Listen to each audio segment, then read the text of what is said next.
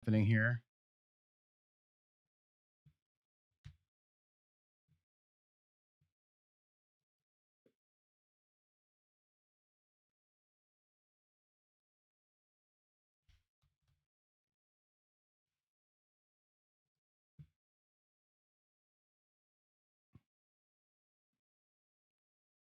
What do we have going here? A new one?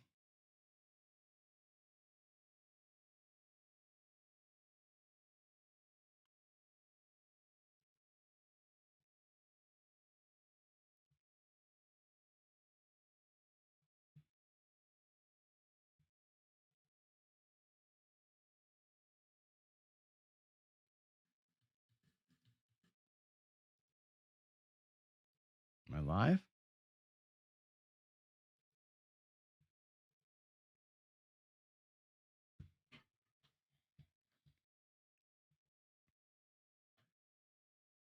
Ooh, something's happening.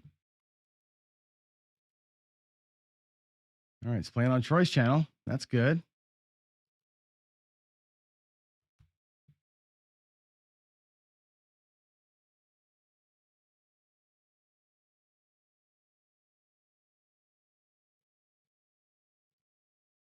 Let's see. Is it playing on CEG?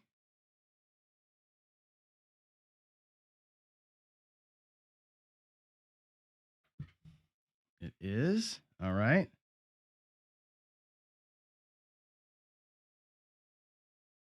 Look at that. Now it's playing everywhere. Everywhere but my channel.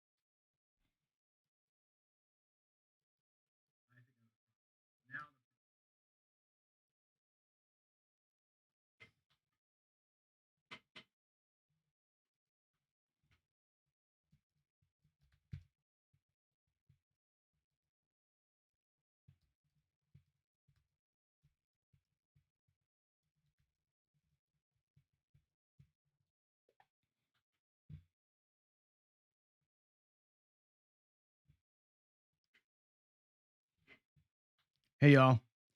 I see there's some people here. I'm looking at, looks like Don pressed by one.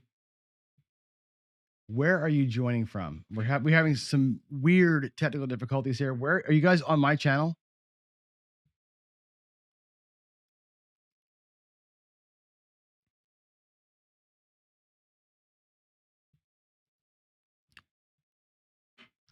Skill. Let's see. Where are you guys?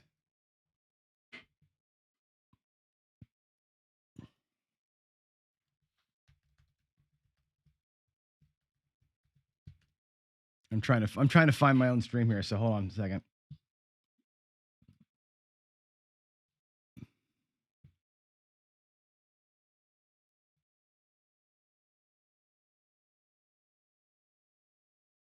I don't see it.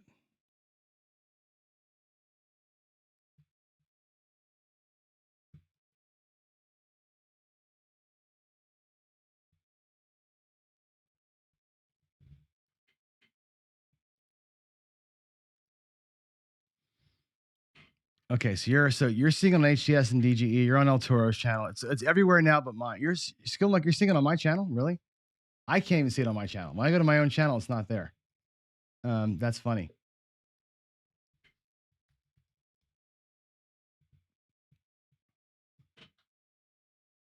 Wonder why that is. So if I go to content and then live,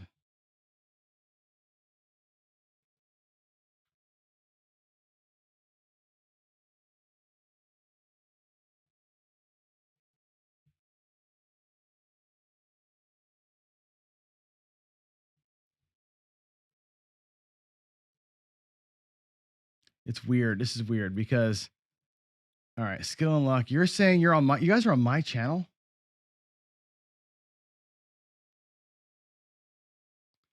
Because on my channel, I can't find it. And that's strange that I can't find it on my own channel. Even in my YouTube studio, it shows that it's not there.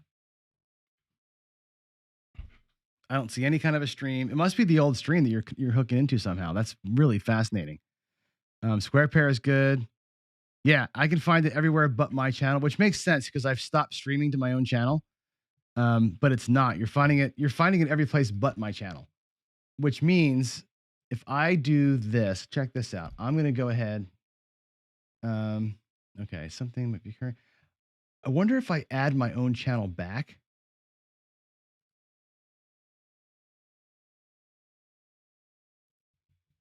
Let's try that. Let's try and add my channel back to it. Hold on a second. Let's do, so I can see it there. My channels. If I turn to add a channel, YouTube.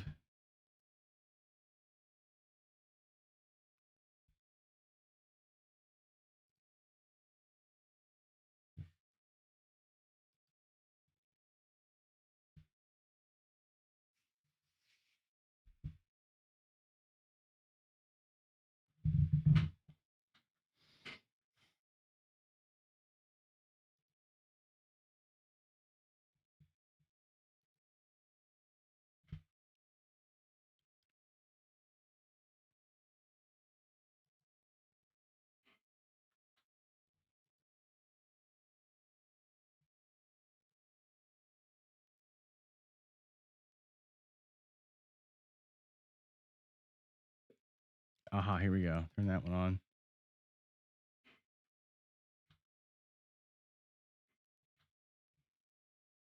Let's try it again. I think we're going to get there.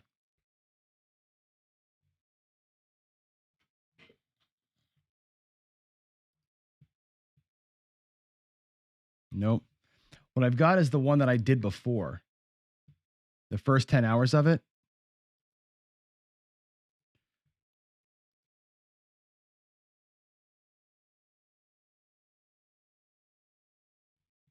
Yeah, I'm going to try and pair myself. Let's turn this one off.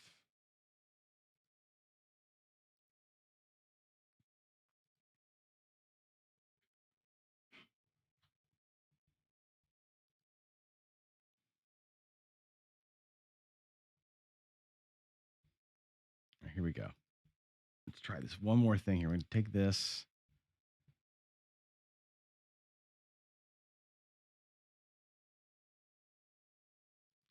Copy that. Go here.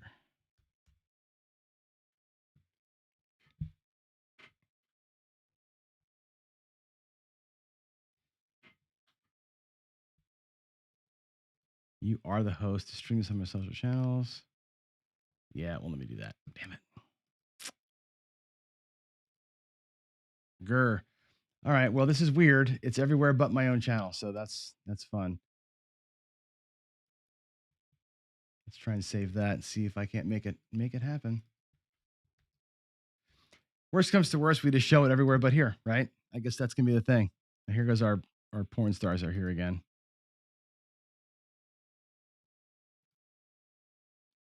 Let's see, studio content.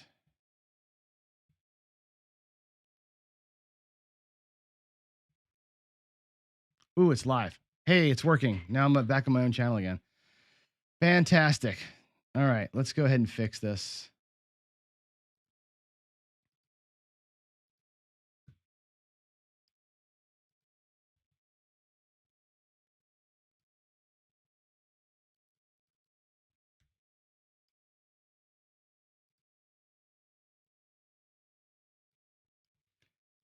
Had to trick it a little bit. We got it. There we go. Craps-a-Thon, save.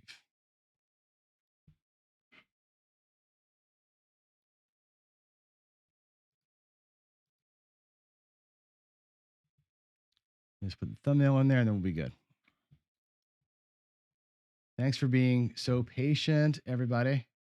You all are awesome. Projects. This is why we do this overnight, right? Craps.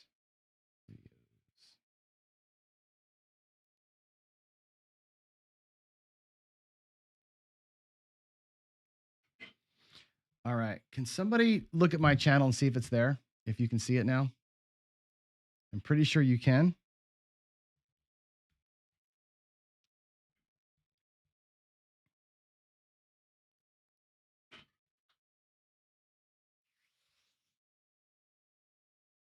All right, there we go. Now it's back. 3 people watching it from my channel. This is awesome. All right, we're back and normal again. Cool. So we have effectively 2 streams, which is okay. We have one stream that was 10 hours, one stream that's going to be whatever, a different number of hours. It's fine. We're back and we're normal and we're cooking with gas. Cool. And the porn people are back again. What is going on there? Wow. I think we're good. Look at all the funny chat. Yep, we're good. Did it good. Thank you all. You guys rock. I would have a drink with you if you were sitting next to me. But cheers, everybody, for sitting with me and coming back after that. That's awesome. Now we're live across the whole internet, which is fantastic. We're even Skill Luck, you're still number 1. Yes. We're probably live on Casino Quest too. I think we actually were in Casino Quest and we're good. So Vince, thank you for that. I screwed up, man. I went to the wrong channel to start with. So we're good. We're all good. Everybody's streaming it back to normal again. Great. All right. So with all that said, what do you want to talk about? How am I doing, John? Mike, I'm doing great, actually. It's only 4:30 in the morning. I'm doing fine. I'm pissed though, because I screwed up the beginning of this thing. We got off to a rocky start. It wasn't streaming to start because I messed up. We just now figured out why it's messed up. I got it fixed, but kind of blew this last 45 minutes with y'all troubleshooting. But it's 4 in the morning, and thanks you for troubleshooting with me. You guys rock. All right, let's talk about money. Yeah, could have been the whiskey. That's funny. No, we're doing good. Actually, I'm going to go grab another cup of coffee here in a minute. What I want to do though is I want to, if you don't mind, I'll take some questions here. We had some good questions here a minute ago, and we were getting, I think, doing pretty well there, and then we got sidetracked. So, questions you got are great. Papa calls. When am I visiting my home state of New Jersey again? I don't know when I am. My sister lives in Florida. My parents live in Florida. My mom and my stepdad live in Florida. My real dad lives in Jersey. I'm going to see him in Florida next weekend. We're going down there for a birthday party. So I will see him in a week. So that means there's no need to go to Jersey again for probably another year. There's a possibility I go back though next summer. We'll see. But yeah, if I do, are you there? If you're there, that'd be fun to get there and hook up. Yeah. How do you talk to me? You can, for some reason I can't chat back anymore, which is interesting, but, you can talk to me if you'd like to talk in person. I can give you the interview link. So I can give you this here really quick. Copy link. Oh, I can't paste it in here because it's not my chat anymore.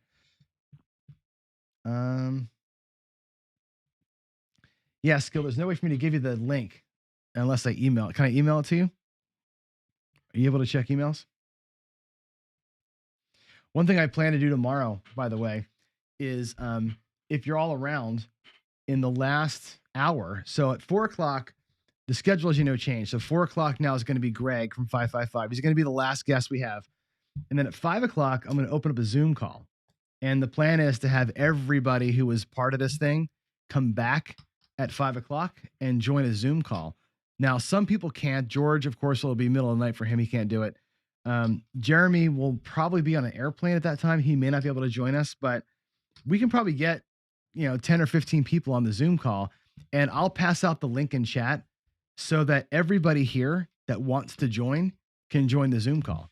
And we can have like 100 people on there just kind of talking and celebrating and that kind of thing at the end of the day. So that's a plan for sure. Skill is at the end of the day, get us all together online, one big ass Zoom call. That'd be cool. Yeah, Papa calls. You have showers in Jersey. I don't want to hear it. I live in Seattle. All I have is showers. I have showers. Seattle rains like 300 or 200 and some days a year, and they're all from pretty much like October 1st until May. It rains, never stopping the rain. So it's pretty brutal. Yeah, Zoom calls are great, Vince. I actually live on Zoom because of my work, but I think it'd be fun to get us all on Zoom and just kind of have a bunch of faces and sort of, a lot of you guys, I know you by your icons. I don't know what your faces look like. Vince, we all know, of course, but it's like it'll be fun. I think it'd be really really cool to end this thing on a high note like that. So, um, cool. So, let's see. Any other questions here before? Because I was going to show you guys the video, the money management video, the 401g account video that I've got. Vince, oh, by the way, I got to tell you something cool. I'm not sure if you saw the updated schedule, but let me make sure the exact time so that you don't miss it. If you're able to watch, let's see here. If you're able to watch, then at 11 o'clock, at 10 o'clock my time. So you're on the East Coast, Vince. So 1 o'clock your time. I think you're East Coast time.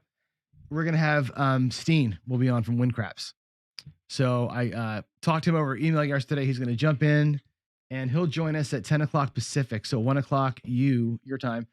WinCraps. We could talk about that, and I can give him all of my wish list items in person, and we can talk about when the Mac version's coming out. So we can have Mac Craps, and we can talk about how to write scripts and all that stuff. So if you've got questions, Vince, I know maybe you can't join live, but you can email me and I can ask him your questions if you have anything you want to ask him for sure. That would be cool. Papa Calls wants to know, is there craps in Florida now? Nada, kinda. There are roll to win tables going in. I don't think they're live yet. I'll be there. Like I said, I'll be there Friday, this coming Friday, Saturday, Sunday. And my understanding is that there's roll to wins, but they aren't manned yet. But maybe next week. It's like a day-to-day thing. So the difference, Troy, is that in Virginia, you guys get 44 inches, but you get it like in an instant. Like it rains. Here it drizzles. We get this like gray sky drizzle. Yeah, Ross, you're right. Seattle, best summers in the world, right? From July to like September, fantastic. And then it's just gross. Yeah, that's true. We don't get the summer rain. When I was in Florida visiting my parents this summer, we never saw the sun. I was there for a week and it rained every day. It was brutal. Yeah, Steen is amazing. Steen's going to be really, really cool. The thing with WinCraps is, and I'll tell him this too. I mean, it's clearly he wrote it a long time ago, right? So it needs to be upgraded a little bit. Visually, I need some better graphics. I need some digital. I need a phone version of that thing. I need a Mac version of it. Like, there's some things he's got to do that would make it rock. And like for me, like Crapsy's good. What I want to do is test the strategy. I want to be able to say, I don't want to, have a bankroll. I want to throw, my bet spread out there and say, run this bet spread 100 times. And when I'm making the strategy, I would like to get a quick look at what my potential wins per number are. And when I have an app that I wrote for that, but it's ugly, and it's the kind of thing it's just that one missing piece that we need. So yeah, for sure. Yeah, I know the problem with WinCraft, and you want a better language, but remember, he wrote an app and he gives you a language to write in. He's turning that into whatever he wrote it in. I'm not sure if he wrote it in it almost looks like Visual Basic, but whatever he wrote it in, he's translating your words into code that he then compiles down. So it's very limited.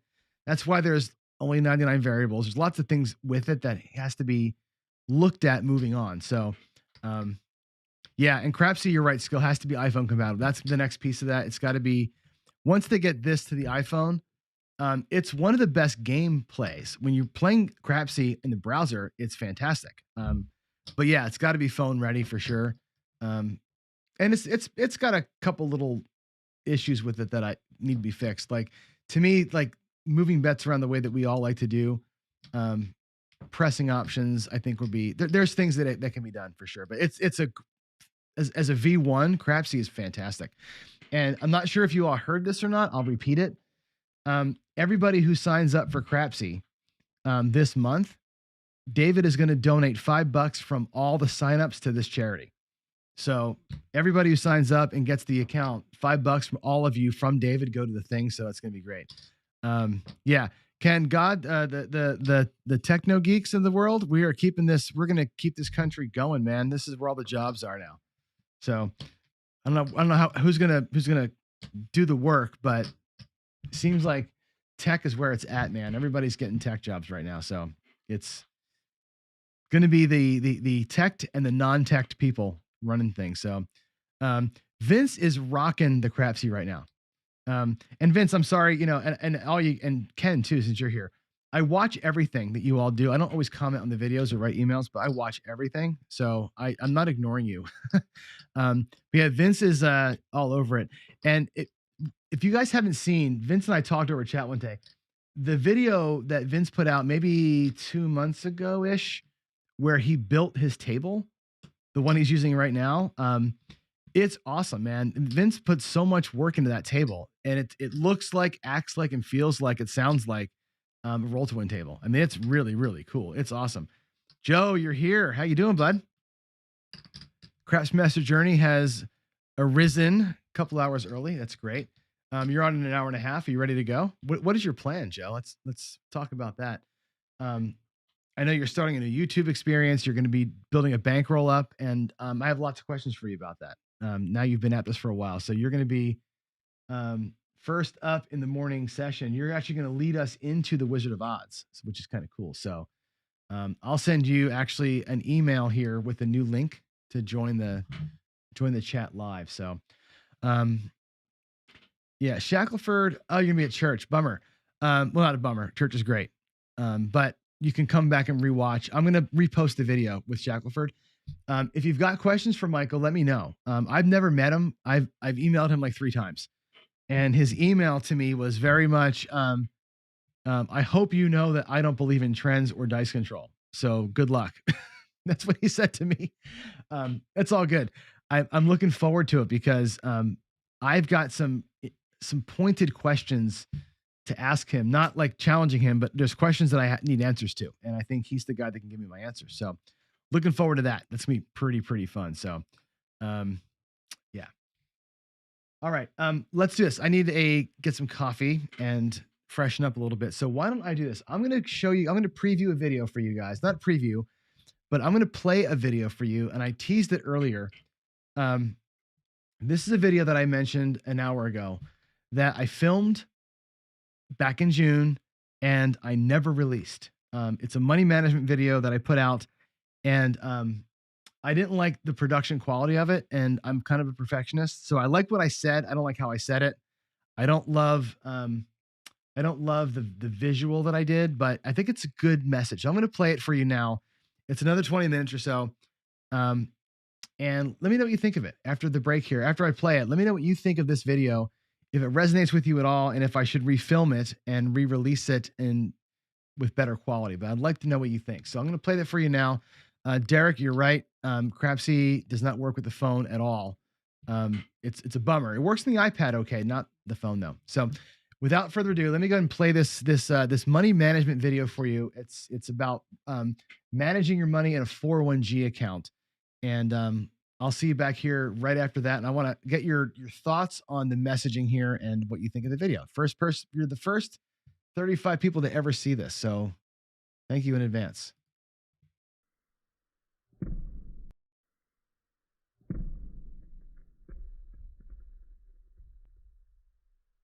Hi, this is John with ProCraps. We're going to talk in this session about money management and specifically about managing your bankroll and your gambling accounts. First and foremost, I want to remind you that, as it says on the screen here, gambling puts your money at risk. There is no sure system. There's no way to guarantee victory. You're eventually going to lose, right? Casinos don't have all those pretty lights and all the shows and everything else because people are winning. Know that going into this thing. Gambling is a risk, and it puts your money at risk. What I want to do is talk about ways that we can prevent and protect our money. Knowing that the house has the edge on us means we have to have a higher level of knowledge about the games we play. That means a lot of practice. It means really knowing the rules. It means really knowing your bet payouts, knowing when you have the advantage and how to take advantage when you do. It means having bankroll. By having a bankroll that you gamble with that's not attached to your life is a big thing. You can confidently go play with this money, knowing that it's not going to affect your way of life. And that's a really important thing. We'll talk about that more in a little bit. Money management is a critical piece to this as well. I think it's what separates the professional or the pro level player from the amateur or weekender, I suppose. Having good money management skills, which means knowing how much you're bringing to the casino, knowing the source of it, how much you're willing to lose, how much you're willing to walk with. Managing your session money at the tables is a critical piece to this. Money management, so much money just leaks away from tables through poor chip management, poor rail management, poor strategy, and just poor general money management. You got to be on top of this. Money management, along with discipline, are the two most critical factors here. You've got to be disciplined in knowing when to get up and walk, and sticking to your strategy.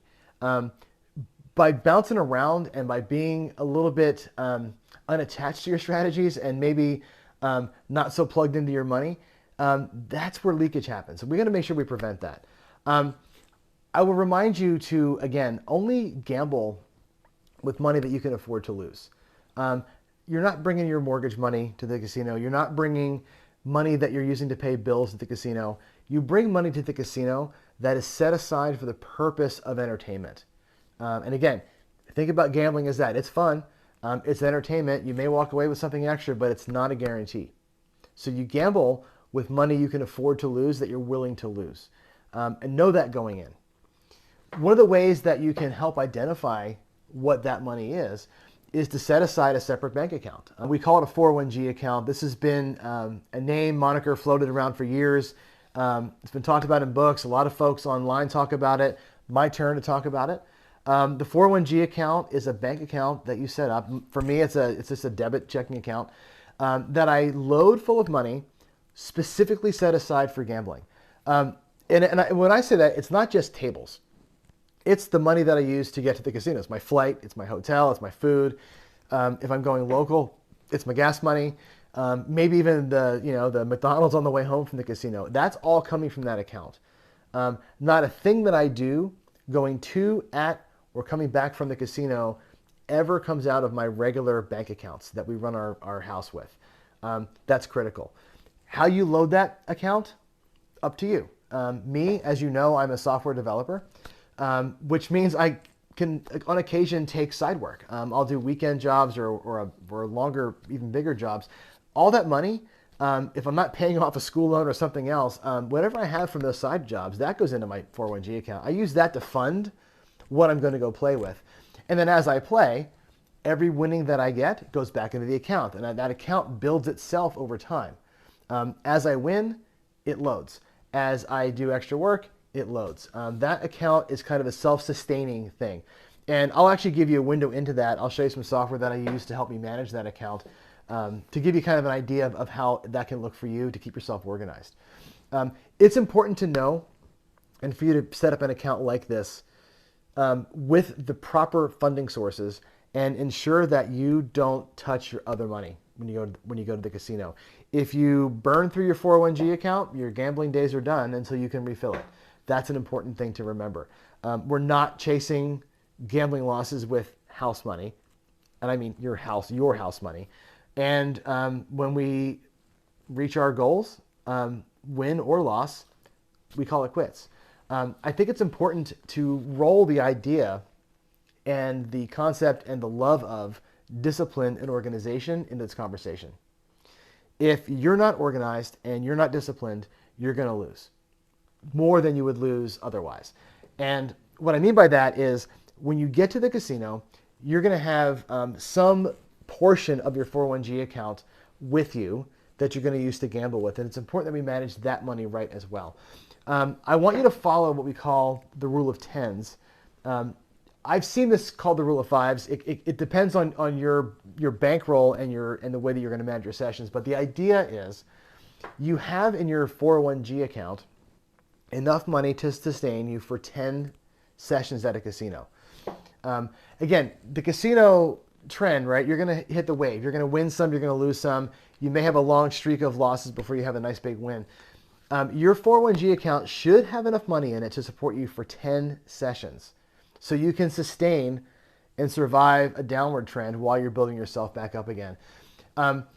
Similarly, at the table, the thing we recommend is to have enough money for each session, each table buy-in, to cover you for 10 shooters. Again, you may win on the first shooter and then you're good. It may take you till the shooter number 9 to hit your goal. But you're bringing enough money to survive or to work on or play with 10 shooters. The rule of tens. 10 sessions in your 401g account, 10 shooters in each session. And it's important that we don't cross those streams. You don't bring more than one session's worth of money to the casino. So if you're, let's say you've got $1,000 in your 401g account, that would be 10 sessions of $100. So when you go to the casino, you're bringing 100. You're not bringing 150. You're not bringing 2 just in case. You're bringing $100, one of your 10 session buckets out of your 401g account. At the table, you're playing 10 shooters. So in this scenario, you'd have $10 per shooter. Whatever strategy you're running, you're gonna use $10 on. Great. You run through 10 shooters. If at some point you win whatever your win goal is, you pack up and go. If at some point you go through your entire $100, that's it. You don't dig into your pocket for more. You don't go to the ATM machine. You're just done. You are going to be done when you hit your win goal or when you hit your loss limit. What should your win goal be? 10, 20%.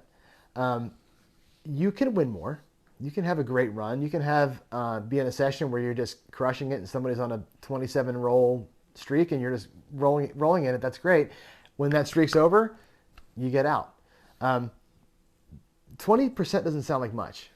You know, if you bring $100 and you walk away with 20, it doesn't feel like you did anything, right? $20 is not a lot of money. It's enough for a burger on the way home, depending on where you live. Don't get caught up in the number, the dollar figure. That's, I think, where people get hung up on this thing is the dollars. And I can't stress that enough. 20% is a lot of money. You know, if your house goes up 20% in value, that's amazing, right? You'd sell it in a second. 20% in the stock market, also amazing. 20% at the casino, people scoff at that and go, what's $20? Well, $20 is 20%. That's a pretty good return on your investment, especially if you've only been there for a few minutes. So think in terms of percentages, not in terms of dollars. That will put a nice frame around what you're doing at the tables. It'll help you to feel like you're staying focused and feel like you're on point. That's a really big piece of this puzzle. Percentages, not dollars. Now, on the losing side of things, how much can you afford to lose? That's a kind of a loaded question. Don't want to lose anything, obviously, but you're going to, potentially have a bad night. I would posit or put out there that whatever you buy in for, whatever that session money is the amount that you're willing to lose. If I'm bringing out of that $1,000 we talked about, if I'm bringing 100 to the table, I'm banking on walking with 20 or losing all of it. I've seen people advocate for, well, just lose half of your bankroll or lose half of your thing. If you're on a money management, if you're not managing your money, just walking up there with whatever's in your pocket and you throw it on the table, and yeah, that makes sense. Lose half of that so you don't go broke. If you're managing your money and you're using a 401g account where you've got this plan and say, yes, I have 10 sessions in my account, I'm bringing one session with me, that session is all in. You're trying to win or lose with that session, period. You're on a plan. You're not randomly throwing money out of your wallet or going to the ATM and seeing how much money you've got in your checking account. In that case, your strategy would be different. I would advocate for you, go pro level, have an account with a certain number of sessions in the account, which you're not to exceed. Bring money to the casino based on one of those session buckets and bring that to the table. Work the table, work your strategy, work your money. If you're organized, you'll be okay. You may still lose, but we'll limit our losses. You may still lose, but we're in control of that loss. And if you're betting right, and if you're following good management at the table, you may come away with more money than you probably are used to coming away with, because money management doesn't stop in the bank. Money management continues at the table with how we manage our rail. More on that later, different video coming up. What I want to do now, though, is transition us over to the computer. I do want to show you an app that I use. It's just a Google Sheet that I use to manage my 401g account. It has a couple of tabs on it that helps me to manage where I'm at in my account. I can plan a session, and I can even look ahead and do some future predicting as well. So let's move to the computer, and I will show you that spreadsheet and walk you through it, and of course give you a link to that at the end of the video here. So let's switch over. Okay, so let's take a look now at this spreadsheet that I put together to kind of help me manage my 401g account. It's got a number of tabs in it. We'll go over each of those separately. First and foremost being the log tab. Now, I'm going to start with the logger first because I feel like this is the place that keeps me the most accountable for how I manage my money. So here's an example blank starting 401g account. We say our starting balance is $1,000. So of course our current balance will be 1,000 because there's nothing in the account yet. Now let's go ahead and do a couple of pretend sessions. Let's say we went to the casino on like, I don't know, 215 or something, and we brought $200 and we won $68. So you can see it's going to auto calculate our account balance, and we can leave notes to ourselves too. And I like to leave notes to let me know kind of how that session went and what led to a win or a loss. So here I might say like something like 3B set on the blender all night. Worked great for me. That's great. Maybe a week later, let's say like on the 22nd or something, we go back and we bought in for 200 and we lost all of it, 200. As you know, I'm all in, right? So when I bring session money, I'm either going to win 20% or more or lose what I brought. In this case, we lost a little bit, and we'll say tried hard ways and a 64 across strategy, which did not work that night. And now you see that our balance is below the ideal number of having 10 sessions in our bankroll, but we can see that, right? And we have a reason why on the right-hand side. And again, now I know I've got basically 8 sessions left to get through this. It was a pretty tough night there.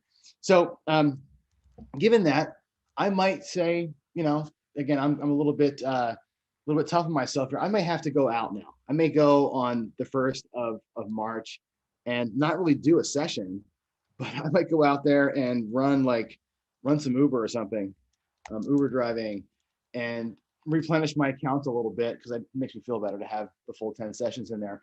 I'm using this kind of as a line item, right? I'm using this as a daily logger to see how my account changes over time. Now, yeah, you're going to get, if you have a separate bank account for your 401g like I do, you're going to get this part. You're going to get the date, and the profit and loss piece, and your ending balance. You're not going to get what did you start with, how did you arrive at the result. So I think keeping a log of what I do each day keeps me accountable to myself. It also gives me a little bit of historical look and see like how things worked on given days. I think keeping a journal of what you did and didn't do, or what worked and what didn't work, is just going to help as you play later on. You can always refer back to things. That's the logging piece. Again, that's for accountability. I also use a tab on the spreadsheet to plan my sessions. So again, sometimes the math isn't always super easy, especially when you're old like me. And I haven't really had a math class since the 80s. So my percentages and my adding sometimes even failed me. So let's say that I'm playing a strategy. And for example, and I'll show you the strategy at some point later, my come ladder strategy, which requires 7 units per shooter. Well, at a $25 level, that's 175.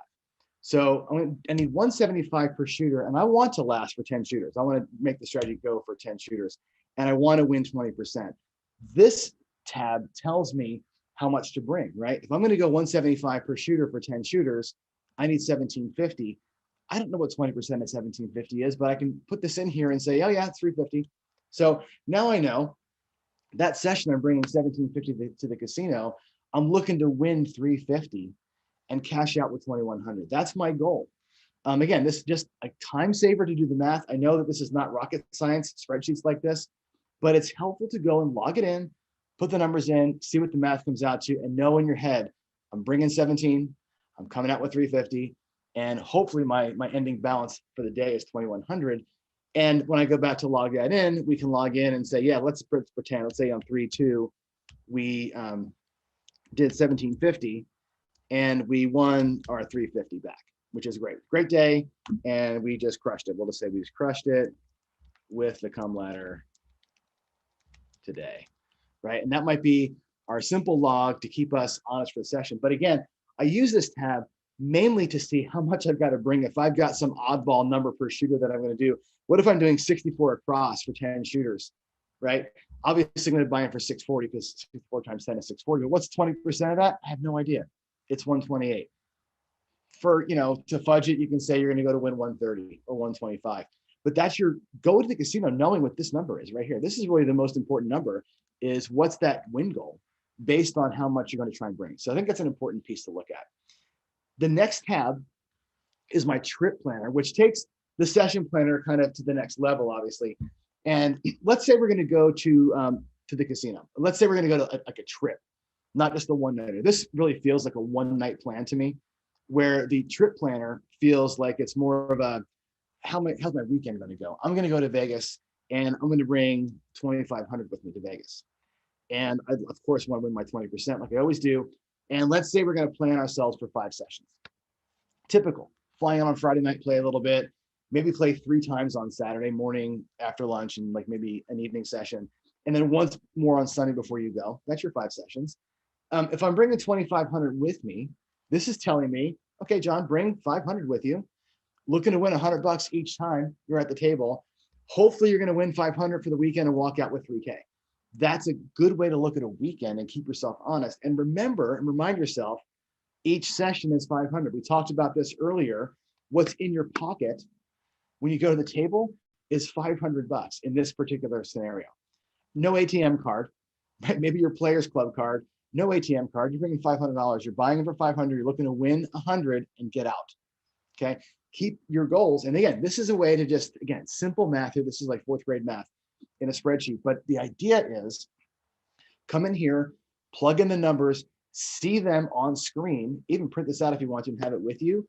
It's honesty. It keeps you accountable, right? This gives you the fodder to log things into your log when you're done. And again, I think organization and planning is critical, right? You stick to your plan, you're going to be fine. The last screen on here is the fun screen. It's the estimator. Now, before I show you how the estimator screen works, reminder again, this is not designed to show you how you can make $1 million gambling, okay? It is designed to show you how your money can grow over time if you're diligent about it, okay? Eventually, I'd love to be able to retire and just play craps for a living. It'd be awesome if I could work a system to where I can do that. This kind of shows me that it's possible if I'm sticking to my plan. Now, let's take a look at how it works. The blue are obviously, as you can tell, the things that we're able to change. So let's say that our session win goal is more conservative, 20%. We'd like to keep 10 sessions in our hopper, as always. And I'll talk about this multiplier in a minute, but basically, when I don't up my betting tier, like my buy-in amount, until I've doubled what I had in my 401g account previously. I always stay at that same level. So, and I'm going to max out my buy-in at 2,500. I'm really, at some point, maybe I've got, $1 billion in the bank and I'll bet $10,000 a hand. I'm not there. So I'm going to say conservatively, the most I'll buy in for is 2,500. This spreadsheet will automatically cap your session bankrolls at whatever number you put here, just to give you an idea of how it could look. Let's say you start with 5,000 in your 401g account, which is a decent amount. And let's say you want to have that 10 sessions in the hopper, which means your session bankroll is $500. And again, stick to that. You're looking to win 100 each time. And your goal, your next tier goal, is to double the money in your 401g account to get to $10,000. Well, if you're going to bet $500 per time, winning 100, it's going to take you 50 sessions to get to that $10,000 mark. Now, depending on where you live and how your situation is, that could be once a week. It could take a year to get there. Frankly, if you can make 5K in a year gambling, that's pretty damn good. If you live in Vegas or in a city like in Colorado, somewhere where there's lots of casinos around, you may be going more frequently, and this 50 becomes 2 months instead of a year. Again, your timelines are different than mine. Once I've doubled up, I'm on the next tier. And the next tier says, okay, we're at $10,000 now, which means that my 10 shooters in the hopper, now it's $1,000 per session that I can afford, because then there's 10,000s in 10,000. So now I can bring 1,000 to the casino for each session.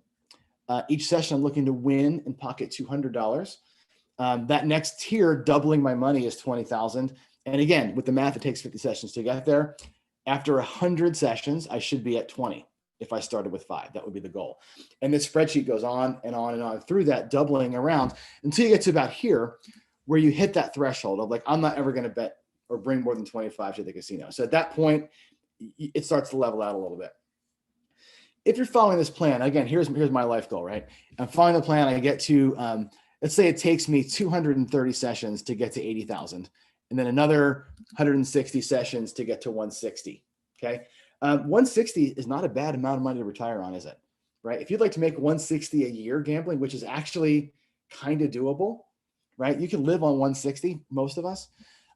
Look at what happens here. When you start with 160, you're buying in for 2,500. You're only looking to win 500. You're not looking to kill them. You're looking to win 20%, $500, right? Every 300 sessions, you're doubling that money. So if you're going to go to the casino, every morning, you could go there in the mornings with 2,500, win your 5, and make another 160 each year, and live on it. I'm not advocating to live on this, right? I'm not even going to try to live on this. I'm showing you this for fun, because it is nice to see that if you stick to a plan and you're actually diligent about winning what you're supposed to win and staying true to the system, you could potentially pocket some pretty good money if you're diligent about it. Again, spreadsheets are fun. These first 3 sheets, the logger, the session planner, and the trip planner, are really useful spreadsheets to keep you honest and keep you on target. The estimator is just for fun. It is nice to have a target and know potentially when you might want to double up your session bankrolls. It's good to like live in this world in here, really, where you're feeding your account from your winnings and knowing that you've got a goal. Right? I'm not going to bet more than $500 per session until I've got 10K in the bank. Then I can up myself. And I think that's the magic of this sheet here. The magic of this sheet is not looking at how can I make 320 or how can I make 5.5 million. The magic of this sheet is say, yeah, I'm going to stick at 500 until I've doubled my 401g to 10,000, and then I'll move up to the next tier. I'm not just going to be feeling great this weekend and bringing 750 because I think I got it. That's not the plan. The plan is $500 per session until you hit your $10,000 goal, then move on. Really critical that we don't get caught up in the emotion of things and feeling like, man, I got $9,300. I'm almost there. Well, you're not there yet, right? You're not there yet. Make sure you stick to the plan. Again, it's boring. It's discipline. Discipline's not fun, right? But discipline does get you to goals. And I think that's the thing. I think we say this all the time here. Money leakage is a killer, right? Don't let your money leak out. Don't jump to another tier when you're not ready to jump to that next tier yet. Stay to the plan, stay focused, stay on track, get to work, right? If you're working at this game with practice, with money management, with discipline, with knowledge, you're going to have 1,000 times more fun because you don't have any worries, right? You're going out there with full confidence. Confident players make more money. Confident players have a ton of fun. So I'll link to this spreadsheet for you in the description of this video. You can copy it down and use it. You can use it in regular Excel too, but this is a Google sheet. As always, we ask you to leave, like the video if you thought you got something out of this. Let us know. Comments are always appreciated. I'm an instructor for a living. I did software development for 25 years. Now I'm an instructor of computer programming. I believe feedback is a gift. I learn every time I teach. I learn something. I teach because it makes me better, because it plugs me in, and my students always throw me lots of feedback. I need the same from you. If you're getting something out of this, if you have a comment, criticism, question, something to add, a better spreadsheet of your own, fine. Put it in the comments. Let's chat about it. Let's make ourselves better. We are a big community here, so let's work together to make this thing rock. So that's it for this session. Thanks for tuning in. Thanks for your time and your attention.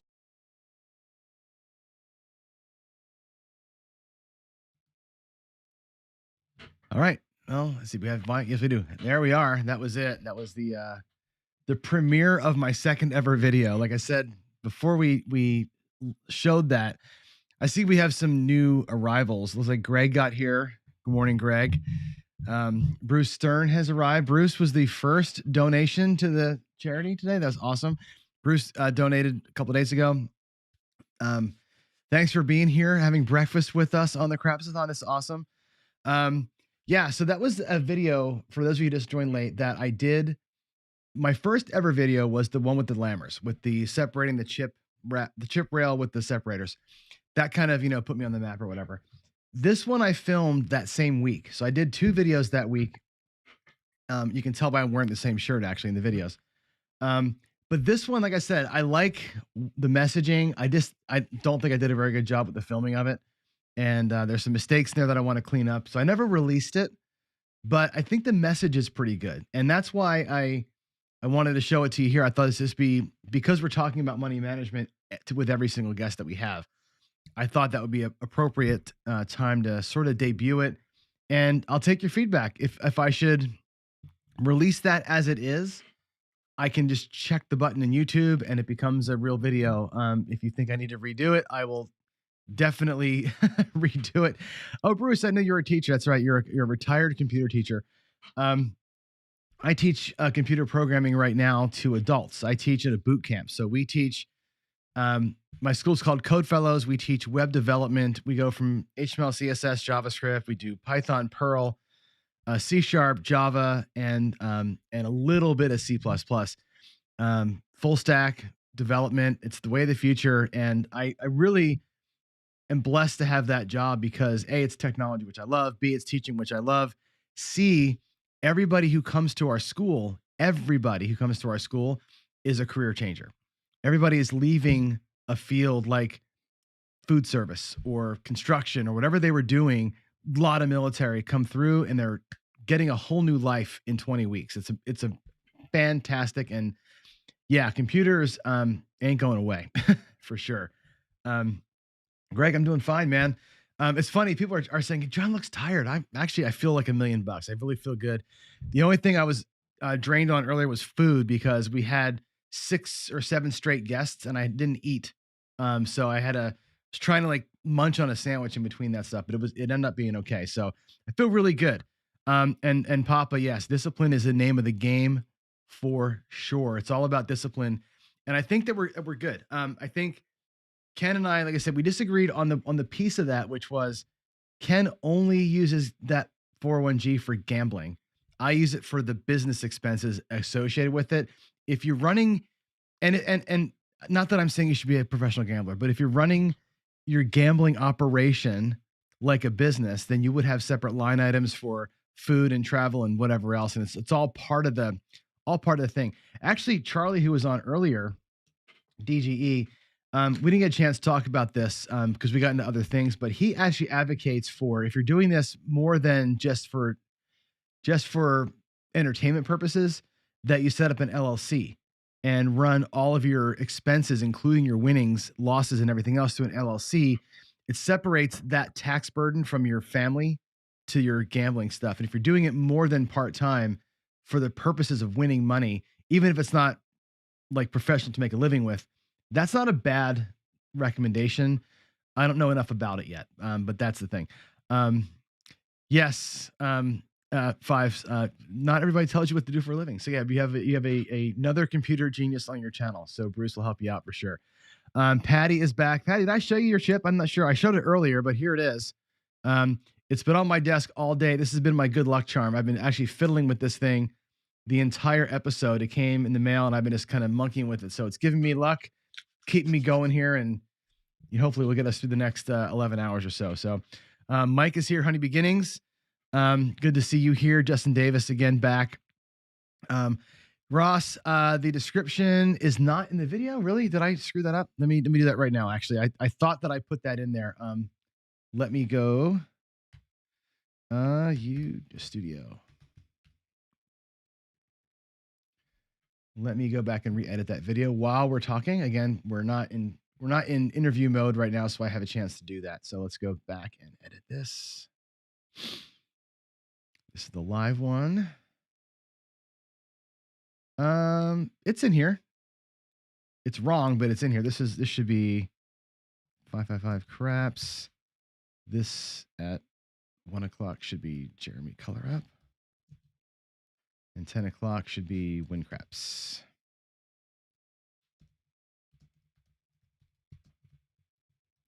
Now, my channel has the right stuff on it. Not everybody put the description in their channel correctly. So some channels, if you're watching it through a channel that's not named Pro Craps, your description might not have the right stuff. Not everybody copied it. So I'll reping all the content providers and say, hey, get the description right. So if you're not seeing it, my channel has the links in the description properly. Let's see what else we have. More porn people bugging us, which is terrible. My practice session were a hoot. This is fun. I tend to talk a little bit fast, as you well know. Ken says release. I should put it out there. Actually, that video is pretty good. It's got a lot of good things in it. Like I said, I've learned more about video editing since I did that one, so I could do a better job of it. I'll think about releasing it. I don't know. I might put it out there. We'll see. You taught Excel word processors. This is from Bruce here. We're just going to talk shop for a minute. Old students are the best students. Adult students are interesting. They learn differently than children do, for sure. Their brains are matured. Adults are very set in their ways, so they're harder to get through, but they're also very highly motivated, which is good. I think that's very true. And oh boy, we're going to have to have this conversation. Is Rust really the future? It probably is. R as well. I just don't know those languages well enough. I'm not a professional developer anymore, right? I've moved on from pro development into teaching. So I'm teaching computer science concepts and engineering principles and that kind of thing. Not so much the language, how to use a language. And Rust and some of the newer languages, they're so functional in the way that they code. You code in them. It's different than OOP. So I know I'm nerding out with you guys, but it's different now than it used to be. So it's kind of fun because it keeps the old noggin like alive. Like Craps, to me, thinking game. It's a thinking person's game, and you're always here. So it keeps me young. And I think coding does the same thing. That's why I love that industry so much. So good to have you all here. Ken doesn't want the government knowing crap. Just me. That's fantastic. Yeah, I hear you there. It's those hand pays and that kind of thing that if you end up in that world and if you have a separate little thing, you keep it separate. It's all good. I don't know. This is why I say old number 7. I don't know how that works. I want to have Charlie on again because I know he does this, and I want to have him on a separate episode just to talk about how he manages that, because the tax implications are different if your earnings and losses can be claimed there or versus your house. So I think it's an interesting conversation. I don't know enough to give you any kind of a good answer on that, other than I know that he does that. So it's definitely good. Yeah, definitely so. Let's see. John and Bruce playing side by side. You know what, Greg? Let's make that happen sometime. Let's make that happen. Yeah, I would love to pop down to your place and play with you side by side with the cats. That'd be so cool. Yeah, definitely so. Coding for a living is not bad. Troy, it's actually, it's fun. People who code for a living are actually funner than you think they are, believe it or not. Greg, you're not getting comments on your channel. It just depends. Here's the way the comments work. Now, I do want to explain this because you and I think Jeff might be here too now. The way that the comments work on the streaming thing is weird. When people hit the live stream, whatever channel they're on watching the stream from, in other words, if I'm at Big AZ's channel and I'm chatting, my chat shows up on Big AZ's channel, but not on your channel. Me here in the control center, I see every chat. I can see like one stream of all the chats in the app that I use. So I get the collated thing. But you all on your channels will only see chats from people who are watching from your channel and typing into your into your channel. So your chat stream will be probably pretty light. I'm seeing the full thing. So that's kind of a bummer about it. Not much that they can do about that, unfortunately.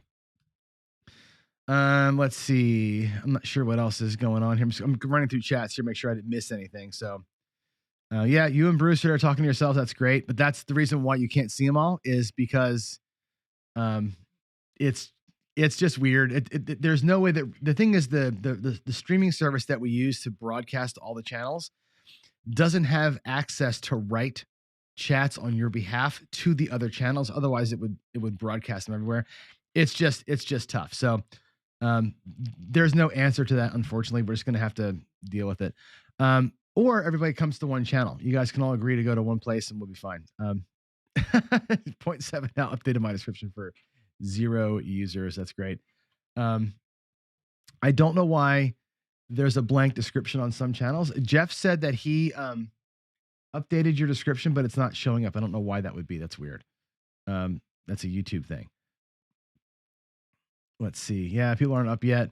The good thing is that the links for the donation sites are here on screen, so you should be able to see the links at the very top of my screen, the very top of the video. It should be showing you that, and I'll keep showing the totals and all that kind of stuff soon.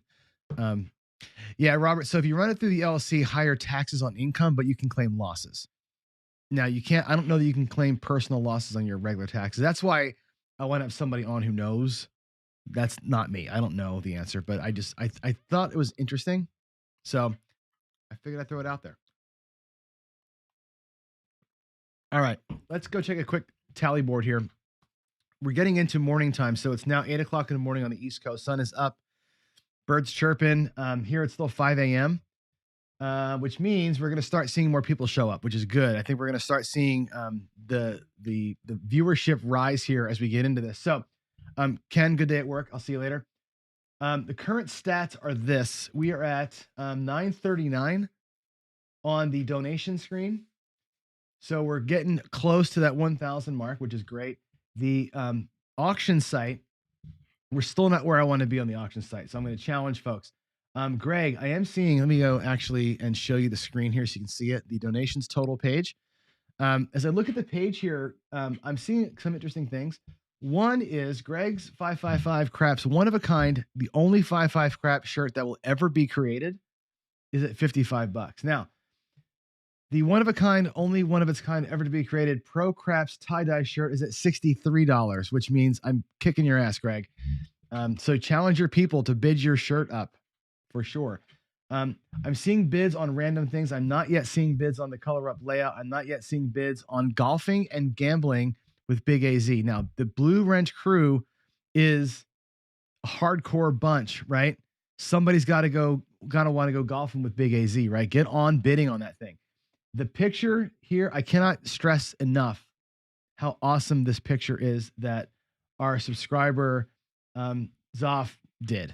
This picture that I'm showing you does not do this thing justice. It's ridiculous how good this picture is. Get on that thing. That's a treasure when you get it, as is the El Toro crystal. That thing is a treasure as well. A lot of really good stuff in here. The dice grinders, hats, and chips. You're going to meet Arnell in a little while. Arnell will be somebody who's playing fantasy craps. Arnell's been a member of Craps Nation forever. He's great. He's such a cool dude. And he gave us 6 hats and 6 chips to donate here. So the top 6 bidders on his hats get them. They're really, really cool. So get on those things, will you? The auctions here, I think, are really interesting, very unique items. They're all one-offs, right? Nobody else will ever have an El Toro 2-pound square crystal cube with his logo etched in it. That'll never be developed again. Greg has said he's never doing a shirt again. This is amazing. We got to get on this, right? Get on these auctions quickly. We got, like I said, we're going to go till 6 o'clock, but I want to see them numbers up. That's going to really drive the donations for this thing way through the roof. And again, the address to donate is above here. It's bit.ly/craps-auction is how you get there. So that's going to be the way that works. So let me get back to my screen again. We're having fun. So Buckeye Slim is asking a great question. The answer is no, and I wish I did.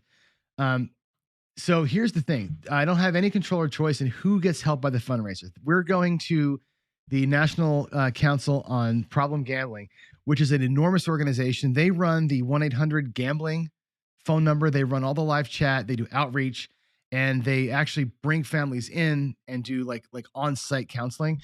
The money we're putting in goes to that function, right? That outreach function. We can't target a family they may do it. They may give it to a family. I've asked them if that's what we want to do. We don't control that. The thing is, I had this idea for this, what was it, 3 weeks ago, when I thought of the idea for the fundraiser. And I wanted to direct to a single family. If we could do it, that was always been my goal. I want to do it before Christmas time, and it's impossible to do it before Christmas. The problem is getting donations, going to a 501c3, which they are, Um, to get it with a particular family, like an adoptive family or something like that, to get hooked up with that takes too long, and I couldn't get it done before Christmas. So this was the best bet for us to go with before Christmas, because we're having success, and I think we're having a great success already. It's been fun. I'm already having a great time. It's been 12. We're halfway through, 12 hours in. Um, we're doing really well here, and I want to do this again. And I may do this again in the summertime. Maybe we'll do it like at Memorial Day, and we'll do an actual adopt a vet type thing in the summertime when we have time to get the actual 501c3 hooked up properly. So that there's a lot of logistics in it, and I wanted to make sure we hit this thing before Christmas. So that was the idea there. That's a good organization. I'm really stoked about it. It will definitely go helping. Somebody asked earlier, does the money go to the charity organization, operational stuff, or does it go to the people? Our donations go to the people that are being helped. They have a separate fund that you can donate to that runs their organization from an operational standpoint. So we're not feeding the beast, we're feeding the folks. And that's the way that this thing is going to work. So I'm pretty stoked about this. And yeah, I think we're on the right track here. So we've got about 40 minutes to go before our next, and our first interview of the new session. That's going to be Joe from Craps Master Journey. And I'm looking forward to talking about him. Yeah, Buckeye Slim, this is great. Look at this. I think a 24-hour casino. What I actually thought about this. So here's the genesis of this idea. I think that would be so cool to do. When you stay around for 8 o'clock hour, the 8 o'clock Pacific hour, when we do the fantasy craps, you're going to see that George from CY, he sets up like a 10 screen thing with all 10 players playing craps at one time. It's like a virtual casino. It's really cool. And Crapsy can do the same thing.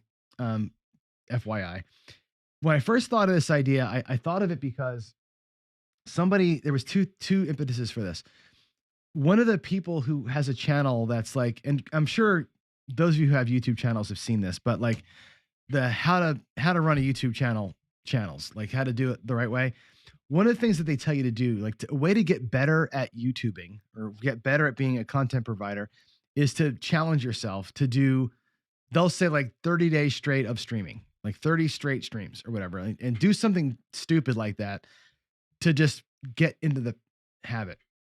I started that a month ago, and I've been doing the live every day, craps and coffee every day, as a way to challenge myself to be better at this and to kind of hone my craft a little bit, right? And that was the initial idea. And then I thought, what's the next challenge I can do? I said, what if I went 24 hours? And then I thought, oh God, there's the telethon, like Jerry Lewis. Let's tie this to charity. And that's why we're doing this. It's like this, wanted to better myself. And this seemed to be like the perfect way to kind of do all of it, kind of at once. I love the idea of a casino night. And if we could do something where we had like a room of like go from blackjack to baccarat to roulette to pie gal to craps and sort of rotate, and had people like run the room and deal the game. And we all just as a group kind of go from game to game to game and watch either fantasy or whatever. Man, that would be, wow. That'd be awesome. Roll to win. Ed, you're playing live fantasy and you're going to be on with me? You're doing both today? Is that a real thing? Because I've got you at 11 o'clock my time. So you're doing both. That's awesome. Yes. Bruce Stern is saying on the schedule on your channel, I see you're at 4 o'clock. So yeah, Greg is going to be on at 4 o'clock Pacific time, 7 o'clock Eastern time. My channel should be showing that right now. I'm not sure what Greg's channel shows, but he might want to change that in the description there. But yeah, Greg's on at 7 o'clock Eastern tonight. Greg is going to bring us home. Greg's the last guest. He's going to carry me across the finish line here at 4 o'clock. And then in that last hour, if you're all still with me, the plan is to have everybody on. So everybody who presented today and any of you in the audience that want to join in, we're going to have a massive Zoom call. Just a massive cacophony of people talking and donating and having a good time. We're going to end it that way. It's going to be great. So, yeah, Rick, I saw that. You know what, dude? So we're getting a little off topic here because we're trying to kill some time before 6, but pains me to say go blue, hail to the victors. For those of you who don't know, Rick is a Michigan fan. I went to Michigan State. That was my college of choice. And we have a joint enemy in the Buckeyes. Buckeyes beat Michigan State's ass last week, like bad beatdown. And as a Michigan State alum, do not like Michigan at all. As a Seahawks fan, do not like Jim Harbaugh even a little bit. Everything in my soul was like hating on Michigan, but Rick, love you. So you had my heart all day. I was like, yeah, let's go blue for you today.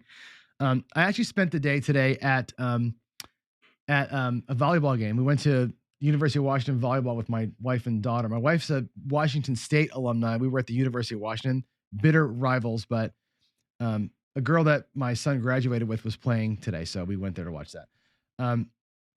Yeah, Buckeye, that's a good idea. We could do it with Casino Quest. They've got everything there. They got cameras set up there too. That is #genius.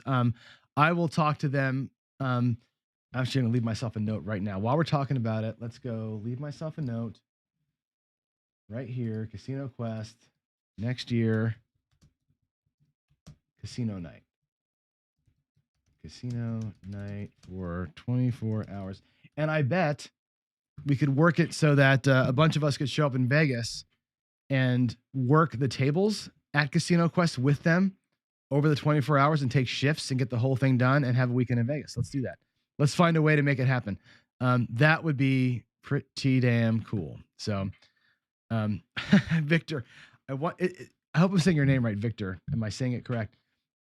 Craps-a-Thon's cool. It's got a few little hitches, right? A version 1 of any software is going to be that way. But they're on the right track with it. I think you've got craps players and craps dealers making the game, and they just need some UI love. So they'll get there, and it's going to be great for sure. Yes, I can roll out some horsemen for sure. You want to see some horsemen? Let's do it. I'm going to turn my camera on and let's do it. Let me go back to the thing here. Let's go about a half an hour, roll some out for you. I'm going to switch my screen to the table.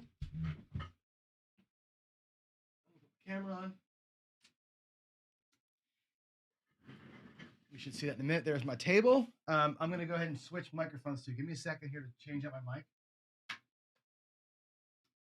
I need my lapel mic to be on so I can do this. So give me a second here, and I'll switch it all out for you. Oh, and it looks like our porn friends are back again. That's wonderful. Let's turn this back on.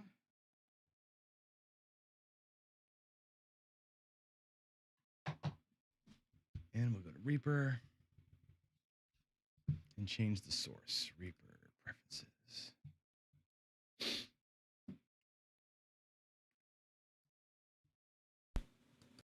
All right, so I think you all can still hear me. I hope that the volume is solid.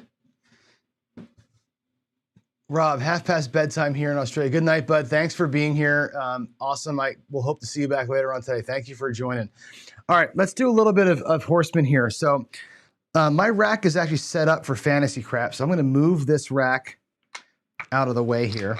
And let's see if I can do, how can I arrange my chips in a way that makes good sense? Because I'm playing the horseman a little bit differently now. And let's do this. Let's pull, well, what I'll do is I'm just going to pull these chips out of here. Give me a second to get myself set up. 2, 3.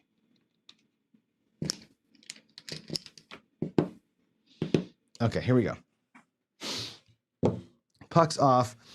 I'm going to go with this. So my new setup for the horseman is going to be 1 green, or 2 greens rather, in the don't pass. And then we're going to go a come progression instead of flat bet. So we're going to go with a $10 table. So we're going to go 2 units, 3 units, and 4 units as a progression. So it's going to be 20, 30, 45 against 50 coming out. So it's going to be a total of $100 in action. And I'm going to do the come ladder coming through instead of just plain flat bets.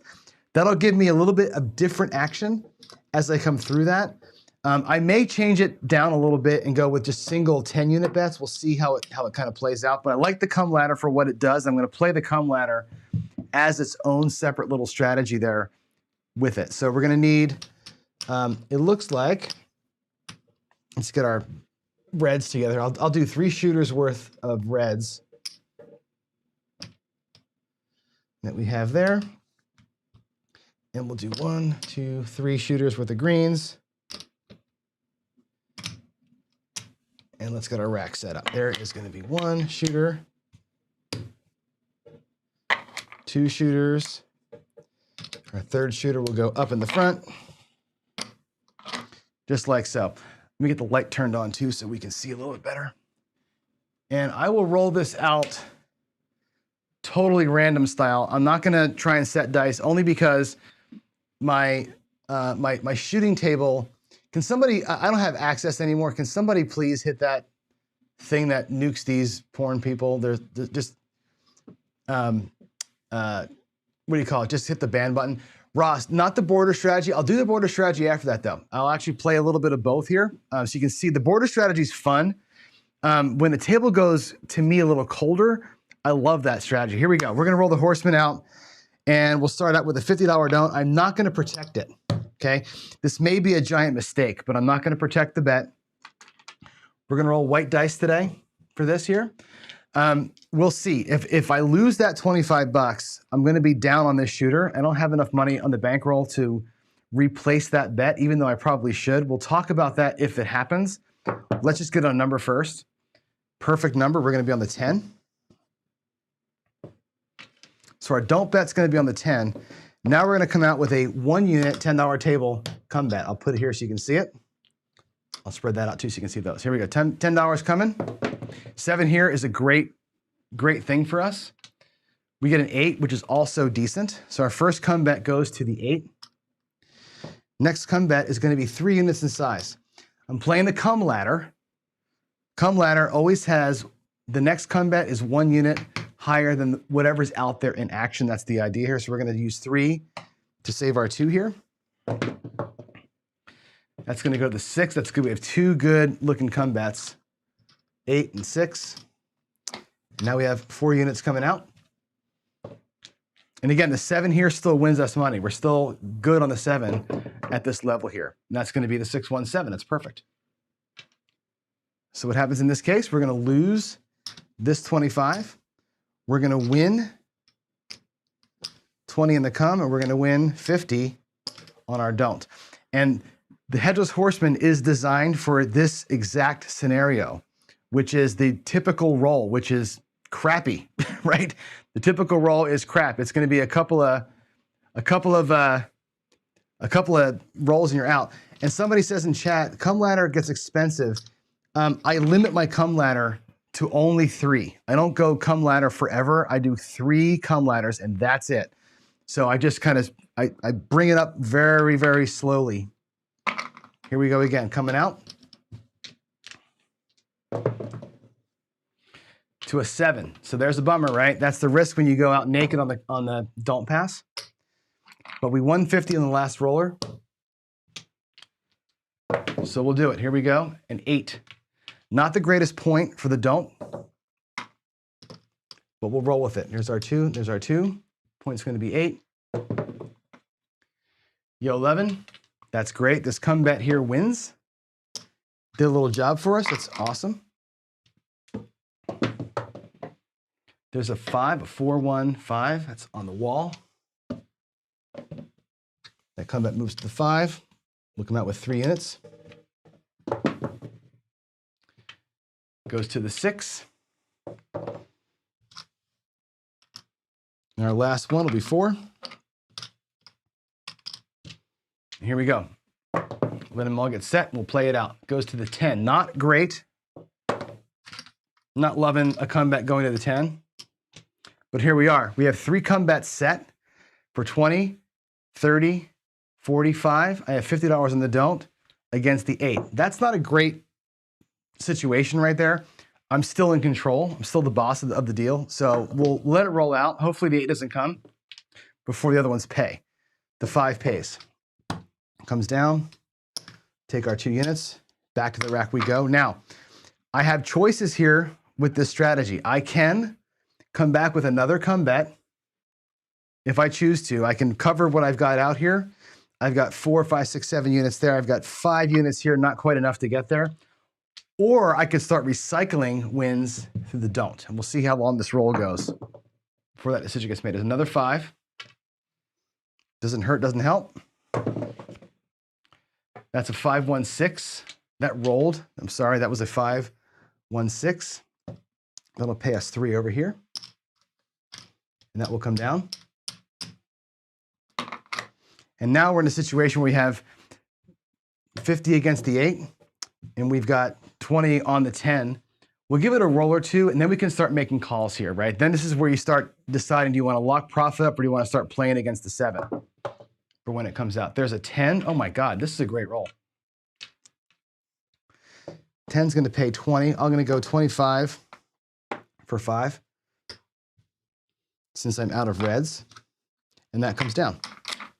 Now we're just playing against the 8, and we've locked up a pretty stout profit. I'm actually going to go ahead and turn some of these reds in for greens.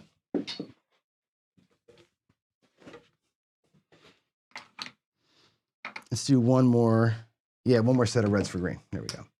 So in our rack here, we started out with 50 plus the 45 that we had for the play. We're already here, right? We've already got profit locked up plus the 50 that's out there. This is what I talk about all the time when I say, do you want to pull a don't down? Let's look at our rack. We started the rollout with 50 for the don't, and 25, 35, 45 was our come bets. What's in our rack right now is exactly where we started the roller with, plus we have 50 still out here. This 50, technically speaking, is profit. It's profit. What do you do with that profit? Here's the question, right? I'm doing a $10 table, guys. What do you do with that profit?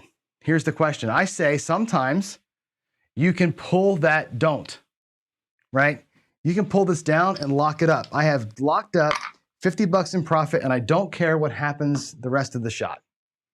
Done, right? You have options on the don't. I could pull down a quarter from that don't and say, take this quarter back to my rack and ask for the 6 and the 8, or in this case, the 5 and the 6, right? We can grab a $12 6 and a $10 5 for that quarter. Take 3 back. And now I'm back in the game with a little smaller don't, right? But I've got some do action. I can actually run this thing through if I so chose, right? You see what I'm doing here? So you can lock in the win by pulling the whole don't down. I can take half the don't down and start placing bets with it. I'm playing with profit here, right? I'm guaranteed something out of this hand, right? No matter what happens here, we're going to be okay. There's a 5. So I went light side with half of my don't bet, which I'm allowed to do. That's going to pay 15 for 1 out of my rack. What I probably do is bump that up to 1. Oh, actually, I'll take 1 back. I'll leave it at 10. I'll grab the 9. Aces. That does nothing. There's the 8. So it turns out we lose half of what we had on the don't, but we're still out here hot in action. I'm going to bypass the come out roll. I'm not going to touch profit. Let the next shooter get a point. It'll be a 6. Let's roll it out and see what happens. 5. Beautiful. It pays 14 bucks. Let me get some whites over here. Again, we'll do 15 for 1. 15 for 1 out of the rack again. Choices. Grab the 8.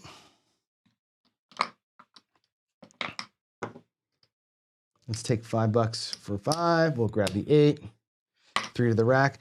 And now I'm inside, all on profit. 0 of that is at risk, right? And we're just kind of building through. There's an 11. Doesn't matter.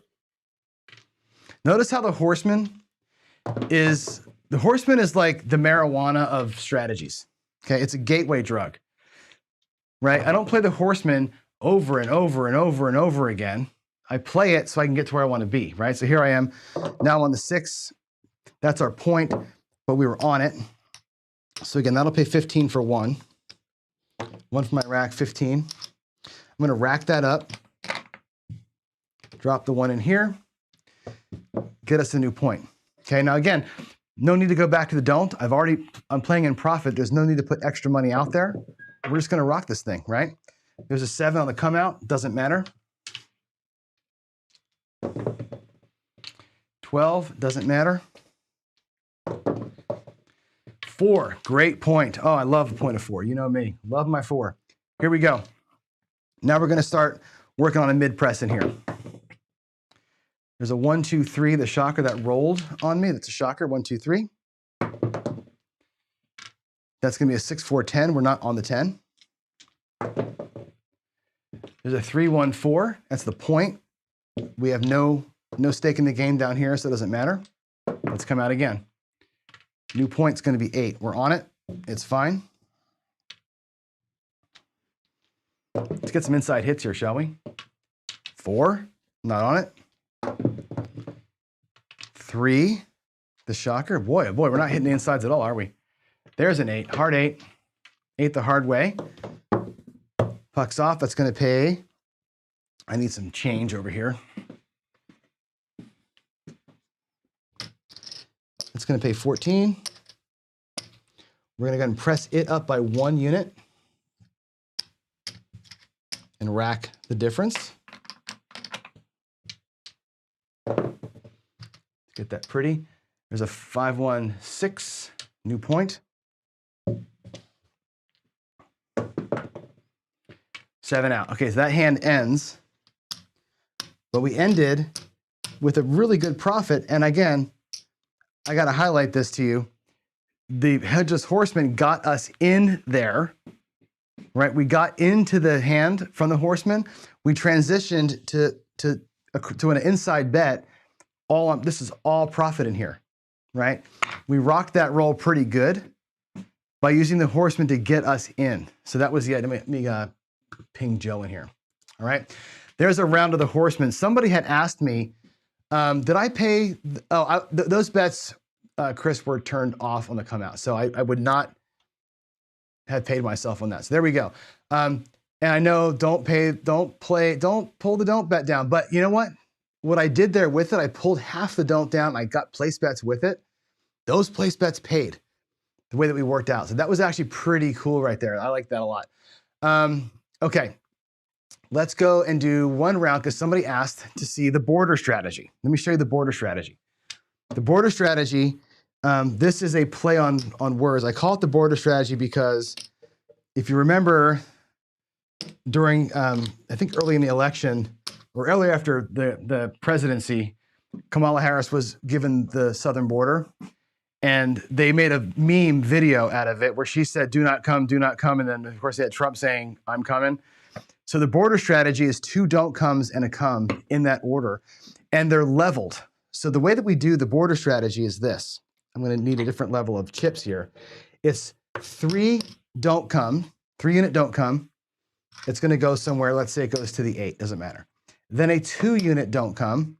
That's gonna go somewhere different, we hope. And then it's a 3 unit come bet. Okay, so you need a total of 1, 2, 3, 4, 5, 6, 7, 8 units. Whatever the unit is, if it's greens, reds, black, whatever you're playing with, 2 don't comes, 1 come.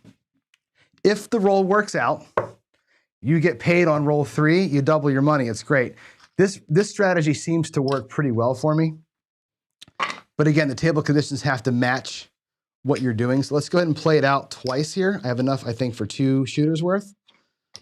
Let's see how it works out. We'll run it through here once. We'll let the shooter get a point. That'll be a 4, fantastic point. I think that's Joe calling in. Let me answer the phone there. Let him stay in. All right, first bet, 3 unit come bet. This is the danger point. This is the bet that you can lose. 0.7 out, this will kill you here. Hopefully it gets set, we're good. Nope, 0.7 out, we lose it. Bummer. Big bummer. Next shooter's up. So that shooter there is light a few now. We'll try it again. Where's my dice? 5, 3, 2, 5 is the next point. And again, we'll do Don't come for 3. 12, that's barred, no effect. There's a 1, 3, 4. That's great. So the first come back, don't come goes to the 4. We come with 2 now. So the 11 would take 2, that would suck. The 7, we'd win 3 and lose 2. We'd win 1 unit. That's fine by me. We're in good shape. There's a 5, 2, 7. So what happens? We lose these as they're coming out, but we win 3 here. Our net for that shooter is a nickel, right? Nickels aren't great, I guess, but if these were greens, you just won 25 bucks. If they were blacks, you just won 100 bucks. If you're playing this, whatever level you're playing it at, it's all good. You can make a unit is a unit is a unit. Come out 7, do not care. 4 again, 1, 3, 4. And here we go. 3 units in the don't. Do not come. That goes to the 6. Not favorable, but it'll work. The next 2. 1, 2, 3. The shocker pays you. That's a pretty good little victory right there. We'll take that. Another one. 1, 2, 3 again. Love it. Anytime you're playing the don't, I look at the 1, 2, 3 and the aces. They're nice wins. I don't bank on that. That's not why you play this. But they do help you when they do come to eat up when that happens, when you get that 7. So we lose 2.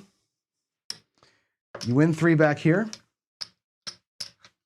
How we doing in the rack? This shooter back here needs 8 units. There's 6 units there. Now it's a full shooter. There's your 1 shooter. 2, 4, 6, 8.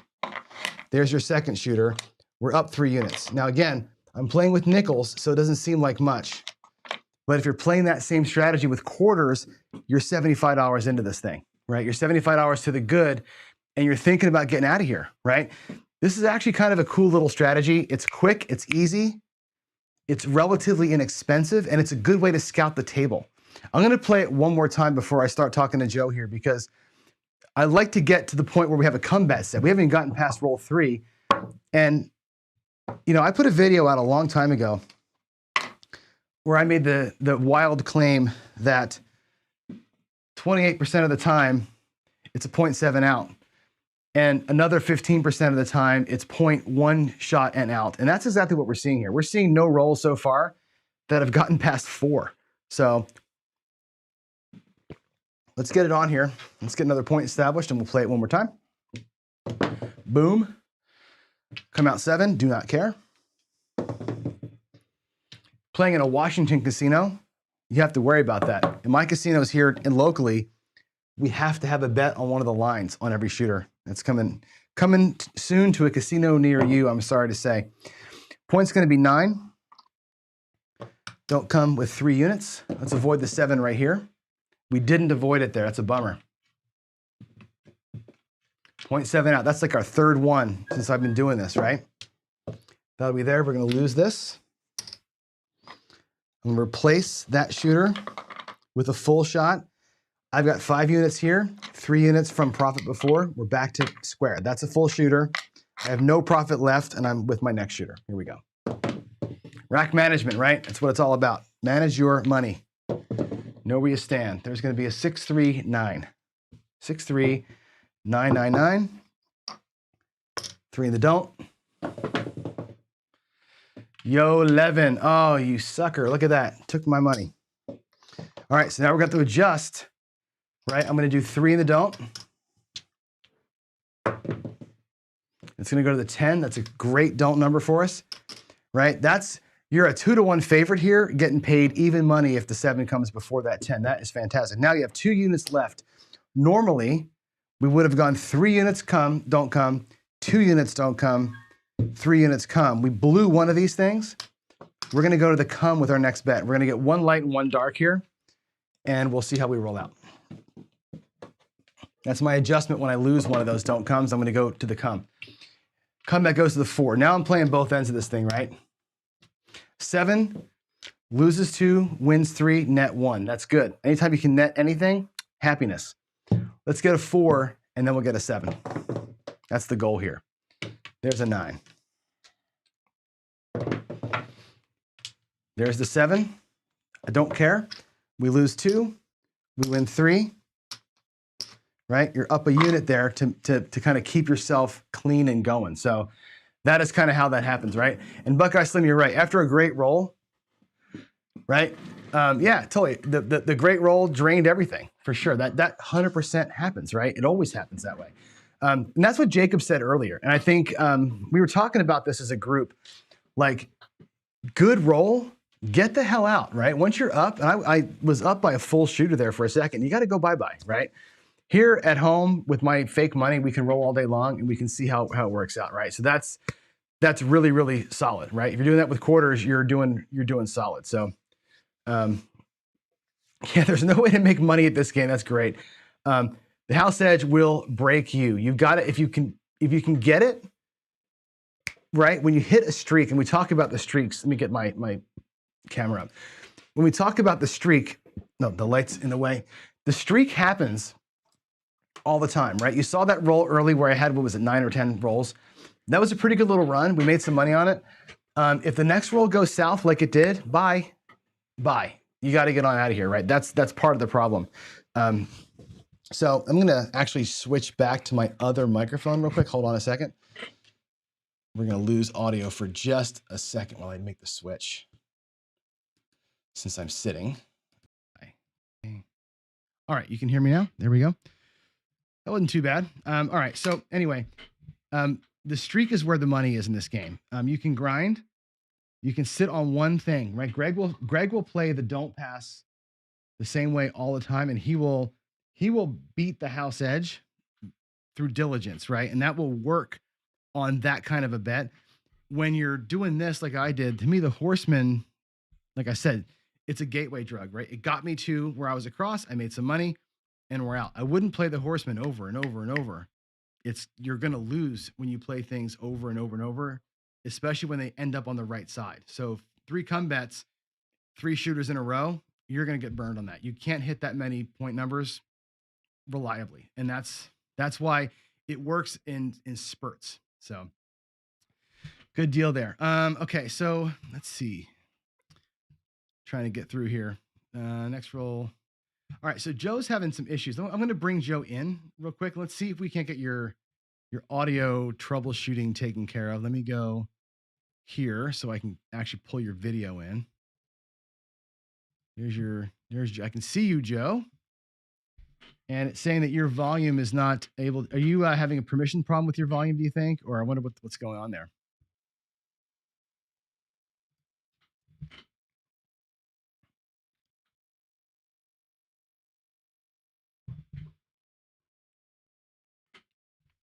Just going to be the app picking up your picking up the right mic. Oh, I thought I heard something. Say it again. Nope.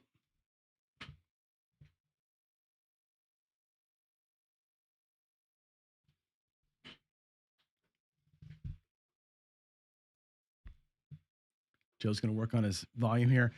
I'll talk about some of your comments here. So yeah, go to your lowest investment strategy, see what you can do with some of it in the profit.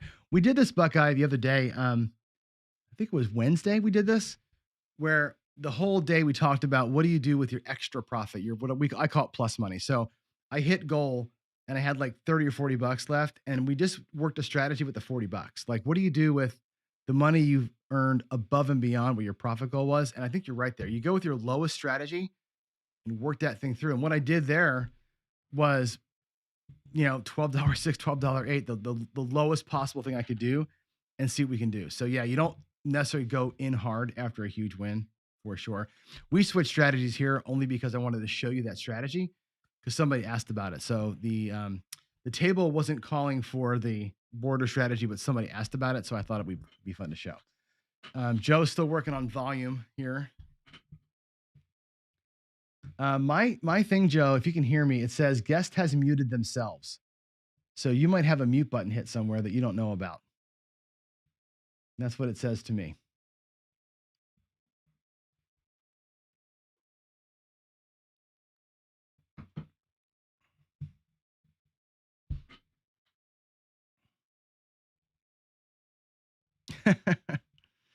So you can know, you say it happens to stocks. I finally got the nerve to buy some crypto. I know this much about crypto. Zero. That's a zero. My son said, "Hey, buy some Dogecoin." And I'm all right, fine, whatever. I got the Robinhood app and I thought this is cool.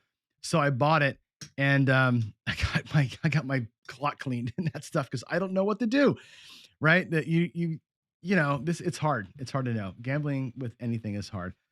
Um, yeah, Joe's still working through it. Might be your earphones.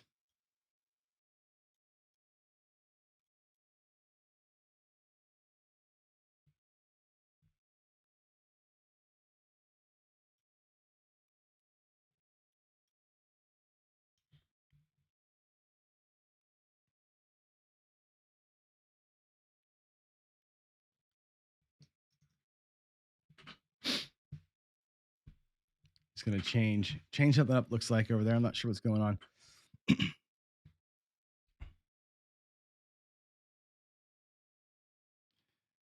Hey, Terrence from Jersey. What part of Jersey are you from? I love my East Coast folks.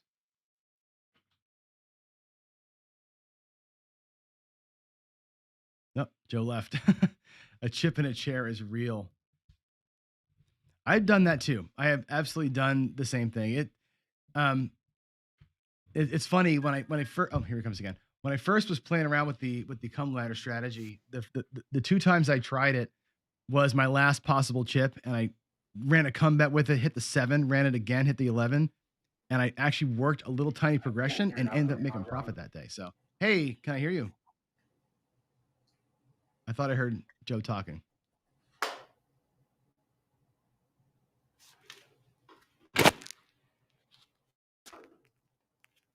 I think I hear you. Can you say something?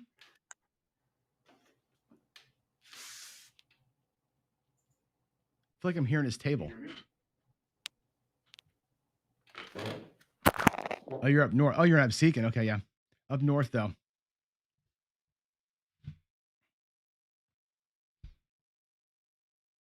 Joe, I thought I heard you there for a minute.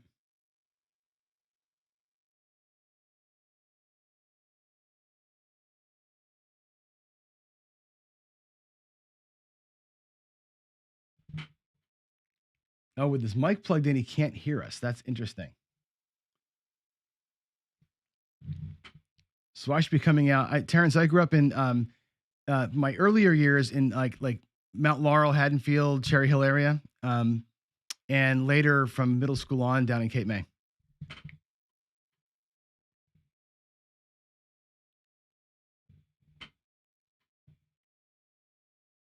I think Joe can hear me, but I can't hear him. He said when it's with his microphone not plugged in, he can hear us. When he puts his microphone in, then he can't hear me.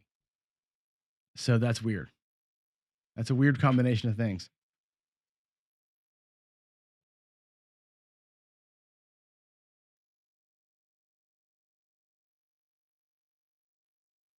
Yeah, we heard Joe for a minute there. Yeah, Cape May Point's great. My favorite fishing spot actually was off the jetty where Cape May Point and Cape May proper meet. There's a little alcove down there, or a little inlet down there. I used to love fishing off there.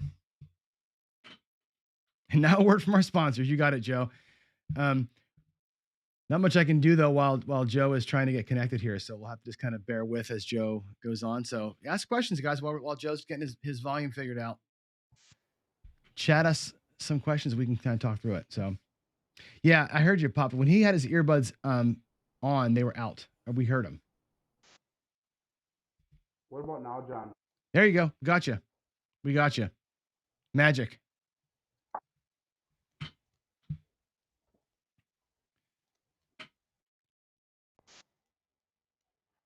Craps Racket going to Cape May next weekend. Eat at the Lobster House. The food is terrible, but it's a must see place for sure. I worked at the Lobster House for about 7 years when I was a kid. I worked the boats, I worked the dock, I worked the raw bar, cooked. I did everything at that place.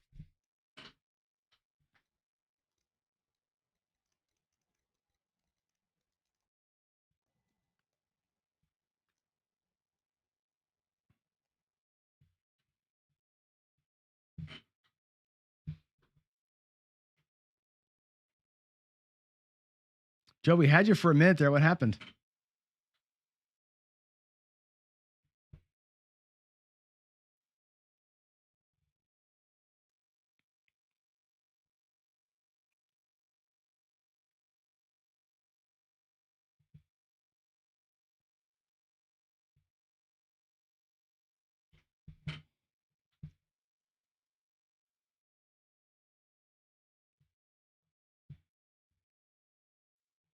Nope.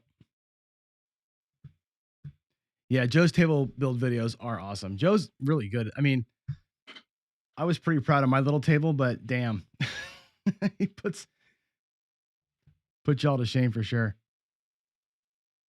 Yeah, I don't see you as mute anymore either. I just we heard you for a minute there. You were talking, and it was fine. Then it went away.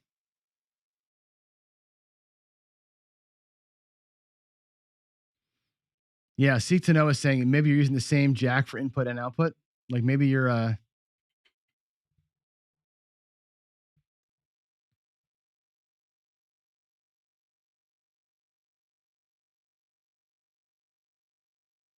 yeah, it sounds like you're getting like you're using the same mic. Your microphone is set to input and output. Maybe that's why we can't hear it. I don't know.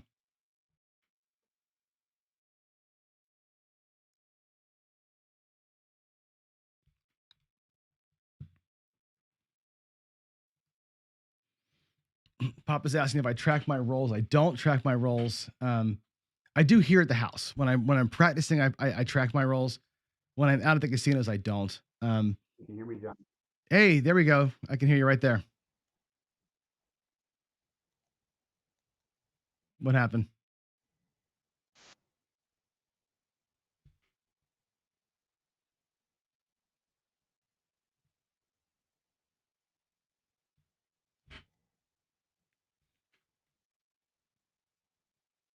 Let me ask a skills question here. Answer skills question. Skills is asking, what is the chat, folks, and my opinion on axis rolling? So, I just had a conversation with George about this, and he gave me some education. If you were here to hear that, it was actually pretty cool. The slow motion video shows there's no such thing as an on axis roll, right? I think the misconception is the dice leave your hands on an axis and they will roll on axis to the back wall, hit the table, hit the back wall, come back on axis. It doesn't happen. And and George says that's not possible. Mudslide Mac, who I respect, says that's not possible, and it's not. When they say on axis, they're saying on axis result, and George explained it as the dice hit the table on axis. In other words, if you were off axis, he's saying you're off axis in the air, which makes the result be an off axis result. So what George is saying is you control the dice as they fly. So they're either separated, cockeyed, or not. And if they go off axis in the air, implode or double pitch while they fly, that's what he's talking about. George is saying double pitch, implode, explode is the behavior of the dice in the air that may result in a number you expect or a group thing that you expect, but he does not expect that he can ever target a number. George, his exact quote today was, the dice are in your control until they leave your hand. And from that point forward, you've done all you can do. And if they hit the table square into the back wall square, you hope for the best, that you set them up for success. Hey, Joe, we got you there. I can hear you. Can you hear me? I can't hear you, though. That's weird. What do you have set for your speaker? Let me unplug here so I can hear you. Yeah. Let's see. How about now?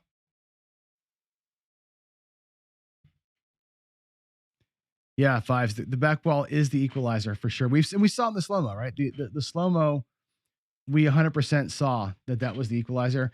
Seek to Know what's the equivalent to card counting, but for craps, it's cheating by sliding the dice, right? By a way of sliding the dice to the back wall without hitting it would be the thing. You'll hear the box get mad at somebody for not hitting the back wall. I'm famous for that, right? I throw the dice so softly, they barely hit the back wall and they barely roll off it. I try and avoid the gators as best I can. That's as close to card counting as you can get. I don't try and whack the gators. I try and kiss the bottom and avoid them at all costs. So that's kind of where I get to. And yeah, you know what? Greg's right. The 7's a beast, but there's 84% chance of not hitting it. So your chances of rolling some numbers are pretty good. I'll tell you this though. The 7, right, on every every 2 dice can always make a 7. Right? That's the reason why it's so powerful. It's not because there's 6 ways to make it. It's the dice combinations always work out that the same dice, you can always make a 7. So Ross, my most memorable roll probably was, it was one of my good stories actually.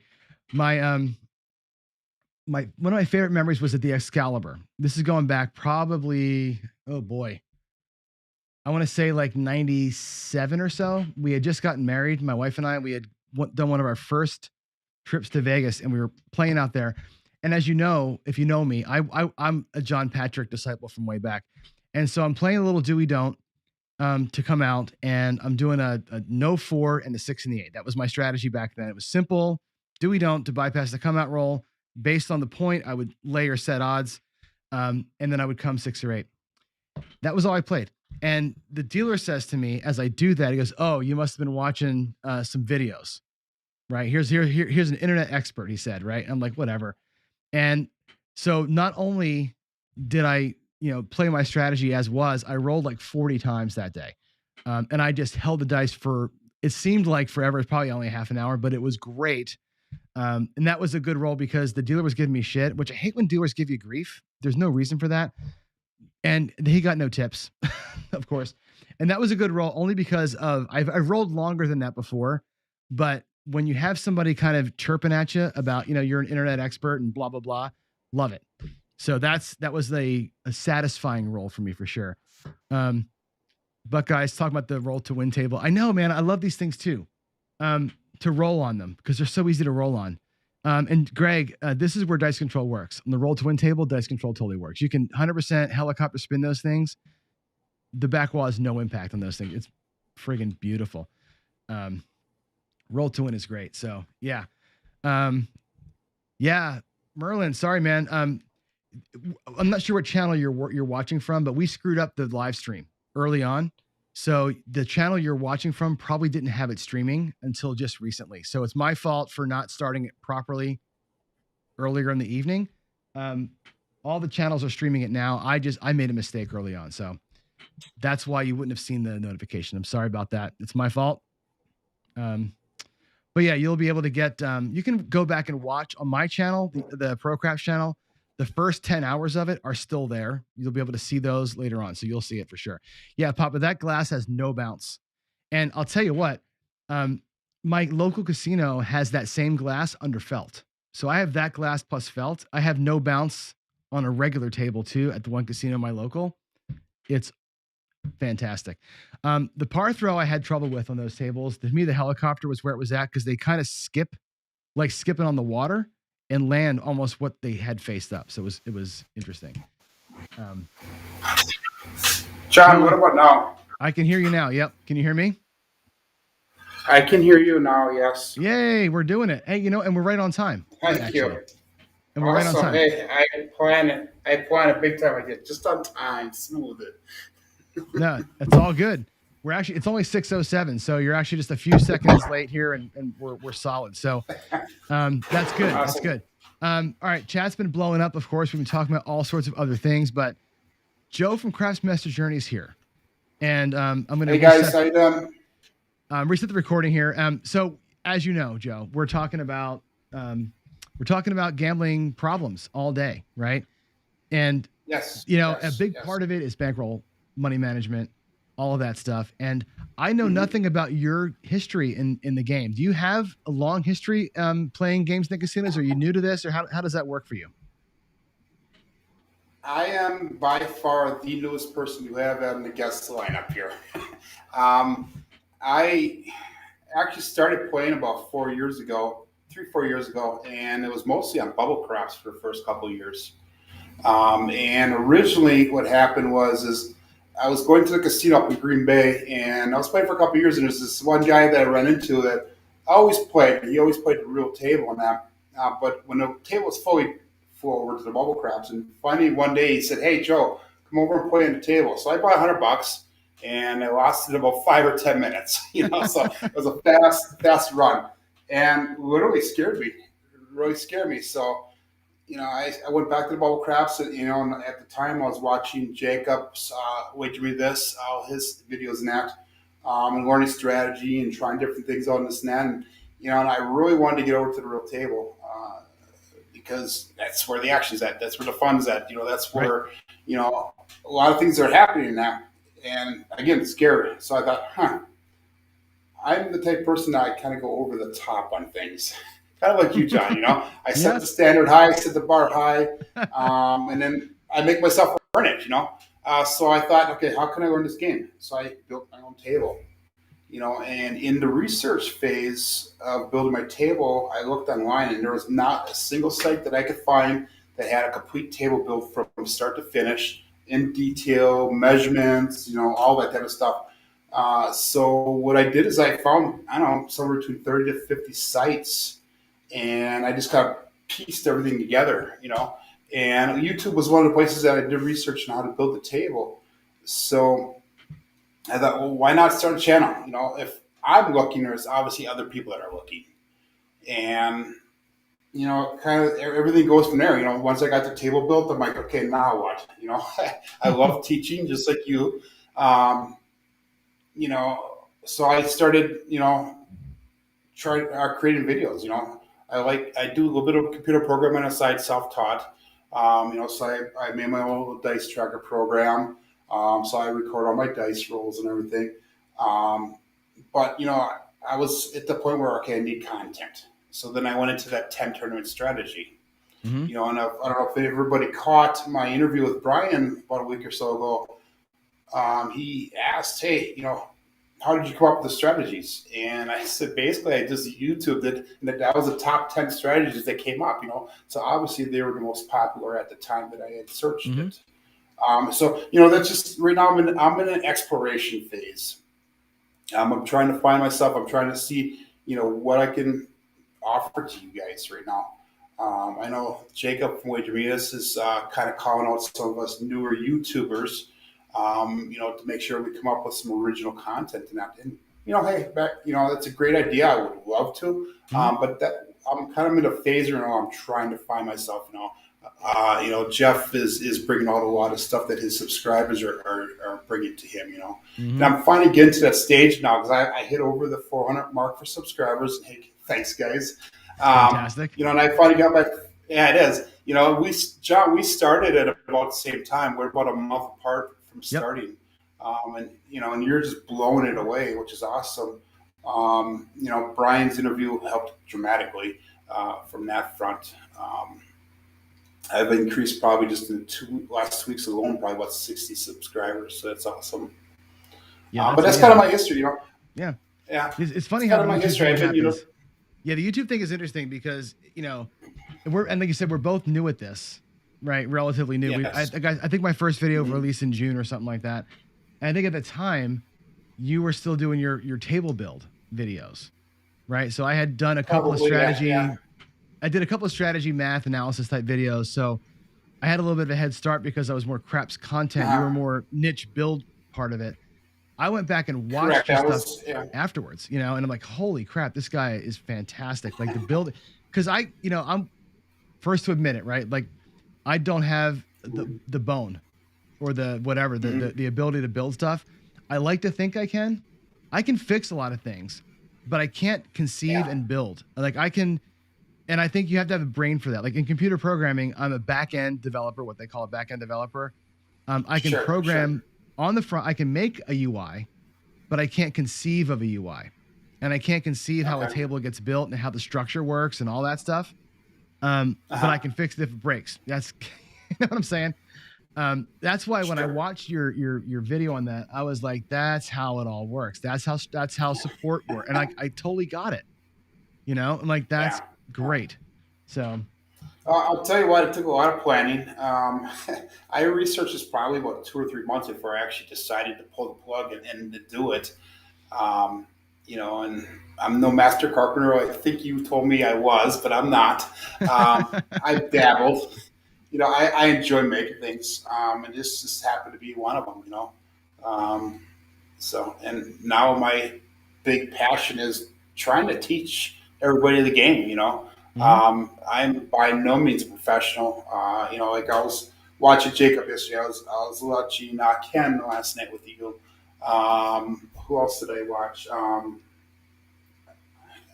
Who was after Ken last night? Oh, geez. Big AZ. Oh, Big Big AZ. AZ. That's right. Yep. Yep.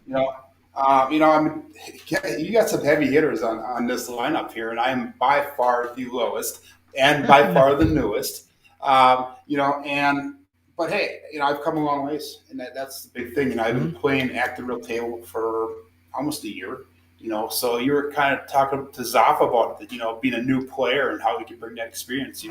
Fire away, man. That would be me as well. I'm a new person.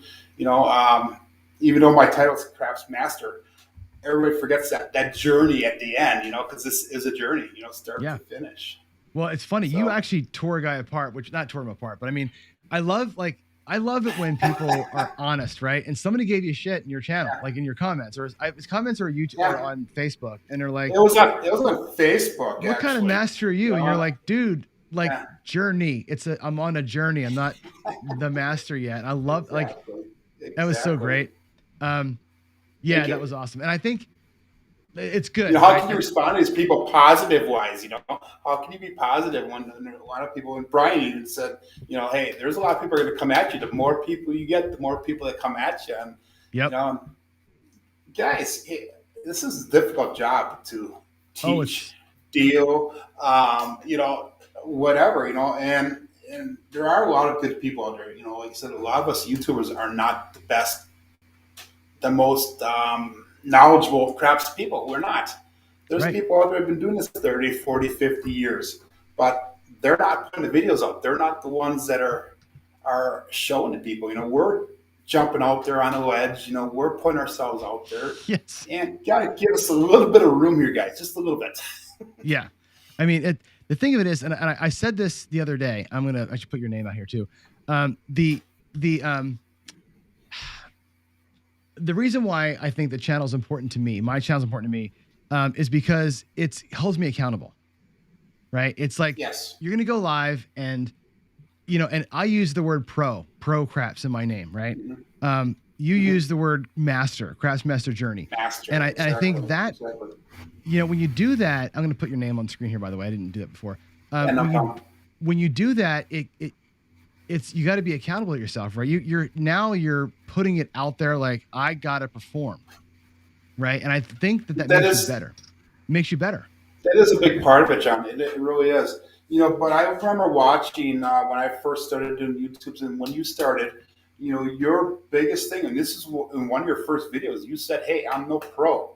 I'm striving to become. I'm trying to do daily activies as if I was, so that way I will become. Yep. And I remember you talked about that in one of your earlier videos. I do watch you. I mean, you can be a professional level player without being a professional player, right? And that's kind of how I describe myself, is like, I play at a pro level, but I'm not a I don't do this for a living. Because I'm not going to put my family at risk, for one. And you'll hear tomorrow when Ken talks about this tomorrow, when you go professional, like, it's no health insurance. You're not eating. If you lose today, you're not paying your rent. Like, there's a different level of stress there that we don't have to worry about. So, but I like to I like to level it up. And I think, to me, that's what the channel's all about, is giving me a reason to be good. And I honestly, and this, we have subscribers out there. Gaynor Mason Rob from Australia is one of them. He's a great example, because I mess up my dealing all the time. You do too, right? Greg has messed up his dealing, and you make a mistake while you're dealing to yourself in a YouTube video, and Gaynor is like, next day you got a paragraph about where you screwed up. At the 18-minute mark, you paid yourself $7 instead of $6. Or whatever, I haven't had that. I have Whalen and Durso at me. Oh, there you go. But they're awesome. We need people like them. We really do. Yeah, but you need that, right? You need those guys to hold you accountable, because that makes you, okay, people are watching intently, and they're watching every roll that I make, and folks are playing along with you while you're rolling out your dice. Like I just rolled for fun here for 15 minutes, and people are And I was chatting. watching a little bit. Yeah, they're chatting in the chat room. Oh, I just made $300 on you. Like they're playing along with you, and I think that's important for us to know as YouTubers, whatever. It's people, they actually are tied in. So you are newer at the game. I've been playing craps for 20 something years now, right? You just did. And I'm about 3 or 4 years, yeah. Yep. So you just did the series where you did the tournament, right? You've done some bubble craps.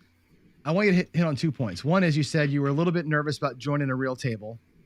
I was too. My first time playing craps, somebody gave me money because they couldn't go to the casino. They say, here, take this $10.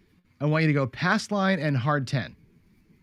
Right. And I literally bought in for $10 and put those 2 bets out for a friend of mine. That was my first time at a craps table. Right. Because I did not know how to play the game. I did hard 10 last night. Awesome. And craps is intimidating because you feel like everybody there knows what they're doing and you're the one that doesn't. And it's kind of tough to walk up, isn't it? Yeah, it's kind of funny. Last night I played the table. I played for about 2.5 hours, and I was actually playing a combination of 3 different strategies. But after I was done, I up and down. I bought it for 500. I ended up winning like $70. So that's not bad after 2.5 hours just kind of playing around. No. And I was up, with my girlfriend, and I was waiting for her to get done. So I sat at the bubble craps, and there was a lady sitting next to me actually at the bubble craps machine, and her husband deals at a casino in Milwaukee.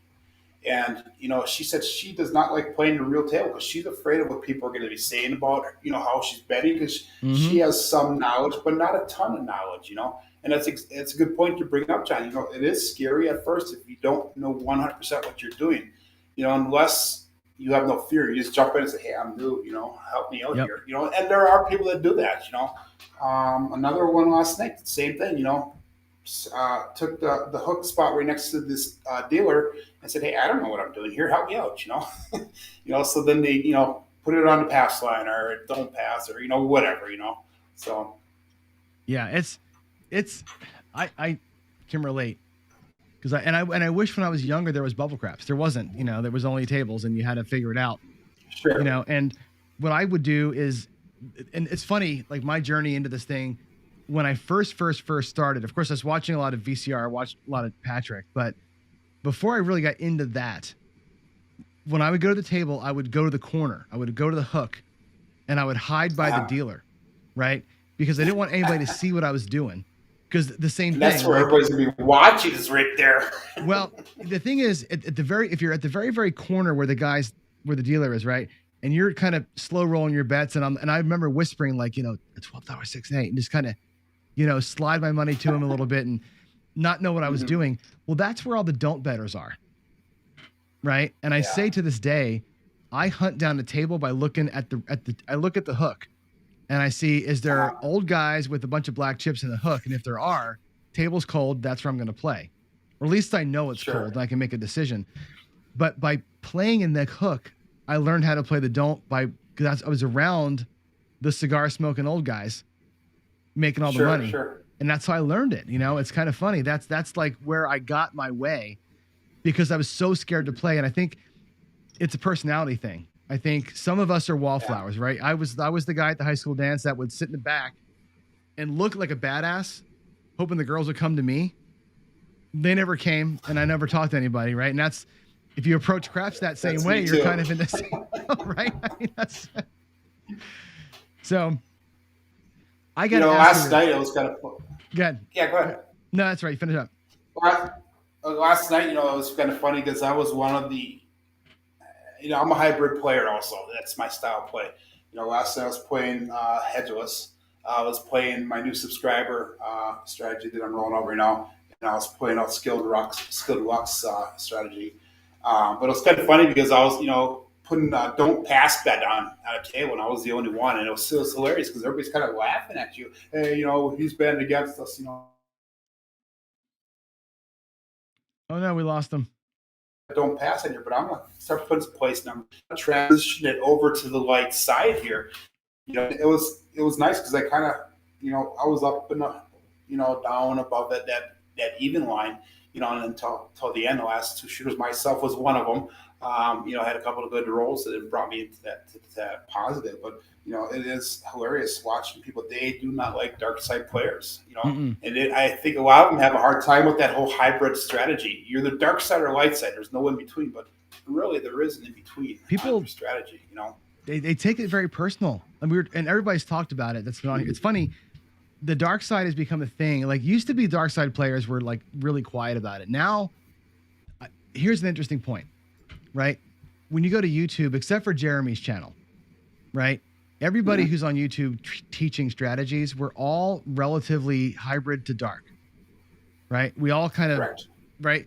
And that's the reason for that, is because that's where the math takes you, and that's where the longevity takes you. But the books never do that. The dealers never tell you that. And frankly, I always rail on about crapless craps, and I say crapless craps is crap because there's no dark side to it. Anytime the casino takes a bet away from you, it was because it was beating them. They don't do that because they feel like it, right? And they've taken half the game away, and they've made the other half of the game worse. What's worse than having a pass line bet and the point becoming a 2? You know what I mean? That's the worst thing. I would love to try crapless just once. I have not really tried it. I don't have access to it around here. I know your biggest thing is the roll of the win topic now. Nearest roll of the win is in Milwaukee, which is like an hour and a half trip. And I just learned that last night from the lady that was sitting next to me. That they have a roll of the win table down there. And I think the buy-in Milwaukee is like anywhere between $15 to $25 is the table minimum on the regular table. That to me, I'm a single father. $15 to $25 buy-in, that's our minimum bet. That's a lot for me. Yeah. I'm used to Green Bay, which is we have $10 on weekends, $10 minimum bets. And that's about right for me. During the week, it's nice. Get spoiled if I can make it up. There's $5 minimums up there, But again, where you're raising money for people that have problems, and bankroll management, I know that is a big thing for you. It's huge for me too. I'm not as structured as you are, but I'm working in that direction. Trying to build a bankroll, and I don't spend money unless it's specifically for that, and that's a big part of that's super smart. Craps for me. Super smart. I try to get up once a week to play, but if I don't have money, I go 3-4 weeks before I get back up to play, at the casino. So those minimums are tough. One of them. It is. Yeah. Well, the thing is, especially if you want to regress, right? Or even not if you're a regression player, but you got nowhere to go. Like, it's nice to have, even on a $5 table, I might roll out $30 bets, but I can go somewhere from there. If I feel like it's too long of a roll or whatever, I'm getting this, I can always drop to $10. But if it's at 15 already, you're kind of at where you wanted to drop to, and they're forcing you. It makes it hard for a low budget player to get in there and play. It's really tough. You have to be creative, like last night I was using headless. And normally I'll do the $10 with the headless, which is, minimal. Yeah. But last night I was doing your $25. I was doing $25 don't pass, $25 come, but I was throwing the 6 and 8 out for 12 each. Mm-hmm. And that gave me a little bit of flexibility. If I needed to bring my bets down some, I could pull the 6 and 8 off then, So that was, $24 that I could save there, in order to make it, affordable at times, or if the roll is going in a way I don't like, it gives you a little bit of flexibility. So, yeah, that's the skill and luck way of doing it, right? I like that a lot. I do. It worked out nice. It did. One time, it took off. I had a 6 and 8 up there. It allowed me to expand out. Then, by the time I started with the headless, by the time I got done, I had all 6 of the numbers placed. That's awesome. Which worked out real nice. It is, and it was bought for, it was taken off of profits. Yeah, the horseman's success is seen when you're not playing it anymore. right? Like I just demonstrated that, right? You play it to get going, and if three shooters in, you're still playing the Headless Horseman, something's going wrong. Like you should be out of it by then. You should transition to all don't comes or all place bets or something like that. That's the problem with it, right? If you're still in it, that's why I didn't win your tournament, by the way, because it doesn't survive over and over and over again. You need to use that as a move to something else, kind of a strategy. So, but I'm not holding it against you. Exactly. It's okay. No. I understand. It's and Brian's all excited because it's one, but hey, every strategy that was in there has their pluses and their minuses. They really do. It just happened that, with your 5 rollers on your strategy, you got the worst end of the stick really. Got crushed. And Brian's, a great example. He got beat by a 3-point blender early in the tournament, big time. But then at the end, he beat him twice in a row. So what's funny is any given day. I've tried. And we'll talk strategy for a minute. I've tried the 3-point blender. And when I first got on YouTube, I got stuck in the rabbit hole like you probably did, right? I was watching a lot of Jeremy. Everybody watches Color Up. And one of the early channels that I got hooked into. I don't watch a lot of Jeremy. I love his videos. Extremely professional. I watched some, but my big one was Jacob. Okay. And you, John. Interesting. I remember my two. I found Jeremy first. Yeah, I found Jeremy first, and I found Wager later. Actually, I was on Jeremy and Bone Thrower and El Toro was my first 3 big watches, right? As far as strategy stuff goes, and then I found 36 Full Press, and he had a ton of content out there. And for a while, yeah, Joe, your video's frozen, but I want to mess with it right now. But 36 Full Presses, the 3-point blender was the thing. It was like the Headless Horseman of a year ago. It was like everybody was playing that thing. I have never. Oh, I think we lost him. I'll be back.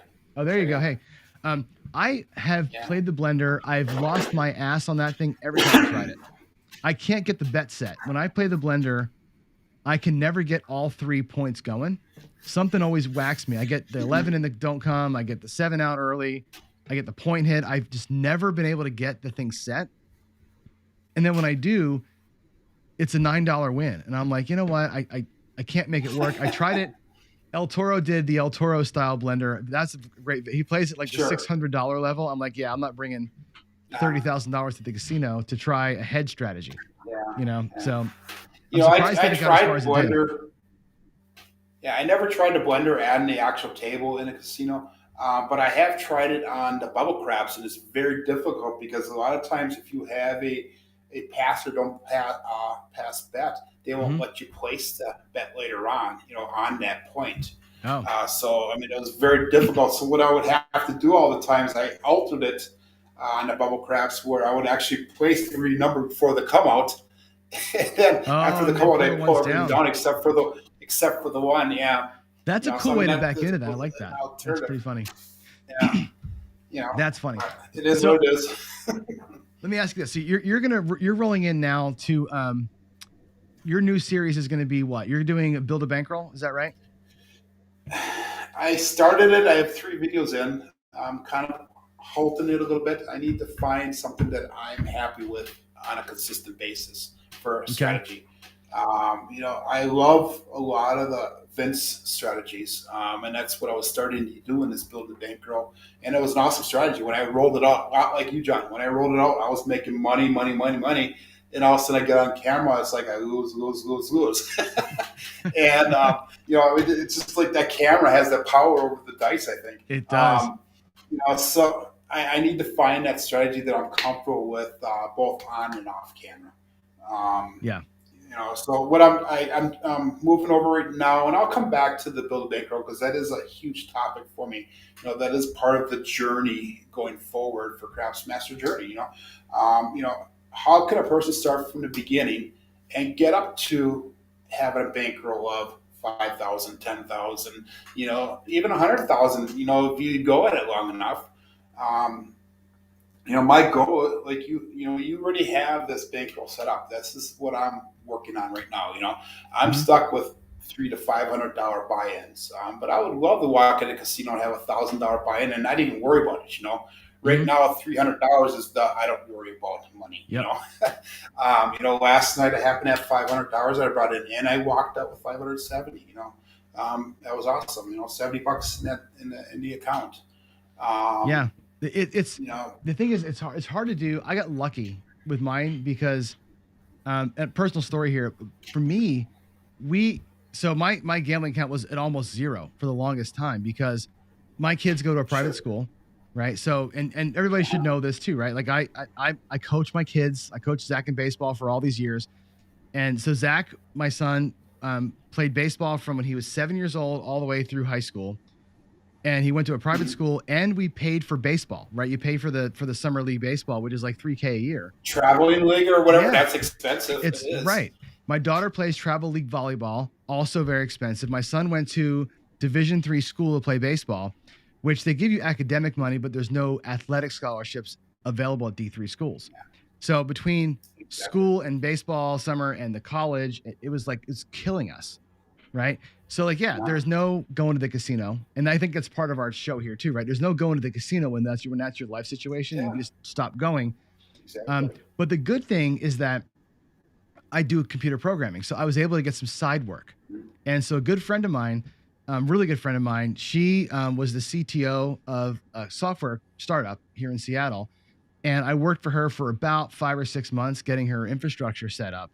And all the money that I made from that, we paid off the school, and I put money in the bank, and I started the channel. Like all that money came in during the first part of COVID. Sure.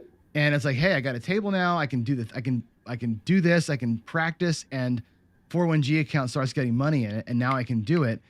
And it's like, it was not like my regular salary is enough to pay our bills. This was like extra money, and totally started the thing. Yeah. It came at the perfect time. And now that Zach's out of college, the college is done. We're done paying for that now. And it's like, hey, we take that breath, and when you can gamble, when you're like in that, I can take a breath mode, your whole life changes. Like you don't need to stress. And man, that's a good feeling, Yeah, it is. Again, the journey is getting to that point, getting to the point where you don't have to worry, where you can have money to percentage out for each visit, to take that trip to Vegas. I was talking to one of my subscribers the other day, and he said, "You've never been to Vegas?" I said, "No, I haven't. I have a couple casinos around here. I've been on a cruise. I gambled for did craps for a week on the cruise, and that was another one. John, I had a set budget. You go in." This is my budget daily per session, and you make it last for the whole week or the 3 days or whatever you're going to do, and be disciplined. I know I was listening to Ken last night, extremely disciplined. I'm obviously not as disciplined as he is, but that is one of the goals. Go in with a set win goal and get out. For some of us, I travel about almost an hour to get to the casino. So my trips are not as frequent as say maybe you are, or the people that actually have access to the casinos. So I tend to do 2 or 3 sessions when I'm there. Or like last night, I only did 1 session. It was 2 hours long, and I was up and down. I was at that even point, and finally I got up. I'm like, no, guys, this is enough before I go back down. Right. Let's take that $70 and run. Where my goal actually was last night to make $100 to $125. So I got close, didn't quite hit the goal, but I got close enough, and I said that's enough. Yep. Well, it's like Jacob said earlier, and Ken said it too. You go there for an hour and a half, and you win $70.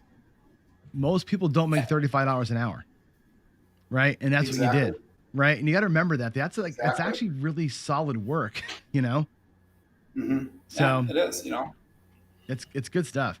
Got a lot of people showing up in chat. This is great. I see Arnell came. That's great. Arnell, welcome. There you are. Morning, Arnell. Yep. Yeah, everybody's waking up now, right? This is great. Yeah, right. So, Craps-a-Thon's here too. I see your ladies are back again. Yep.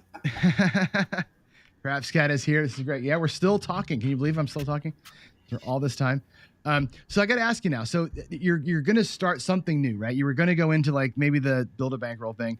You ran the tournament, and you've played for a Yes. few years now. I think the tournament is probably really cool. I watch a lot of tournament play because I'm in the Color Up group, right? I watch a lot of Fantasy Craps. I watch Sure. they have a tournament that goes, and you see a lot of folks' strategies. Now you've had your fingers on 10 of the best strategies out there. You ran those, what, how many games, with 42 games, whatever it was, that was the whole 19 matches, but it was actually 29 videos I made. So yeah. So what is your takeaway from all that? Like after all that, you probably have a good sense of what's going to win, when, and in what conditions. Like what was a favorable role for which strategy? Do you have a sense of where you feel like if you're going to start building something new, what's the base you want to build from, and which one of those things sort of resonated to you the most?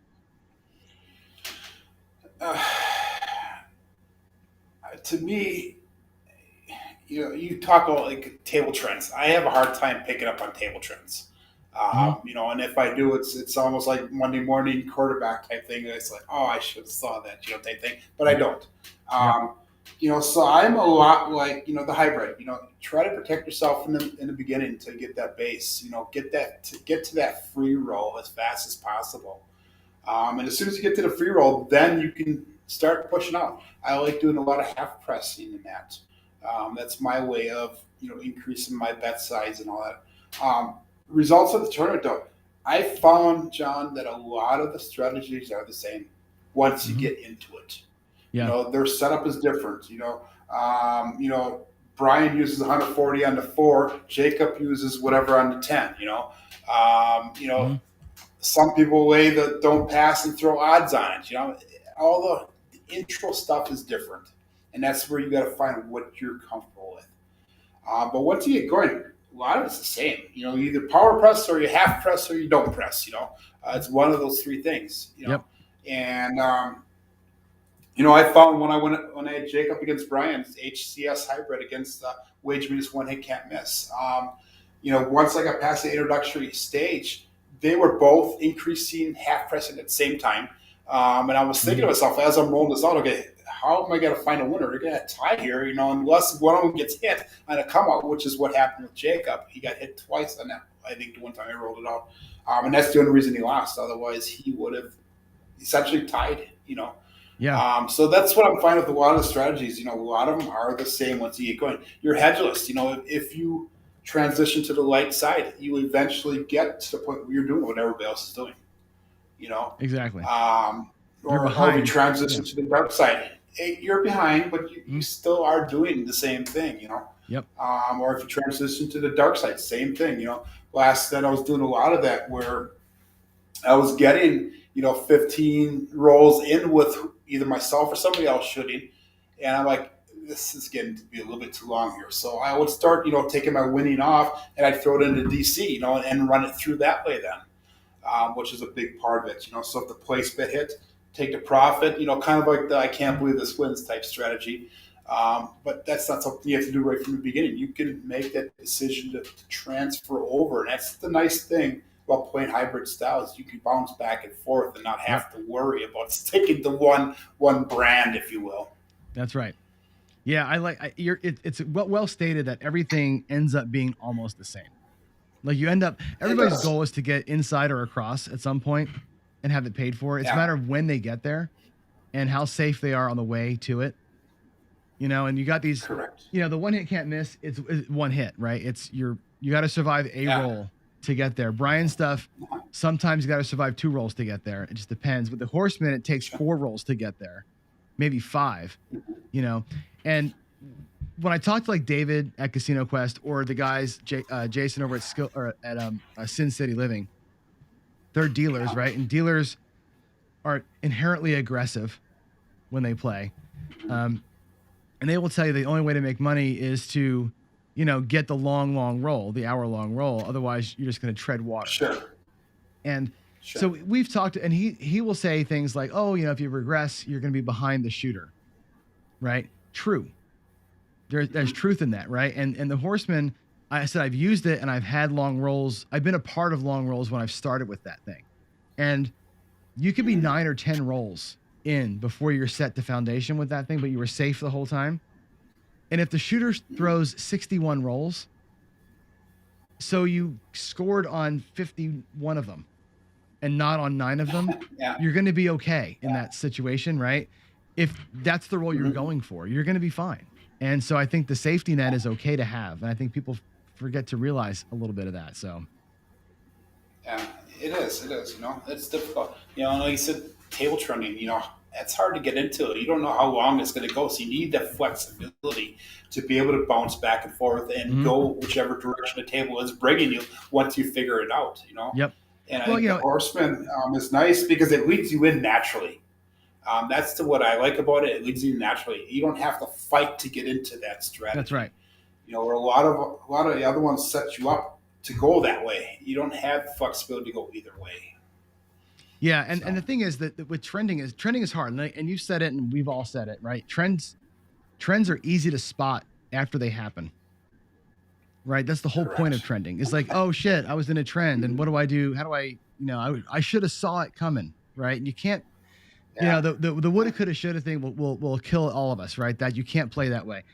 And like I always say, my point on trending, and I'm glad that Michael Shackelford's actually in the waiting room. He can hear me talking now. My point on trends always is you hit the trend when it starts, and the only way to do that is to guess, right? And it's a guessing game. And like when I look at a game like Baccarat, where Baccarat, the only way to win it is you either bet banker every single time, and at some point you're going to get 4 or 5 in a row. You better be betting on it when it happens, or you follow the shoe. And when you get a trend, you're going to be on it. Black, red, and roulette, same thing. That's where you're going to make it. You can't see it coming. All you can do is say, oh, it happened twice. I'm betting. And then you're saying, well, if I'm going to be on a positive trend, I got it on the second one. We'll take 2 or 3 and be fine. If it dips for you, then you missed it. Big deal. And if you're going to bet that way, that's okay. Craps is harder because the trends, there's a million bets, right? Like you're not going to find a trend in roulette betting the inside numbers. You're going to find a trend in roulette on red, black, odd, even, whatever. Craps, you're going to find trends on, come out winners or, point winners or not, box numbers or not, high numbers or low numbers. You'll find trends in those areas. And if you see one, you go, oh, look, that's, two high numbers in a row. Maybe I'm going to maybe this is the time where it happens. And you jump, you might catch it. You throw in this idea too. I mean, there's all the different types of shooters. You have your random shooters. Last night I had a lady on the hook who just started playing. She rolled almost 30 rolls last night. How do you predict that? You can't. And you have one guy that had like a 20 roller. So I thought, okay, he's gonna be safe the next time I come around. He ends up rolling 3. It's. You look for trends, but you also have each shooter does differently every single time, that you roll. It's difficult, and that's what makes it in the casino's favor. These odds are totally in the casino's favor because of that, Well, the casino, in the casino, the math. They make their money long term, right? And if you chase it around, you're feeding the beast if you chase it around too much. Like I said, to me, that you look for early markers on big things that are obvious. I don't look for trends on the 6. I look for trends on inside numbers, 1, 2 in a row. Maybe we're here. And if you catch it, you catch it, and it's literally catching it at the time that spike starts. If you can get there, you get there. And I look at things in that micro, not the macro, and I think that's where I win, I guess. It also bites me a lot, right? Because you're theorizing what's going to happen. There's no fact behind that. It does. Yeah. Like last night, I was actually rolling good last night. Each time I touched dice, it was 12, 15 or more. And usually the first 2 or 3 times when I roll, I get 3 rolls and out. Last night I hit like 15 rolls my first roll, and I was playing the hedgeless, and it was amazing, John. I hit the 10 4 times in a row last night. Oh my goodness! And if I would have been parlaying, I would have been like, yeah, but I had 0 money under because I had the hedgeless coin, and actually I did have money under. I had 2 comebacks that hit it, and I knocked them off right away, which was nice. I got all my money back, And then after that, it was getting nothing, But then, using the same dice set 2 rolls later, 2 shoots later, I was doing the same thing on the 6. that's where the trending also occurs too. In that dice, per time that you're rolling, you can do everything the same, but it just seems like certain numbers come up, a lot. Yep. And that's so hard to explain, isn't it? It is. It is. And hockey uses the same dice set like I was last night, and the first time I was hitting that 10, the next time I was hitting that 6. I was playing a different strategy at the time. I had $180 all paid for off of profits on that 6. That it just kept on power pressing and pressing up, and and I got to the point where I was making enough profit where I didn't have to worry about the pressing up. So, which is a good position to be in. Right. And it's, like I said, the harder part of the whole thing is you can't predict when that's going to happen. And what you're hoping for is the roll that breaks the probability, right? If everything went the way that the 1 out of 36 ought to be, nobody wouldn't make any money. So there's going to be times where the 6 7s that are supposed to come in the second set of 36 rolls, not the first. That's your long roller, right? And if you can find the roll that breaks what should happen, if you're lucky enough to be there, that's what you're saying. That's your 4 10s. Exactly. That should never happen. But when it does happen, if you're on it, congratulations. But you can't predict it. And I happen to be kind of on it, but you're near it. It is what it is. You can't predict it. Exactly. I was on the 9 though. Just kidding. That's awesome. All right. So what's next for you? Again, we're going to be rolling out the subscriber strategy going forward. I have a couple of the subscribers that are commenting, hey, this is not my type of strategy, but hey, good job rolling it out, Joe. And I agree. The strategy that I'm going through is actually a very aggressive strategy. And I promise, the subscriber emailed me. He's from Florida, and he was actually up in Green Bay visiting his wife's family for over the Thanksgiving holiday. And he kind of explained the strategy over an email to me. And I said, hey, that's kind of interesting. I said, do you mind if I roll it out? And there's a lot of moving parts to it. So so my goal right now is just to roll it out for at least 10 shooters and see how it does. Like I said, I used it in the casino last night, not 100% my strategy, but I was actually surprised on how well it worked in a short run, even though I had a lot of money out there in the beginning. I have $150 to start off in the beginning with the shooter on the table, right? And it was amazing on how neutral balanced it was. It worked out a lot better in the casino than I thought it would. But my goal is to roll this out for a bunch of shooters, and then kind of pick it apart, kind of like what you do, what Greg does, what all you guys do is you take a strategy, hey, this is what I would do differently. That's what my plan is with this strategy. Well, what you got to do. So I have a couple videos that roll it out. What you should do with that is once or twice, it'll do good or do bad. Roll the same strategy 50, 60, 100 times. You'll start finding all the weak points. Where's the soft spot? Where can I improve it? And that's what Jacob's challenging too, right? Is find the weak points, make it your own.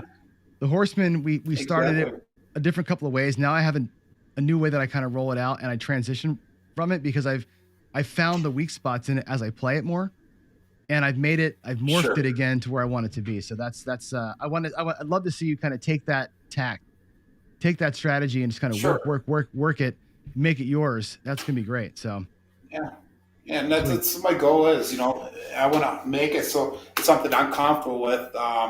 And maybe that might be part of my building the bankroll strategy then, the strategy is definitely not for beginners. It's definitely a strategy that has a lot of moving parts. It's kind of like Brian's stuff has a lot of moving parts. And it also is a strategy that takes a little bit of guts because you're putting, a lot of your profits are going right back out there. You have to roll quite a few rolls before you actually start bringing some of it back in. And that might be one of the things I fix, who knows? Again, like I said, I need to roll that out many times here to get to the point where actually the stuff jumps out to you so you know what you want to do with it. Yeah, and that takes hundreds of trials. It really does. You can't just try to once. Yeah. It takes hundreds of trials to get to the point where you get a feel for, like I said, soft spots and everything else. So, all right, cool. We're going to, we got to roll. I'm going to do a quick check-in on the money real quick.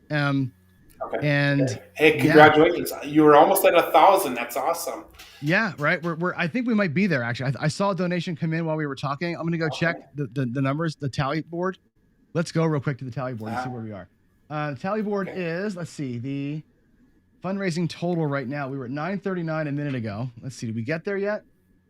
Come on. 939. We're still at 939. So that didn't come in. Let's take a look at the bidding though. Have we gotten some more bids?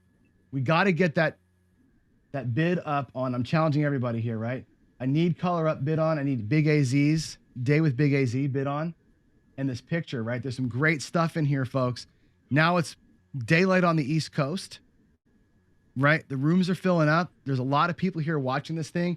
Time to get the wallets out and start helping us out here, right? The charity is the National Council on Problem Gambling. It's a great organization that really focuses on folks with problems, controlling their gambling with real serious gambling addiction, right? I'm going to show you a little video here now while we get Michael prepped up for our next guest here. But let's get the bidding in. Let's get the donation, the auctions started. Let's get some more live donations. The links are in the description of the video, as well as labeled across the top of the video screen you're seeing. It's bit.ly/craps-donate, bit.ly/craps-auction. We're going to take a quick break. We'll look at the NCPG real quick, and then we'll come back with our next guest at 7 a.m. Awesome. Thanks a lot, John, for putting.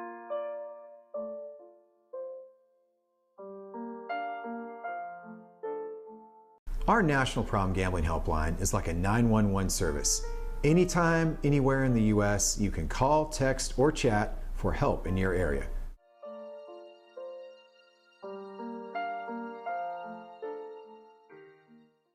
I just learned how to play at a very young age, and then I started playing in junior high and high school, and it was just such a part of my life. When I got my own bookmaker, he was really helpful. He said, you know, Donnie, when football's done with, I got basketball and hockey. We lost our home to foreclosure. We lost a motor home. We lost a car. This was all our daughter's senior year of high school.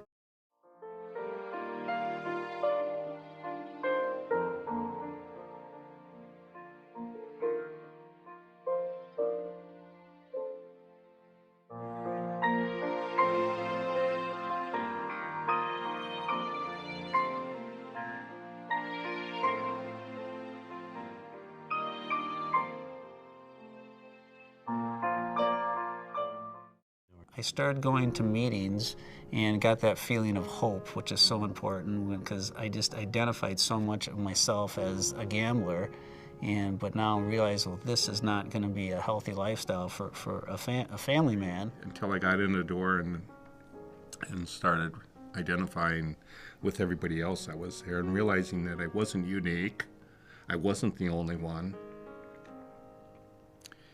It was an amazing place.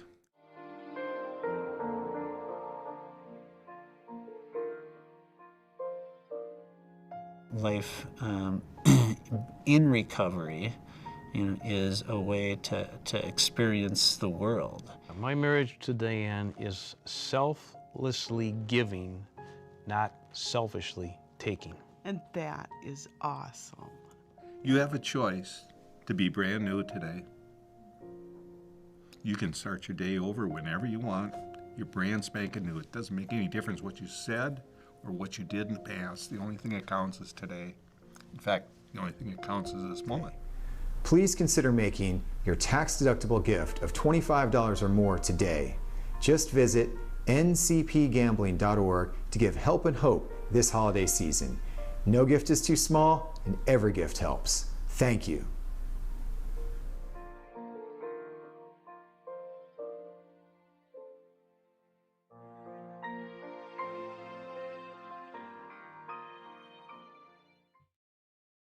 All right, we're back.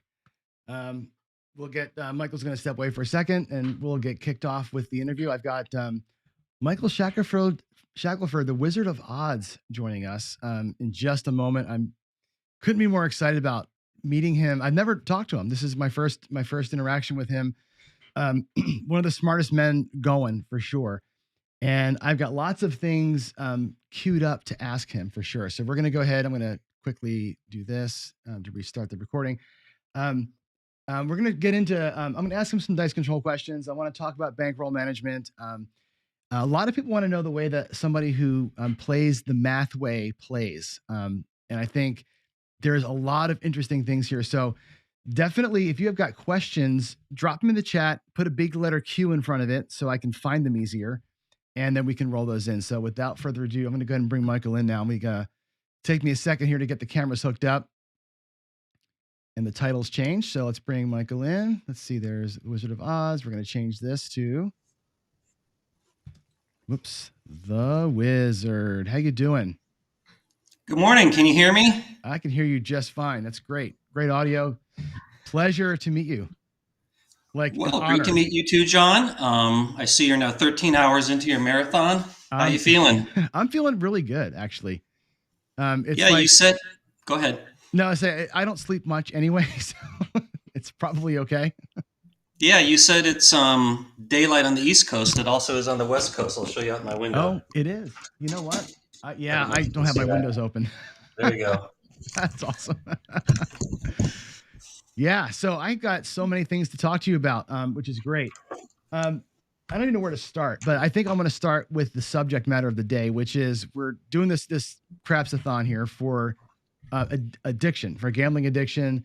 And a lot of our focus has been on money management, discipline, that sort of thing. And you've been at this a long time. So I'd love to get your thoughts, stories, just your personal thoughts on those subjects. And it's the subject of gambling addiction in general, because I'm sure you've experienced or seen some things that you could probably share with us. Yeah. Thanks again for having me. We have a whole hour, so we can speak in depth about things, right? Sure. Okay. I do have to say that I'm mainly a math guy. I don't claim to be an expert on gambling addiction, although it seems to come up a lot, and I will talk about it if it gets addressed. What can I say? I'm not even sure where to start with that. I do think that Vegas is full of compulsive gamblers. I think that you can go to any sports book or a lot of the local casinos and see the same faces there all day long. And I tend to think a lot of these people kind of have it controlled, where they budget themselves to, at least be able to survive and eat.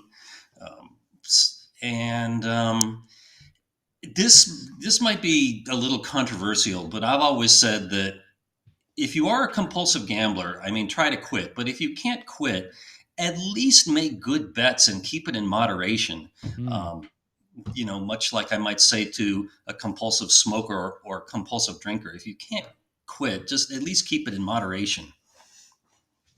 What's a good bet then in that case? Where do you even advise somebody to go if you had a chance to be one-on-one with somebody?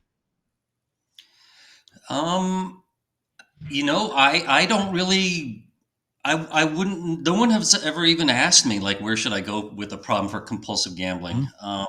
I suppose I would just throw a Gamblers Anonymous. But I don't know. No one's ever asked me before. No, I'm talking about the bets. You say if you can't get it under control, at least make a smart bet. Oh, right. So where do you advise them to go for what's a smart bet look like? Well, I've realized that people like what they like in terms of games. And I have been trying to convert slot players to video poker for 24 years. And I don't know if I've made a single convert. Really? Because slot players are just slot players. So I try to at least keep people focused on the game that they like. For example, if it's a sports bettor, I would say just make straight up bets, either against the spread, the total, or money line. Forget all the cards, forget the exotic bets. All that stuff carries a much higher house advantage. And again, just bet in moderation. If it's anything, I would say bet in moderation. I think video poker is especially addictive. So there, I would say look for the games with the good pay tables, then play them properly, and again, bet in moderation. What is it about video poker versus regular slots? It's a random number generator no matter what. Does your decision actually make a difference in video poker, or is it just an illusion that it's making a difference? Oh, absolutely. The way it's dealt in Nevada and in almost every place in the U.S., you do control your own destiny in terms of the cards you get on the draw. For example, the cards that you get on the deal are 5 random cards from the 52. And you might ask, how do they determine what are the 5 cards? The deck is constantly being shuffled thousands of times a second. And at that moment you make your bet and press deal, you get the first 5 cards in the deck. And then while the game is waiting for you to make a decision on the draw, it's constantly shuffling the other 47 cards. And then when you press draw, let's say you get rid of 3 cards, it gives you the next 3. So, so video poker absolutely is fair and has the same odds as if a human being were dealing. Now, there are exceptions in some states that are pull tab states, and your outcome is predestined. For example, our state is like that, yeah. Yeah. So, but yeah, here in Las Vegas, there is a state law that any visual representation of cards or dice must follow the natural odds as if a human being were dealing it with fair equipment. See, I had heard, I don't know if this is true or not. Maybe I've written a book. This is going back a lot of years, but in Atlantic City, at least, they used to say the video poker, they would deal 10 cards. You would get the 5 and 5 cards behind them, and they would just reveal what was already there. So the RNG gave you the 10 cards. That was going to be it. Like it predetermined your win or loss, because it figures you're going to, hold the 2 kings and, the rest are going to be garbage. And it would predetermine based on probability of what you're going to play. Maybe it's changed now, Okay, I will say that if the game dealt 10 cards and said, here's 5 random cards for what you get, and then here's 5 cards underneath each one, that is what you're going to get if you throw it away, the odds would be exactly the same as long as it was all random. Right. And I'm not saying that nobody does it that way, but to the player, it shouldn't matter. A random card is a random card, but the way they design these games is they like the outcome to not be predestined. The game is more secure if the actual outcome is decided at the very last possible second. It makes it more difficult to hack and things like that. Sure. What do you think of these people who say, and I literally watched a video today. I shouldn't say this. I watched it in the car, but I did. I had it on in the car while I was driving. Of a guy had to win at slots every time kind of thing, and his, yeah, right. And I'm like, is there actually a slot strategy? And his strategy was basically like, wait for the bonus thing and do something special with like check out the bonus money or something every time. Is there a way to win at slots, or is it literally just when you happen to show up? Okay, I could talk about this a long time, but in general, with most slot machines are not beatable. The odds, I would say, much like in craps, are the same every single spin. So there's no strategy like wait for a bonus and then quit or anything like that. However, there are advantage plays in particular slot machines, and one could talk about this for a long time. For example, games like Ocean Magic and Golden Egypt. These I call variable state games, where one spin or one game affects the next game. For example, you might win. There might be wilds on the screen that are going to stay there for the next spin. So if the last player to play it abandoned it with wilds, especially on the left side of the screen, a vulture, as they're called, can swoop in, play off those wilds, and then leave when they're gone. And there are a lot of slot machine advantage players out there. I think it's one of the biggest advantage plays out there right now. Really? So some people are not going to appreciate me saying that, but it's true. No, yeah, and one of our subscriber listeners here just wrote in slot vulturing as you said that, which is I've never heard the term before. I don't play slots. My wife is a huge slot player. She loves the video poker. That's her thing. Is the old fashioned one, the Game Kings, the original video poker. She hunts those things down, like the 5 machines that are in our whole state. She knows where they are. Yeah, she may not be happy to know that the casinos are gradually getting rid of their game kings because they're Mm. not compatible with cashless gaming Oh. and new changes in technology. So that's why we're seeing less and less of those. Yeah, that's her always been her game. That one and the Joker's Wild Double Down, whatever the double win thing, that was her thing for years and years and years. She played that. Here comes the Mhm. porn folks again. Looks like, jeez, drives me crazy. All right, let's switch gears a little bit. And you heard me talking with Joe about trends. I know that you said this in your email to me. Um, I want to talk about trends a little bit because you're going to be able to correct me on this. And Mhm. I did a series, and I'm still in the middle of a series on dice control, and we'll weave into that a little bit too. And what I did is I ran a lot, thousands and thousands of rolls in win craps, and I showed the graph. I'm like, here's the graph, and I thinned the graph out over a billion rolls, and it's flat line.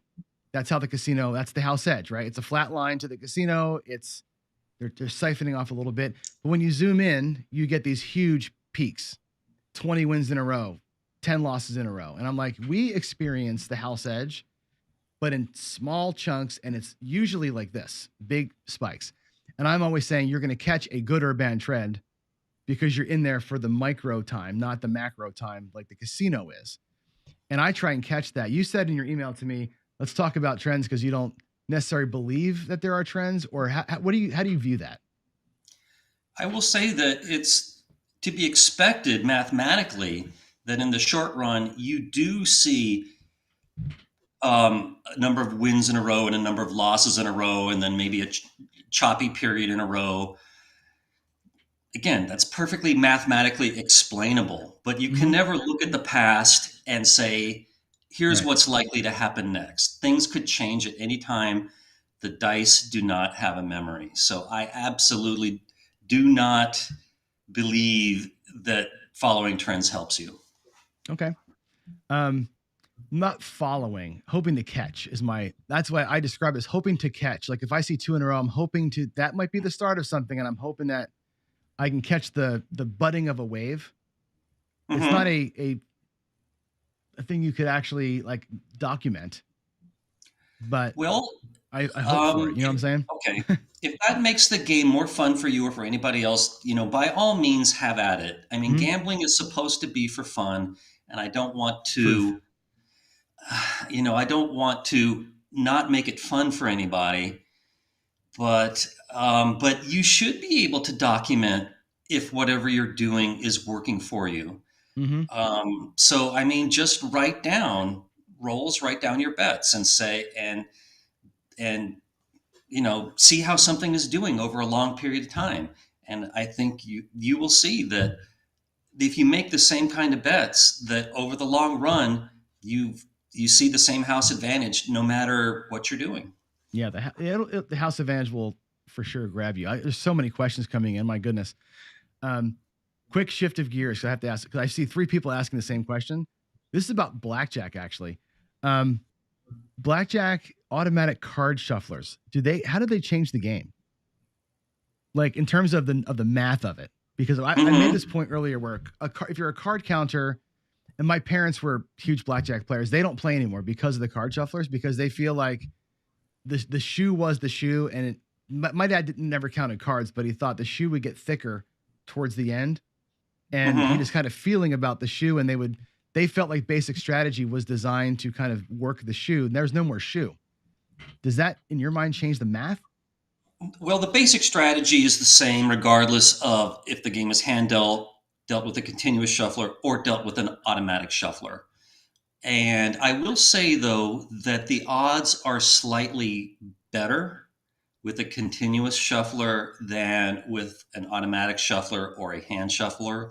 And this is a little bit difficult to explain why, Hmm. but it's extremely small. It's kind of significant in a single deck game, but in a six deck game, it's off the top of my head, it's like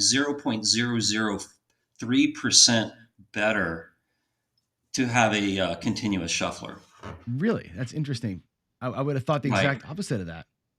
Well, I mean, this is difficult to explain, but when you have a cut card game, when you hit that cut card, the dealer is still going to finish that hand. And if that cut card happens to be in a clump of small cards, then you're going to have a lot of these small cards coming out the rest of that last hand, and it's going to kind of, you're going to see a lot of these small cards. But if that cut card is in a clump of big cards, then bam, bam, bam, there's going to be a lot of big cards coming out, and people are not going to be hitting a lot. So you're going to enjoy those big cards for less time. And of course, it could be choppy too. Sure. But this is the best way I can think to explain it. But simulations, which I've done and other blackjack experts have done, absolutely confirm what's called the cut card effect. That's interesting. I've actually never heard of that before. It's right. It's interesting. Right. But this is not something that I tell players to go out and chase because it's such a small thing. Yeah, we said 0.006. Is that what you said it was? That's like, yes, I think I said 003, but on my website, I have a page called the cut card effect, and this endeavors to explain it in depth. Yeah, it's like one card out of 100. I mean, that's ridiculous. That's like, it's zero change.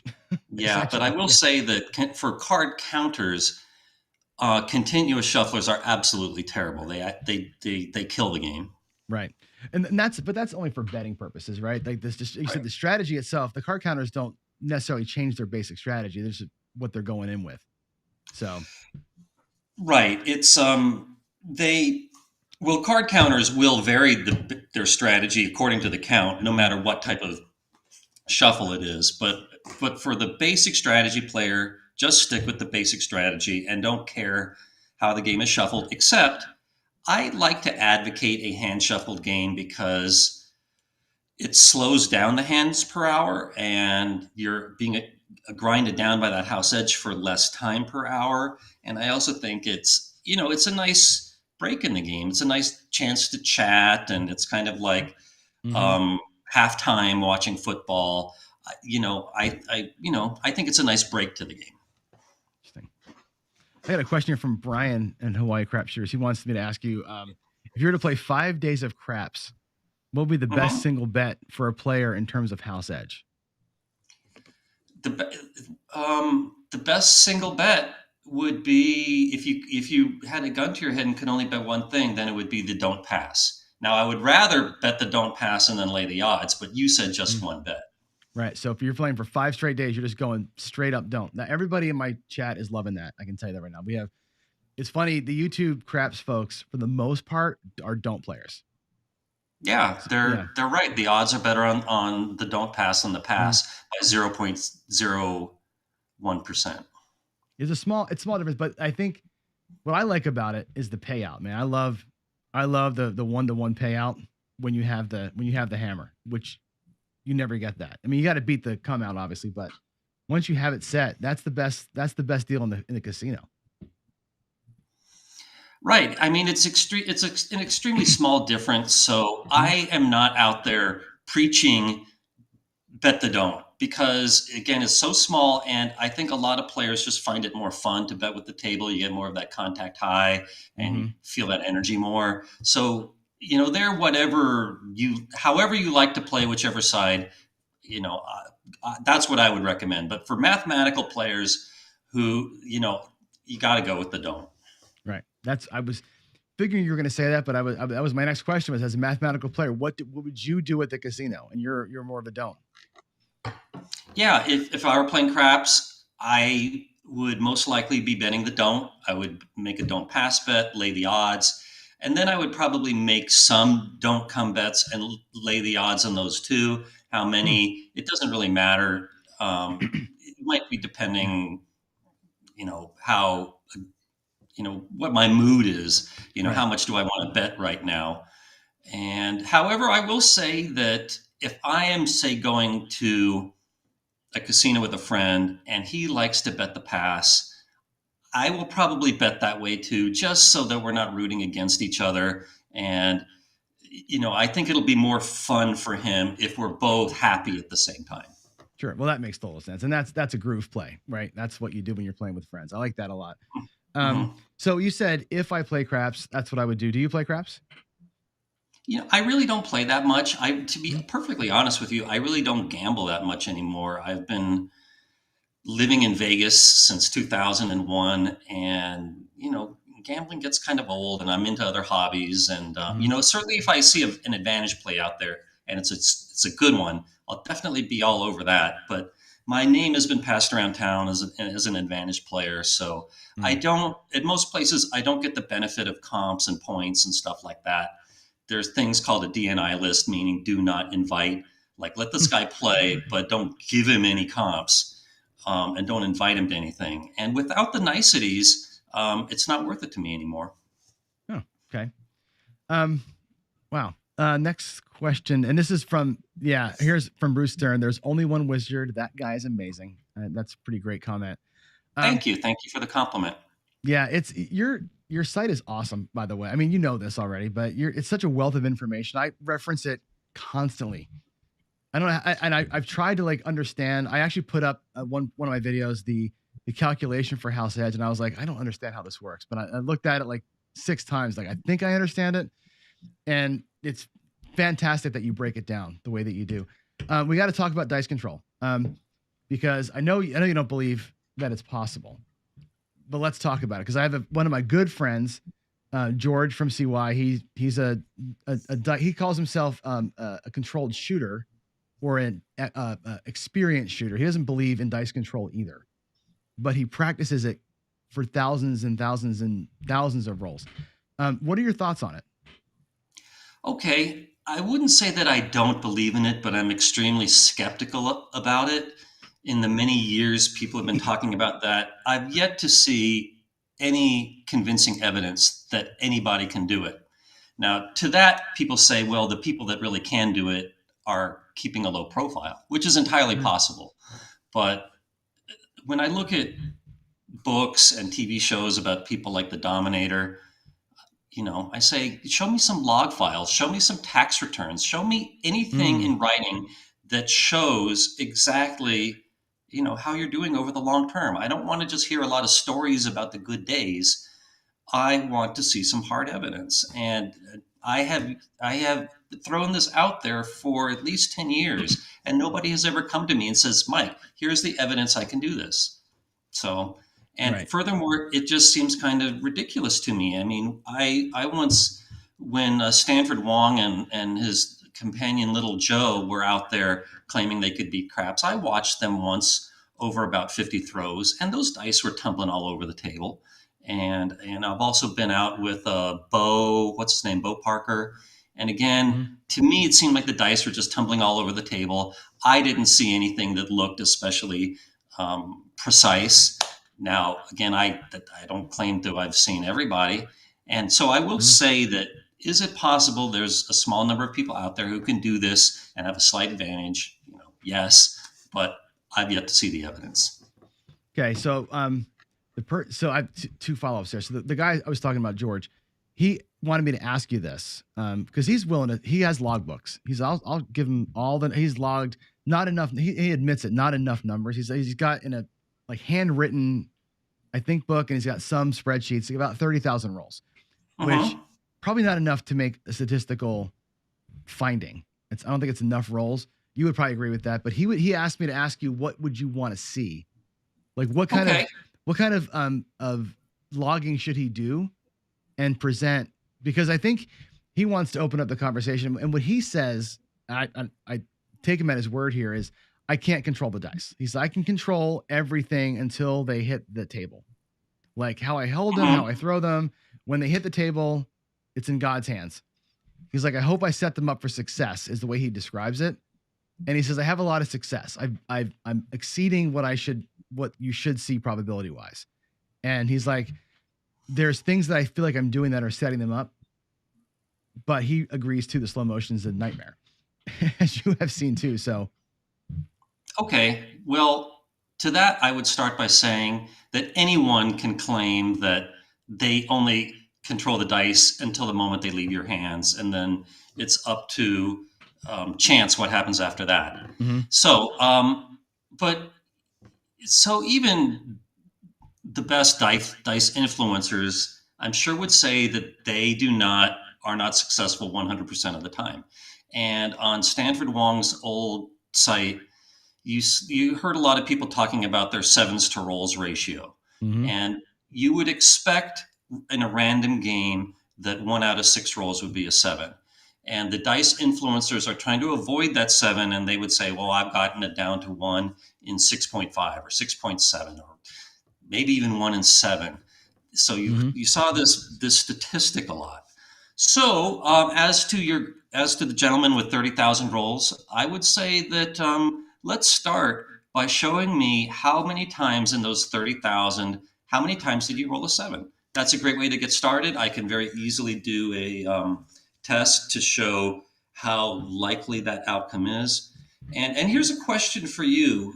With the dice influencers, if it's a come out roll and they've got no old bets on the table, are they trying to roll a 7? Or can you answer that? Everybody's different. George doesn't. I know he does not try to roll the 7s. He looks at the come out roll as a practice roll. The way he describes it is if my mechanics are bad, if I'm not feeling right, I'll use that roll to fix it, because if I roll a 7, it doesn't hurt me. But he uses it as kind of just mechanical practice. So if it happens, it happens. Some people target it. I know he doesn't. Okay. Well, I would say that if the gentleman with the 30,000 rolls, if some of them are come out rolls where he, shall we say, they don't count, then just don't tell me those rolls. And if somebody is trying to roll a 7, that data should not be mixed in with the data where he's not trying to roll a 7. So just make it clear. Here's the data for when I'm trying to roll a 7. Here's the data when I'm not trying to avoid a 7. And here's the data where I don't care. And I'll take it from there. Okay. Do you think it's relevant at all if a person who's setting, let's say, finds themselves with a certain set and a cluster of outcomes?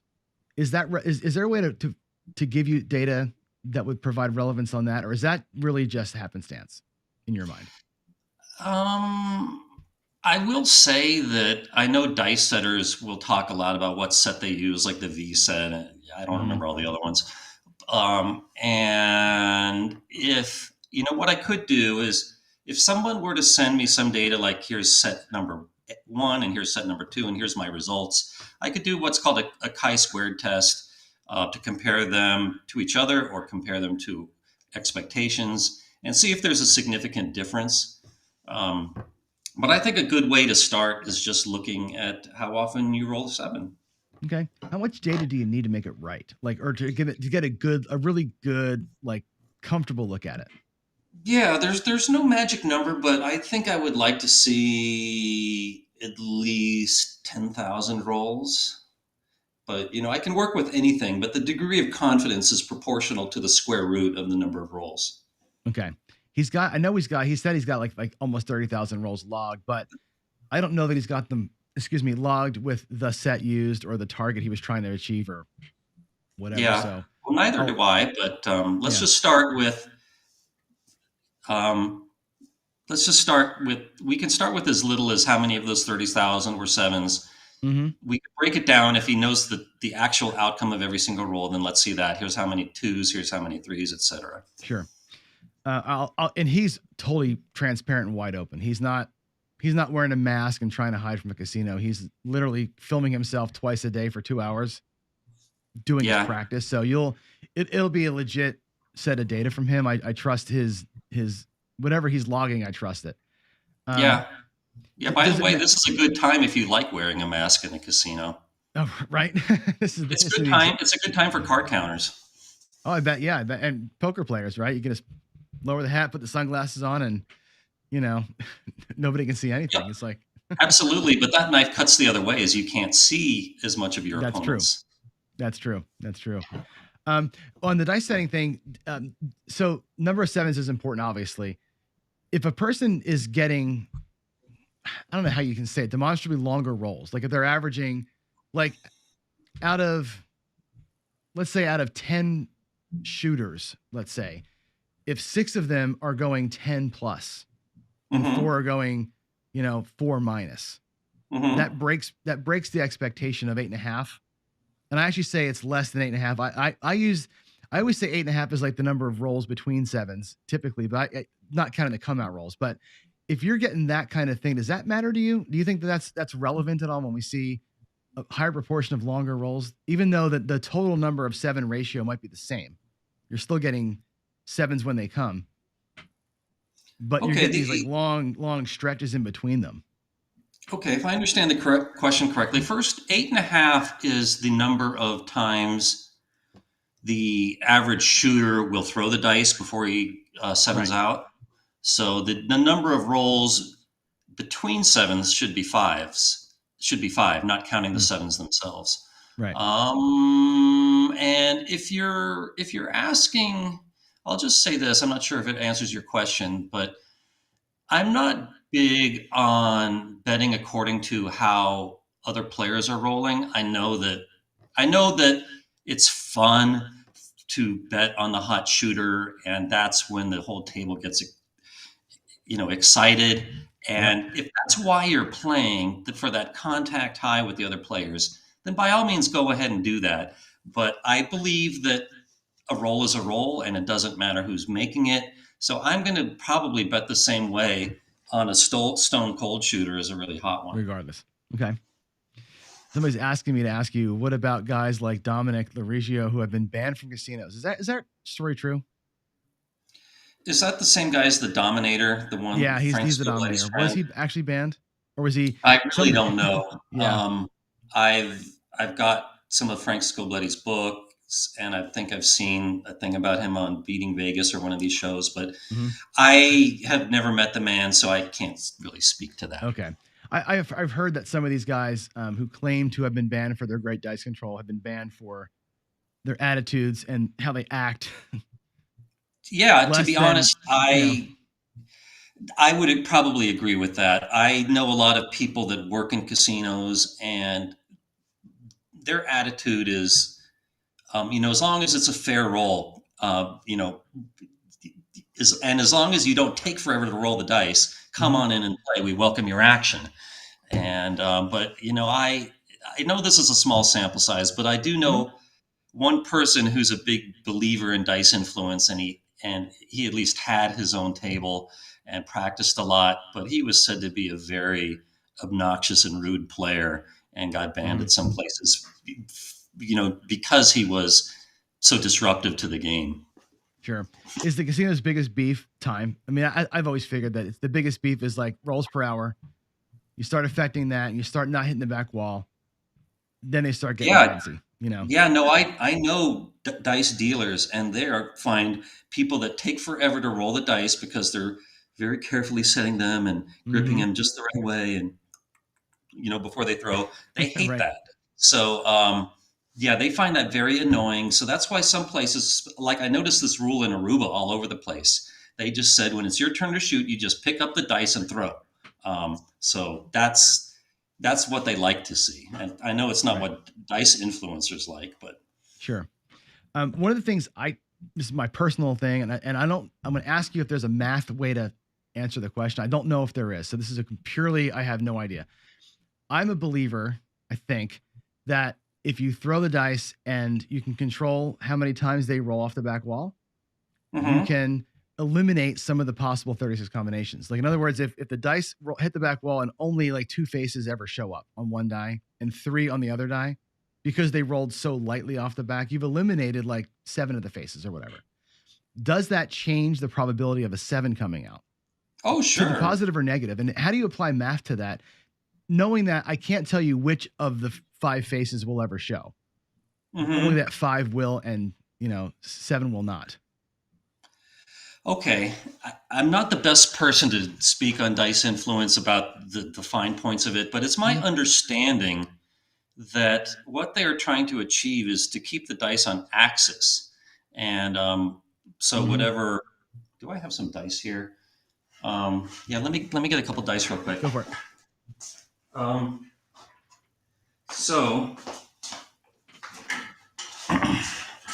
Okay, so let's say you're doing this V set.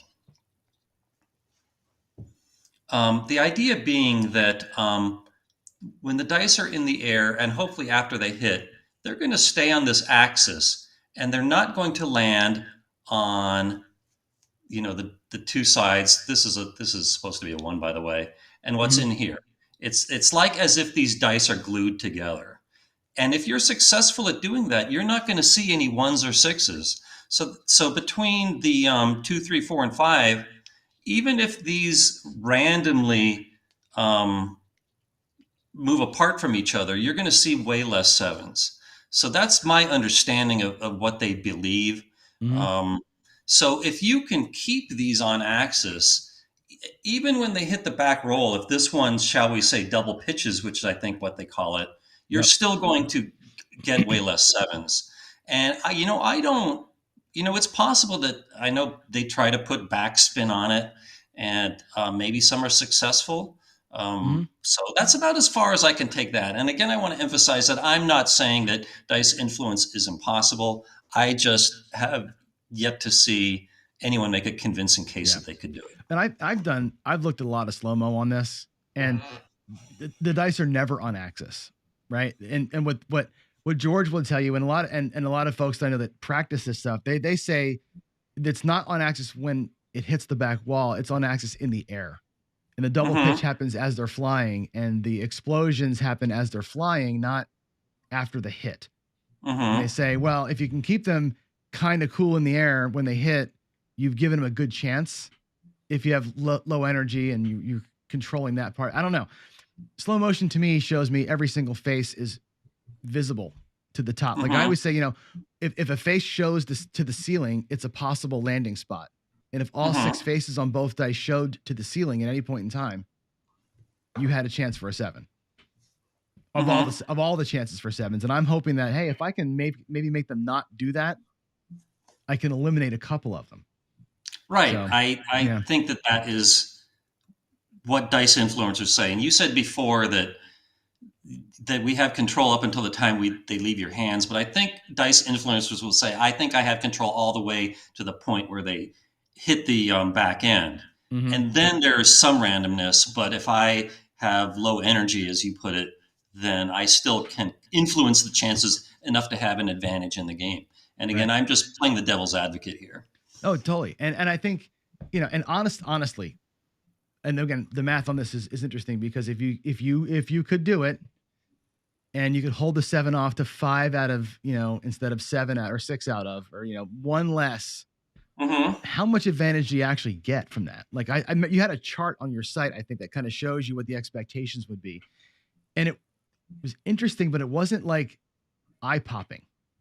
I didn't think that there was that much there's some there, but is it 100 hours a week worth of practice there? Yeah, I do recall that I wrote about this a long time ago. How far from 1 in 6 do you need to get that ratio? Like, is 1 in 6.5 enough? Is it 6.4? It's somewhere around there. I mean, the house advantage is kind of thin, especially when you put in the odds bets. So you don't need to influence it that much to get the advantage. But off the top of my head, I don't remember. Yeah, and I don't know, when I look at that stuff, I feel like, you get that little tiny edge, but it's 1 extra roll or 2 extra rolls during a point cycle. Is that enough to make it, I don't know, worth all the time? I guess that's always been my question about it. Like I try it myself, and it's like, are you going to get that much money out of it? Like that, at the end of the day, it runs into how many more bets will you win if you can do it? You know what I mean? And it's like, I don't know if that's actually a thing worth chasing. And that's what I was looking at your chart going, is it a thing worth chasing to reduce the house edge by a little bit, in a monetary standpoint? Yeah, the player would have to ask, why am I doing this? And I think a lot of them are kind of hobbyists that just love craps, and they would probably correctly say that if I'm going to play, I may as well it's better to have an advantage than a house advantage. And maybe maybe it's not technically worth my time, but I enjoy it. So, I would respect that. Like, I know with card counting, there's a whole bunch of just recreational card counters that may have plenty of money, but still bet red chips. And it's just because they enjoy the challenge of beating the casino. Yep. And they like the game. And it's like, like, let's say we're playing chess. There's no money in it for that unless we're gambling, but you just enjoy the game. And I totally respect the pursuit of being good at something. That's where I land, frankly. I'm pursuing it for fun, I don't know that I can actually make a difference. But to me, it's like if there's a reason to try, why I might as well try.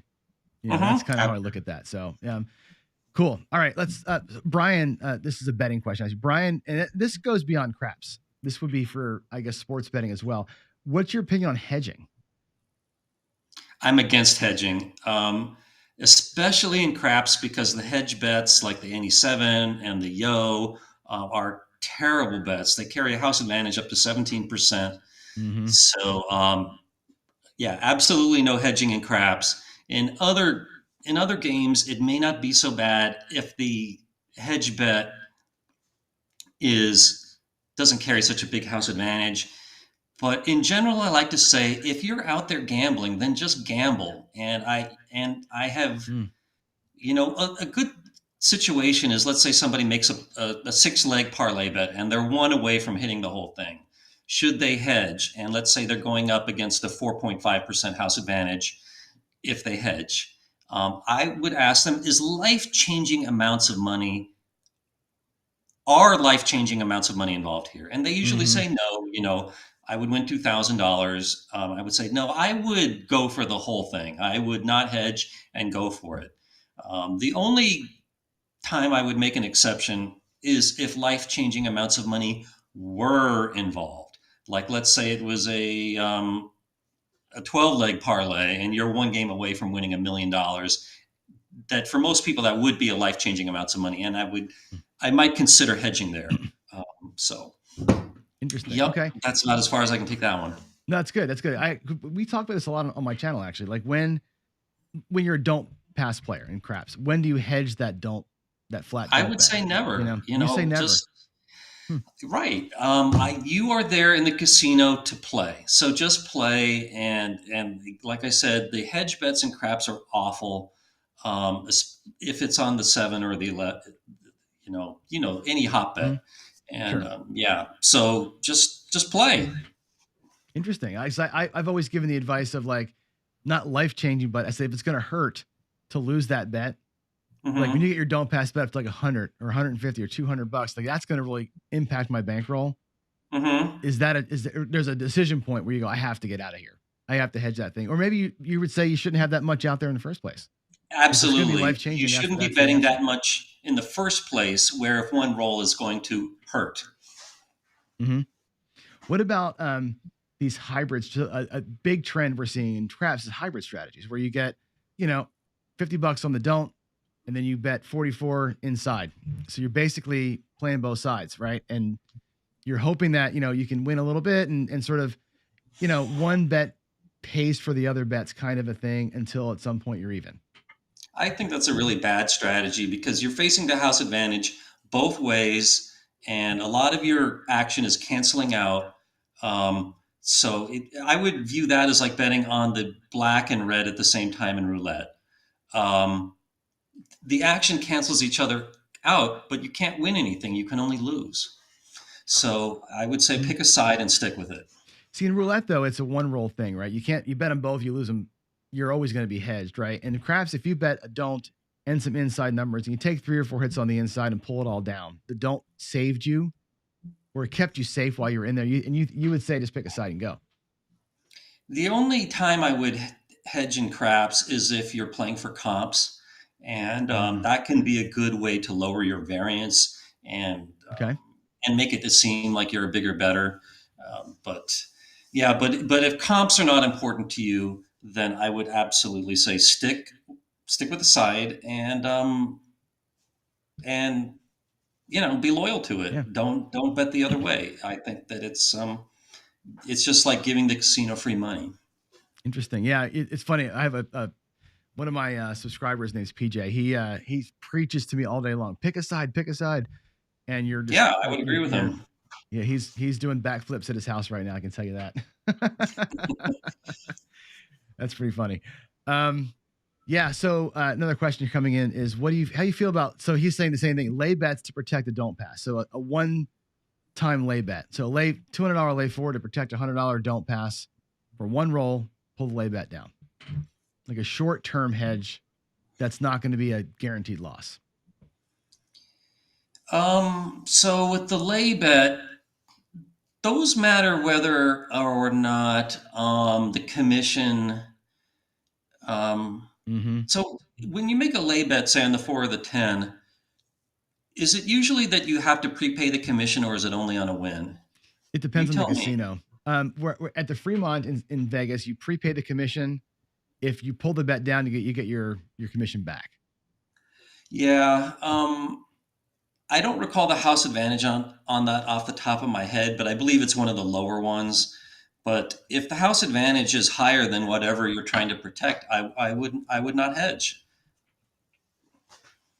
That's interesting. Yeah. I mean, it's funny because I would have expected you to say the exact opposite of that. Like, use the math against the game for a minute and then take your stronger bet. But you're saying just go. Just go. Just go. Just go, baby. All right. That's great. So your opinion on, I don't know what this even means, but Ken Green's asking me for your opinion on Grafstein's pensioners play, the bet that don't, and then 2 don't comes per roller. That sounds like what you were talking about before. That's your preferred way to go, right? Yeah, as long as he's laying the odds, I would say that's a good strategy. It doesn't matter exactly how many come bets you make. You can fly by the seat of your pants with that one. But I'm always preaching just make pass, don't pass, come, don't come, and lay the odds. And however you do that is up to you. There you can have free will. Okay. We play a strategy a lot where we do a don't pass bet followed by 3 come bets. And you're getting a little bit of action on the 7 for 3 rolls, basically. So the early rolls, you're kind of safe. Then you get three do bets and a little bit of seven love on the don't. How do you think about a strategy like that?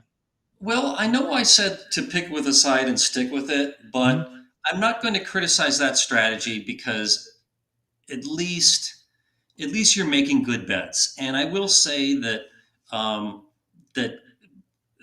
that lowers the volatility a lot. So if you don't like volatility, that would be a good thing to do. But I also view it like I gave the comparison before about roulette, that if you have bets that are opposite, that to some degree they cancel each other out, and you're just giving the casino money without even getting any action for it. So why would you do that? But some people want to do that. Depends on the reason for playing. Are you a proponent of come bets versus place bets? Come bets with odds or don't absolutely. Come with odds? Really? I just before this show, I was reviewing my email, and somebody made a big old long argument that place bets are better than the combination of come and laying the odds. And that person is wrong, but I think I'll make an Ask the Wizard question out of it and show why it's wrong. But say the place bets on the 6 and the 8 have a 1.52% house advantage, where if it's a 3, 4, 5 times odds table, then the combination between, say, the pass and the odds has a house advantage of, what is it, like 0.35%? I don't remember off the top of my head. But that's well below the 1.52% with placing the 6 or the 8. So if you take this idea of, and that's a question I've written down here for you, is the house edge betting style like that you're talking about. When everybody says the come bet with odds, pass with odds, don't pass with odds, best house edge. But the likelihood of hitting it twice for the come better, you're fighting pretty hard for that, right? Where a place better says, well, all I have to do is hit it once and I can pull my money back, right? If you say $12.06, take your money and run, versus a come better has to hit it 2 times. How do you come back at, like, what's the counter argument to that? Because I'm sure that the person who emailed you wrote that in there. That's always the argument, right? You got to hit it twice. I'm not real big on people who argue that, I only have to achieve one thing instead of 2 things your way. I'm very mathematical, and no matter what way you play, I can analyze it, and I can show you how much you can expect to lose per roll. And if you're making high house edge bets, you're going to pay for that. And it doesn't matter the reason that you make them or how you combine them together, whatever your strategy is, it all comes down to bet selection. And the reason for the bet should have nothing to do with it. I'm looking forward to that Ask the Wizard article on this because it's a pretty hot topic, and you get people that say, all the experts write the books, that says come bet with odds is the best thing you can do. And casino people write the books because they want you to bet that way because it's terrible, and then so they're place bet with pressing, proponents, and all the math people say the exact opposite. And I just, I love a come bet. I do that all the time. My most of my strategies have a come bet component to them. Right. I believe in that. I believe that there's I get more gains from them than anything else. Now I don't do max odds. Can't afford, typically to go 10x odds in most places, but I live in that world, and the counter argument's hard because they are right. I get to the 6, they've been paid on the 6. They can pull their bet down and they're ahead of me. And that's hard to come back to. Right. Well, I have some videos where I try to explain and debunk betting systems. And the way I do it is I simulate it, and I can also run it through Excel and show you that if you are playing double zero roulette, that no matter what your betting system is, you're going to be facing you're going to lose 5.26% of your money over the long run. And the way I analyze any casino game is if you're making a combination of bets, I analyze each bet individually and then average them all together according to how much money you're betting on each one of them. And there's your house advantage. So, that's how I analyze any given betting strategy. So 000 roulette, you loving that? Ew. No, I can't believe the players play that. Now, oh my God. Harris has a sign that says a new way to win. Have you seen that? Oh, really? Do you know if that sign is out there now? Yes, it's out there now. A new way to win. Really? Because I'm going to the strip later today, and I'm going to. Do you know where the sign is? Because I'd love to get a picture of it, and I'd love to see it, take a picture of it, and then shame Harris for that. Do you know if it's like on their marquee or something? It was either on the walking up on the strip. I know I saw it in the magazine too. Right. I do know that somebody in my forum said that in on a website of one of the casinos here in Vegas, they claimed that 000 roulette was good because it gave you another way to win. But they changed the wording on that to take it down because they got embarrassed by the fact that it was how shall I put it? It was deceiving. Way deceiving. And people that write promotional stuff for casinos are not mathematical.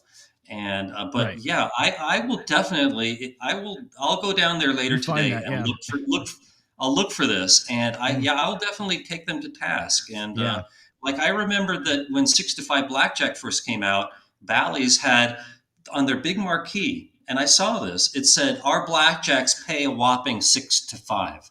And I thought that was just terrible. I mean, unbelievable. It's true they paid 6 to 5, but to throw in that word whopping, people see the big it's not a lie, but it's just deceiving. Yeah, and I think they're taking advantage of people that that don't know which is greater, 3 divided by 2 or 6 divided by 5. Oh, 6 divided by 5 is bigger because the numbers are bigger. That's insane. Well, it's like I say this all the time. Casinos do nothing for you, right? So like I'm a big anti-crapless craps player. I've been speaking out about that because again, they change the game in a way that benefits them. They take half the game away. And how do you feel about that? I mean, well, the house advantage on the pass in crapless craps, I think is about 3% off the top of my head. So that's definitely that's twice as bad as the 1.4% in regular craps. So crapless craps is definitely a worse game. So given the choice, I would recommend definitely regular craps. 100%. Well, like I said, there's no don't. Getting a point of a 3 or a point of a 2. Well, you have to do the math, and the math is the math, and it shows the house advantage is definitely about twice that in regular craps. And I don't like trying to explain why in plain simple English. You have to show the numbers. Right. Yeah, and then they'll never obviously do that. So, Hmm. cool. All right. Well, that's where we're about out of time. Oh, wow. What thoughts do you have? Final thoughts. We're talking to a bunch of craps nerds over here, so Well, let me say thank you very much for having me. mhm. I have said everything that I wanted to convey to you about playing a mathematical game and sticking to the low house edge bets. It doesn't matter the reason why you're making a bet. Just make the best bets. It's all about bet selection. I've conveyed my skepticism about dice control. So you've Mhm. really given me a chance to get everything I wanted to say off my chest. And That's great. I can't think of anything else to add, to be honest with you. All right. Well, it was awesome to talk to you. I'm like honored that you gave us time at all. 7 in the morning, even like more amazing. That's you're a star. Well, you're very welcome. Thanks for having me. It was no sacrifice in terms of the hour. I tend to get up early anyway. Well, you added a ton to the conversation here for sure. I mean, it's just and a air of legitimacy to everything, right? That's the thing is like you come at it from a whole different perspective than us. Just hey, let's try this thing out. It's like, I love the fact based basis. So awesome, and people Yeah, are just thanks again for running. having me. Oh, of course, And people thank you for are all the in the chat. compliments. People in the chat are just praising you right now. It's great to have you. It's been an honor to talk to you. All right. Thanks, everyone, for watching. Appreciate your comments and enjoy the rest of your Craps Marathon. Will do. Thank you so much, Michael. Okay, Bye-bye. bye. Yeah. All right, folks, back to just me. Yeah, that was fantastic, man. That was awesome. I think we could probably talk to Michael for 3 hours if we needed to. He probably wouldn't want us to do that, but there's so much more to talk through. Great stuff there. So I want to run through the board real quick and take our commercial break, and then I'm going to go help George get fantasy craps set up so we can watch 10 people play craps together. So let me go ahead and run to the board and show you where we are on the donations front. Let's see where we are. We'll go to the donations page first. Fundraiser page was at 939 before. Day shift has brought it over 1,000 thanks to Toothpick Ted. Awesome. Look at us go, right? This is great. 18 people just donated. We're crushing it right now, right? 1025. It's awesome. Big things to come, right? We've got a hell of an awesome lineup coming. We got live fantasy craps for a couple hours here. It'll be a chance for me to get some coffee finally. I've got Steen, who wrote Win Craps, coming in. We've got Ed from Roll to Win, El Toro, Jeremy from Color Up, Jeff from Mid Atlantic Craps, Ken again, and Greg back to back coming up here. Let's get those donations flowing. Let's get some bids going. Let's see what the bid board looks like. I heard through the grapevine we've got a bid on the Color Up layout from Rick, which is fantastic. That is Craps history there. Couple things still need some bids. Looks like we've got the mug hasn't been bid on yet. The El Toro Crystal Light has gone up, which is great. Let's get somebody on the big AZ trip too. That's going to be, I mean, I may have to bid on that myself. That's going to be pretty awesome. Everything else is looking like we're getting some traction here. Freaking tastic. This is going really well. I'm super stoked. Why don't we go ahead and remind you where to go to make your donations. So if you look at the top of your screen, it's bit.ly/craps-donate. That will bring you to this page, the fundraiser page at GoFundMe, which you just drop your credit card in and make that donation. It goes right to the org. The bidding page here, at the end of the day, we will announce our winners. I will send the winners to the donation page to make their payment there.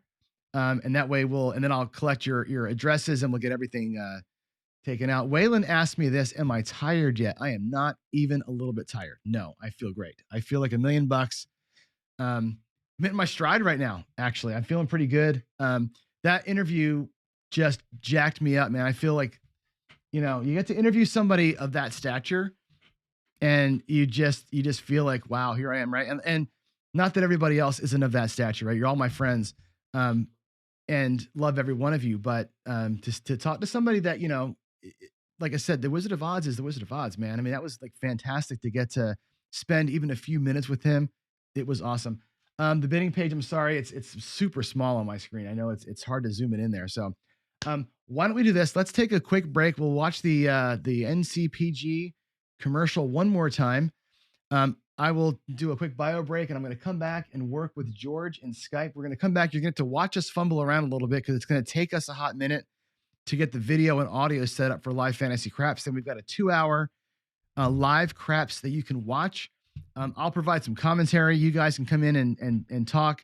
We may even break away a little bit here and there. So I'll be with you all in a few minutes. Let's go ahead and get to learn more about the National Council on Problem Gambling, and back to you in 3 minutes. Here we go.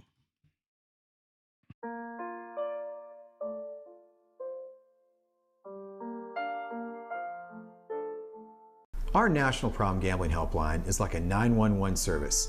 Anytime, anywhere in the U.S., you can call, text, or chat for help in your area.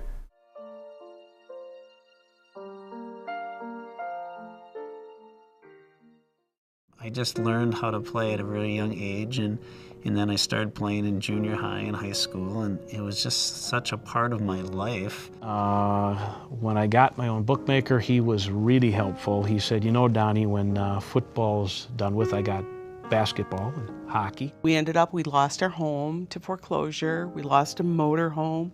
We lost a car. This was all our daughter's senior year of high school.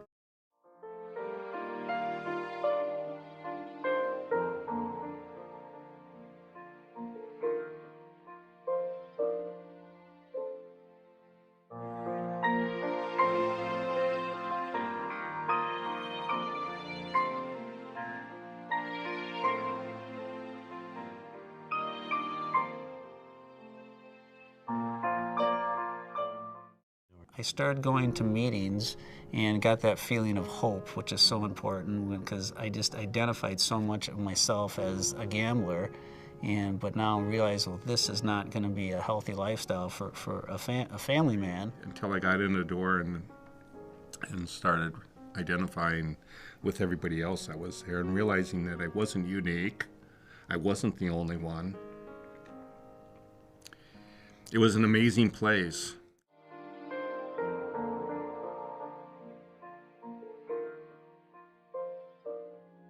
Life in recovery, is a way to experience the world. My marriage to Diane is selflessly giving, not selfishly taking.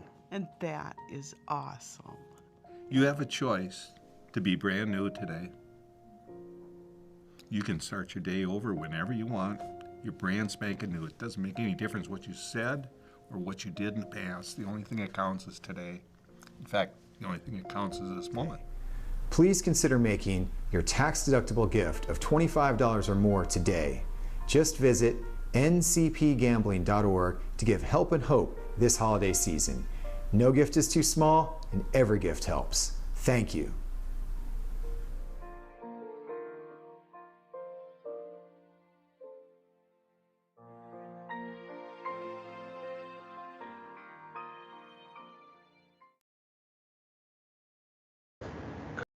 Okay, everybody, I am back. There's some background noise here for a minute. I can't really turn that speaker off, but there we go. We'll mute that for a minute. All right, so we've got the Fantasy Craps folks in Skype. I'm going to go ahead and share my screen, which will bring them into the fold here, and we'll get playing here. So give me a second to pull them in, and we'll start talking through that. Give me 1 minute here to bring that screen up for you all. Here we go.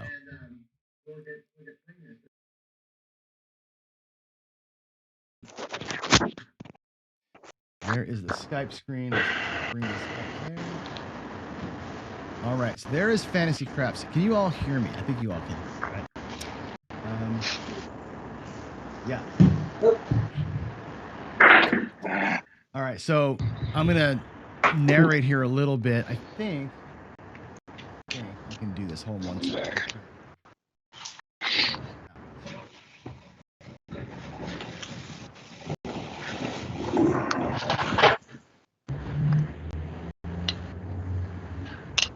He's not selected as NDI source. Yep. Okay. We're good. So I'm just for the guys in Skype. I'm not sure if you can hear me or not. Let me do this. Give me a second here, folks. I'm gonna just change the window size here. All right, so I'm gonna mute thinking this. best way to do this is to actually go to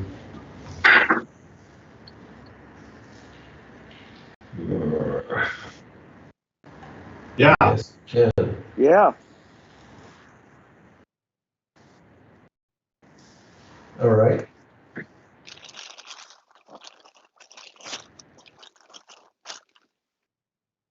Okay. All right.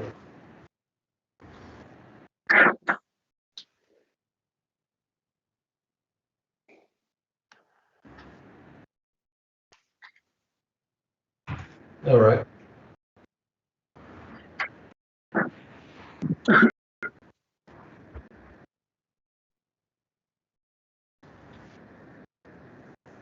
Well, it's 8, including myself.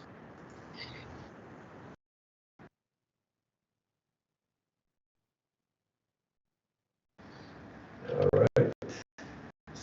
So,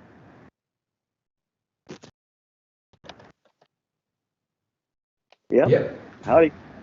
Howdy, howdy.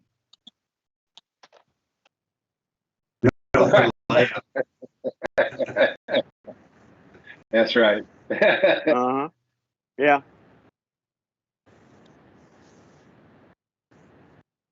Yep.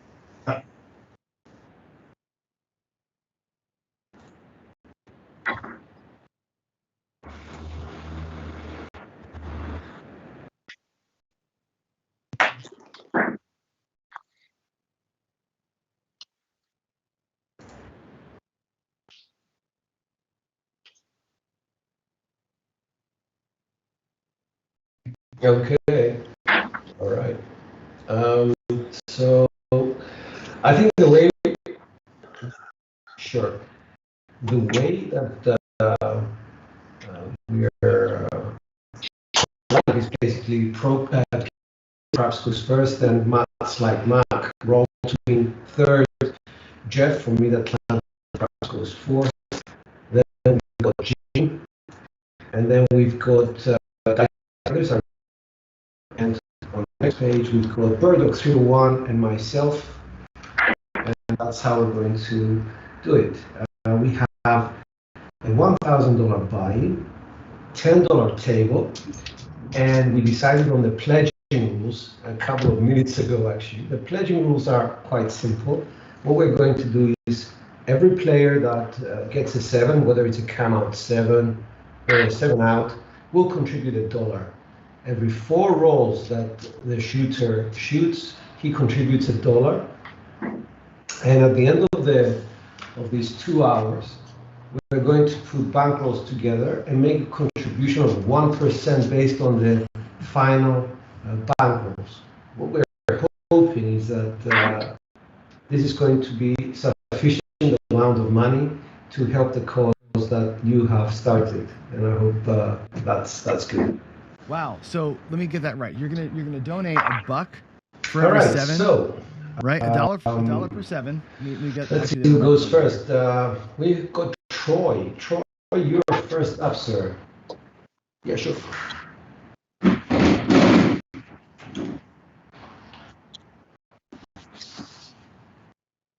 Yeah, 1%. 1%.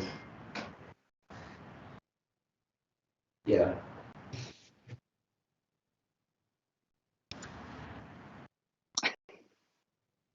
Well, Who thought you were? Yeah. Well, yeah, let's give him a break.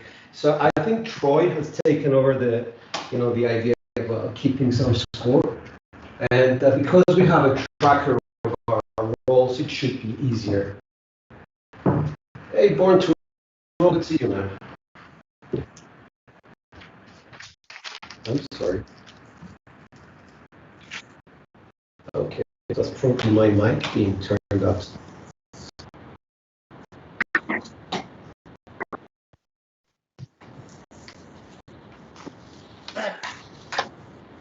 Yeah, I think the plan was to tally up everything towards the end, but I'll see if I can get a somewhat running tally, maybe a little lagged, but we'll see what we can do there. Cool. All right. Troy, you've got dice in hand, sir. Good luck. All right, so I'm the first one up, and in LFC tradition, I'm going 555 across the top. And for my personal strat today, I am doing something similar to Hawaii Crap Shooters option 70. I'm doing a $205 Iron Cross. It's going to be working from the come out. Looking for 2 hits. Then I'm going to go 66 inside. And then there's a little gambit I've taken to running, which is a Fibonacci sequence on the 10. Anytime it loses, I'm going to increase the bet until it wins, and then we're off and going. All right. So with that, dice I'm are going up. 5. I'm going 555 ATS. And good luck. 1-2 ATS. Here we go. I got $10 on the line for the All dealers. right. Good. All right, and as always, George, if I roll too fast for you on the virtuals, just let me know and we'll slow it down. Thank you, sir. Appreciate that. All right, dice are out. Okay. Working. And we are going to start this off with 325. 325. Point is 5.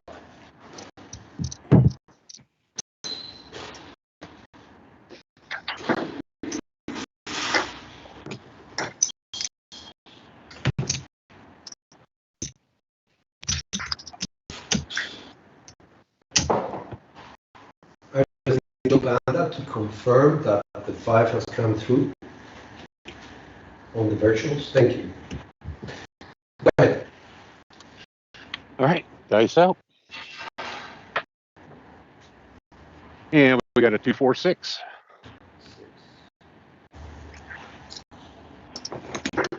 That's going to pay me another 35. So we're still on the point. I take all this down, and we're going to go 66 inside.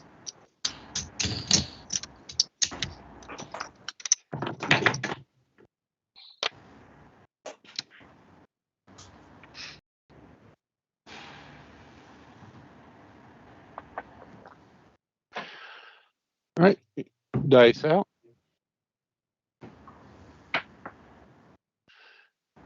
Break them down. That was a fast one. Did you send it out? I 7'd out. What happens? That's $1. That's $1 for me for the cause. Yeah, that's right. Because myself, guys, I'm just up in the corner of the table. All right. As I go along. Good idea. All right. So next up, we've got Matt's Like Mac. Matt's Like Mac. Answer. Have you guys for the first time? So, Well, it's a pleasure to be anywhere. Maybe from California. Yes, That's sir. right. And I'm wearing my plaid shirt in honor of the old bone thrower, right? All right. Okay. So I always start off slow, so I just that's line bet. I'll go from there. Here. Ready? Dice out.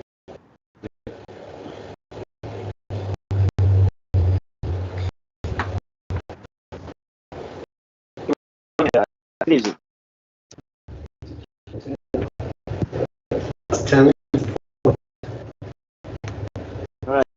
My next strategy is I'd take a 0.7 out hedge on just a combat. That's it. I'm doing a just a simple hard way. 4-2-4-2.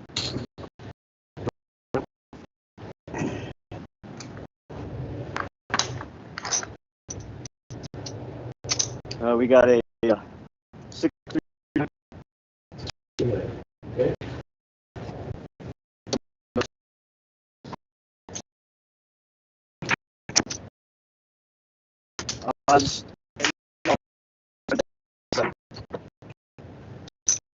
All right.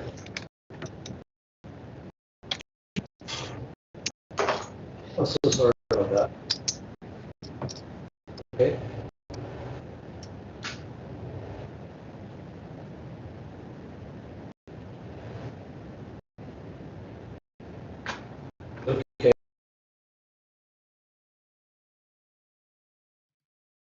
Okay, y'all. I'm going to go ahead and do this. We're going to go ahead and try that one more time here. Let's go back to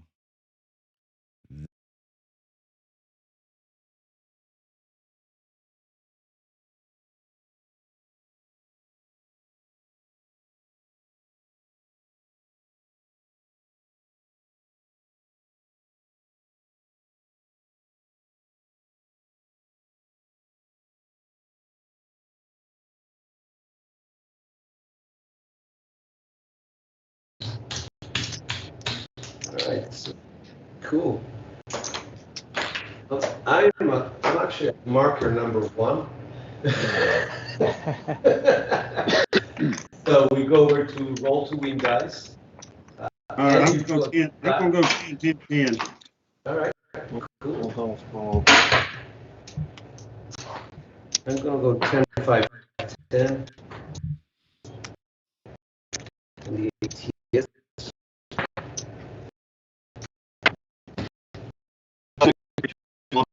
Just see them. Nice. 555. 212. Dice out. Got a 9, 6, 3. That's 9.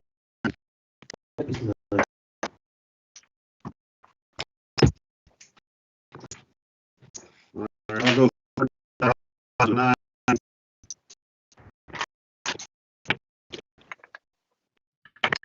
Yeah, we're losing the audio completely, so I'm gonna have to make a decision here in a minute, to move ahead or not. I think what's happening is just so much. There's so much data coming through right now. It's pretty tough. So we're gonna have to probably switch off of that. I'm gonna stop this right now and leave the thing. Yeah, there's too much interference. I think what's going on is just. Yeah, let me go and well, the thing is, if I try and show George's channel, I'll try it. I'll try and pull up his channel. He's streaming it live. I'll see if that works better. So let me let's give that a shot. I'm gonna go to let's go to Safari and let me see if I can't. Actually, I'll go to let's see YouTube.com. Let's go here.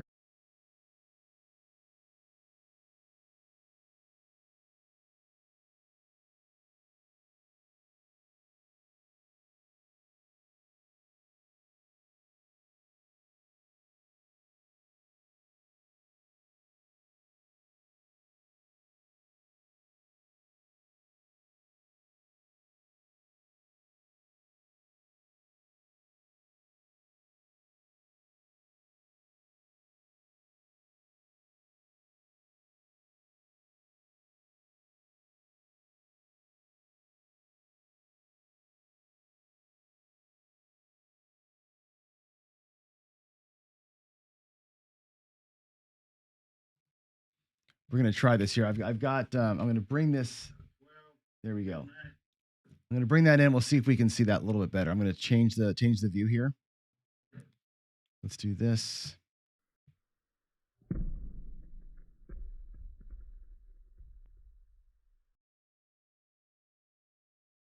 we go. Let's see how that works volume wise and video wise. We can see a little better, and this is actually a better view of how they play it. Instead of seeing all 10 tables at once, we'll look at this exact preview mode here. I'll get my table out of the way, and we should be in better shape here. I'll work on the volume here for us from the system audio, but I'll let you guys run with that. Let's see how this works out.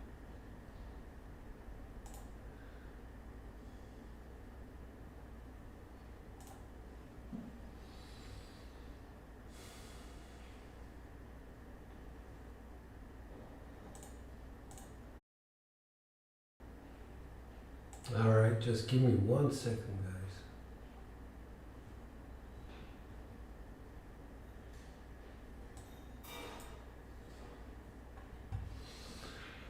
Okay, back with you. Let's see. Next, we have Jeff. Jeff, thank you for doing all the inputting as well. So, here we go. Jeff, are you with us?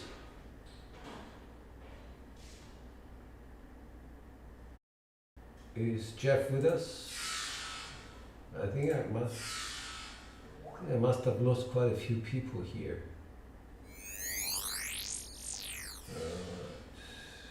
Something happened.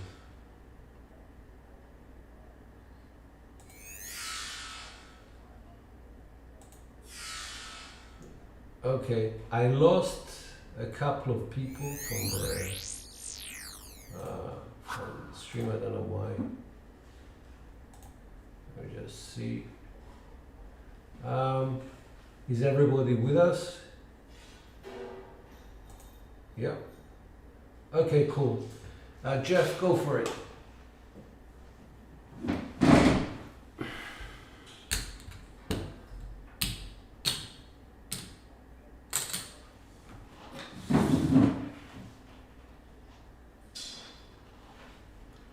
Ten is a point.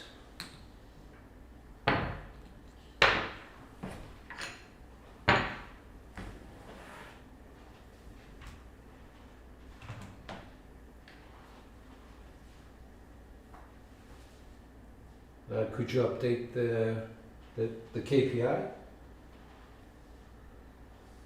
Okay. All right. Cool. Yes, sir.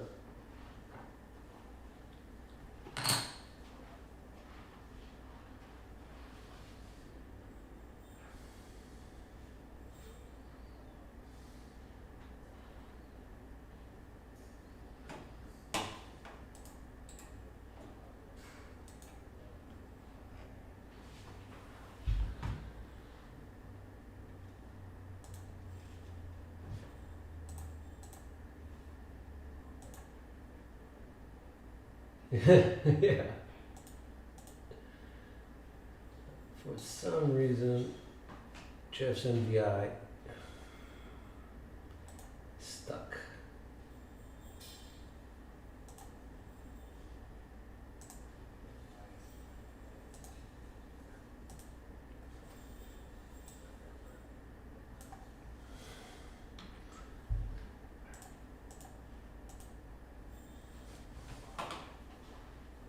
Two, five.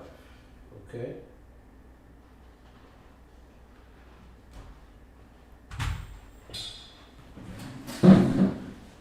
Yeah, they're working through getting some of the audio and people hooked up. There's 10 people playing at once right now, so they're definitely having some audio issues. We'll get it worked out.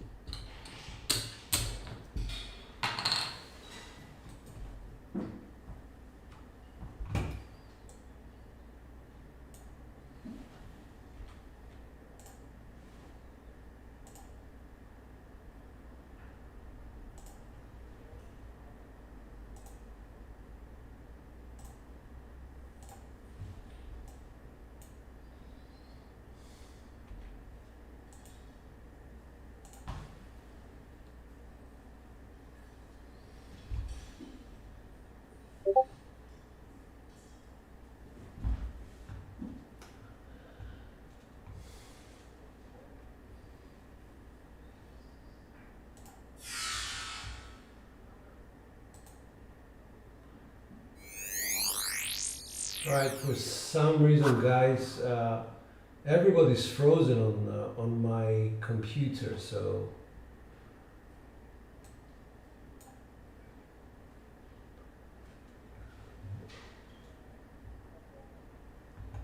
yeah, I know. I'm talking about OBS. Something happened with OBS, so no, it's my OBS. It's just frozen for some reason.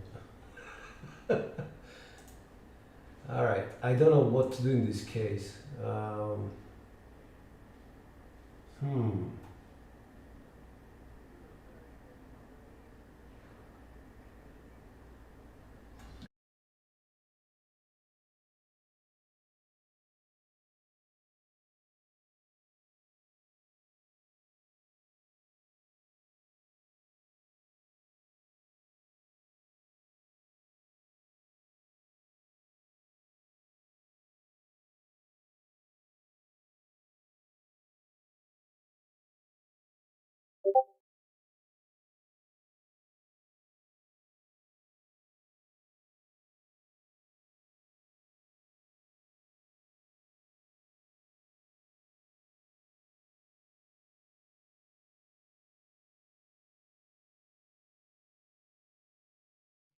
We got some audio or something issues from George right now. So let's see if we can't get this resolved. If not, we'll have to switch gears and hit it from a different angle here. So I'm going to try and reload. I wonder if he stopped the stream. I can't really tell what's going on. Let's see.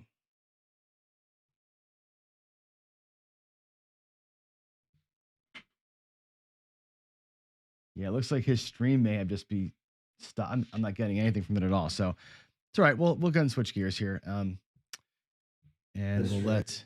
Oh, do I hear him? I think he's trying to reconnect everything. We'll give him another minute or so, and if not, we'll wing it for another couple hours. It's totally fine to do that. We have plenty of things we can talk about. In fact, I can run back to my table and play a little bit too.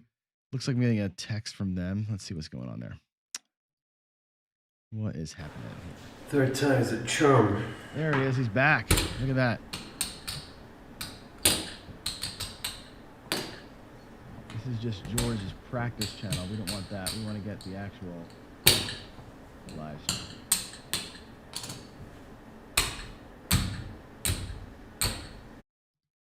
Let's go to George. Not streaming right now, so let's see here.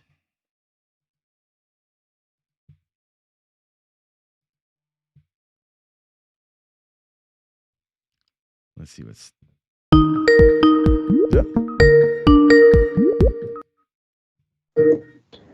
Hey guys, can you all hear me? So the problem we have here is when I'm in this view, we have the audio is really choppy. It's like there's too much going on.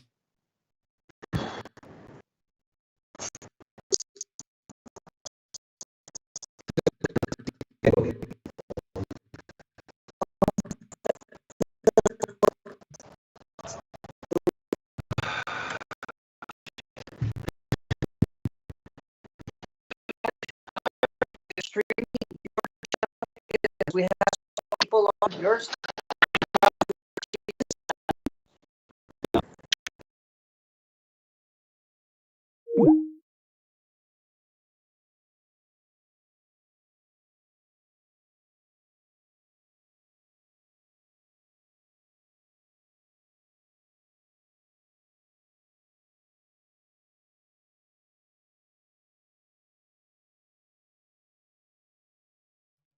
All right, so it sounds like the audio is not going to work out. We're trying things out, but it seems like the audio is not going to happen. So that's okay. We'll just adjust here, and yeah, I guess instead of having breakfast, we're going to talk for 2 hours. Yeah, so George's OBS crashed. We have lots of things happening. So Troy's keeping us up to date.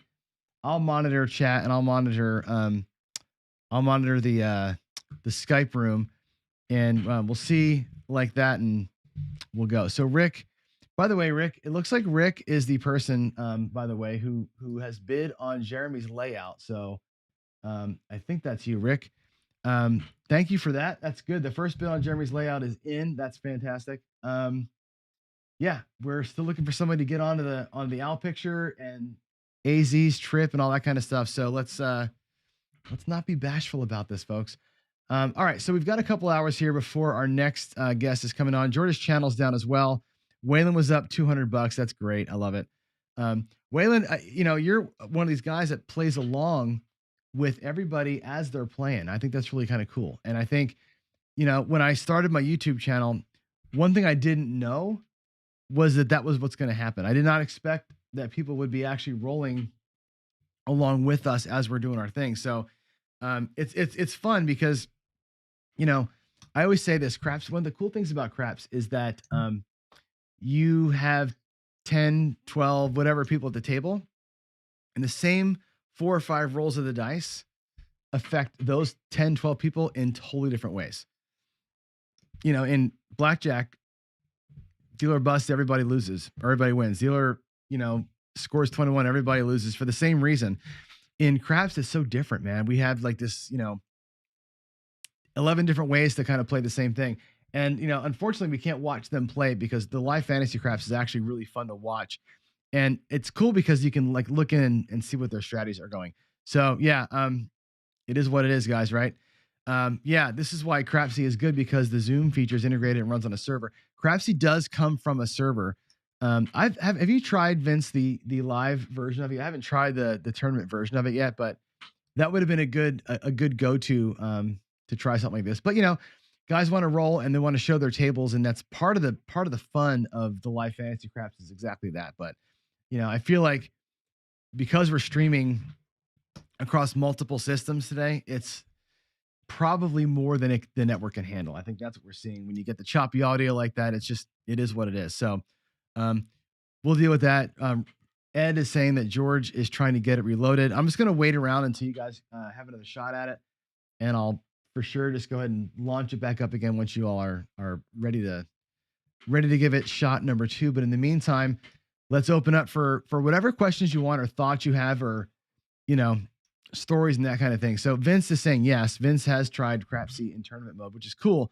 I think it's a neat one thing that George always talks about with the fantasy craps thing is he's written an app that's designed to let people have a virtual table. I think Crapsy solves that problem. Crapsy definitely solves the idea of being able to practice and play without having to invest in a whole table. If you don't need to roll your dice, then Crapsy is a perfect alternative to that. And to some extent, I think, and later we're going to talk to Steen from WinCraps. WinCraps also a great alternative. However, WinCraps requires a Windows machine to run, so it can't run on the internet, in the browser, on the phone, or on my Mac. So there's limitations to what it can do and what it does. And I think Crapsy attempts to solve some of that and make it more of a wide open and global thing, which is pretty cool. So Old School Craps, it is great to see El Toro Dice Club out. Isn't that awesome that he's here tonight? I think it's really cool. Oh, look at this. We got Square Pear's daughter here too. This is great. Square Pear's daughter's in the house. That's awesome. That's great. And a lot of people are excited to see you in a little bit. Stent Placer. I guess, does your handle mean that you're a heart surgeon or something like that?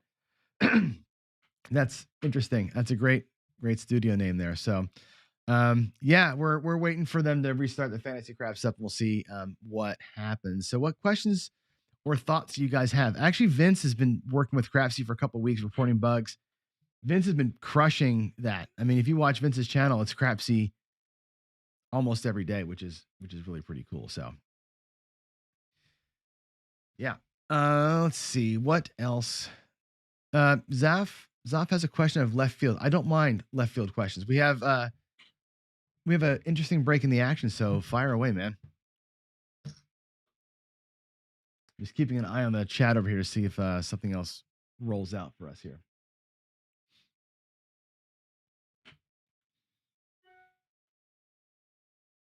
Oh, that's interesting. A bug where the cum doesn't travel in Crapsy.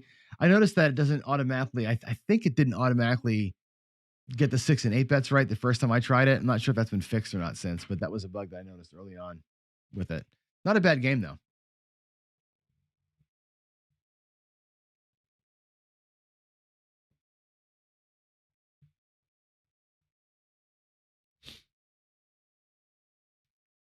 They're still working on the fantasy craps, it seems like. I'm going to run back over to George's channel and just see if they've gotten the stream going. Not yet. Yeah, right. I have 2 good questions here. So one from Zoff here, talking about my dice setting when throwing the chopper or the Apache. So I call the chopper the Apache because the chopper is Cashier's Cage's name for the helicopter style throw. It's a helicopter style throw. I chose the Apache because when I was in high school, I wanted to be in the Army more than anything, and I wanted to fly helicopters. So the Apache was my chopper of choice. So what I do is this. So let me go to my table so you can see it a little better. Let's do this, and I'll zoom in so you can see my hands. And the way that I do this, hopefully you can. White dice are actually better for this view. So let's say that you've got a set, and let's say that it's going to be the hard way set. The hard way set being this. And I'll put the dice up close to the camera so you can see. We've got the hard. I put the 4s on top, and I put the 6s on the end. So it's the 6s facing out. That way, the 4s on top. That's how I set the hard way. So the 6 on the outside, 4s on top, 2s facing me. So it's you call it the 4-2-4-2 set. if you're going to throw it the normal way, and somebody asked earlier in chat, what's the par toss? What does that mean? The par toss is simply grabbing the dice like this, and you're going to throw them backhand. You're going to come back here and release them in that fashion. That's the par style toss. It's a backspin throw. You're going to have the dice spinning backwards into the belt and then into the wall. When I set for the chopper, what I do is I take whatever set I was going to use and I just put it up on top like that. So normally, like when I'm throwing the par toss, I throw a lot of this set. I throw a lot of the 2V. So if I just take my hardway set and I flip the dice on the right side one like that, that turns into a 2V for me. I throw this all the time. That's a good way to target the outsides, the 4, 5, and the 9 and the 10. I use the set quite a bit. Matter of fact, the day that I threw the 27 rolls without hitting the 6 or the 8, I generally speaking just grab the dice this way and I throw it like that. If I'm doing this chopper style, I will just put that 6 on top. So for me, setting this is very simple, right? When I get the dice back from the dealer, I'm just looking for a 4 and a 6, and I stack them up. I can get them set pretty quick. And then when I release them, what I do is I grab them on the points. So I'll show you how that looks. I grab them. You can see this. I grab on the points like that. And when I throw them, it's a straight back, straight through. And I flick my fingers. And you're pointing when you're done. You're like, boom. And I point my finger right where the dice are going, just like you do with most any activity when you're trying to aim something. I point them right where they're going to go, and it's a flick, and off they come out of my hand. And I want them to kind of land, for me, low and right in here. I know that Cage throws them a little lower, and he lands them back here and lets them kind of run into the wall. What I have found with myself is a lower toss, right about in here in this area. I can get them to hit the lower points and pretty much die.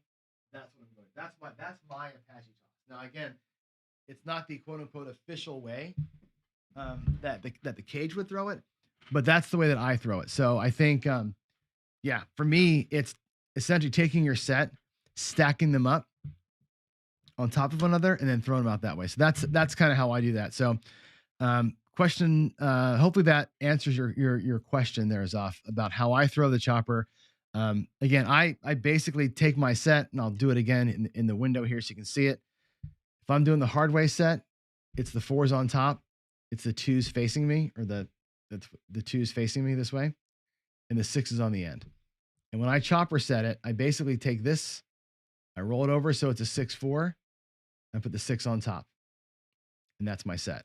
So I set the hard ways on the table, I roll 1 to make it a 2V, up on its side, or I'm sorry, I stack it up and grab the points, and then I flick it. That's exactly how I throw the chopper. So that's the way that I approach it. And again, what I'm trying to do is land them low. Yeah, Jeff, I'm sorry about that. I land them low and slow, and I'm trying to hit, if anything, the bottom row of points. Because again, you know me, I'm all about the energy. I'm all about let's have no roll after the back wall hit. So that's the way I approach it. And again, I'm no expert at this, right? I throw it my way because you learn from watching on YouTube, right? A lot. There's no books on that one. You just kind of watch people do it, and you kind of find your own way. And some people, and I've done this, a high toss where it lands almost an inch from the wall. On a hard table, I can do that. On a soft table, it's got to be a little farther out, a little lower. So that's my Apache. Hope, Zoff, that answers your question about how I throw it. I also throw the underhanded toss, which, again, let's take the hard way set. I'll grab it like this. I grab it on the points. You can see that. I grab the points and I throw it.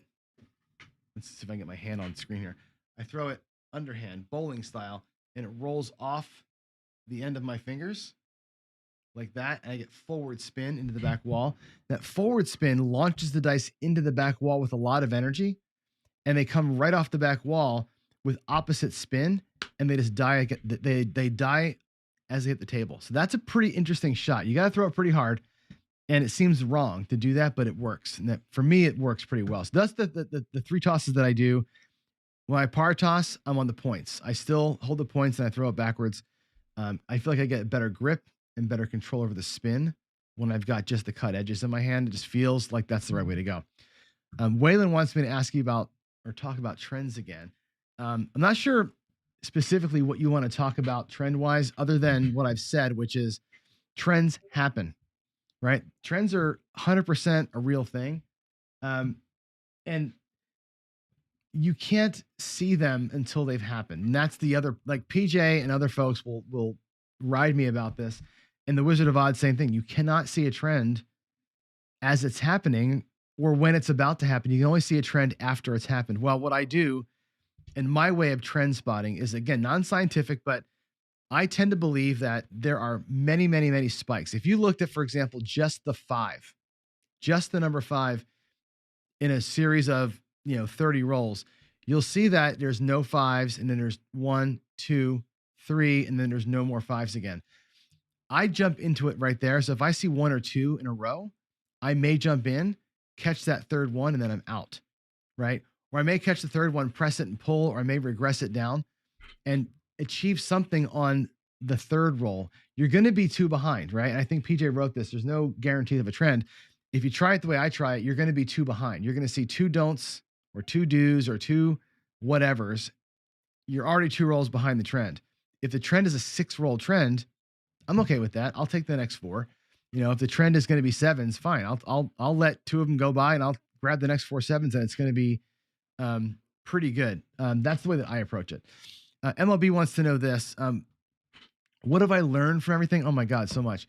The thing that I would probably say about the dice control thing is I still feel like it's worthwhile pursuit. I still feel like I'm not going to get enough of an edge to make a difference in how I bet, right? I think if I can hold the 7 off a teeny tiny bit, if I can achieve a 6.5 or a 7 SRR, all that means is that out of 36 rolls, instead of getting 7 or 6 7s, I'm going to get 5 7s. That's pretty good. But in the instance of a point cycle, what does that mean? It might mean 1 extra box number hit. Out of it, what I normally would get 3, I'm going to get 4. Does that change my take home pay? No. Does it give me more confidence to go with a higher initial bet and a regress down? Yeah. That's where it changes what I would bet. It gives me confidence to know that, that first one's probably not going to be a 7. I'm okay with the regression strategy that starts out a little higher. That's where I think the dice control thing or dice setting thing would impact the way that I play. Other than that, I don't see where I'm getting that much juice out of it. I don't see where I can affect it enough to bet. Now I watch George, and George will roll 25, 30, rolls. Once a night he rolls over 20. I'm not that consistent with it. I'm rolling 10 most of the time, but I'm not rolling multiple 20. So for me, I look at that and say, well, what can I achieve? I can achieve a regression. I can achieve a 3 or 4 hit strategy where I'm feeling pretty good. Pineapple Press, great example. That's why I focus on those short length, because I know the way that I throw and my averages are there. So I don't believe that I'm influencing or controlling any kind of outcome. I feel like I've gotten pretty good at holding the 7 back a little bit longer than normal, and that's about it. So, that's what I've learned about it. And I don't change betting too much, other than the fact that I'm more aware of where I'm likely to break it. El Toro, finally, right? We got the channel stream working. Yeah, I got them working in the overnight. We figured out what was the problem. It was my fault, of course. So somebody yelled at me for switching mics. When I went to the table, I had this mic here that I'm looking at. This is the one that's on. This is a podcasting mic, so it doesn't do good when I'm far away. So I apologize for that. Didn't realize it when I walked away. Low and slow. Yeah, absolutely. Right. Right. The underhanded knuckleball, you know what? I haven't done the underhanded knuckleball. I do the underhanded roll forward. I don't know about the knuckleball being a thing for me yet. It's a tough throw. You've got to really work on it. And I don't know the exact mechanics for it. And frankly, right now I'm feeling pretty good about the 3 shots that I've got. So working through that. So, you like throwing random. The comparison to bowling makes sense. It's just, you're right. The table surfaces are a freaking nightmare. You look at the bouncy, the hard, the cork, the new things, the neoprene. It's really, really hard to dial it in. And like I said in my last dice control video, you can't dial it in for free, right? you get to go to the table, buy in for $1,000 and try and throw and see if you can figure it out, you got to pay money to practice it. It's hard to do that. So for me, least possible resistance that I can control on every single table is energy. I can throw them soft. I can throw them low. I can target parts of the back wall, and that's the best I feel like I can do. So that's where I've learned. That's where I'm coming to, especially after talking to the folks tonight, for sure. So that's a big deal. I'm seeing like the LFC has started and it's frozen, and I'm going to just go take a quick look at George's channel and see if it's streaming again. I don't see it streaming. It is streaming. We're going to give it a shot here in a minute. Let me go through the chat first. I'll make sure that we're good. Yep. I'm saying that everybody has their own style and that should be allowed over time. That's what everybody's been saying, right? Jacob said it. The Wizard said it. Have your own style, play your way. And don't be bashful about it. Like if your style is 160 across with no protection, cool.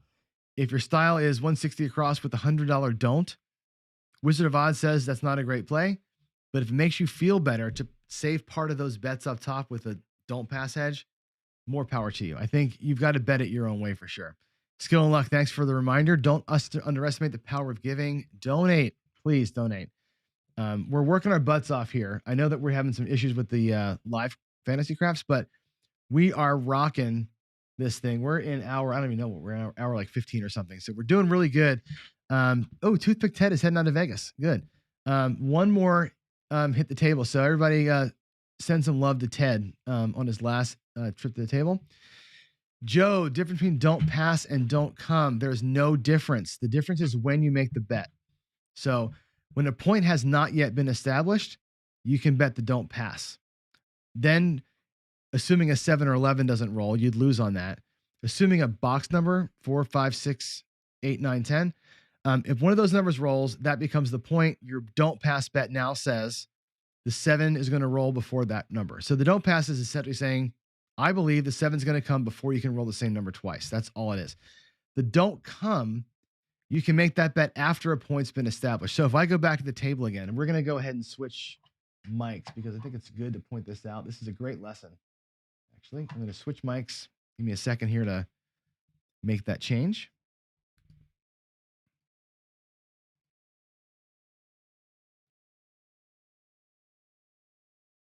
External. Okay, check. So we should be on the right microphone now. So if I go to the table now, you'll hear me. And I'll switch over and get the mic in here.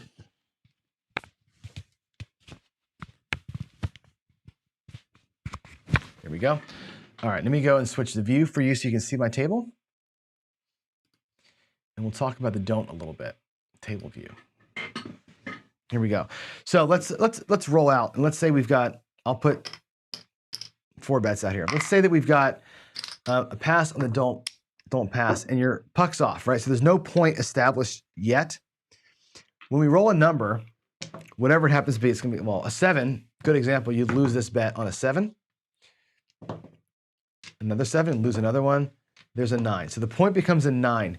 Now what you're saying is, I believe you're going to roll a 7 before you roll a 9. So the don't pass has that danger zone where the come out roll, the 7, you'd actually lose that. We would have lost 2 of those $25 bets there. Once you're here, though, now that there's a point going, the don't come is now the next thing you can do if you want to stay dark.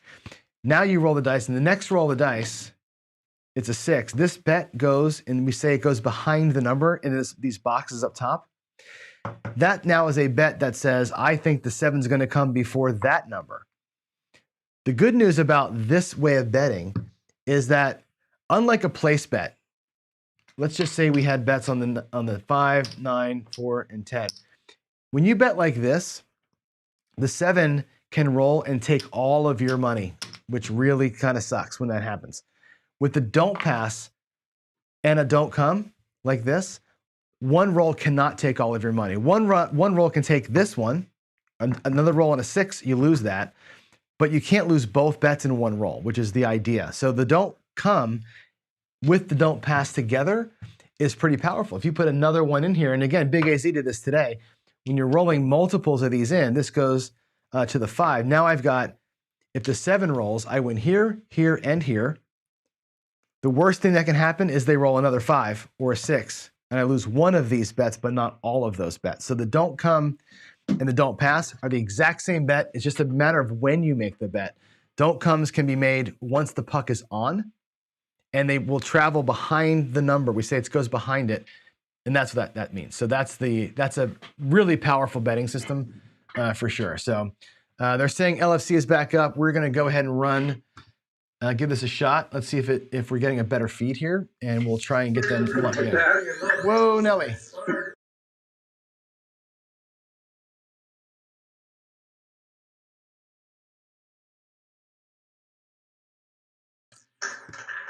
I'm going to go 10 10 10 ATS and a nickel fire. Looks a little bit better.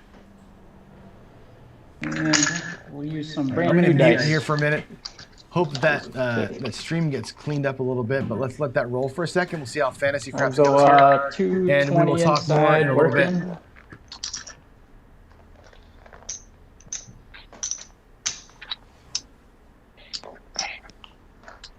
And all the hard ways working. All right. Go an iron cross on your bird dog. I'm using a 1-4-2-4 set. All right, dice out. Okay, I'm on coming out. All right, we got a fever 5, 4-1-5. That audio is so much better now. So good. We can let these rolled guys listen in. 4-1-5. And if you want to play at home with them. They're going to be rolling and talking, and you can look at the roll tracker as well and see how the totals are going. So that's good. Remember, every 7 that you see, every red 7 is worth $1. So root them on. Yes.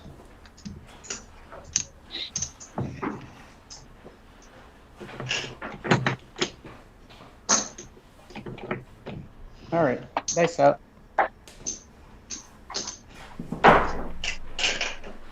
All right, the 3-5-8. 3-5-8.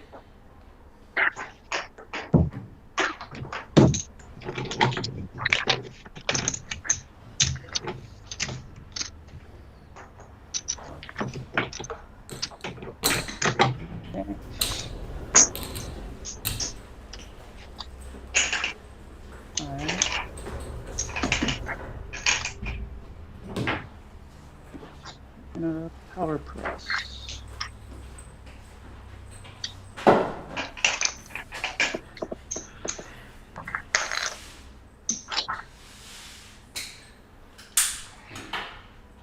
All right, face out.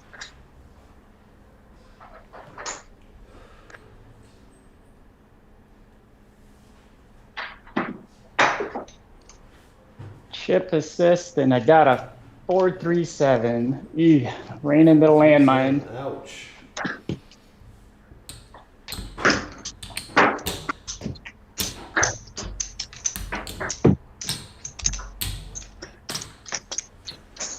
Sucker.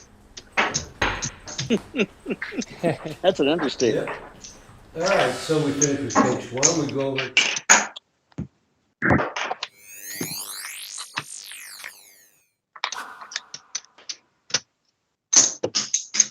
Yep. Bird dog looks frozen. Yeah, his screen's been frozen for a while. He's not doing much because it's the landing zone, but let me just see how I can do anything.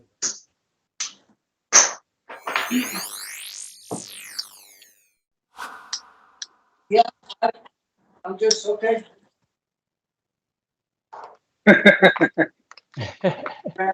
Okay, hold on. How's this? Oh Yeah, man. I'm going to be using some freshly cut, nice and sharp. Oh, I tried that too. Didn't work out. All right, guys. Maybe we ought to Let's see start if using this old twister's going to dice. work today. And All right, let's get a roll. For my new favorite spot, stick right to. Okay. 5, 5, 5. All right, guys. Hey, 5-1-6 is the point. 5-1. Nice. I got a 555 TS.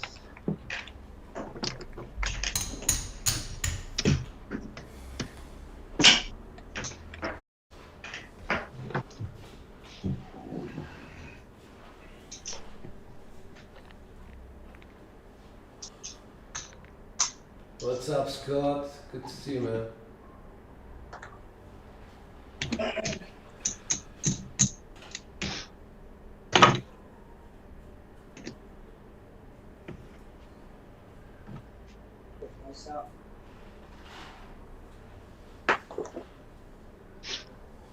Okay, 459. 5-9. Very nice.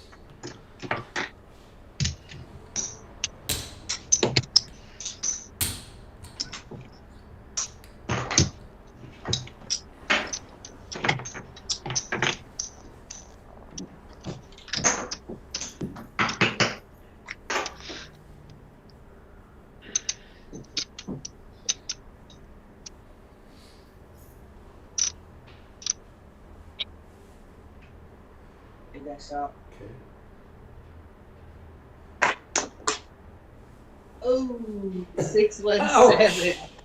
Oh man. Oh, 6-1 and done. Dear Yeah.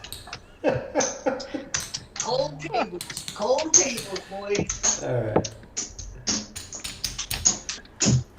I'm down 6 markers and 25. All right. We're all in there. So I guess it's my turn. Hopefully I'll do something. here we go, George. All right. All right. Gonna start with a 3-1-3-1. See where it takes me. Dice out. Got us both up 555. Unfortunately, I don't have that luxury, Arno. Dice out.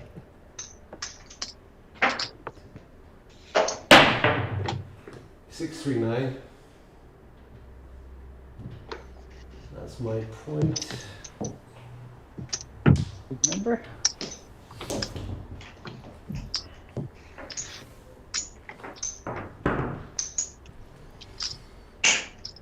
So it takes me to 6363.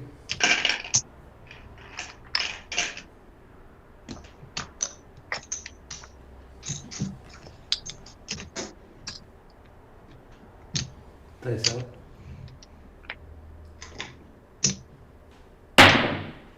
Aces in both places.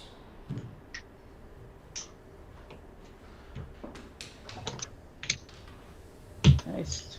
Damn one. Ace 4, ace 4.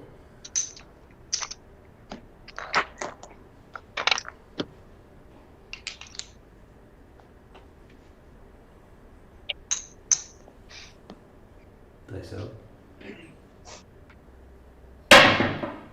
628.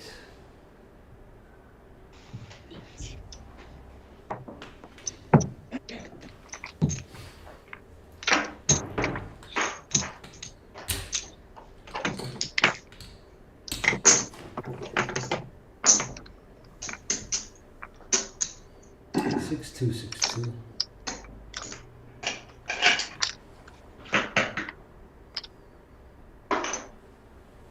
Dice out. Hard 8.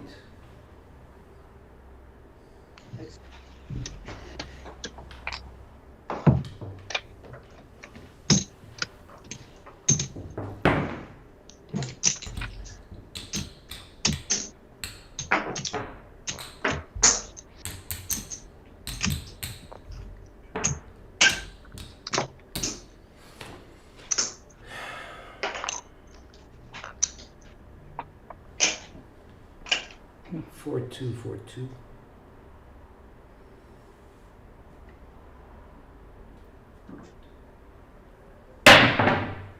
134.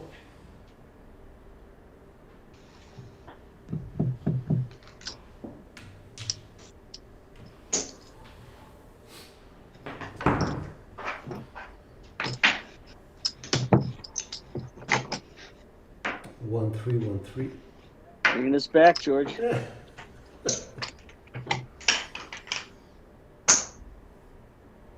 Dice up.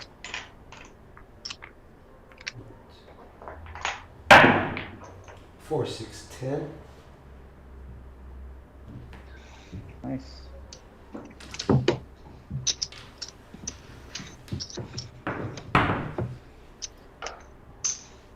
4, 6, 4, 6.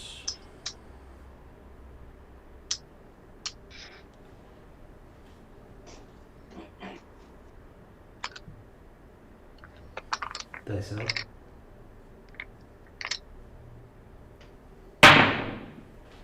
6, 2, 6, 6, 2, 8.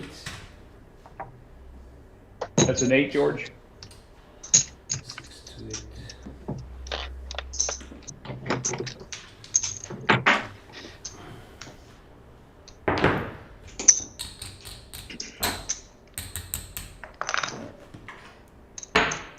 $1,050. 1,800.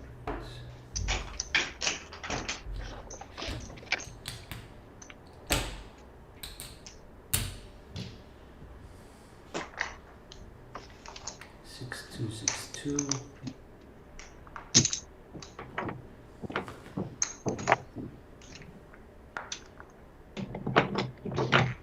Dice up.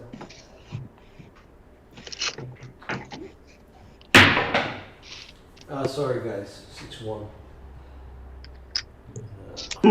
Oh, regress just in time. With a 5-2.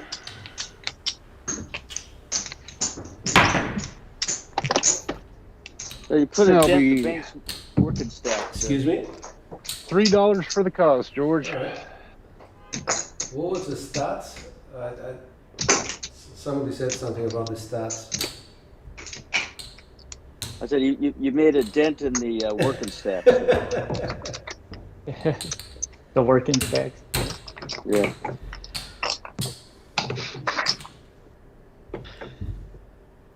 No. 7,000. We may need markers. Oh, now you're getting markers? All right, we're back to Troy. Troy, you have dice in hand. All right. Good luck, man. Get all this set up again. And once again, I am running a $205 Iron Cross. And in LFC tradition, go ahead and do the 555 on the ATS. And my Fibonacci 10 is sitting at $20 right now. And that is a buy. Everything's always working. Oh, and I'll forget the pass line. No pass line, no dice. All right, I'll go 555 with you, and I'll work it. Work everything. All right, and I am shooting a 2-1-2-3. Dice are out. How about a 2-4-6? We'll take that. Denver.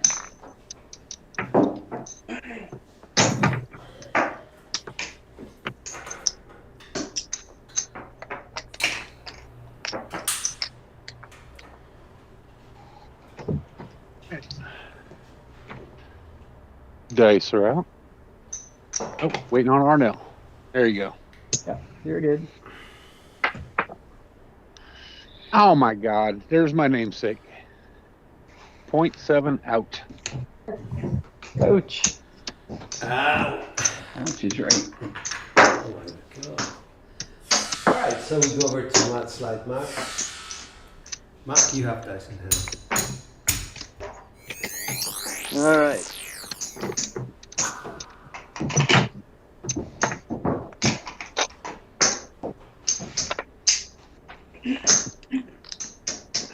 Hey JD, good morning. Good morning, Clay. Good to see you.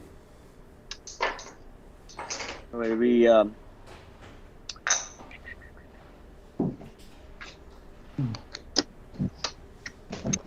I'm using modified 2V set here, and we've got an Iron Cross 125 and then 10 here, so 135 in action. All right. And we're working coming out. Okay. All right, I'm working to you. All right. Dice are out.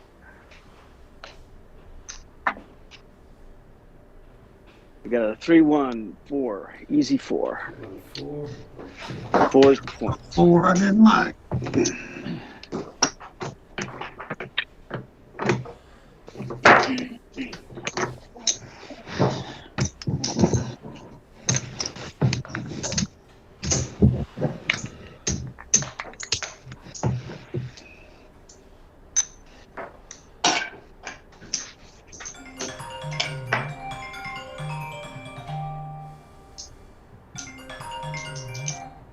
Sorry. Lucy, I'm home. Okay, here we go. Dice out. We got a 5-4-9 niner. Center field 9. Good number.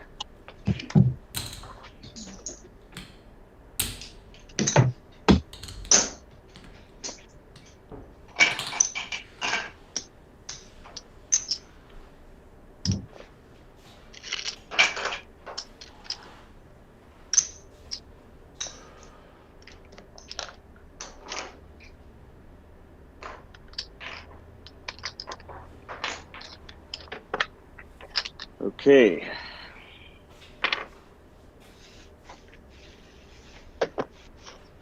Dice are out.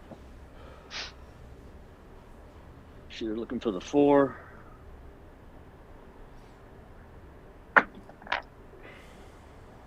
Got the 6-2-8. Nice. No, George, I think you had much like Frank a little nervous the first time in LFC. Yeah, I know. But I think he just got over those nerves, so he's shooting like he should. I think he got Yeah. Oh, Bird Dog, don't jinx me, buddy. Whatever. Okay. Whatever the outcome.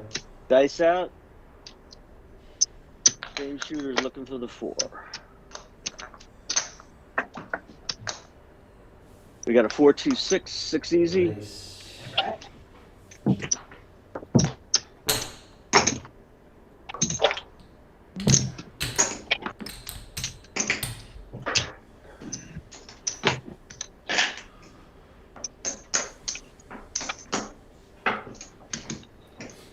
Okay, dice out.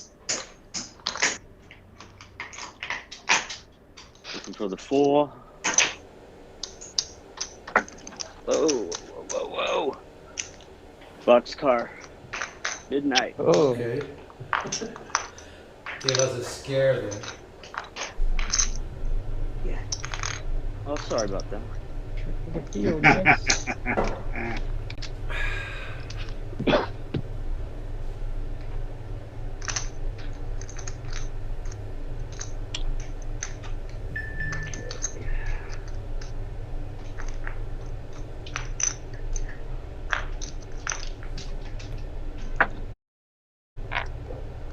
Oh, there it is. The devil. Hmm. Ace caught a 6. Yeah. Not too bad. All right.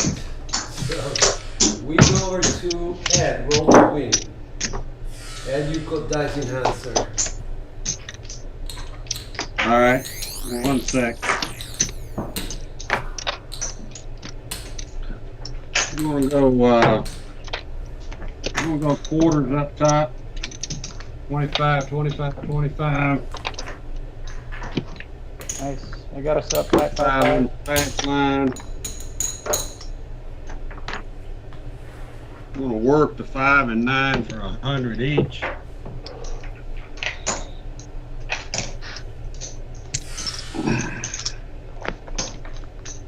Three V set. All right, I'm working. I'm working.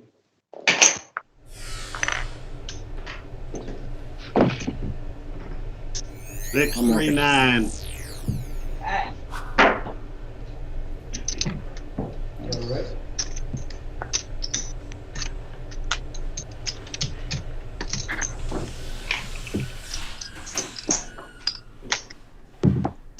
All right.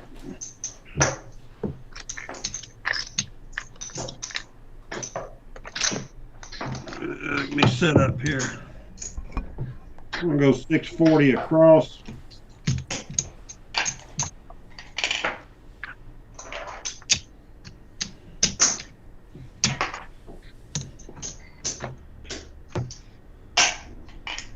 We gotta get something going. Slam right.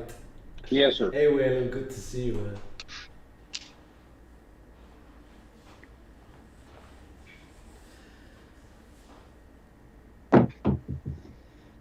628. All right. Nice. Nice.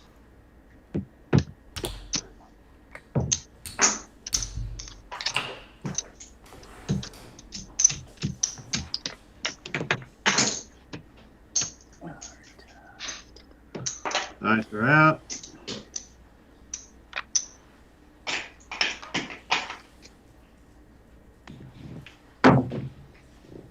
$639. There's your point. Beautiful. There you go, front line.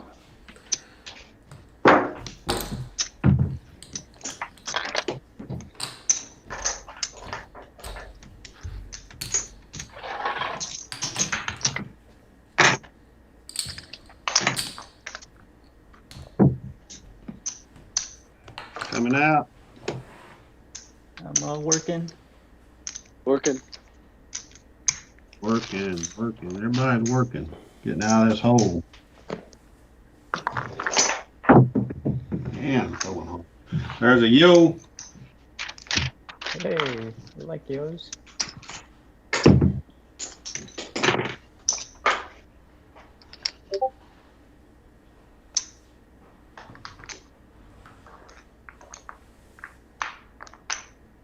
Nice out.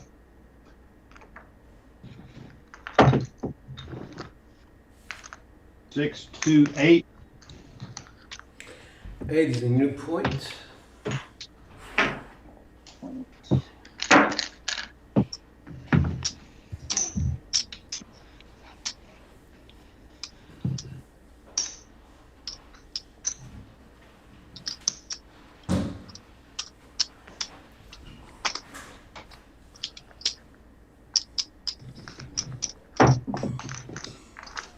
Five, 4, 9.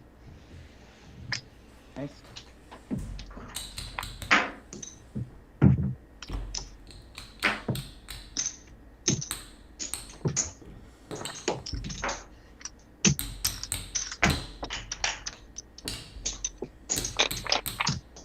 Taking my 9 to 150.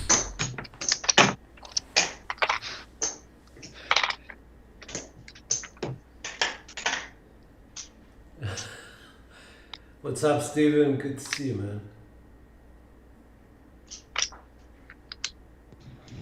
man. Aces. All right.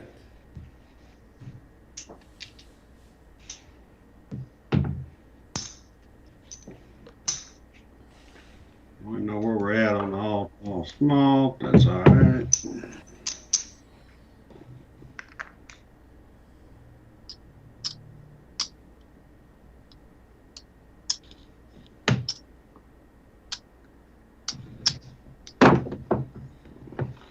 Four, 1, 5. Yeah.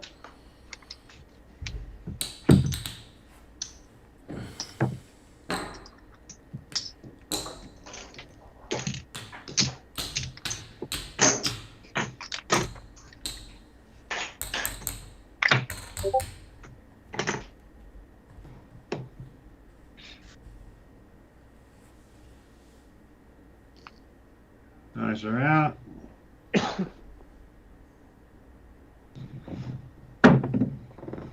Hard 6.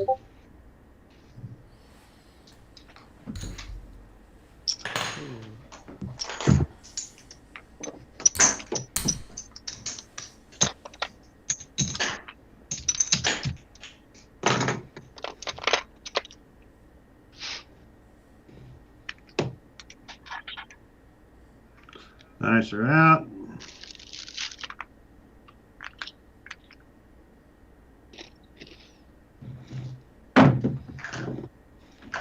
Hard 8. Oh, there's your point. There you go, front line.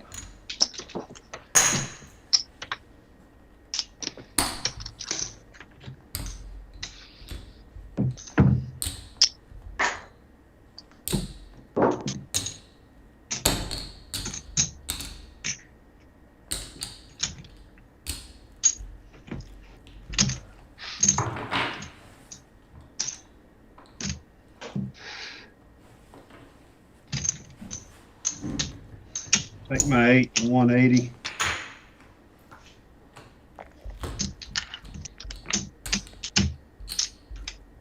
All right, I'm working on you.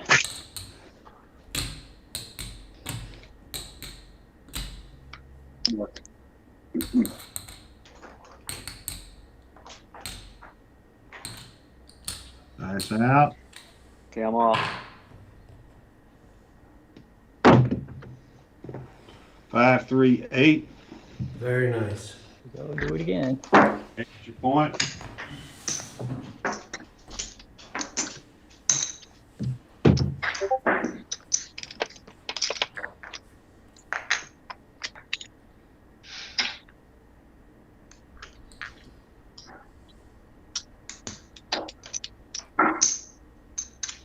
Nice out.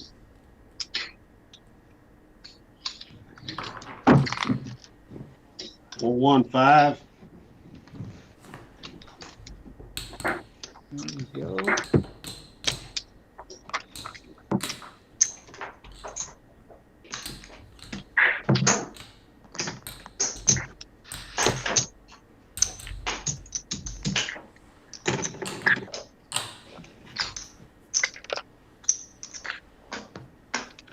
Dice are out.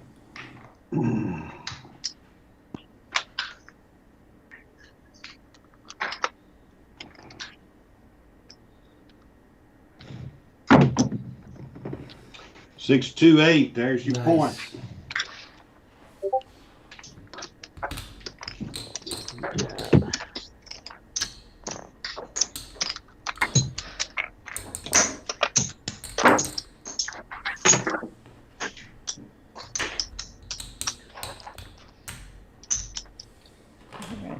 I'm going to work the 6 and 8. Yep, working everything.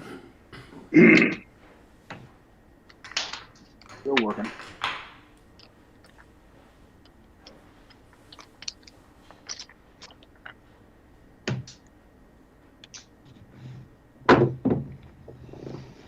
Ace, deuce. There you go.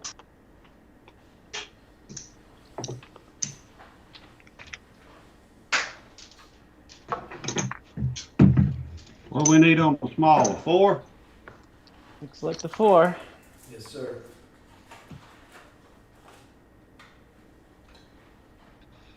All right, I'll change dice set. 2, 1, 2, 4. Uh-oh. Sniper.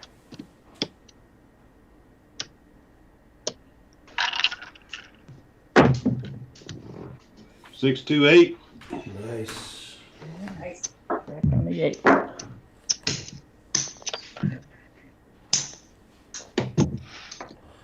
Well, that was still working. I think everyone was working. I'm gonna lay the 4. Oh yeah, $100 lay Not on the floor. much. Win Just 50 either way. I'm going to 8 on the 4, or going to 420 on the 8. Only because at the casinos I would lay it.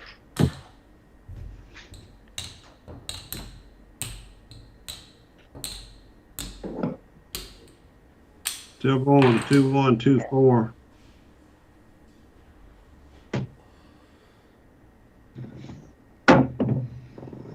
Hard 10. There you go. Out the other side. 55. Nice.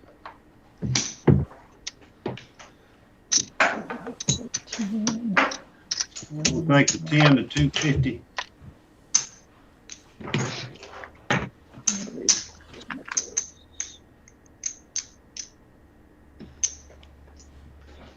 That was the call. Wasn't it? No, we need the 12. No, he needs midnight. 4 and midnight. 2, 1, 2, 4 still.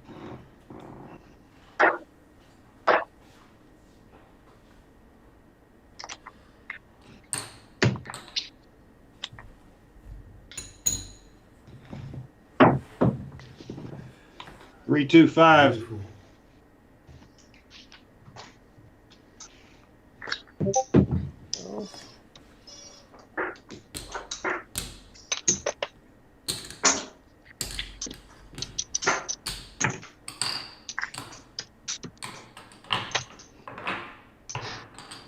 Take the 5 to 250.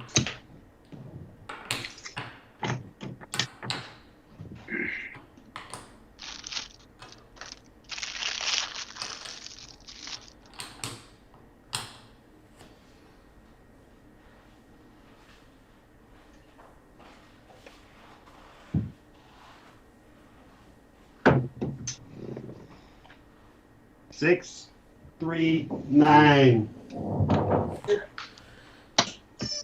Good job.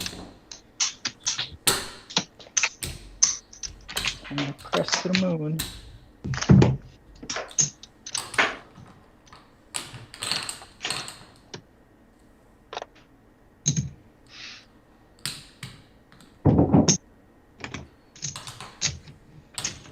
Take the 9 to 250.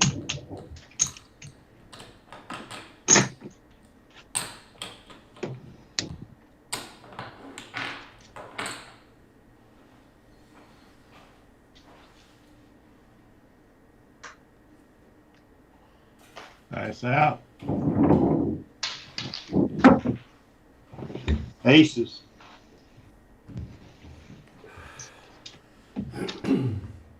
Yeah. There, Peter wins on that.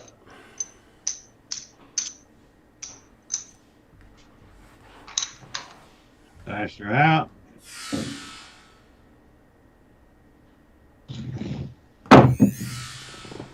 Six, 2, 8. There's your point. Nice.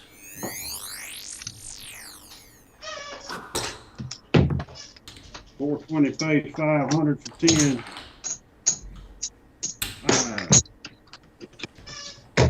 Yeah.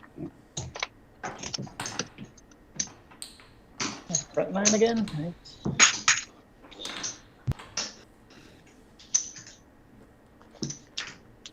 Right. All right, we need to snipe at 4. 2, 3, 2, 1. All right. I'll hop the 4s.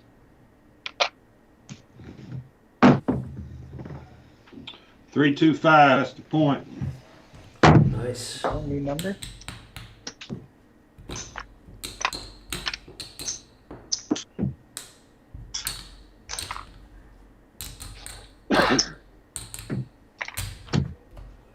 What we need, a 4 and an 11?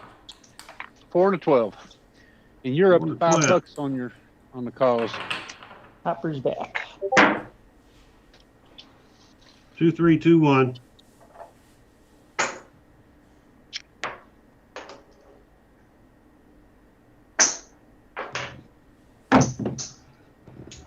Five, 5, hard 10. Oh, nice. Like pairs. Pairs good.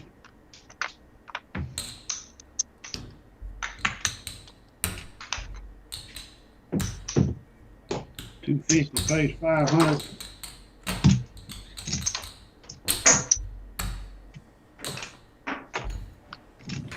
Go to 500 on the 10.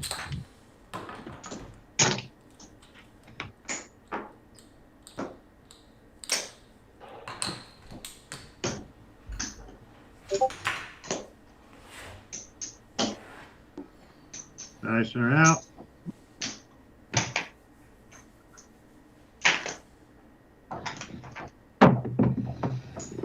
Six, 3, 9. Very nice.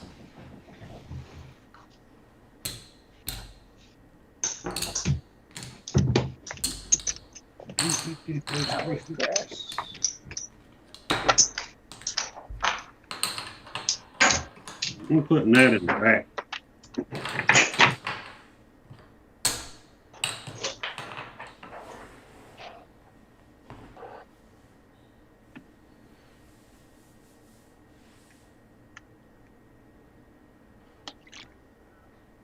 Dice are out.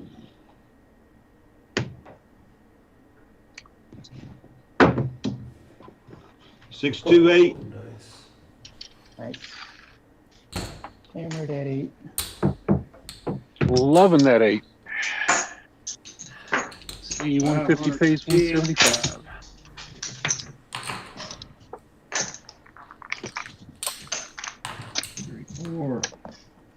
take the 10 to the 8 to 900. Woo!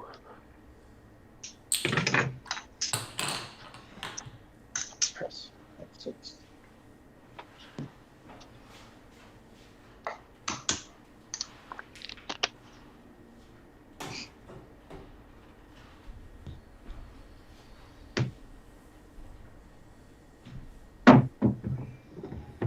Three, Well 1, 4.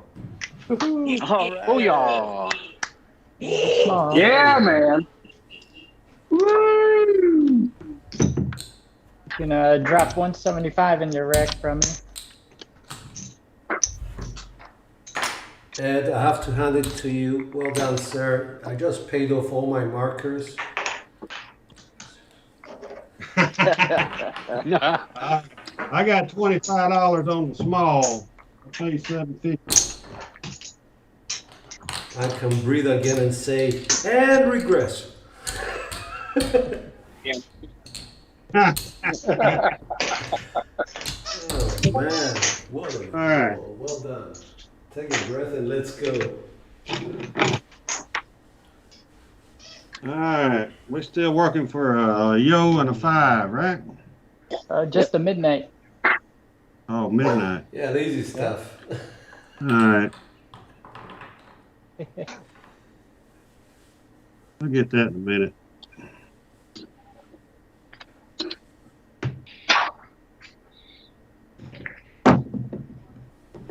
Three, 1, 4 again. All right. Now you're just showing off now, man.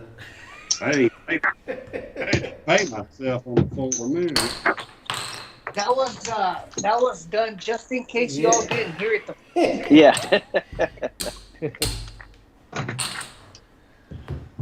I'm gonna leave that 4 sitting at 100. I need a 10. I got 500 sitting on 10.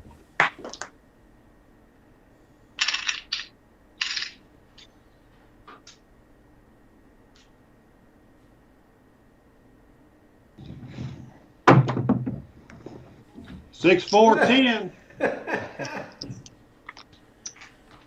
Sometimes you gotta ask. Nice. All right, that's banana chip. That goes in the rack.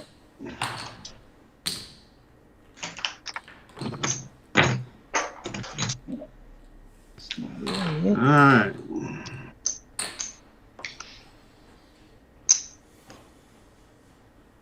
Let's get a yo. 5, 3, 5, 6 dice set.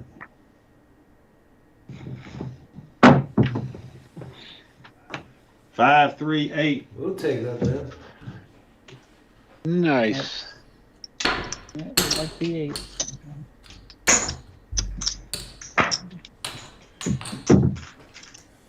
I got 900 on that 8. Nice. You got me pressed from 18 up to 210 now. Troy, nobody's forcing you, man. I mean, I'm not power pressing by any means, but I have the profit so I could donate Well more, done. right?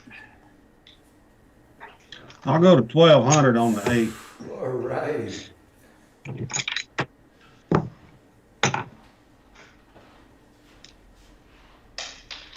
There you go. Max it up. Should be there, really.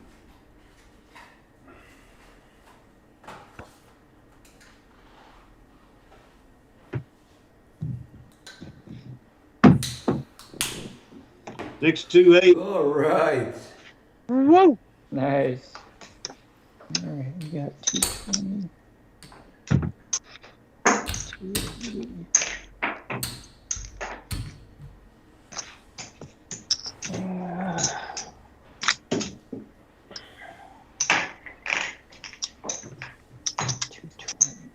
I'll go to 18 on the 8. 1800. All right. There's more to donate. I'm drawing a blank. What's 210 pay? 245.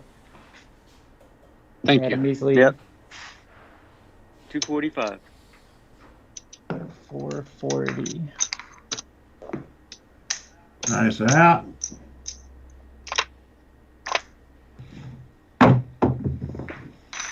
415. There's your point. Nice. Alrighty. There you go. Front line.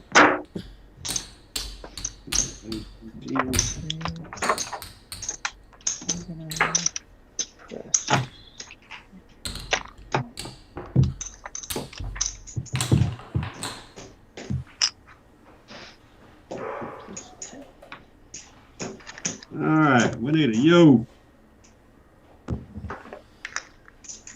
I'm working. Okay, midnight. Let's do a $50 midnight. Midnight. All right. How about a 6-1 come out 7? Ouch. How about that? Well, reset. Oh, $1. Glad I wasn't working. I wasn't either. We had a lot of money out there. Yeah, too much money to be working on that one. All right, but I'm gonna go back up on the top. I'll go yeah. quarters. I'll go quarters again. I'll come back up. Since you just 10, threw, 10, since you just 10. threw that natural, I'm working now.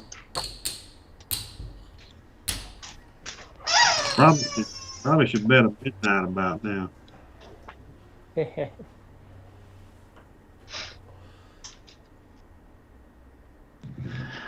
Hey, Coach. We'll see you later, man. 415. 5's the point. Very nice. Working 208. 5, nice.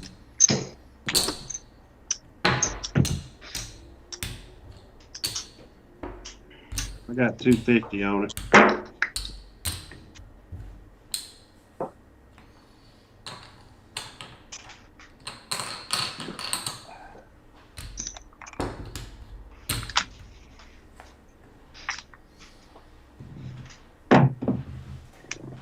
$426. Yes, sir. I thought you were allergic to the 6-man. Well, I thought it was too. 140. All right, stay strong. I'll put that in the rack.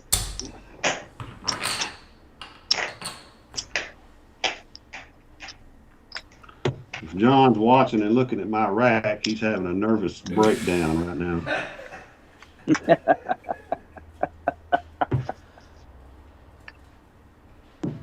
I mean, look at it. 325. There's your point. Beautiful. Yeah, man.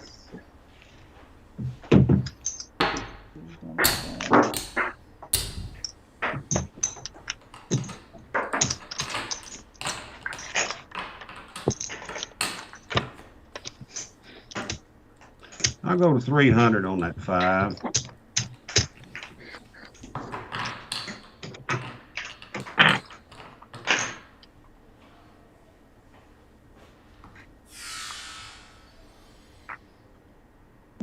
Coming out. I'm gonna work everything. I'm A working. little regression. 617. Ah.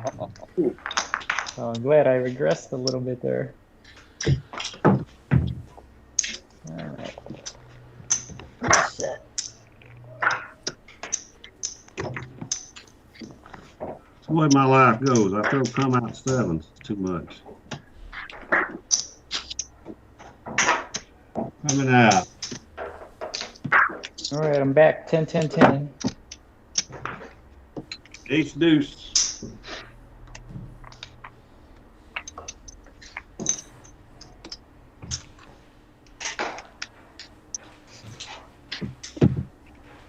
Just a crappy 3.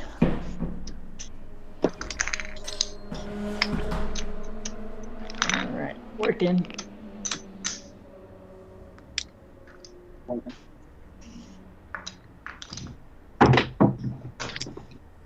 Yo. 6-5. All right. Nice. 6-5.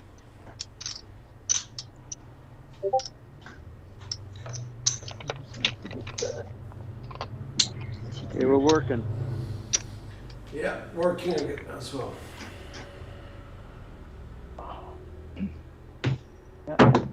Press to the moon. 628. There's your point. There you go.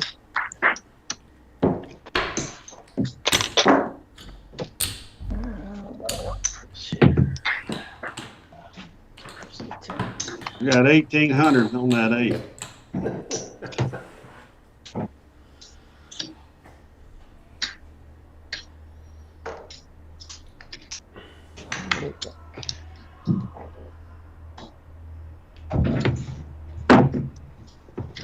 Three, 1, 4. All right. Go.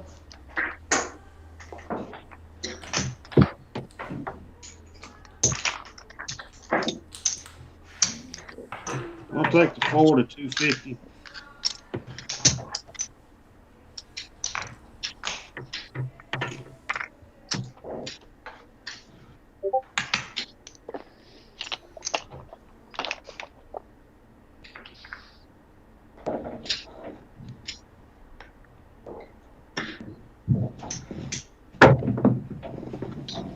Yo again, 5, 6.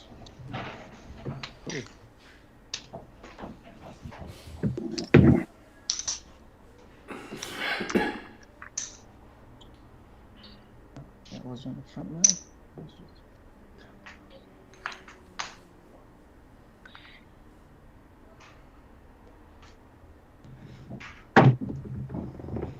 Ace deuce again.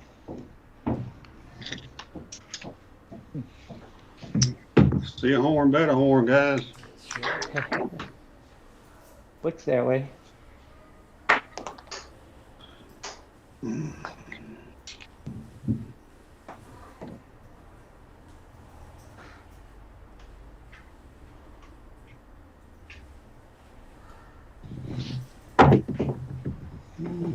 Six, 1, 7. All things come to an That end. was a brilliant monster roll. 42. Incredible. Well done, Ed. Well done. Nice roll.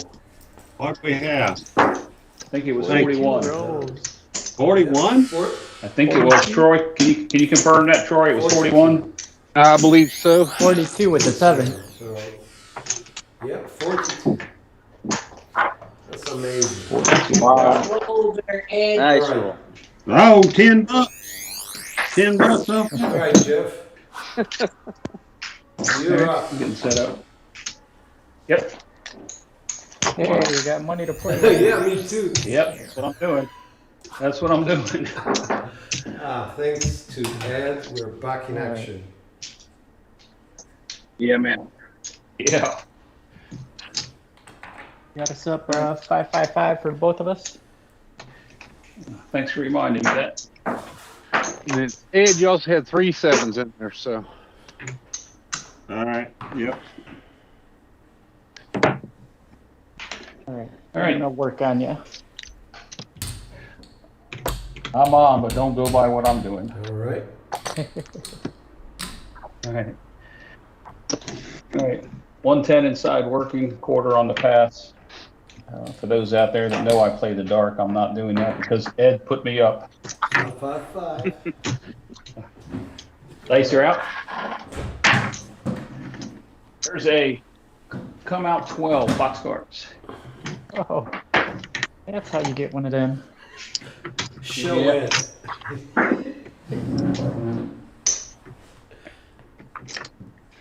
All right. Like that, triple the field. All right.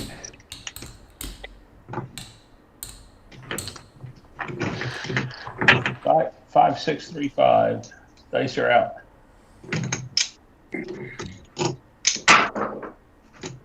The 3, 1, 4. 3, 1, 4. All right, 4 is a point. Point is 4.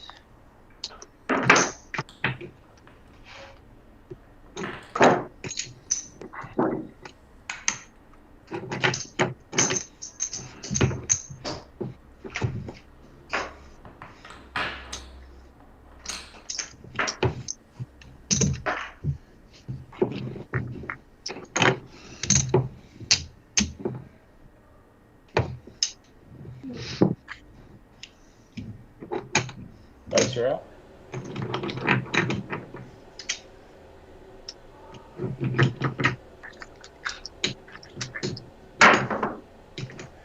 Five, 4, 9. 5, 4, 9. Field 9.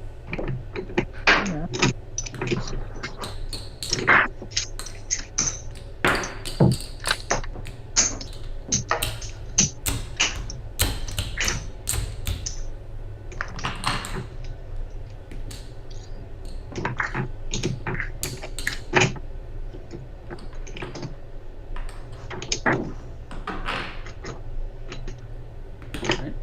Dice are out. Same set. 5, 6, 3, 5.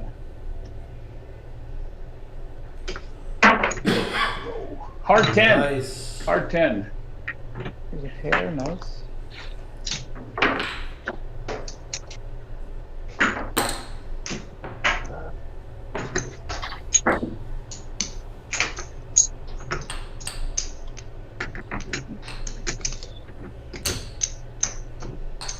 I'm sorry, what was that last What one? was it, 5-5? Hard 10. Hard 10. I wasn't looking at the screen short because I thought you took controls. Yep, no, I am. I just missed it. Nope, that's fine. All right, dice are out.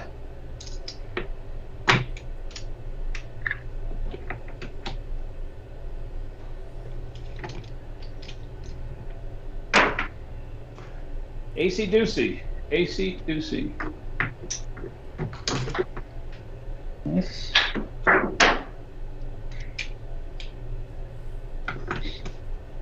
That's the 3 craps for Troy. If Troy is there, yeah, cool. I'm here. Yeah. All right.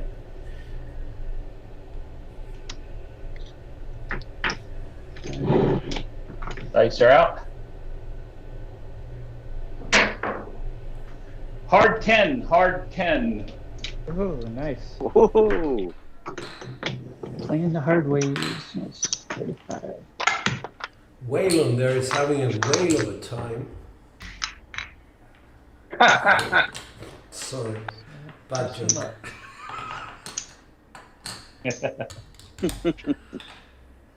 All right. Dice are out. Same set.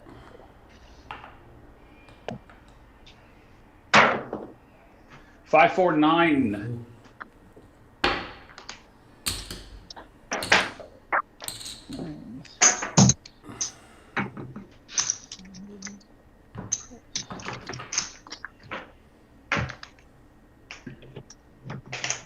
And we finally get our SOR in the green.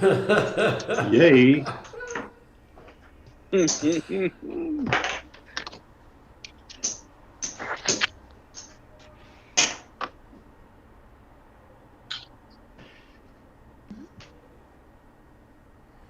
All right, dice are out. Same set.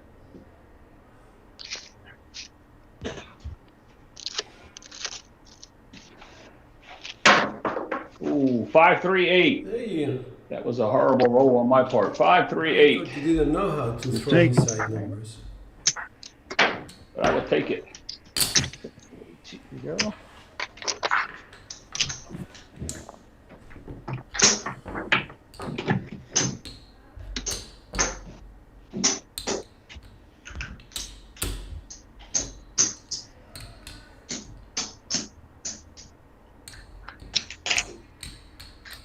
All right.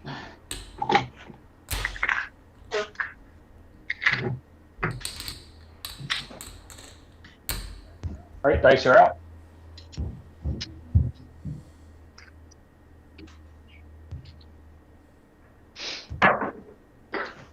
Hard 6. Hard. Nice. Stay on pairs.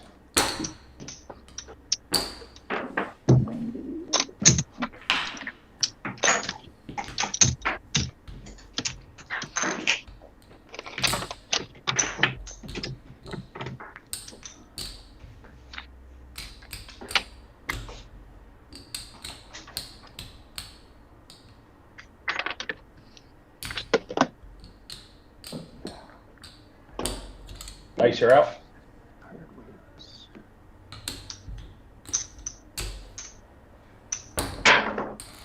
Ah, there it is, guys. 617. Awesome roll. Good roll. Ah. Jeff, well done, man. Yeah. I don't think anybody's going to match Ed. But you're welcome to try. All right, so who do we have up next? We have Jim. Jim. We got about 15 minutes left, looks like. Yeah. 15 minutes. All right, Jim. Put me up a ways. All right, bring us home, Jim. Ed brought me up a ways, so let's see if I can push this and make some money. 4. Got us up 555. Nickel fires.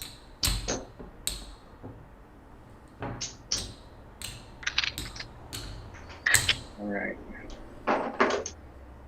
2, 3, 24. Yeah, 2400 across working.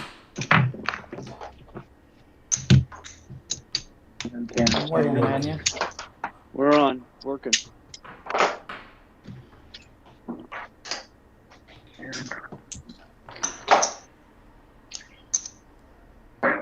All right.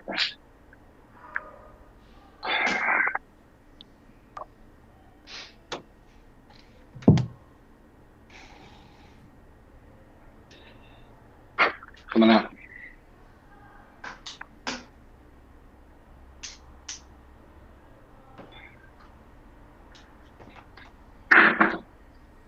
Ha! 617 on the come out. Oh no. Ouch. Yeah, that hurt. I was working too for 110. 110, yeah. Those two. Not working. Come back on everything. I'm back to markers. I'm better than that. 555 back for us.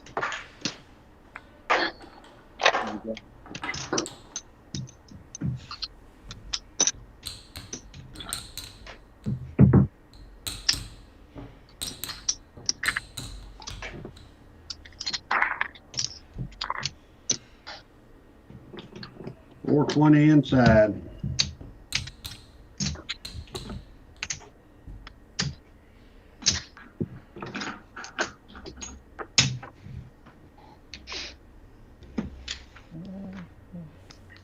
Double it up. Still working. Working. I'll work.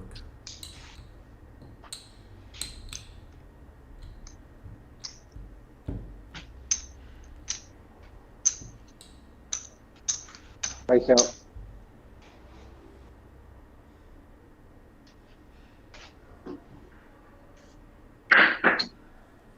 Midnight. Nice. Into the field.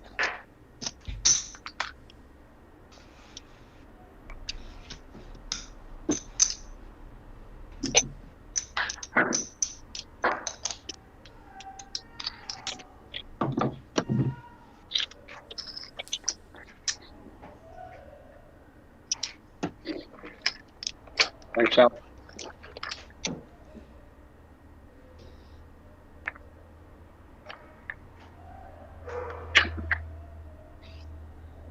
AC Doocy.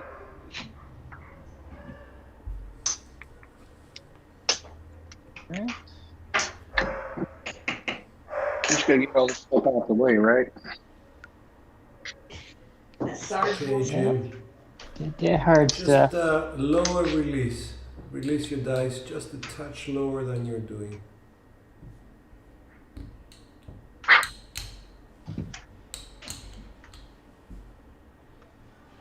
Face out. 6, 426. Alrighty. Here we go. We got a number.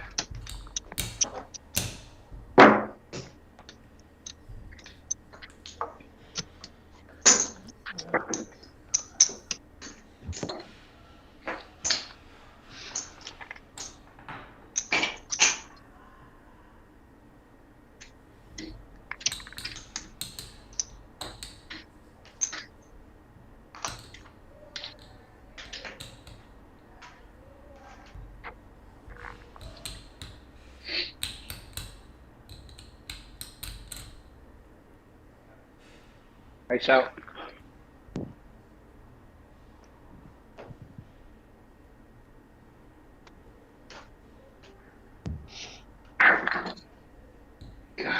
All right. 617.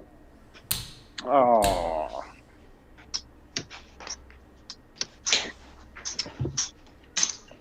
Sorry, guys.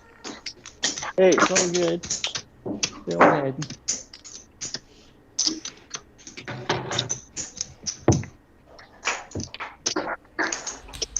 Okay, so let's see who's up next.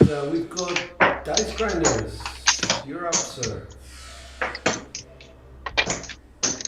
Alrighty. Got one last roll. Let's go 555. Nickel 5. And 220 inside. All right. Working. Working. Working.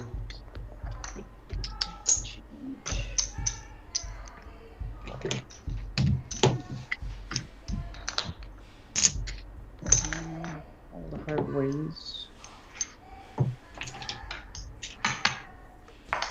All right. Same set. 1424. I'm working. Dice out.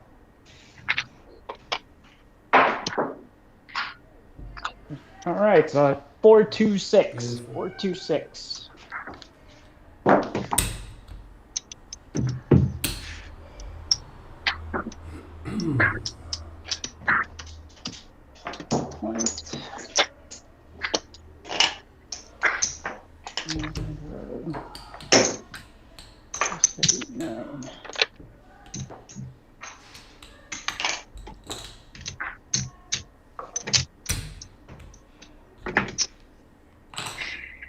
Right, face out.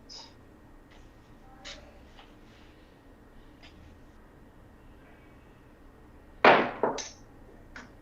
right, 358. 358. Very nice.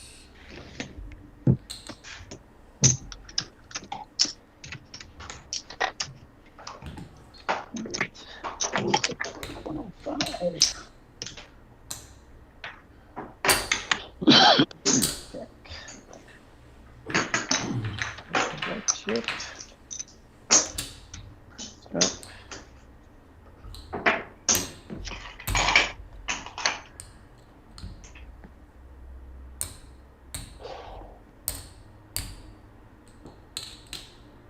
Face out.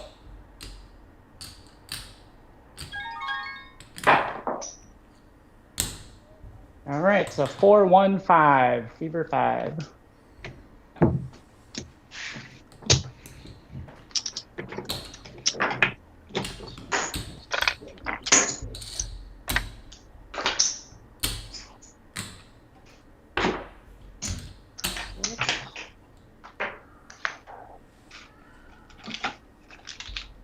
Crescent cake. All right, face out.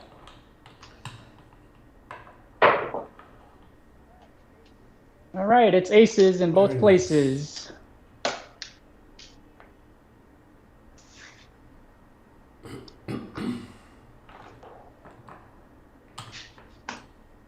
Double the field.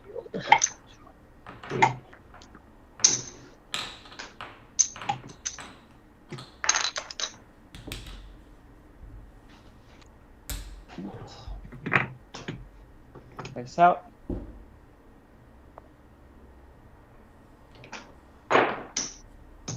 Chip assist, and we got a 516. Beautiful. 516. Nice.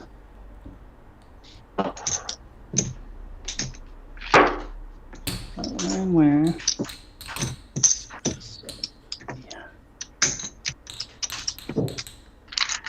Number 1, we'll press that 120.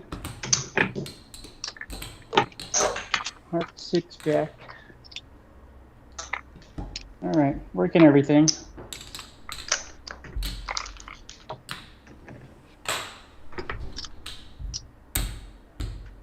Nice out. Working.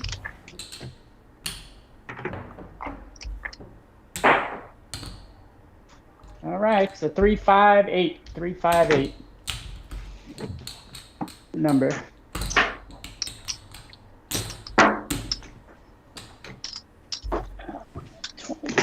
$140.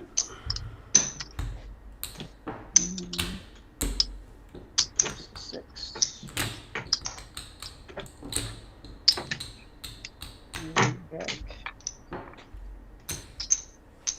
Nickels. All right. Face out.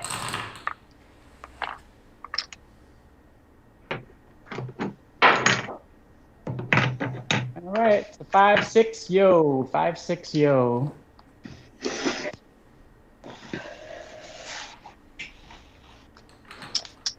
Need that number. Press.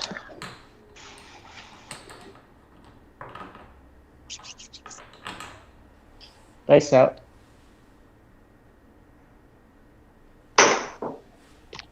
All right, so 134. 134. That's a nice Whalen result. Yeah, got a chip assist. All right, 20. 5. Go back.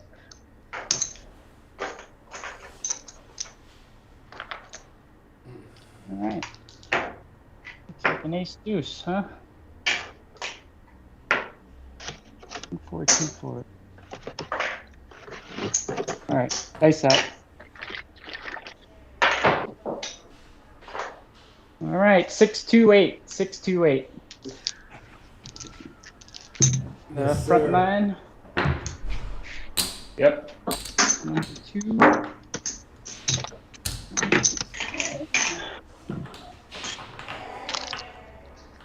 20, 140. Push that up 1.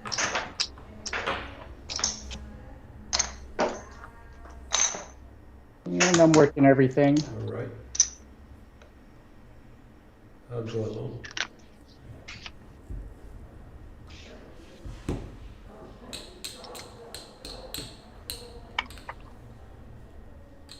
All right, face out. All right, so 4-6-10, new number. 10 is a point. 6-10. Never saw a 10 I didn't like. All right, hard turn back. 3-10, 2. It's 20 in the field. All right, press. Face out. 1-4-2-4.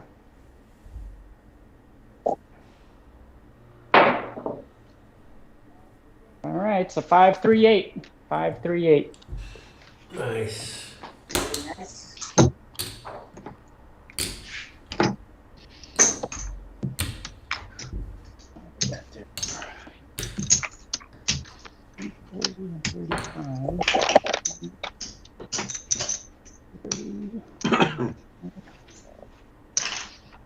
I'll press it up.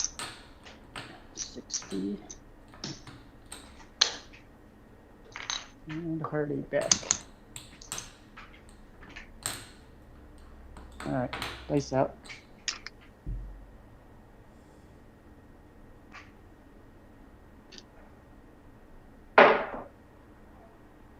All right, it's a 4-6-10. Nice. All Point and right. hit. Point and hit.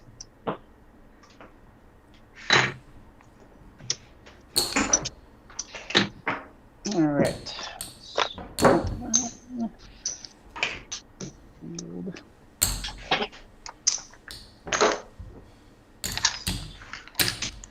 Number 3 for fire. Back on a hard 10. All right, working everything. Okay. I'll go along. Dice out. 3, 9, or 12. We're working. Ah, 5-2. Looks like reset. Came out 7. Alrighty. Lost a bunch there.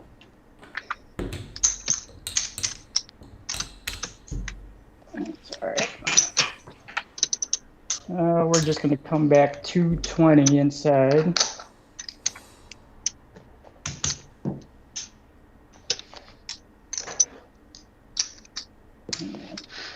Everything else down. All right. Still working. Still working.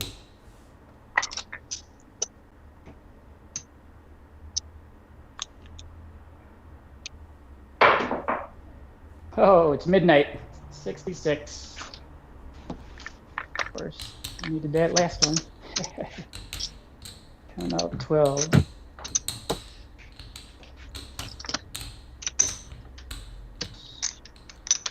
Triple healed.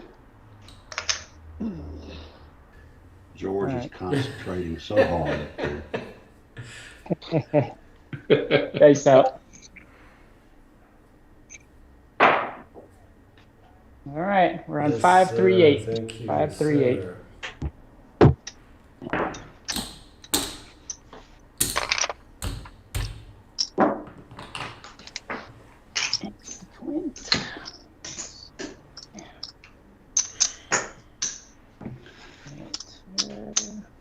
Last I looked, they were still showing. Really?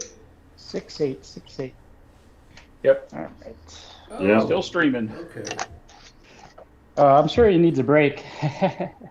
Yeah, no, you guys are still on for going a here. while. This will be the last roll though. I've got. Yeah, I gotta be up in an hour on there. In the green room, yeah. So All right, dice out. We finish up here. I think I stayed up and watched them till like 4 in the morning. A couple of amazing rolls. 134. 134. Let's get on 4 and 10. I'll go on 4 and 10. Press. All right, 1424. Dice out.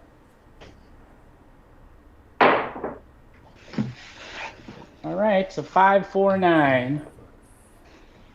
Nina.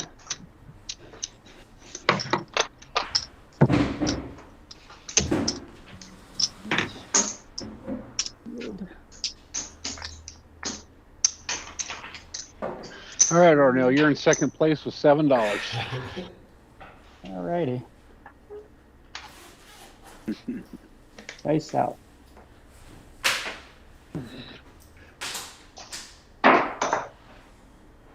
Oh, chip assist. It's a 516. 516. Better fix these landmines. Yes, sir. Hey, George. You may want to mute Mudslap out of that so much.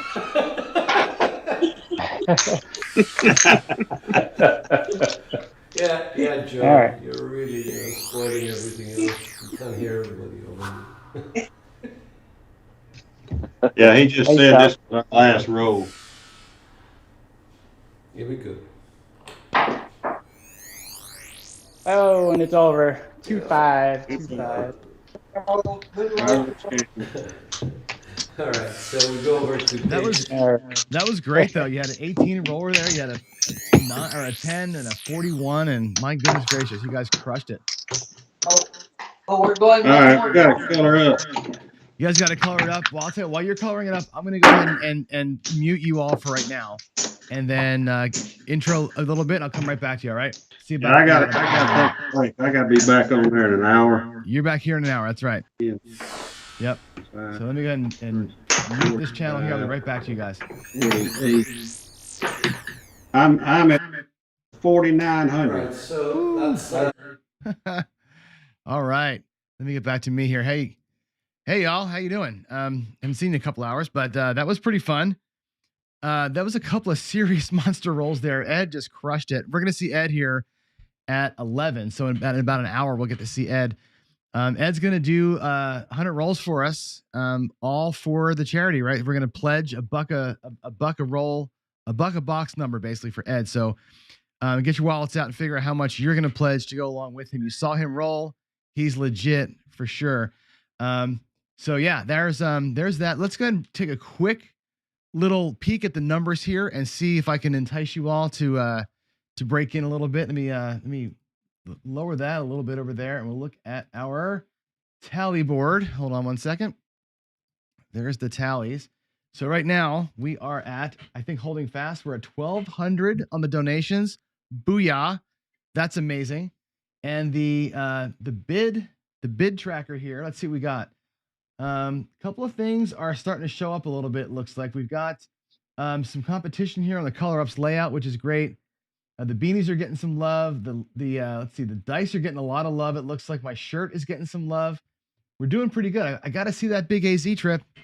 Someone's got to go golfing in Arizona for sure, else I'm going to take it from you. So with that said, let's take a quick timeout here from the NCPG, and then we'll bring in our next guest, Steen from Craps, another superstar. I can't wait to talk to him.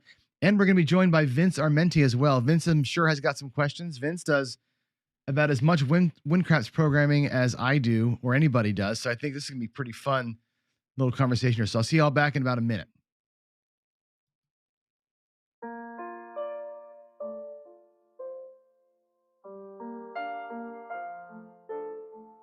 Our National Problem Gambling Helpline is like a 911 service. Anytime, anywhere in the U.S., you can call, text, or chat for help in your area.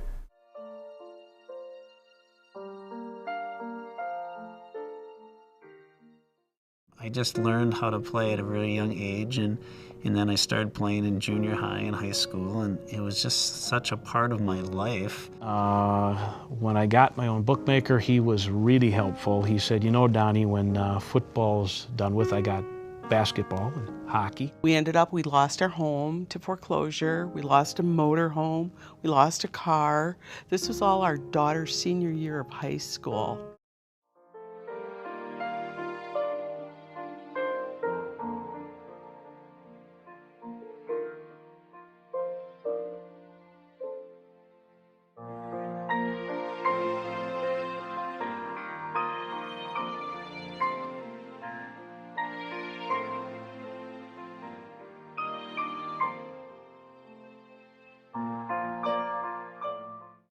I started going to meetings and got that feeling of hope, which is so important because I just identified so much of myself as a gambler, but now I realize, well, this is not going to be a healthy lifestyle for a family man. Until I got in the door and started identifying with everybody else that was there and realizing that I wasn't unique.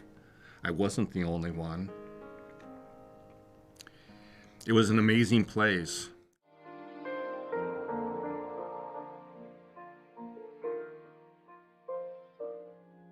Life in recovery, is a way to experience the world. My marriage to Diane is selflessly giving, not selfishly taking. And that is awesome.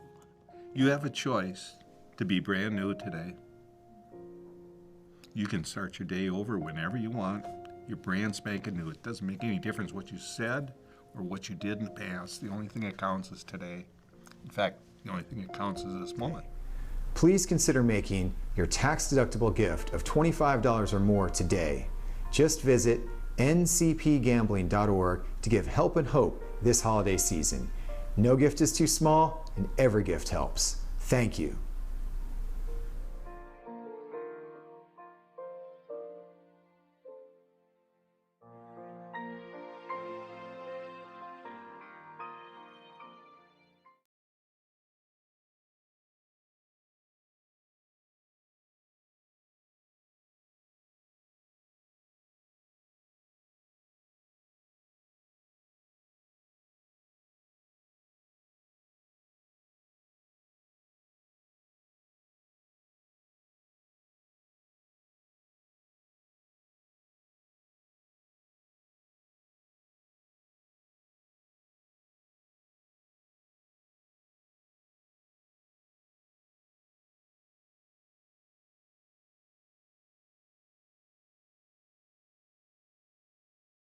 John. All right, here we go, guys. Ready to bring Steen in. A lot of people looking forward to this. This is gonna be pretty fun. Let's bring you in. I'll have to set your camera over here. Just give me a second to get you in, and then we'll be able to hear you and see Steen. All right, here you are. Hey, John. All right, how you doing, man? Hey, pretty good. How you hanging in there? I'm doing great. This is hour like 19 or something, so I'm on my second win. It's gonna be just fine. My God, that's a long time, man. It is A lot of talking. It's a lot of talking, but you know what? My guests are good. Everybody's doing a lot of talking for me, which is good. So I'm able to stay out of it a little bit. You know, everybody likes to chat it up, which is good. Yeah, good. Yeah. So you and I have emailed quite a bit actually, because I try and write scripts, and I always run into little glitchy things, or like, how do you do this, or what's the variable name for that, or whatever. And I use WinCraps, and I've got Vince Armenti with me too. He's in the green room. He's going to join us. He uses WinCraps probably more than anybody, with lots of scripting, because we like to see how the strategies we talk about play out over thousands of rolls. And I think that seeing the trend line on the strategy running is so entertaining for me. Yeah, I think there's a lot of value in knowing what the numbers show according to real probability and stuff like that. You know, if you're a controlled shooter and you believe in that, that's, you know, you're not going to run a random number generator through and get any use out of that. But it's a comparison, right? Mm-hmm. There's some things that you could sit down as a mathematician and figure out precisely, but, you know, most of us not that kind of level mathematician can't figure it out. But it's easy to set up a script and have it run through for you and figure out all the numbers you need. You don't have to be a super mathematician to figure that out. Right. And if you're a guy who likes to do controlled shooting and you want to record your rolls, you can do that, and you can play those through, and you can just run those through all kinds of scenarios and scripts and what have you. Yeah, that's my number one use case, actually. What I do, like, I'll run a strategy, I'll run it through the auto run just to see how it handles over time. But what I typically do is I'll load in, 30 or 40 shooters, and what I call is my golden set. So I've got, a couple of PSOs, a couple of 0.1s, a couple of, 5 rolls with no box numbers, and I have like all these different scenarios. And I run my strategies through these short scripts, because it covers all the basics, right? How do I do in a 9 roller? How do I do in a 20 roller? And instead of just running random over a billion rolls, I find that I can tune a strategy to fit certain criteria, and that works really well. And it runs fast, of course. So that's how I've been using it. So it's been a godsend for me, actually. Yeah, it is amazing. Different ways people are using it. You know, some like to use the hyperdrive. I think we mentioned Vince. He's been using the hyperdrive a bit, but a lot of the shows that he's done, he's doing things manually, entering dice rolls manually, and it seems to work out very well. There's just different aspects to be used. I don't know. It's just I'm a craps player. I liked to play craps years ago, and I had some ideas that I thought might be worth exploring. And so I started working on the computer to help me out with that. Came up with some kind of a program. After a while, I thought, yeah, this is pretty good. I bet you somebody might be interested in that. I put it on CompuServe, if you remember those days. Oh, I totally remember it. Yeah. Yeah, people started downloading it. Wow. Okay. So I made some improvements. Just got better and better. And I just keep adding things according to what users are saying they're interested in. So it's got all kinds of aspects to it. And of course, you can't use them all, or wouldn't want to use them all at once anyway. Right. But I'm still open to all kinds of suggestions. People want to add things, and I'm up for it. But yeah, it's been a little difficult. I don't know if you know, I'm an airline pilot, but I'm 2 weeks from retirement here. So yeah, so Wow. It used to be when I first got out of the Air Force into the airlines, you'd go on a layover, and you'd sit around and watch a movie or something and read a book, or whatever. Got kind of boring, and I got into doing my programming. So I'd go on layovers and I'd do my programming. Wow, I could get really involved in that. So, and yet I didn't have 100% of my time available to do the programming. It was just pretty much layovers and a little bit at home. But now I'm going to retire, boy. I can really get into some cool things. That's awesome. Looking forward to that. Yeah. I'm looking forward to the Mac version. I keep telling you that. Oh, I've looked into some things on that several times, and I would love to do that. I probably need to hook up with somebody who's really versed on that and tell me which direction to go. I also like to do a mobile version. Oh, definitely so. That's the thing. It's like, because the mobile games that are out there are games. right? And this is not a game. I look at WinCraps as a tool. Like you can use it as a game, I guess, right? People probably do that, but for us, we look at it like this is a way to vet stuff out and test strategies. And I like what Vince does. This versus that kind of a thing.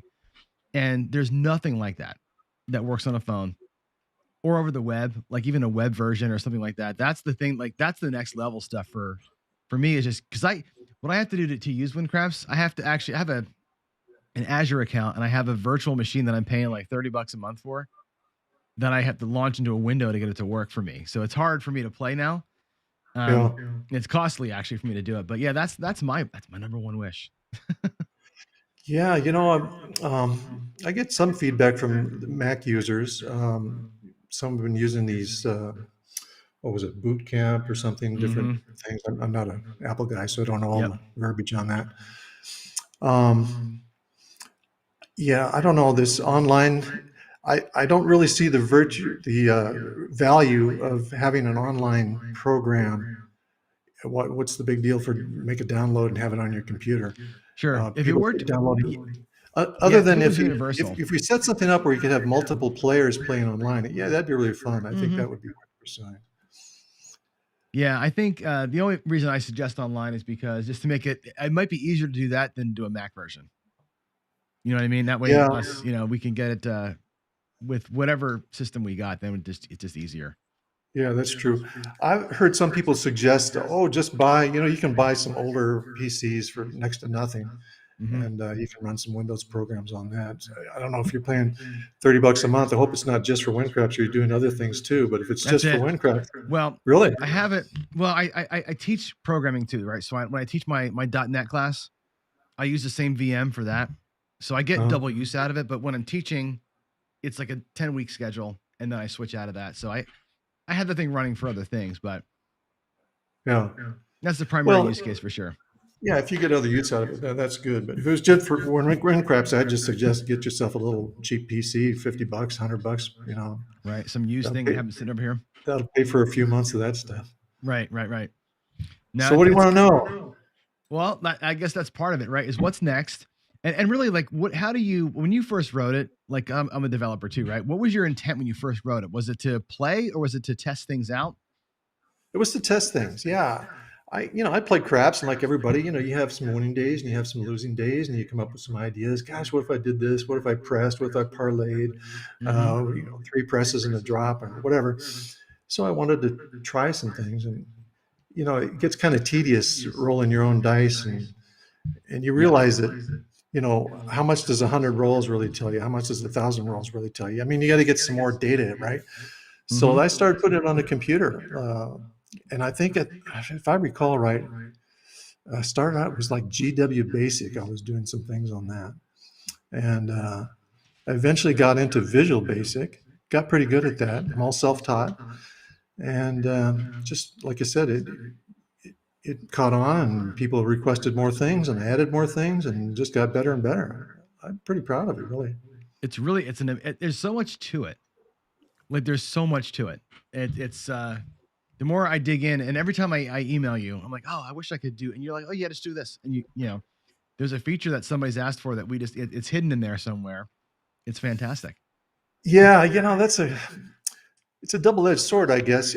I don't want to get the table so cluttered that it's just a confusing mess. Like this here, that here. I want it to look like a normal craps table, nice and clean, and yet I want the features to be available. So it's not that they're hidden to make it hard to find. It's just that it's try to be nice and clean. If you don't need that particular feature, it's not there to bother you.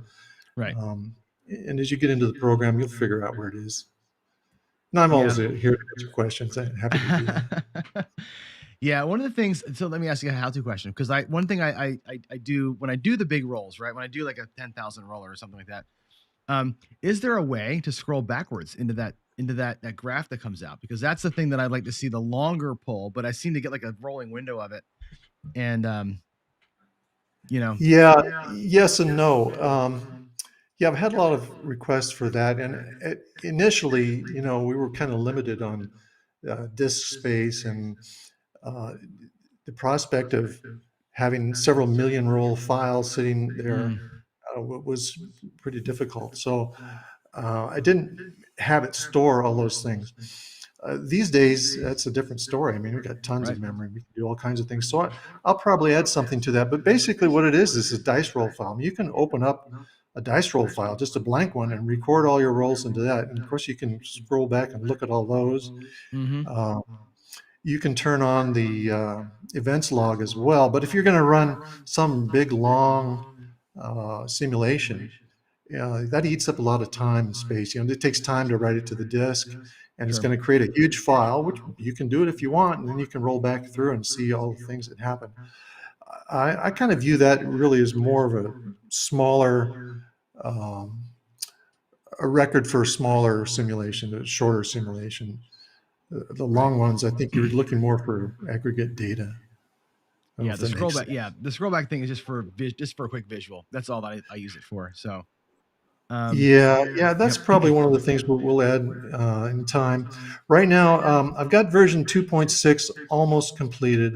I've got a few people working on the beta. I gave a beta to Vince, and I think he just mentioned there, I added some new prop bets, hot roller, goes along with the roll to win. Yeah.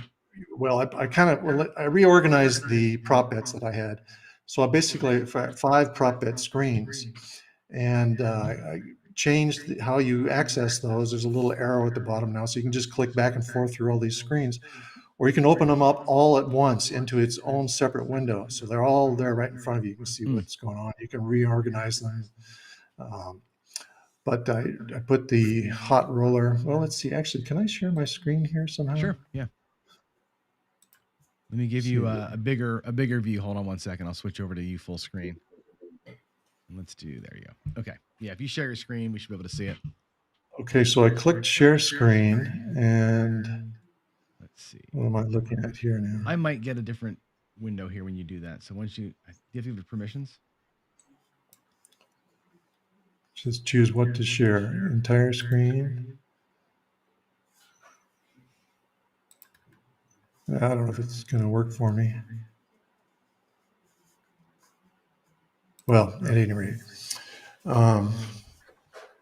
So 2.6, let me go back through that. Okay, so new prop bets, left, center, and right field, a hot roller, reorganized the center prop bets into the displays.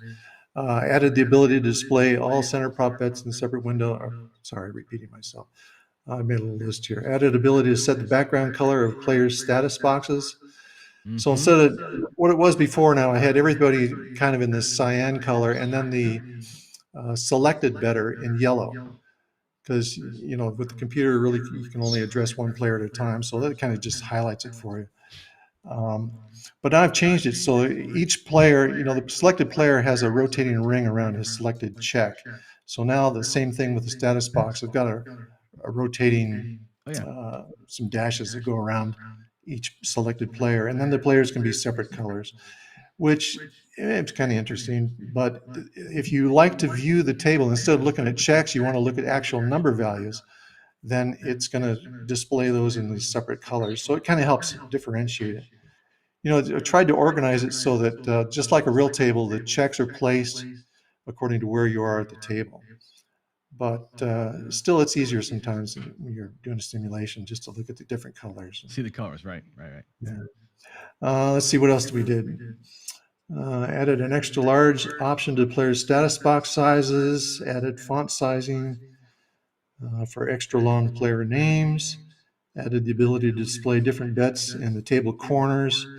I recall someone saying that they played at a casino, I thought it was back east somewhere, where they had the midway in the corner. So I put good old big 6-8, the midway, and that new thing too. What is that thing called? Muggsy's Corner or something like that? That weird. Oh yeah, I don't recall that. Yeah. Anyway, so you can change the corner bets. Let's see. Also increase the ability to set the dice colors. For instance, on the dice roll files, right now I've got it so in version 2.5 and prior, The 7 can be one color, and then the pairs go together. 6 and 8 can be a color, 5 and 9 can be a color, etc. Oh, But now I've got it so that you can do each separate one. So if you want to just look at the 10s in brown or whatever, you can just set the 10s to brown. It's not going to be 4s and 10s. Mhm. So, you might have a reason you want to look at certain numbers and you want to have them certain colors. They really pop. So I know Vince had one thing he was doing some hyperdrives, and he had the dice roll file open so you could see the dice whipping whipping through it. by, and he had all the red, the 7s were in red and everything else was black. So it was kind of interesting to see the patterns going by. Yeah. Let's see, what else did I do here? Tied the max fire bet to the max prop bet payoff. I added fixed width versus proportional font options to the check stack screen. And let's see, I added an option to display the hot bets either as dice or as alphanumeric. So that's for the next version here, but Right. a lot of other things I'd like to get into. We mentioned the mobile version. I'd love to do a Mac version. I don't know if you know, Microsoft doesn't really support Visual Basic anymore. It's kind of a Right. dying language. But there's been a lot of programs out there. A lot of people like it. But I've been doing a little exploring into C++. I might get into developing one craps in that. Yeah, the nice thing about like C#, for example, C# will let you develop one executable, and it runs on Linux, Mac, and Windows. The UI might have some challenges across OSs, but the executable parts can run across, which is kind of nice. Yeah, I was trying to ask somebody about this Java too. I thought Java was something that could play on multiple platforms. You can, but it's a little wonky. A little wonky on the Mac, especially. Like the UI for Java's, it's a little outdated now. So for me, cross-platform UI stuff is better done in C# for sure. And yeah, Visual Studio has everything, including HTML5. You can export out the UI into HTML, which is kind of neat. So yeah, well, maybe I'll have to talk to you about some of that stuff. yeah, right. Yep. Probably know a little bit more about that than I do. Just the C# part let's of it, see. but yeah. Was it? I can't remember if it was you or somebody recently asked me about outputting the text to a text file, the check stack screen. Mm. And I created a little AutoBet script that will do that. But I think I'll try and just incorporate that into the basic program. Yeah, I think that I'd was like to me. be I was able to- trying to, what I was trying to do is I run a lot of things where I don't care about the money. Like I'll run simulations, and my goal is to see how many times a strategy from not having a point set to when the 7 comes, how many times a strategy wins. Just if it won anything at all. Like that's what I do, those kind of things. And I use check stacks all the time to just track number of times I won versus lost or whatever. And and I oftentimes will use 30 or 40 of those things as I'm going through, just to track all these different things that I'm trying to report on as far as the relevancy of a strategy. Yeah. I've written some scripts that are pretty long, pretty intensive. I probably only used more than the 100 check stacks a time or two, but I've had other people who have done that.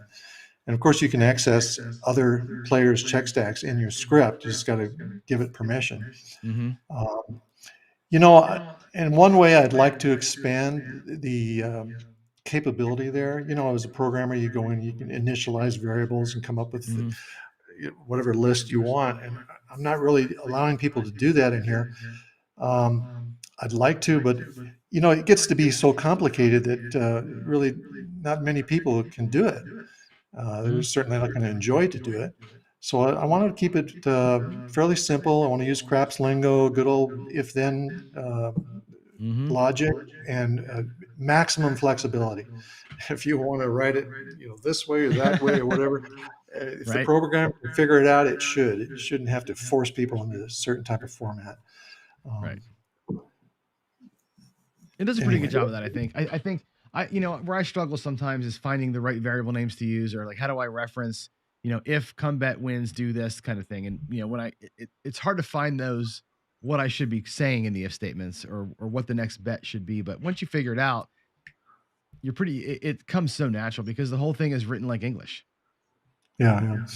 Well, I provided a lot of scripts on the website also people can access to look at, well, how does somebody do this? Oh, here, okay, seems pretty simple. Absolutely. There's no one way to do anything on here. You can do it a million different ways. And as long as it does what you want, that's really all that matters. Right. But I think also sometimes people they think they got to write the final product right off the bat, and it's very difficult, and they get frustrated and they give up. But really, it's kind of like anything else. You sit down and brainstorm. You kind of just say, well, this, okay, write this down. Okay, well, what about this? You write it down. You listen. You write down all your ideas, and then after you've got them together, you start thinking, okay, well, this goes together with that. You move things around. You get it organized, and then you start to develop some logic to it and flow to it. And it takes a little while to develop what you want. Of course, if what you want is kind of already out there, you can get a script that's already written, and you can just modify it. You won't have to go through as much of that thinking. I've done I've learned every programming language I've ever learned is from modifying somebody else's stuff. And so I grab the sample scripts all the time, look through them and go, okay, that's how we got to that. And, but I look at this thing always and I think it took me a hot minute to figure out the fact that the script runs after the dice have stopped rolling. And then it goes, okay, that goes from top down.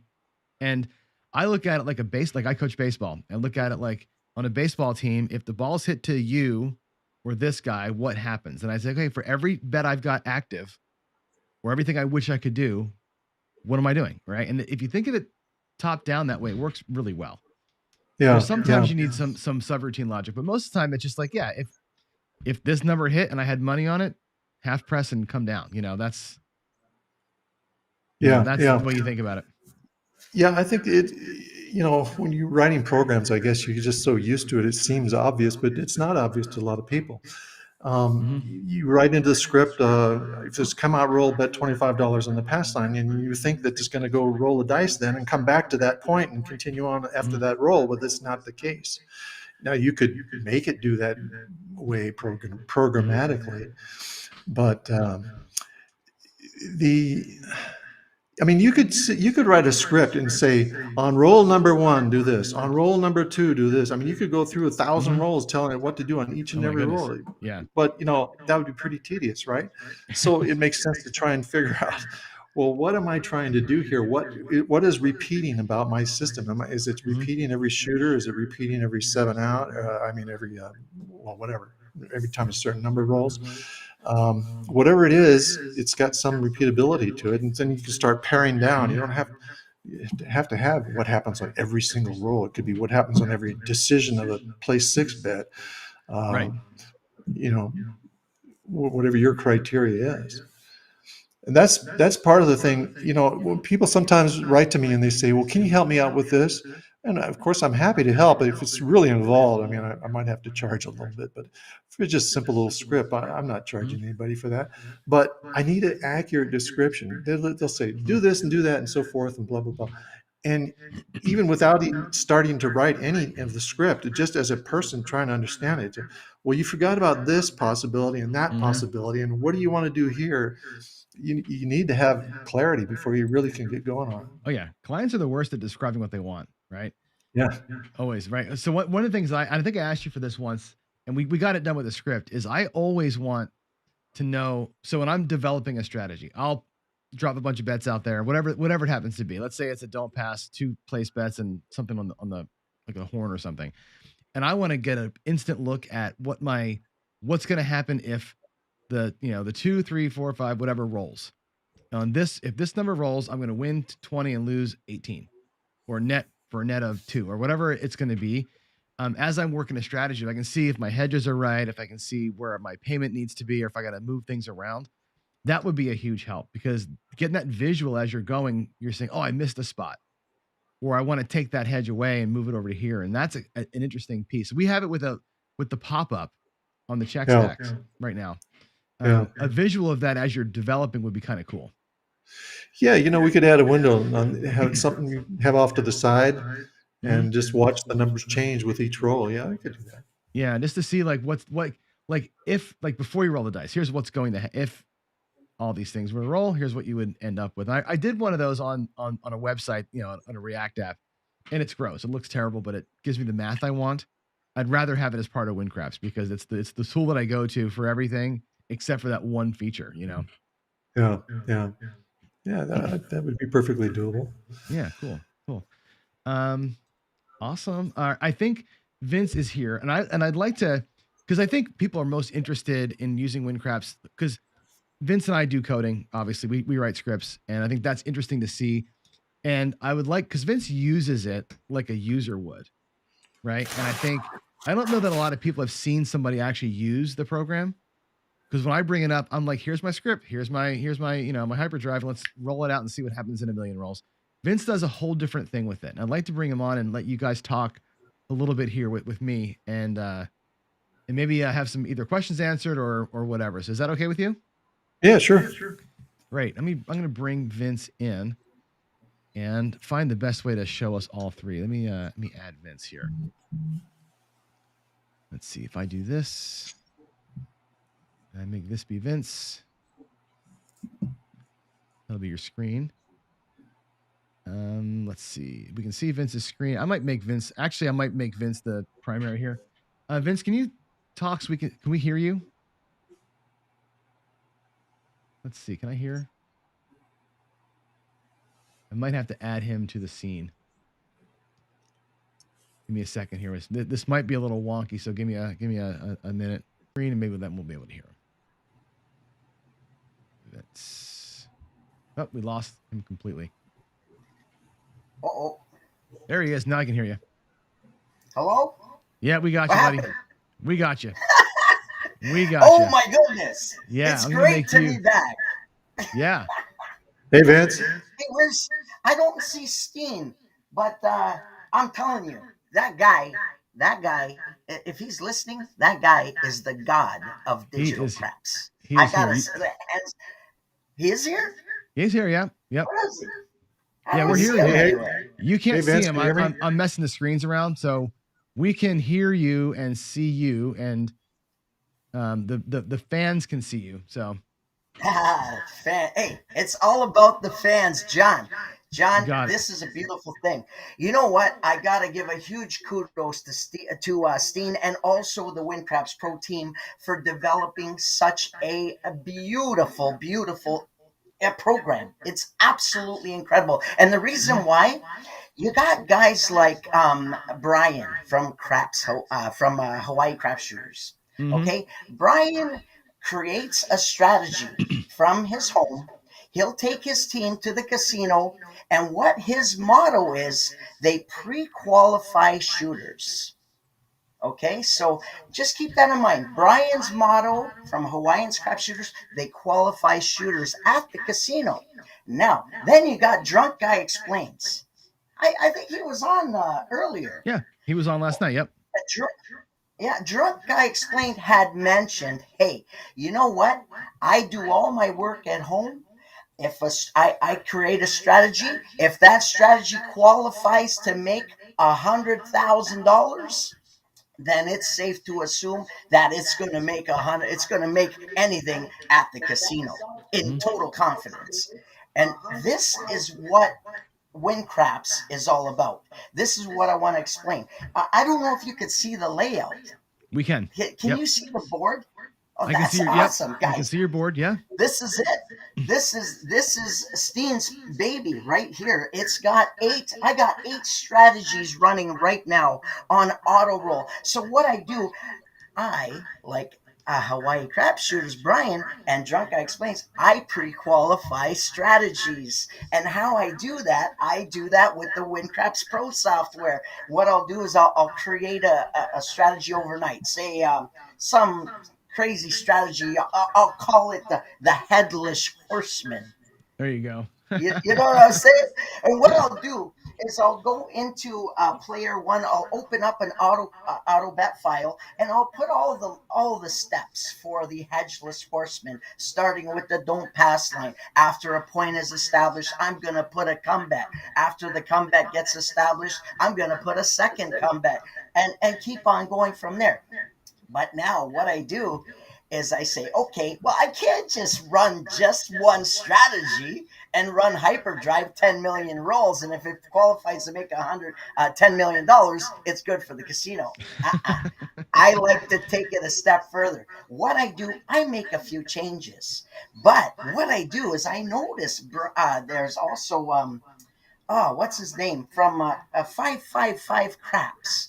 He's got Great. Yeah. another version of the hedgeless horseman. So what I do, I write his version and put it on player two.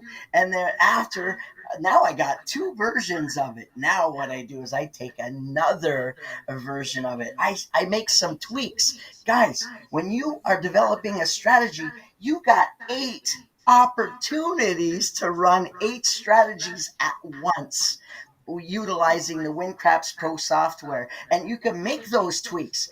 Just like you had mentioned to Brian from Hawaii Crap Shooters, this is how I like to play the HP 120. This is how I like to play. So what you do is I will take, like a guy like me, I take the HP 120, his version, put it in player one. I'll take your tweak and put it in player two, because I love that idea that you had mentioned by putting extra on those hedge bets. When you're hedging, put a little extra. It's easy to make up. That money is easy to make up. But now, guys, keep in mind, WinCraps Pro is free. Okay, it's complimentary. You could go to the cloudcitysoftware.com and download it and use it right away. Yeah, there's some features that you can pay for to enable, like hyperdrive features and stuff like that. But guys, it's right out of the box. You just download it, write your file, and push play, and away you go. But is Steen here? He's here, Is yeah. Steen still here? Oh yeah. Oh You hear me, man, I Vince? thought you were sleeping. No, we got him. We got him. I talk too much, guys. No. I do apologize. I talk way too much, but It's I'm all just good. so No. overwhelmed. Your energy is amazing. Yeah. And I've been up for 20 hours. My energy is not amazing right now. But you know that you're right. The software is fantastic, and I love the A/B testing. In software, we call it ABC testing, multivariate testing. It's great to do the little tweaks and see what's the difference. If I were to go and say the horseman with 25, 25, 25, and a horseman with 25, 10, 10, 10, what's the difference over time? And I think when you see that, that's where I think the software really sings. And I think that's the to me, that's the magic of it. I think that our listeners would really benefit from that. And yeah, he said it's free software, right?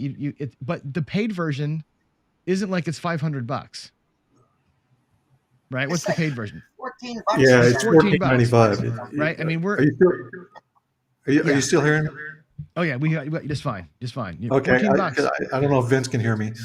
Yeah, it's $14.95. You know, I'm not trying to get rich on WinCraps, but I do spend time, and I think it's worth something. But yeah, a penny per line of code, I guess, right? Is that right? What's that? About a penny per line of code you wrote is what that. Yeah, that's right. Probably less than that. Yeah. But you know, gosh, anybody can get a craps game for free to do something, and why should I charge just to do the basic game?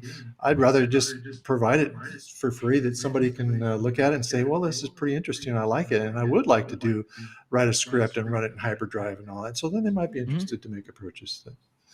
But they don't have to get into that. They can do it all with no charge at all. Yeah, no, it's fantastic. You know, Steen. Yeah. Steve, I wanted to mention, because John also mentioned he's into programming and Visual Studio, Visual Basic, stuff like that. I wanted to mention HTML5. I know a lot of people write object code and they write SWF files, games that way. But I wanted to see if there's a possibility, because right now I have been putting the WinCraps in behind the scenes, because what I'm trying to do right now, I'm trying to incorporate Zoom features along with the WinCraps Pro. I did notice that, sometimes you get way too much stuff going on. It starts to lag and stuff, especially when you got 12 or 8 players from Zoom. So, I wanted to mention HTML5. Are you familiar with HTML5? I definitely am. Yeah, I've written a little bit of HTML. My website, basically, I handwrite that, but it's not very sophisticated. It's just pretty basic. I don't know if I had to write all of WinCraps in that would probably be a big challenge. Yeah, But, the HTML. The HTML, yeah, you got the PHP scripts. You could make scripts, but HTML5 actually takes code and it totally optimizes it for to use the complete software online as a video game. Yeah, the nice thing about it is we could, if it was done that way, you could. There's an app called Electron, and there's another one I forget what it's called now. But basically, you can package up a an app written in HTML5 JavaScript and into a package that can run on all the systems natively. That's kind of that's actually how like Discord and that's how Slack work. They're basically written in HTML5, but they're apps that feel like your native app. It's kind of a cool thing. So, hey Vince, why don't you show us a script? Can you pull a script up? Is that possible to show? I have somebody in the audience here is Yeah, asking. I can do that. And here's this is Actually, you know what? Where I share a lot of scripts is on Reddit. Reddit.com. I get a lot of people requesting for WinCraps Pro scripts, and what I do is I don't really give them the script, but I give them an example script. But yeah, it's real easy. What you could do is you simply open up you go to the action menu of the WinCraps Pro, and what you do is you click on Auto Bet, and it's going to bring up the auto bet screen. What I'm going to do is I'm going to see if I could capture that screen and show you a little bit of something here. So I'm just going to I'm going to go into the OBS. I'm just going to add, I'm going to add a window capture. And then what I'm going to do is I'm going to create a new one. Oh, we don't want that one. Hang on. Sorry about that. Give me 2 seconds. What I want to do is I want to capture the auto bet screen right here. That's what we want. Can you see that? Yep, we can. Can you zoom in a little bit for us? What? Yeah, no. What I did is I make it really really simple to use. Like, I know there's a lot of sophisticated programming, but I teach people to do their own programming by utilizing the basics. What I'll do is I'll say, hey, just take the first top part. See the top part right there? I say, if initializing script. Oh, I got to stop the auto betting for a sec.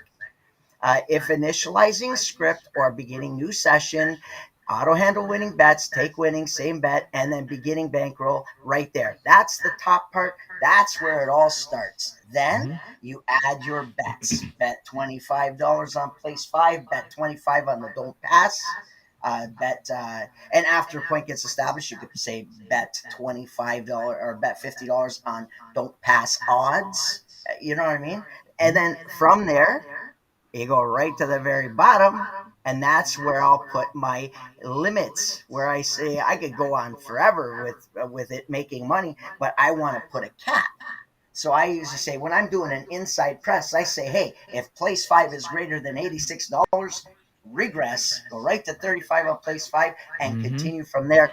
But when I run an auto roll script, I always want to say, hey, if my bankroll reaches $2,000 from there on a $3,000 or a $3,000 bankroll, and I make $2,000, I'm doing what Brian does at HCS. I'm pre-qualifying that strategy. I'm going to take that strategy and put it in another folder saying, okay, this is doable. This is playable in the casino. You know what I'm saying? Yep. See, I do the same thing. In my ending script, my last if statement is basically if my current bankroll is greater than 20% of my starting bankroll, log a win. And I say, yes, my strategy succeeded one time. And I keep logging those things out. So I let the auto script run and I don't worry. And what I like to do then is reset the bankroll. Go back to $1,000 bankroll, try it again. And rinse and repeat, rinse and repeat. Keep on doing it. You know what I'm saying? Yeah. Run a hyperdrive with that. Yep. Because I don't care about the dollars. I care about, did it win? Like, did the strategy do its job? Yay or nay? And to me, it's a thumbs up, thumbs down 10,000 times. And if it's $1 million or if it's 875,000, I don't care. I just want to know, am I on the right track? And that's how I use that last screen for sure. What got me on the... Oh, sorry. Go ahead, Steve. That's all right. What you can do on some of this stuff is you can get a lot more data out of it by running multiple sessions. One big long session is fine if you want to just get some aggregate numbers, but it's interesting to break it into sessions and then make utilization of the sessions log then you get all the stats together with that. So that's in the script, of course, you just say start new session. And there's some things that go along with that. If you're using check stacks, you can tell it to preserve the check stacks and what have you. But you record your games, and then you can go in and look and say, well, okay, I want to see what, let's say I'm going to run 1,000 roll sessions. So out of all my 1,000 roll sessions, well, how many wins did I have? How many losses did I have? And you can basically get your bell curve, and you're going to be able to see where the most of your activity is and where the outliers are, and you can pick out data. Now, there's some certain data that's already selected for you, but you can customize whatever you want. Hey, I want to look at how many fours were hit after a 7 out. And before the next 7, and I want to graph that out. Well, you can just use one of the check stacks and play that out. And when you look at the sessions log and you look at that check stack number, and there you go. There's your bell curve. It may not necessarily be bell curve what you're looking at, but you get the idea. Mm-hmm. That's interesting, because I think it's interesting to look back, and maybe that's what I'm missing is some of the session logging, and we talked about other logs earlier. Because I want to know, like, when my strategy fails, what's the condition that made it fail? Especially if it fails frequently. It's like, okay, it fails, but the common factor is whatever that is, and yeah.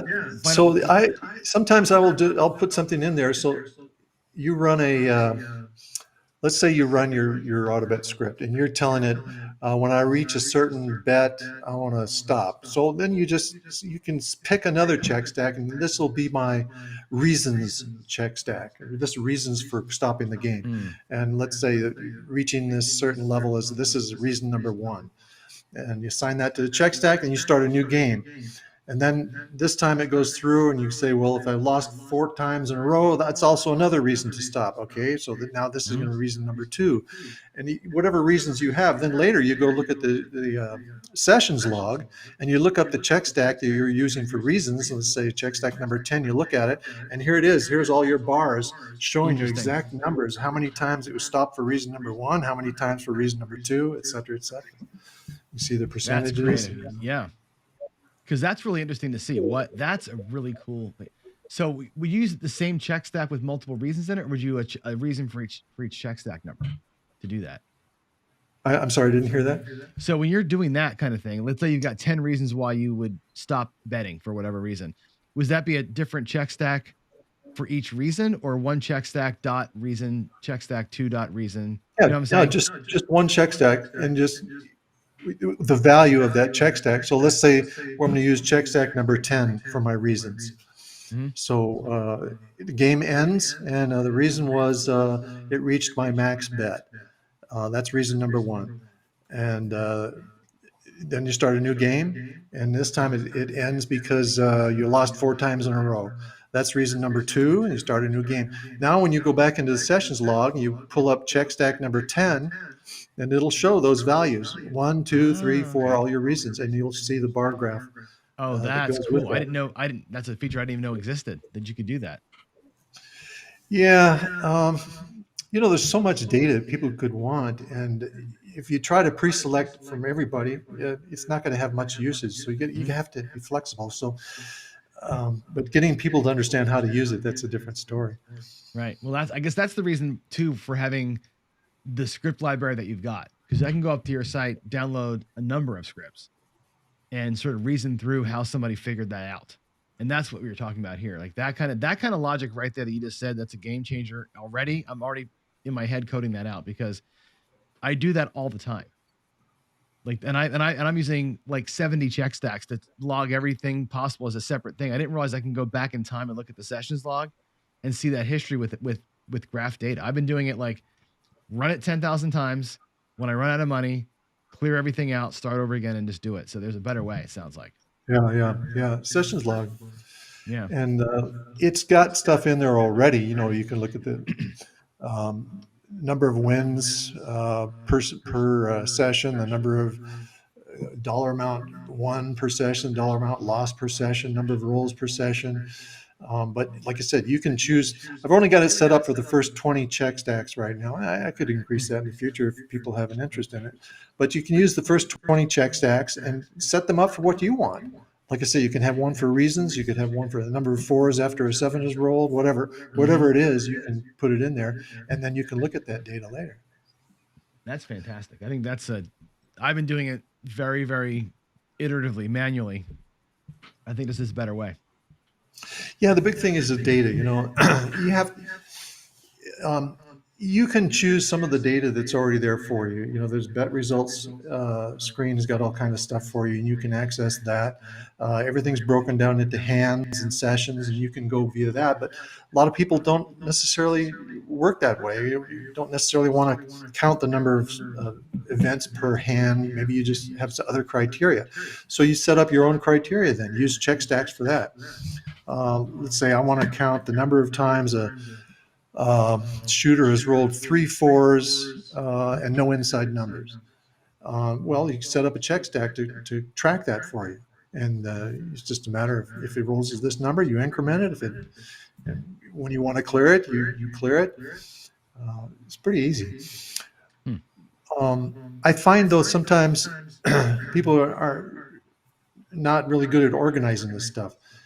I think if you start out, first of all, as I said, you have to define what it is you want. You have to make sure all your bases are covered. You have to gather the data first. So that really kind of should be the first thing you do. You can say, if this happens, I increment this check stack. If that happens, I do this, et cetera. And once you got all your data, then you can act on that data and say, okay, now because this check stack I was looking at became this value, now I want to make this bet. So you get into acting on it. And then, of course, your criteria for starting new sessions and all that.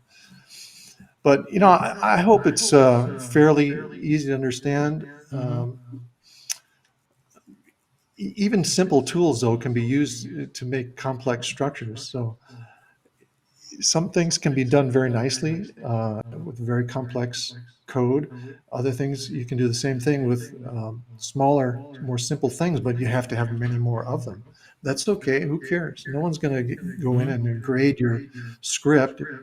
If it does what you need, that's fine. It doesn't have to be done. I always tell my coding students that nobody's looking at your code; they're looking at the results. Sometimes it can be long and gross, right? Like, it's all these if statements, and that's totally fine if it works. And it gets and it's speaking English to you, like Vince's script is right here in front of us. That's what you want. So, yeah. Vince did some really good things there. I really like what he did. I like watching them. Vince is a good talker. He's interesting. I would love to start producing some YouTube videos now that when I'll be retired here, I can do that. Great. Because I get so many questions, people asking about how do you do this? How do you do that? Well, it'd be great if I just had a video. I said, well, here, look at this video that I explain it right here. Yeah, a tutorial. Yeah, that was. I've had that question come in chat 3 times now. Where's the tutorials? How do we do this? And I'm used to scrubbing documentation and figuring it out. That's my live. I make a living that. Not everybody does. I think a video walkthrough and like how a script works and just how do you use some of the data you've got there would be fantastic, because this application is so ridiculously powerful, and I think I'm using about 10% of it. That could be. And it's I like what Vince did because a couple of reasons. First of all, he's showing how to do some of this stuff, which I think is very interesting. But it's useful to me also because I like to see how people use the software. Are they using it the way I thought it would be used? Is it useful or can it be made better? And if I see somebody get confused on something, I think, oh, okay, well, I guess that's not really written clearly. I need to change that. So I like watching that. I like feedback from people. Well, I've been getting a lot of queries from folks to say, hey, because I reference my WinCraps runs before I show strategies. They always say, can you show us your script? Can you have like a coding day with us? And I may do some of that. And I think that'd be cool for you to kind of judge me a little bit and come back and say, here's a better way you could have done that. But that is fodder for what you're about to do with a potential channel. That'd be so well received. You have no idea. Yeah, I'd like to do that. And, I'll have to talk with you and Vince and some guys about some ideas on the channels. You've been doing that. You're doing a great job. I think what you're doing here is fabulous too. Appreciate that. But I could see posting some things myself and posting things from other people, Yeah. I'm happy to be happy to do that. Be super cool. Super cool. Vince, you have anything else you want to Steen, talk through? We got yeah, another minute or so. Yeah. Steen, I can't wait for you to retire, my friend, because I'll tell you, I do the craps thing 24 hours a day. I'm running 12 computers. I should show you all these computers, Show it but to us. I'm gonna. Give us the camera. No, Let's see no, no. Later on, later on. I want to fear of loss, you guys. But guys, you know what? I'm running hyperdrive consistently all night, all night. That's awesome. About 35 strategies. 40 strategies, between 8 strategies for each computer, and I'm running them all night. And I wait till they all hit that $10 million goal, because there's a pop-up that comes up. Sorry, we cannot go further. You just exceeded. You can't exceed more than $10 million. So that tells me, hey, that's a good strategy. But I'm running them all night. And you know what I noticed that I really liked about Steen and the Win Craps Pro team is the support is amazing. The support Oh is my gosh. golden. I can't believe it. Like I got stuck on a lot of stuff. This was about 5 years ago. I got stuck on a lot of stuff, and I'd always be bugging the support team saying, "How do I do this? How do I do this? How do I do it?" And they did it. It's like, wow, this is beautiful. It's like, I love it. I cannot talk enough about WinCraps. Guys, go to Cloud City Software and download WinCraps Pro right now. And there's over 100, there's over 150 strategies right there that you can play with. It's crazy. It's pretty awesome. And you're right, Vince. I don't think I've ever once emailed support and not gotten an answer back like that. Unless now I know you're a pilot. You're probably flying sometimes when I write to you, and it's like 2 hours later instead of a minute later. I get responses back to me so fast. And you're always like That's really because he's helpful. on autopilot. It's yeah, right. The plane. Don't tell me about that. I flew on an Airbus, or not Airbus, the Boeing 800 Max coming back from Vegas last time. I was holding on to the ceiling the entire time because I know it's all software driven. And I know that coders write bugs, not software, and it scared the crap out of me. So, yeah, what can I say? Yeah, you guys, you're a short timer now. It's great. We were out of time. I got next guest coming. Thank you both for joining me. Vince, I'm so glad you're able to join. I thought you couldn't. Steen, and everybody should know this. I asked Steen yesterday. Hey, spot opened up. Can you come in? And you were like, yeah, sure. I'm back. Let's do it. Like 0 questions. And I think that's great. Well, John, I think what you're doing is great. Appreciate it. And good to see you, and good luck.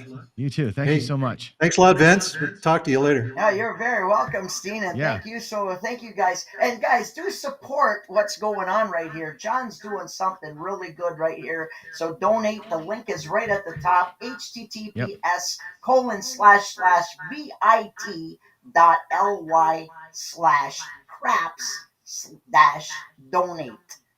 You probably didn't get all that, so you can still rewind. Cheers, guys. All right. Thank you both very much. Very much. Thank you. Awesome. Take care. All right. Wow. That is some energy, right? I love Vince. I thought Vince couldn't join us. I'd asked Vince before, and I had a hard time getting a hold of him, and I thought he was going to be gone for the weekend, so didn't have a spot just for Vince, but this worked out perfectly. That was amazing. And I got to make an announcement. I'm going to do my first ever one of these. Now here, listen up. Right? There's my clapping. That is for the fantasy craps that you saw. So they rolled for 2 hours, and our next guest rolled 41 rolls in that 2 hours. It was ridiculous. They raised $400, right, for the charity between them. They had money on the 7. They had money on the length of rolls. They had a percentage of their bankroll that they were donating to us. It came up to $400 in the end. And we're going to go ahead and take a look here. I want to switch the screen and let's look at the donations total now, because I think it might have changed. Let's take a look here. Let's go back to the this window here, and let's look at the bidding. First, we'll look at the auction. The auction's fun for me to look at. Honey Beginnings is bidding up the 555 crap shirt, but 555 is still about $30 behind me on the shirt. So that's the thing. AZ still blank. We got to get AZ's thing bidded up. The color up layout is now up to 5 1/4. That's great. Let's get somebody on this custom owl. And other things are starting to show up here, which is good. I'm seeing bids all over the place. Let's get that done. I want to see those things pumping. As far as the donations go, we were at 1,200 when last we spoke. We are now at 1,587. Ba-boom.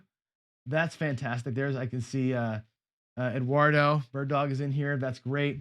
Will's in there. That's really cool. And if I look back here, you can see that there's $1,500 here. If you add up the number of bids that are actually people bidding on them, we're going to be over $2,500 here by the time this next segment is over. So that is fantastic. I need somebody's help. We have the porn folks back in, it looks like, so somebody can delete those messages for me. I can't do it. They're on all the, now what they're doing is the porn folks find all the channels, and that's what ends up happening. So that's a big bummer. All right, with that said, let's bring in our next guest from Roll to Win. It's Ed. I'm going to go get you on here, talking head visual, and let's get your video and audio here. Ed, here we are. How are you, my friend? Oh, we got no volume for you. Hold on. Is it me? All right, do you hear me? There we go. Now I can hear you. Yep, now I can hear you. Is it me or you? It's just, Okay, you know what? It's just Okay. delayed. Yeah. There's a weird wanna make delay sure I with had your the right voice. And mic. yeah. Yeah, that's a Just weird. wanna make sure I had the right mic on it. Yeah, you're good, but you're we're having a delay with your voice and your video. Maybe disconnect and reconnect. Sometimes when you wait too long, it seems to do that. Can you do that for me real quick? Let's have you try that just to get You the want me delay to going. reconnect? Hang up Yeah, and disconnect reconnect? and reconnect, and we'll see if that helps that clear that up a little bit.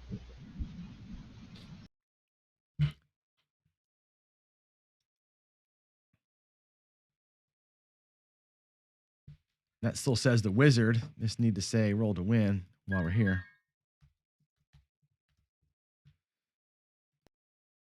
All right, let's get you in there. Any better? You're sounding good. I think we're going to be much better this time. Okay. Yeah, there we go. Yeah, you know, what happens is if you sit in the green room too long, it seems to like pause your vocals. It's weird. Okay. So, no problem. Yeah. You're good. Well, good roll earlier. That was great. 41. Yeah, that was it. We started out really cold, and it got heated up. Yeah, that's good. Heated up. Well, you got to warm up a little bit, right? And one thing I always say, and I have to ask you this, because you don't get to warm up at the casino, right? You got to pay to warm up. So what no do you? mulligans. No mulligans. Yeah. How do you take care of that? What is your strategy? Are you like let me get my feel down in the hotel before I run downstairs, or what do you do? You know, I do not toss in the hotel at all. I will hang around a table and watch the other dice, watch their landing, watch the reaction. If it's a table I know, obviously I'm more comfortable, but I always start out with a really slow bet, first toss or two, just to see if I'm getting what I want. And then you're making it. Obviously, you're making a ton of adjustments on the fly. Obviously, once you see your rolls. Always, yeah. You're always making adjustments, looking for the right LZ. You're looking for the right arc, the right spin rate, different things, even changing die sets, whatever.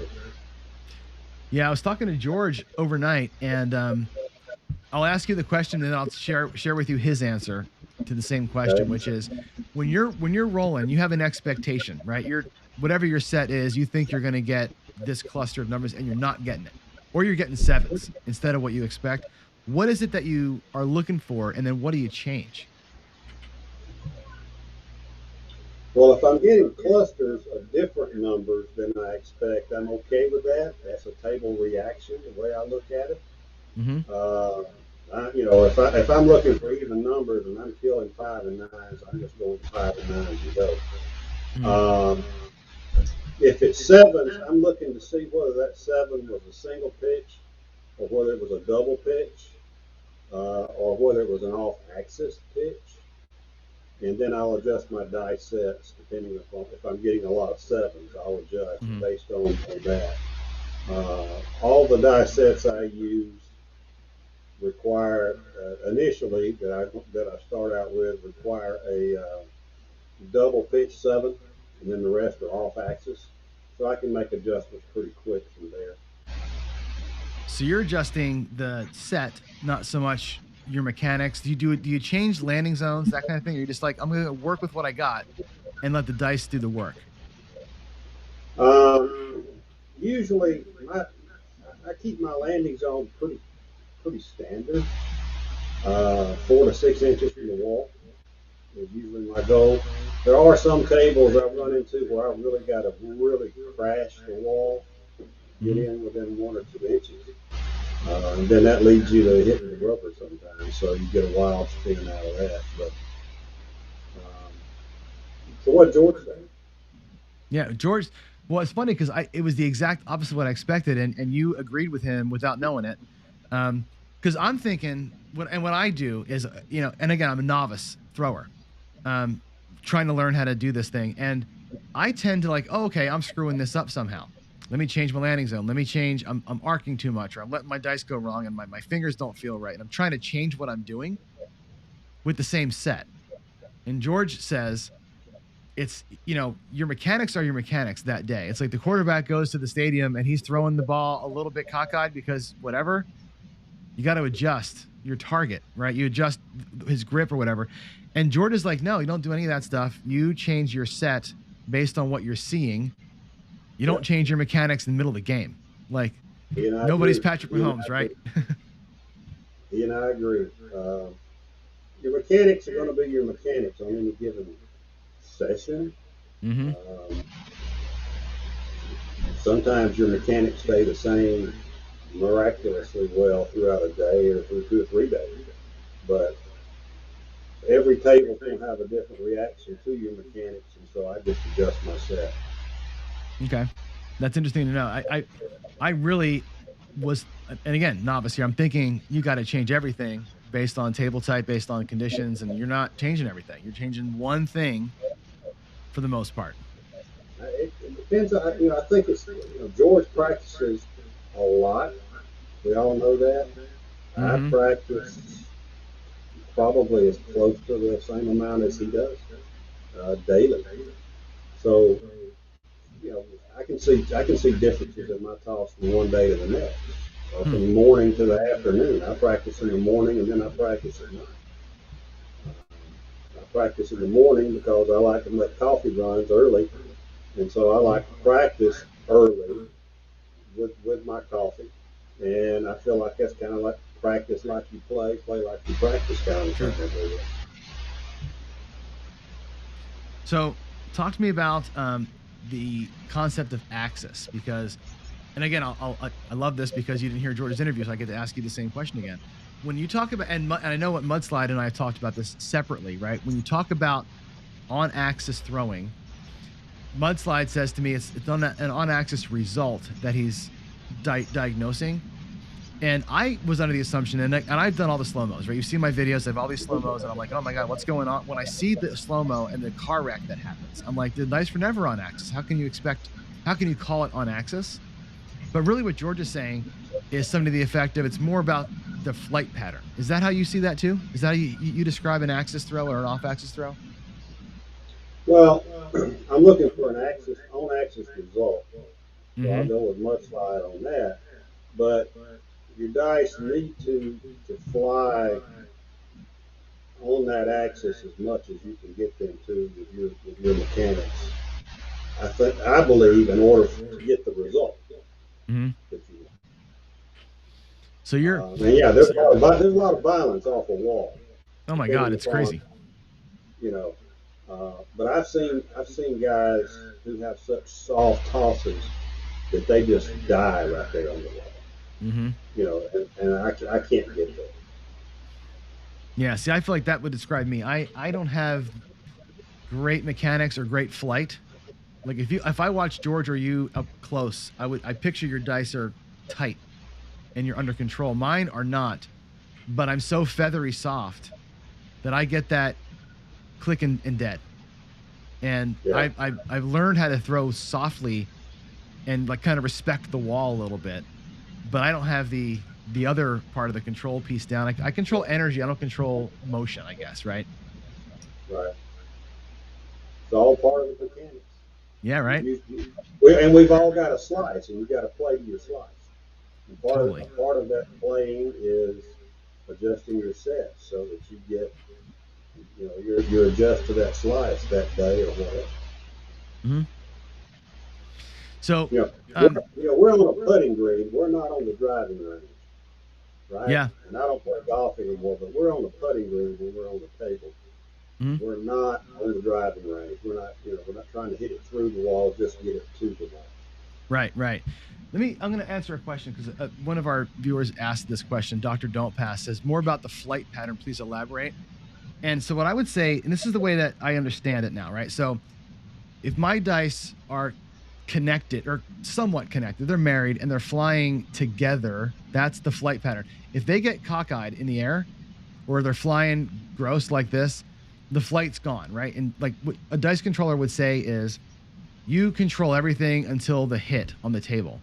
And if you left your hands and the dice are doing this in the air, well, you've lost all control, right? That's the mechanical thing, right? So if they're together, a good flight pattern means they were married, they're together, you've done all you can do, and they were in control until a certain spot. But if they leave your hand and they're jacked up, or you double pitch in the air or split in the air, that's where all bets are off. And when I throw, sometimes I will see one die just go over here, like, or it's spinning like on the points. Yeah. And like that die, I've blown the whole throw, Yeah, I got into a bad situation late summer where one of my left die was always, I mean not always, but it was an obvious run to the left, and that had more to do with my grip and my thumb, which was affecting the toss through the air, and then obviously the landing. It took me a little while to get out of a bad habit that I had built in. Mm-hmm. It's interesting. It seems like when I hear the word after today, of course, when I hear the words on axis, there's two meanings to that, right? There's the flight axis as it's in the air, like you expect, and then there's the on axis result, which we think is based on that. I still don't know how when I see slow motion how that all works together, but I mean you've been doing this for a long time, so maybe talk through it a little bit, yeah. I've done a lot of slow mos too, and if you can get them to hit square into those pyramids, you get less violence. You're going to get some violence, obviously, but you do get less violence. If you go in where one lands and it goes edgewise into that pyramid, then there's no telling where it's going to go. That's extreme violence on the top. Right. The .775 dice, if you're hitting them square, they don't even go into the pyramid. They just hit the surface and come right off of it. If you can hit it square in there, that's the hard part. Yeah, right. Well, it's funny because like 1 micron of difference, and the slow motion is where you see that, right? If they're like that, like just you can't even see it, like a little dinky bit off, you're done. Like you've lost, right? And that's where the in air axis stuff is hard, because if you're off even a little bit, they're gonna hit and go sideways, and you're kind of screwed. I track throws every day. I track hundreds of throws a week, probably 1,200 throws a week into my computer. And so I look for which die is off axis the most. I'm a 50% on axis result. So which of my die are off axis the most? Is it my left die or my right die when they land? We use the chi-squared, chi-squared, however you want to pronounce it. It's the Greek letter chi that tells you whether or not you've got an edge, you're having control. And so if you get under that 0.05 level, then you're having some influence on the dice. So I've seen books that had a lot of off axis, but the chi was really low because it was consistently off axis. And so chi measures your faces, which faces hit the most over a long period of time. And so that helps you know if you've got a little edge on 2 or 3 numbers out there. And that seems to be the thing that's given us the clusters that I you're love seeing, right? clusters. Yeah, right. So you did a video, boy, when was that? It was maybe probably more than 2 weeks, maybe a month ago, where you broke down the 3V set like I've never seen before. And Right. George did something like that today, very, very quickly. He didn't have a lot of time to go through it, but can you walk everybody here through like the basics of that? Because that was an interesting breakdown of like, it's a 3V set that, I wouldn't have known there were 17 different 3V sets. And just the differences between them, right? I'd like, okay, it's a 3V. I know one way to set the damn thing. And you broke that thing down like it's a whole different thing. Yeah, let me adjust my camera Sure. over here. That'll help. Get a little higher. And let's see. All right. So you can see this, right? Yep, we got you. We see the big dice pretty clearly, yeah. Can you see the 2, 1, 2, 4 on front? We can, yes. Okay. Believe it or not, that particular 2B set has the same facial matches as this set right here for 7. Right? How? I'm going to pull out another. You what? I said how? I mean, that's the thing. Yeah. You don't see how. There's actually 24 die sets that have the 7s in the same location as that set right there. Really? Yep. There's 24. If you could think of it, I'm going to try to pull my finger across here. If you could think of 24 columns of die sets, there's 24 in rows in each of those die sets that all have the same 7s ratio. Okay. I was looking for my other big pair of dice. I don't see. Yep, here they are. Here they are. So these are not as correct as the 3V as the blue ones, but everything is in the same location. All right. So there's the 2, 1, 2, 4. There's the 3, 2, 3, 6. Right. Yep. Can you see them both? Yep, we can. All right. All right. Obviously, you got double pitches, top and bottom or 7s on both of those, correct? Right. That's right. All right. Where's my other 7? It's not there, is it? So let's do this. Let's go this way. There's a 7. I go this way. I go this way. There's the 7. All the 7s are in the same location. All the different numbers or different faces all make the same. Right? Yep. So the dice, you're saying in the same location, it isn't the same 7, but it's the fact that the dice act that way. One flips out, one flips over. It's going to be a 7. One was a 6, 1, one's a 5, 2. It's still a 7. Still a 7, right? Yeah. But so this die set here, if I throw it 100 times and I throw this one 100 times, I'm going to have the same SRR. Same number 7s, but different cluster outcomes. Numbers. Sure. Different. Yeah. Yep. It's going to be different numbers. What else we got? We can roll this one forward, roll this one to the right. 4, 3. Roll this one forward, roll this one to the right. They're both 7s. Right? So you got to know where your 7s are. That's the key. That's the huge key to getting your die sets doing what you want. And if you've thrown enough, logged enough, and you know which of those columns you're in that I'm talking about. There was a mathematician, we call him Coaster. He's the one who actually figured this out. And it's obvious once you know it. It's just, I didn't believe it till I ran it through test after test after test because I'm hard-headed. But Once once you know what 24 sets give you the same numbers and it's your best SRR sets, then you can start looking at which ones you don't even need to worry about. You want one that maybe is heavy on 12s.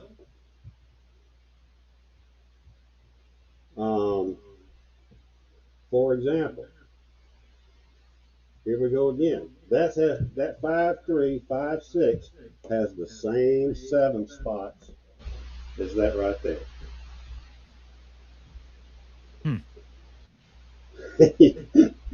Pick one for me to turn. You don't. You're shaking your head like what?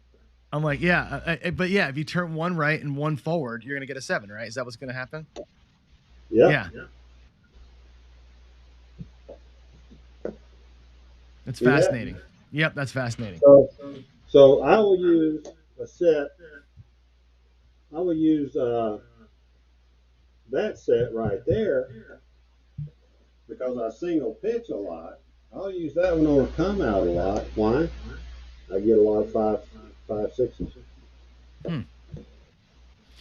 That's Maybe so. I'm trying to snipe. It's fascinating when I watch this, right? Because I'm looking at this. Okay, I mean, it all makes sense, right? I can see exactly what you're talking about. How do I make my brain do the math on what? Because what you're saying makes sense, right? If they do this and this one rolls that way and that one rolls this way, it's a 7. If they don't, you're gonna get a good result. But then I see them hit the back wall and they go all cattywampus, right? And how does that turn into a good result? After you know what I'm saying? If you were bouncing flat into a flat wall and back to flat surface, I can see where you could maybe do it. But the diamonds screw all that up. And how do you make that? How does it work? Part of that you broke up on, right? Now, if anybody tells you they don't PSO, they're lying, right? They don't play craps, right? So we all PSO, we all have short rolls. Your mathematicians that were on earlier, the math is the math. So what we're trying to decide is if we can get results, favorable results that we're trying to hit on a regular basis, enough to decrease the house edge on certain numbers, right? So if I can I turned that 3V around. This is a 3-6-3-2, right?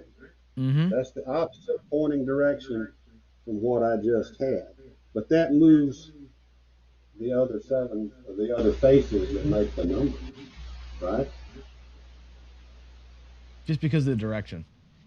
Yeah, it moved the other faces. I still got double pitches on top and bottom. Sure. Right? Still got the 3-4. I still got 5s and 2s up here. But if I go this way and this way, I've got aces. If I go this way and I go this way, I got a 7. So 3V, all 3Vs are not the same. In fact, yeah. So the same action gives you 2 different results, but just based on which direction you're throwing from, like that when you spun it that way. Yeah. So you've got a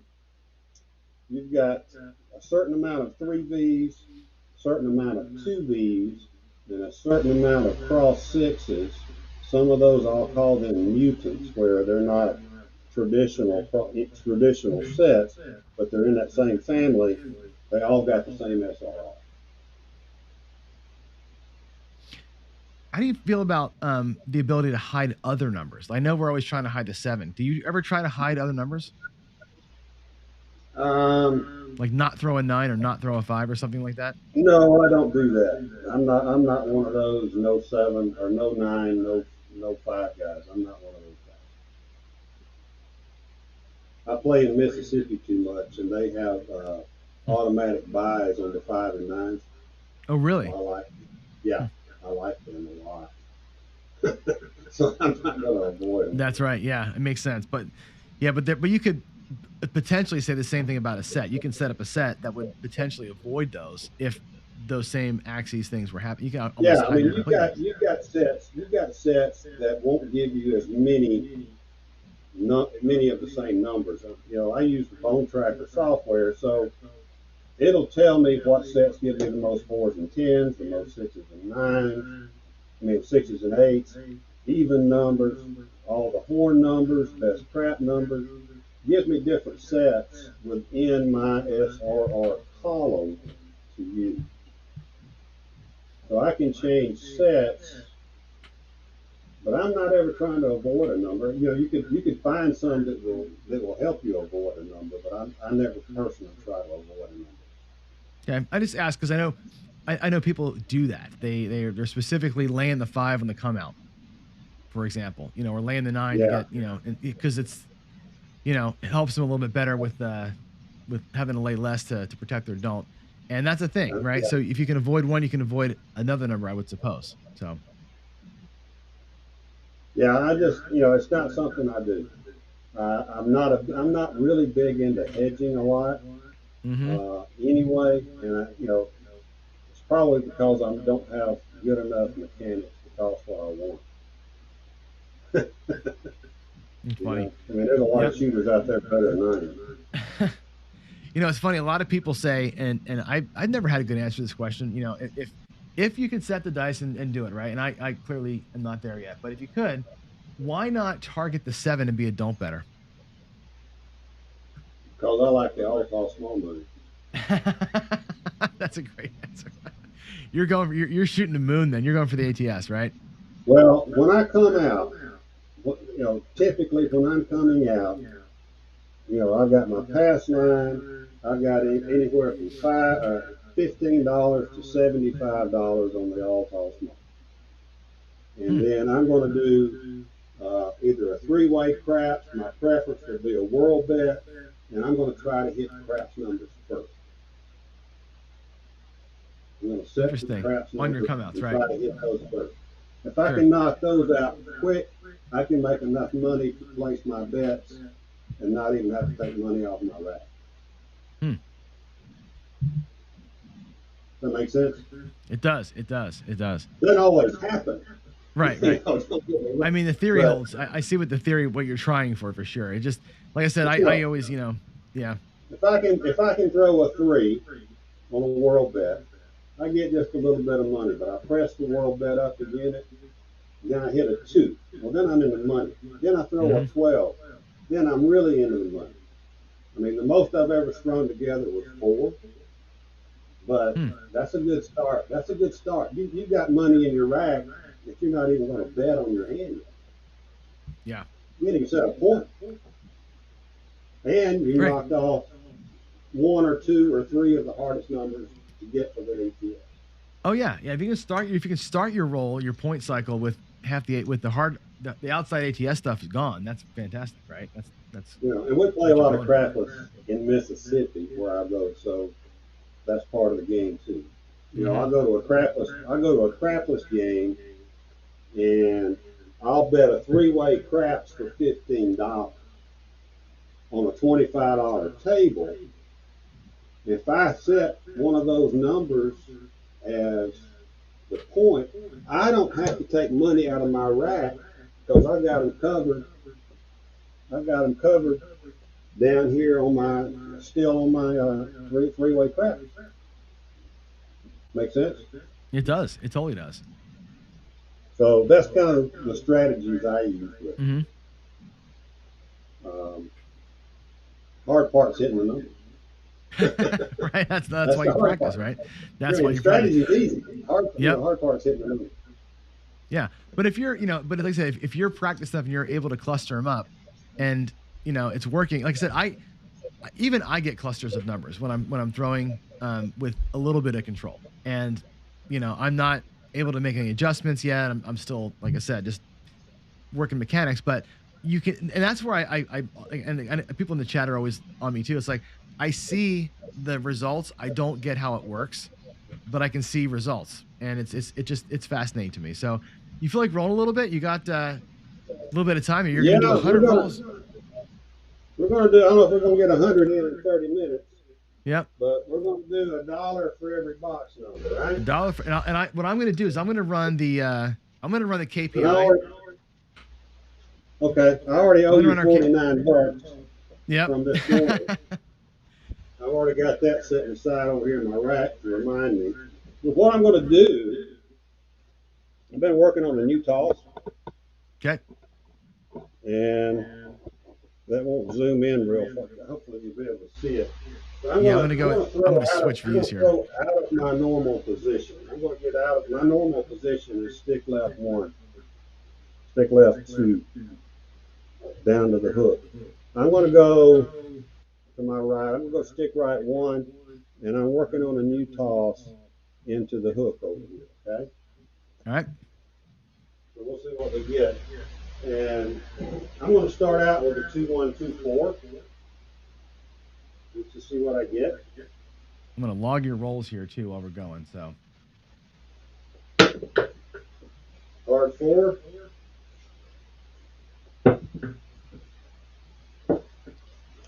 You're logging them, so there's no need for me to throw chips out there, right? no, I got you covered. I'm just gonna get my spreadsheet going here, and I invite anybody out there who wants to accept the challenge to make a wager on box numbers. I mean everybody should. I mean, I think anybody should be able to pledge here That's with a us. yo. A yo, okay. So hard for. I'm waiting for my thing to load here. Come on, here we go. Input. But these are landing pretty well. I say that, and I'll probably break one off the road. Ace deuce. Okay. I'm not making anybody any money. I'll change dice sets. I'll go to 2, 3. Let's see, 2, 3, 2, 1.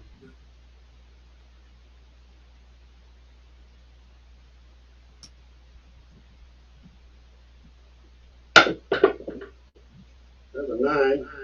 All right.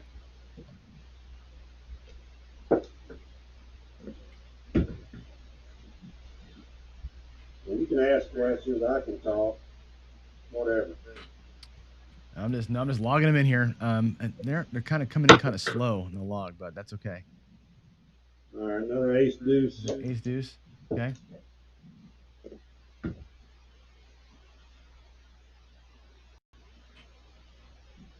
Yeah, I'm really just working this toss out. I'm still practicing with it. There's a 3-1-4. Okay. 3 box numbers there. Good.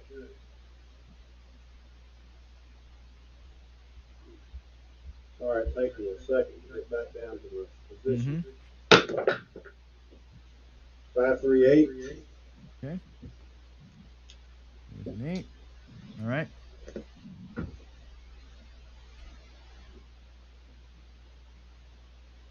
Change into that 3, 2, 3, 6.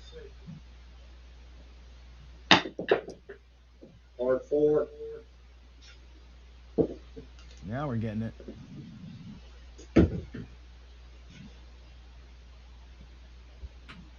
It just takes a little bit. Hey folks in the chat, let's go.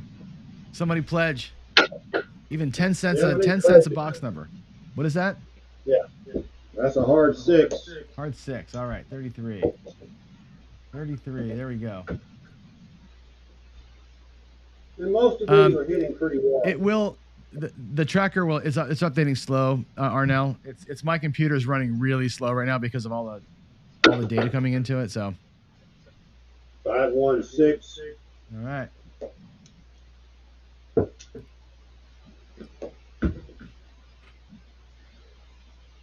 No, you're doing big on axis, off axis, dice control reel, and all that kind of thing. Bad toss. Got a 5, 1, 6. Wow, 3 in a row. That'll work. Yeah, I hit 9 6s at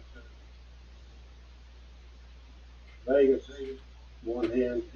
That's unreal.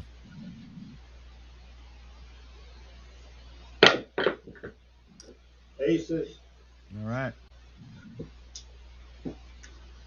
Again, folks, all for charity here, right? Yeah. Let's get those box numbers in. Yep. Somebody make a little bit of a wager on these box numbers. I want to see one person throw it out there, right? One person throw even 10 cents. 10 cents a box number would be fantastic. There we go. Journey Life, 25 cents per box number. Love it. There we go. That was a 7. All right. That was quite a few tosses between 7s right there.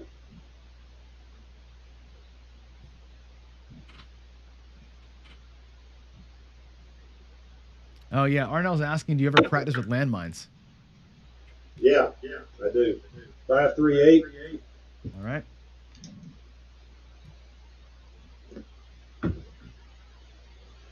I do, but this is for charity.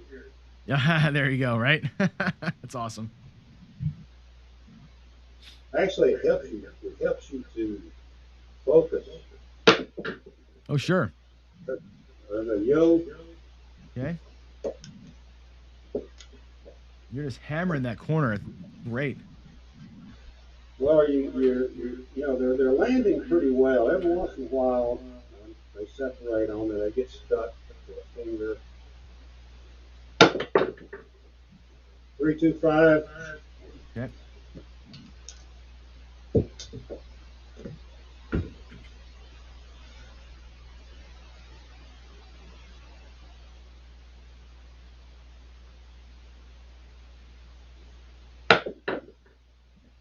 Six, 3, 9. All right, 9. You want me to stay with that same dice set? I mean, it seems to be you're in the box. I mean, you got on this roll alone 3, so 6, 2, 8. 8. That's the point. And they're all hitting the wall, I think. I never try not to hit the wall. I got ran out of valleys when I was in Vegas. I heard that. 6, 3, 9. You know, one of the people bitch about, how long it takes, and I think most folks, except for the folks that are betting the don't purely, they shouldn't bitch about dice setters because you're trying to like make them money too, right? It's just about the time. Aces again, yeah. And I can see you. We're just talking, you're throwing, and I'm not seeing 15 seconds between throws, right? You're getting them set and you're getting them out there, and that shouldn't bring any attention to you, I'm having to be my own stick man too. Right. I mean, aces again. Aces again. My goodness. I have a strategy where I bet the aces every single throw. I'd be banking on you right now. Man alive. You should be on it. But I tell you, what drives me nuts about that is that you're not slow. You are hitting the back wall. There's no reason to get on you at all, unless you're making money, right? Well, I was working my third fire bet in 8 tosses. 3, 1, 4. All right, 4. I've changed to a cross 6 variation. Were you seeing something that made you change to that? 8 aces. Mm-hmm. Now, if I was on Crapless, I would not change. 6, 4, 10. All right, first one of those.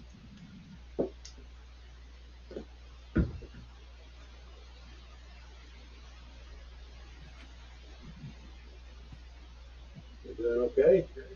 Yeah. Let's see. 3, 1, 4.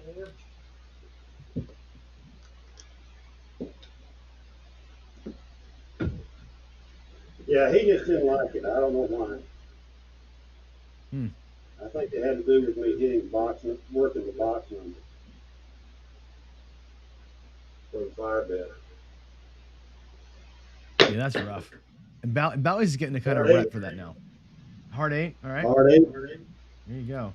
Yeah, and every time I made a point, I was changing my set because I was trying to set a different point.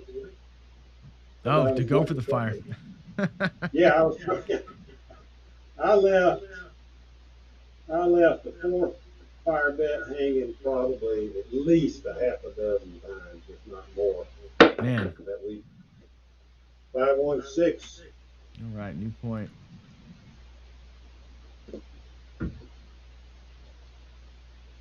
I'm sorry, the 9 is the point. My bad. All right, good, because I have no idea. I'm just rolling. Yep. Aces again. That was a bad toss.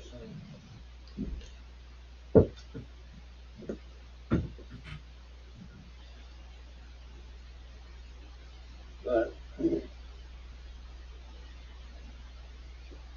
here we go. 10, 6-4. Wow. Yeah, since you made that change, that's 2 4s and 2 10s. Yeah, I would expect that off that set.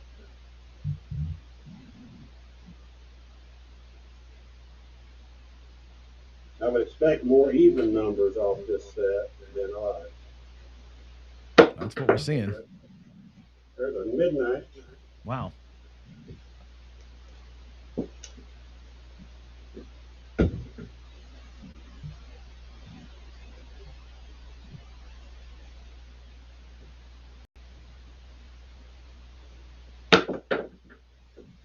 Four, 1, 5.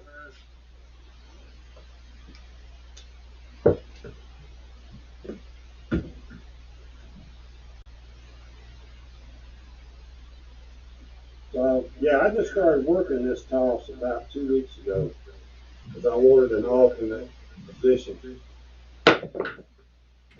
Hard 10. Whew. Rushing the outside. Yeah, those pay better. It sure does.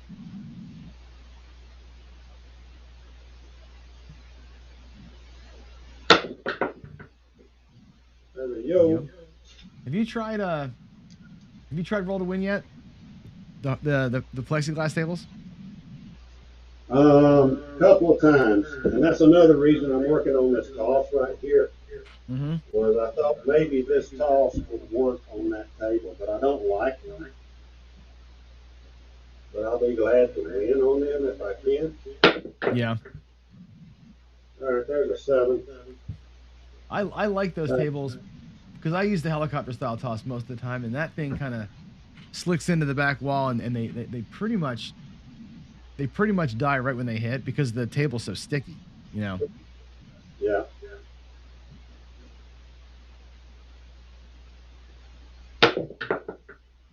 Three, 1, 4. Okay. You want to stay with that cross 6 set I'm using? Yeah, definitely. See how many hits the 4s and 10. So you're asking how does it work? I don't know, man. This is just what we do.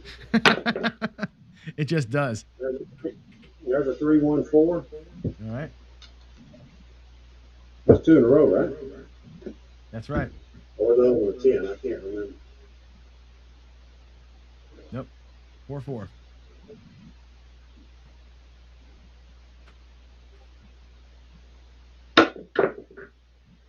Another yo. Okay. You just got to know with that set I'm using, you're going to have some yos come in and a few ace deuces every once in a while. It's mostly even numbers for sure. We got one person betting. We got one person here. That's at 25 cents a box number. Anybody else want to jump into that? Got 538. 538. Okay, there it is. So yeah, I'm expecting even numbers out of this, more so than even. I bet a lot of even numbers. A lot of times I won't even start a 5 in there.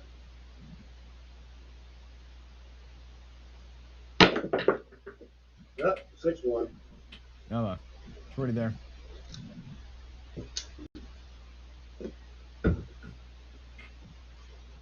All right. You want odd numbers, or what do you want?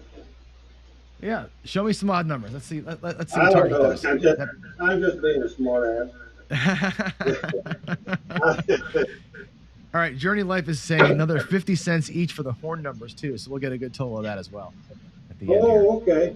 There's a 538. All right, there's an 8. 5-3.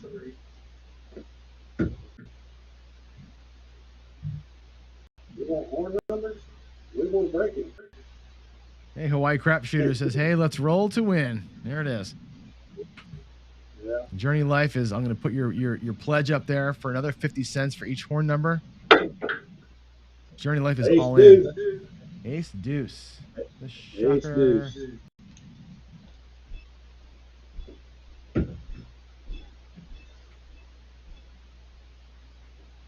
See, El Toro's in the guest room and people are queued up, maybe. I like El Toro. Oh, yeah. 426. All right. But again, this is all a new toss for me, and I'm way out of location. Another pledge for 25 cents per box. That's awesome. 639. All right. You see how those dice are kind of just sitting down there flat? They really for the are. most part? That's what I'm really liking about this toss. And I think I could exploit it, maybe. I intend to find out on that plastic table. 426.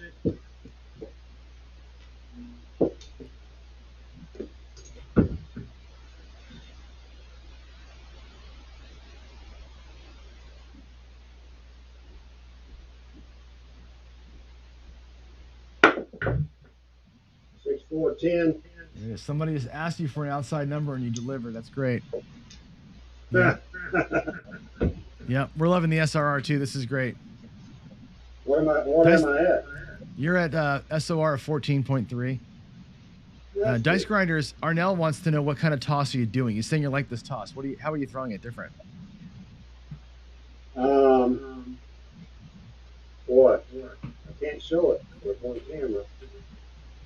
But I did a video on it the other day where I had there's an aces. It's really a 3-finger grip, kind of deep, but I'm trying to keep the rotation down to less than one.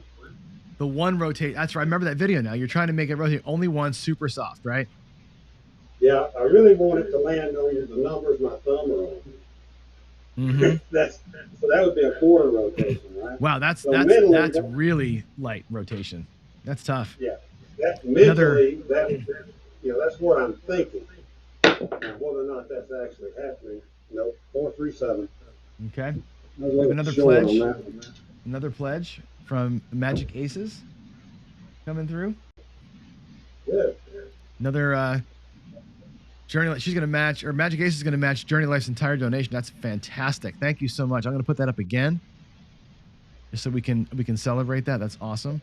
Yeah, Dicey. Or no, he's floating the dice is what it sounds like. Yep. 325. Yeah, El Toro has sniffed it out too. Got another 6-7 minutes. Yeah, El Toro is saying, by the reaction of the dice, I'm going to put this up here. El Toro says, by the reaction of the dice, it looks like an underhanded knuckleball into the mixing bowl. And basically, it's what it is. He's doing a 1 or a quarter of a rotation and barely landed him in there. So. No, it's not underhanded. No, he said it looks like it. Yeah. That's a 5-3-8. I'm actually throwing it just like this. Just like that. Can you see that? Mm-hmm. That's what I'm throwing. So you're like from the right side then. Okay. Yeah, so I'm doing it from down here on the stick right. I started practicing this when I got back from Vegas. Yeah, my right side toss is always underhanded because my shoulder hurts so bad. There's aces. All right. Boy, I'll tell you what, I would be paying the rent on you right now. Well, I'd love for you to be there. All those aces, boy, oh boy.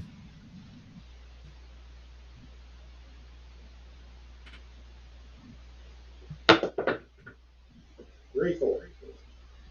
All right. Waylon says. We'll throw a few more. Waylon says, I would love. Wait, where's your other comment, Waylon? You're like, I would love the black dice. Waylon, there's a way that you can get the black dice. There's a secret way you can do it. You can outbid everybody else. The black That's dice? how we get it. And here's Don is going to pledge $1 for every come out 7. Oh, I don't do those. We don't try for those, right? 325. All right.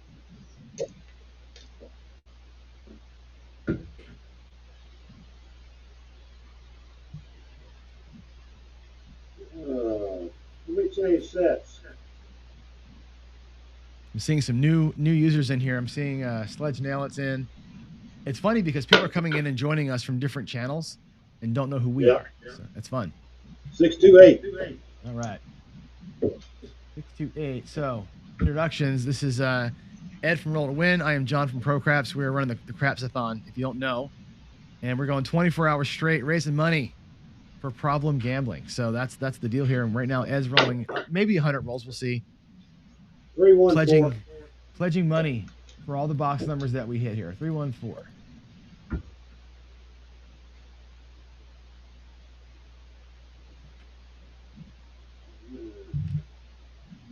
Go back to the 3V. My 3V. Hard 6. All right. 33. Yeah, Dice Grind is a good point. If you're an ATS better, you're certainly not trying for a come out 7, right? No question.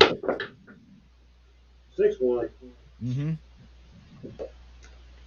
I'm shrinking my SRR. Yeah, I just dropped a little bit. Where's it at? You're at 10-8. Yeah, that's about my norm. There's 11.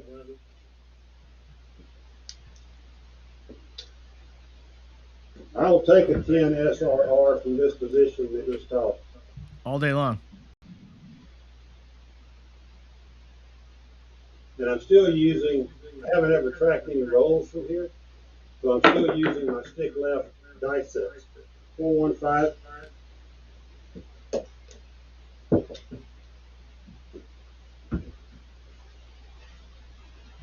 And you're at 55 rolls. Let's get like 10 more rolls in. All right. Ace deuce.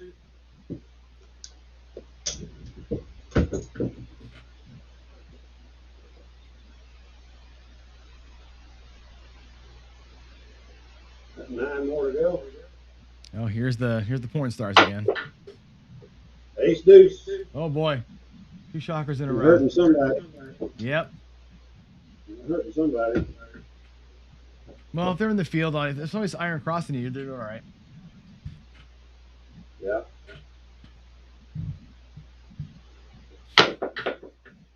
Aces again. Wow. Wow. Oh my gosh.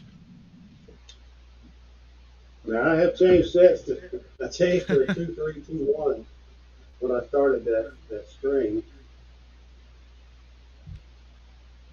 This is a set I would use on the crackle table for stick left 1. 9-5-4. Okay.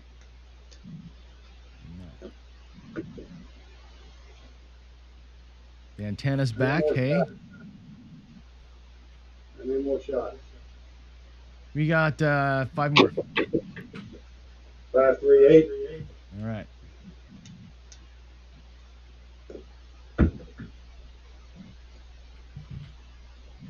I can't watch this. I can't wait to see El Toro. I'll show you the statistics here in a minute. I used to watch El Toro all the time. 6-2-8. All right.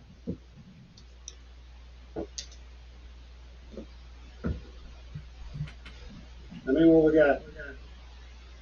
You're at 61 rolls, so 4 more. Okay. 5-3-8. Woo! 3 in a row. Yeah, I had my 8 up to $1,800 in that LFC one though. Oh my God. I was trying to knock it. Trying to hit it. I had it 420 when I had that long roll. 5-3-8. Oh my gracious, that's 4 in a row.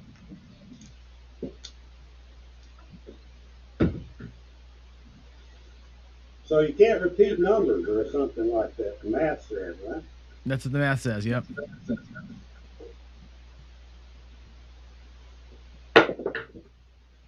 628. Oh heavens, are you kidding me? Nope. That's your there it 65th is. roll. We're gonna roll T7 out now. We're gonna see where this goes. Yeah. Journey Life just says triple Lux heaven. Yeah, if you're triple Lux in this thing, you are to the speakers right now. There it went. 4-3 right there. All right. You I jinxed jinxed me. you. I jinxed you, totally Yeah. jinxed you. Yeah. All right. Let's take a look at the totals here. I'm not sure can you see my screen when we're talking here? No, I can only see you. Okay, I'm gonna switch to this. I think I can make you see me. Hold on, I'm gonna go to this page.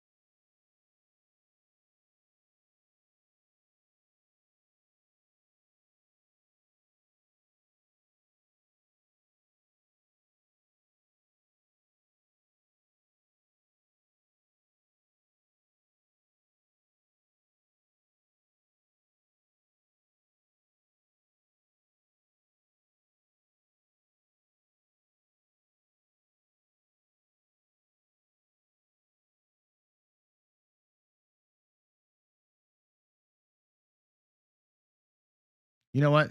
Nobody heard any of that because I was on mute. I'm sorry, guys. I always mute when I go to the screen. I'm sorry about that, folks. Let me repeat all that for you for the video here. So we've got if you're keeping score at home, here's the totals. So the box number totals were 8 4s, 5 5s, that's 13, 7 6s, that's 20, 13 8s goes to 33, 5 9s, 38, and 4 4s is 42 box numbers and 18 horns. So if you're betting where you were donating or pledging based on box numbers and horns, it's 44 boxes, 18 horns. And you can pay up on the donations page, which is bit.ly/craps-donate. Ed, that was fantastic rolling. Your SRR was a 9-6, and I was joking that I jinxed you because I made you go one extra roll.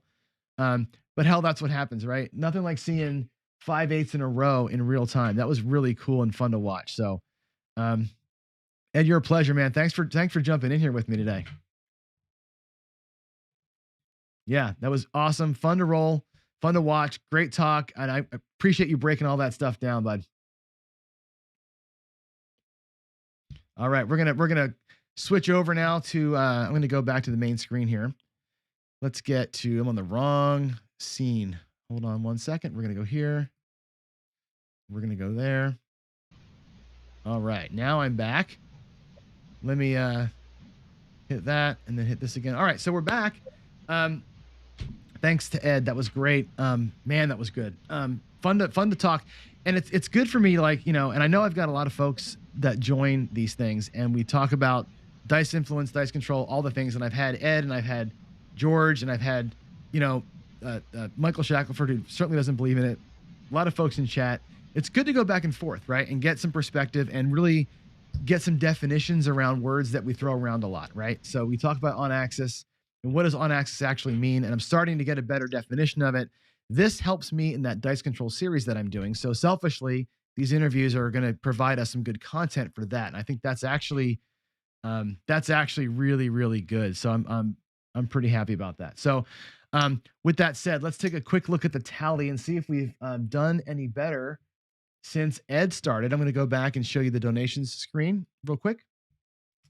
We were at 1587 a minute ago before Ed started. Let's go to 1662, right? That's great. Don is our most recent donation with $50. Thank you very much. And we've got a few pledges that just came through off of Ed's roll. So I suspect we'll start seeing those donations hit the wall here in a minute. And let's run over here to the bidder, the auction screen, and refresh that. And yeah, let's take a look here at where we are. I'm telling you, I'm challenging somebody here. I need this Big AZ thing to get bid on, right? A day in Arizona with Big AZ. Come on, man. It's sunny all year long. Big AZ. You get to golf and play craps with Big AZ. I mean, that's got to go. That's got to go. And we got to get this owl picture. The owl picture, I'm telling you, it's one of the coolest things you'll see. And we're about to have El Toro in here. So I'm going to go ahead and bring in the crystal light so you can see it in my hands. I'm going to show it to you here in a second. And we're going to bring him in. So let me show you the commercial while I go and refill my coffee cup. And I'll be right back with the man himself, El Toro, joining us in about 3 minutes.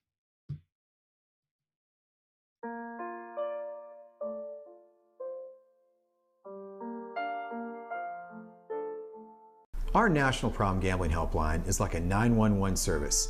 Anytime, anywhere in the U.S., you can call, text, or chat for help in your area.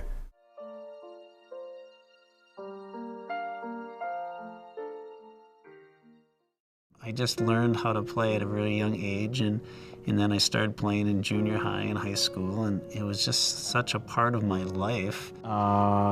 When I got my own bookmaker, he was really helpful. He said, you know, Donnie, when football's done with, I got basketball and hockey. We lost our home to foreclosure. We lost a motor home. We lost a car. This was all our daughter's senior year of high school.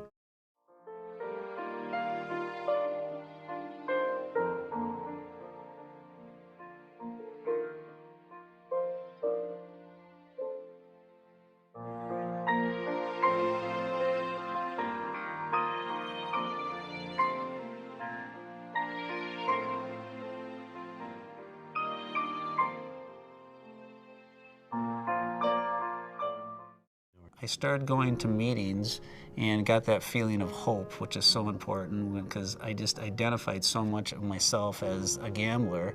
But now I realize, well, this is not going to be a healthy lifestyle for a family man. Until I got in the door and started identifying with everybody else that was there and realizing that I wasn't unique. I wasn't the only one. It was an amazing place.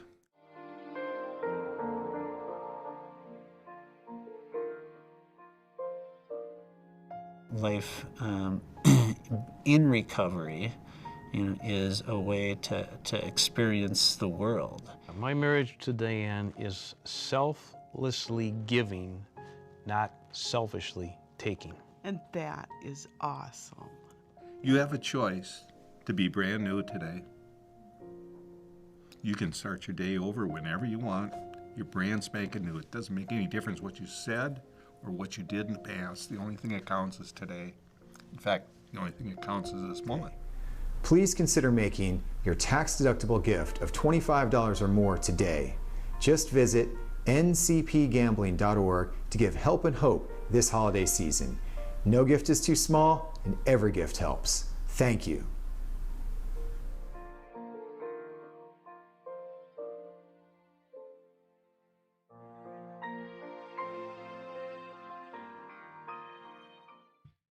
All right, let's bring him in. Everybody's been waiting. El Toro, can you hear me, bud? Let's hope so. I got no volume for you, pal.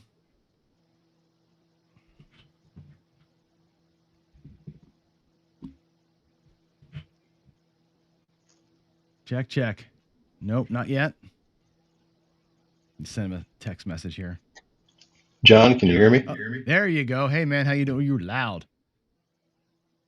Awesome. We just can't see. We have your OBS screen, but that's okay. We'll just talk to your picture. Hold on a second, buddy.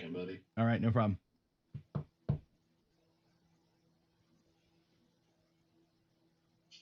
Hold on a second, buddy. Yep. Oh, we got an echo. Well, I guess I can't hear you through my earbuds, but I got you. Okay. There's a little echo there too from something. Maybe your computer's on, or check the check noise cancellation. Gotcha.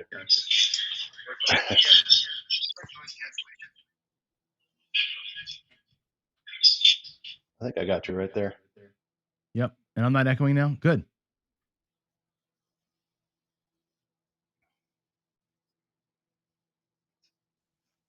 Oh, we might have lost them.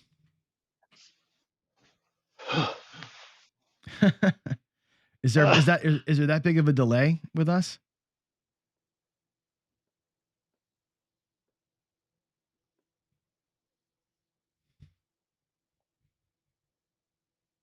I just now heard you, buddy. Oh wow. Let's have you disconnect and reconnect. I'm going to send you a text message here.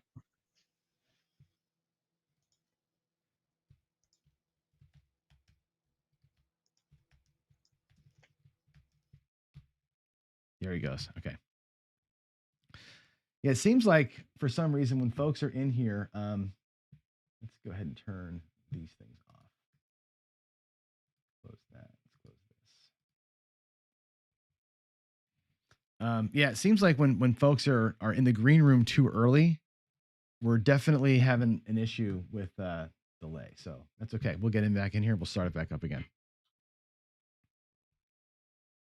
Yeah, Don, we're not gonna, and maybe we might not have video. Here he goes. Let's try it again.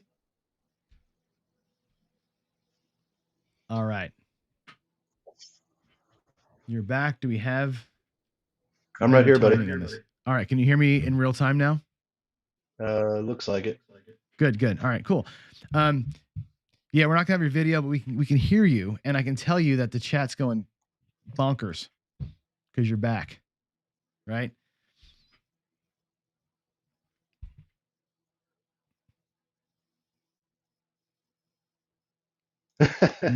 Cannot. Yeah, we're still in that really weird delay, aren't we? I guess I don't know what's going on, but hey, it is what it is. Well, you want to try with your phone instead of OBS? Dude, I am not tech savvy.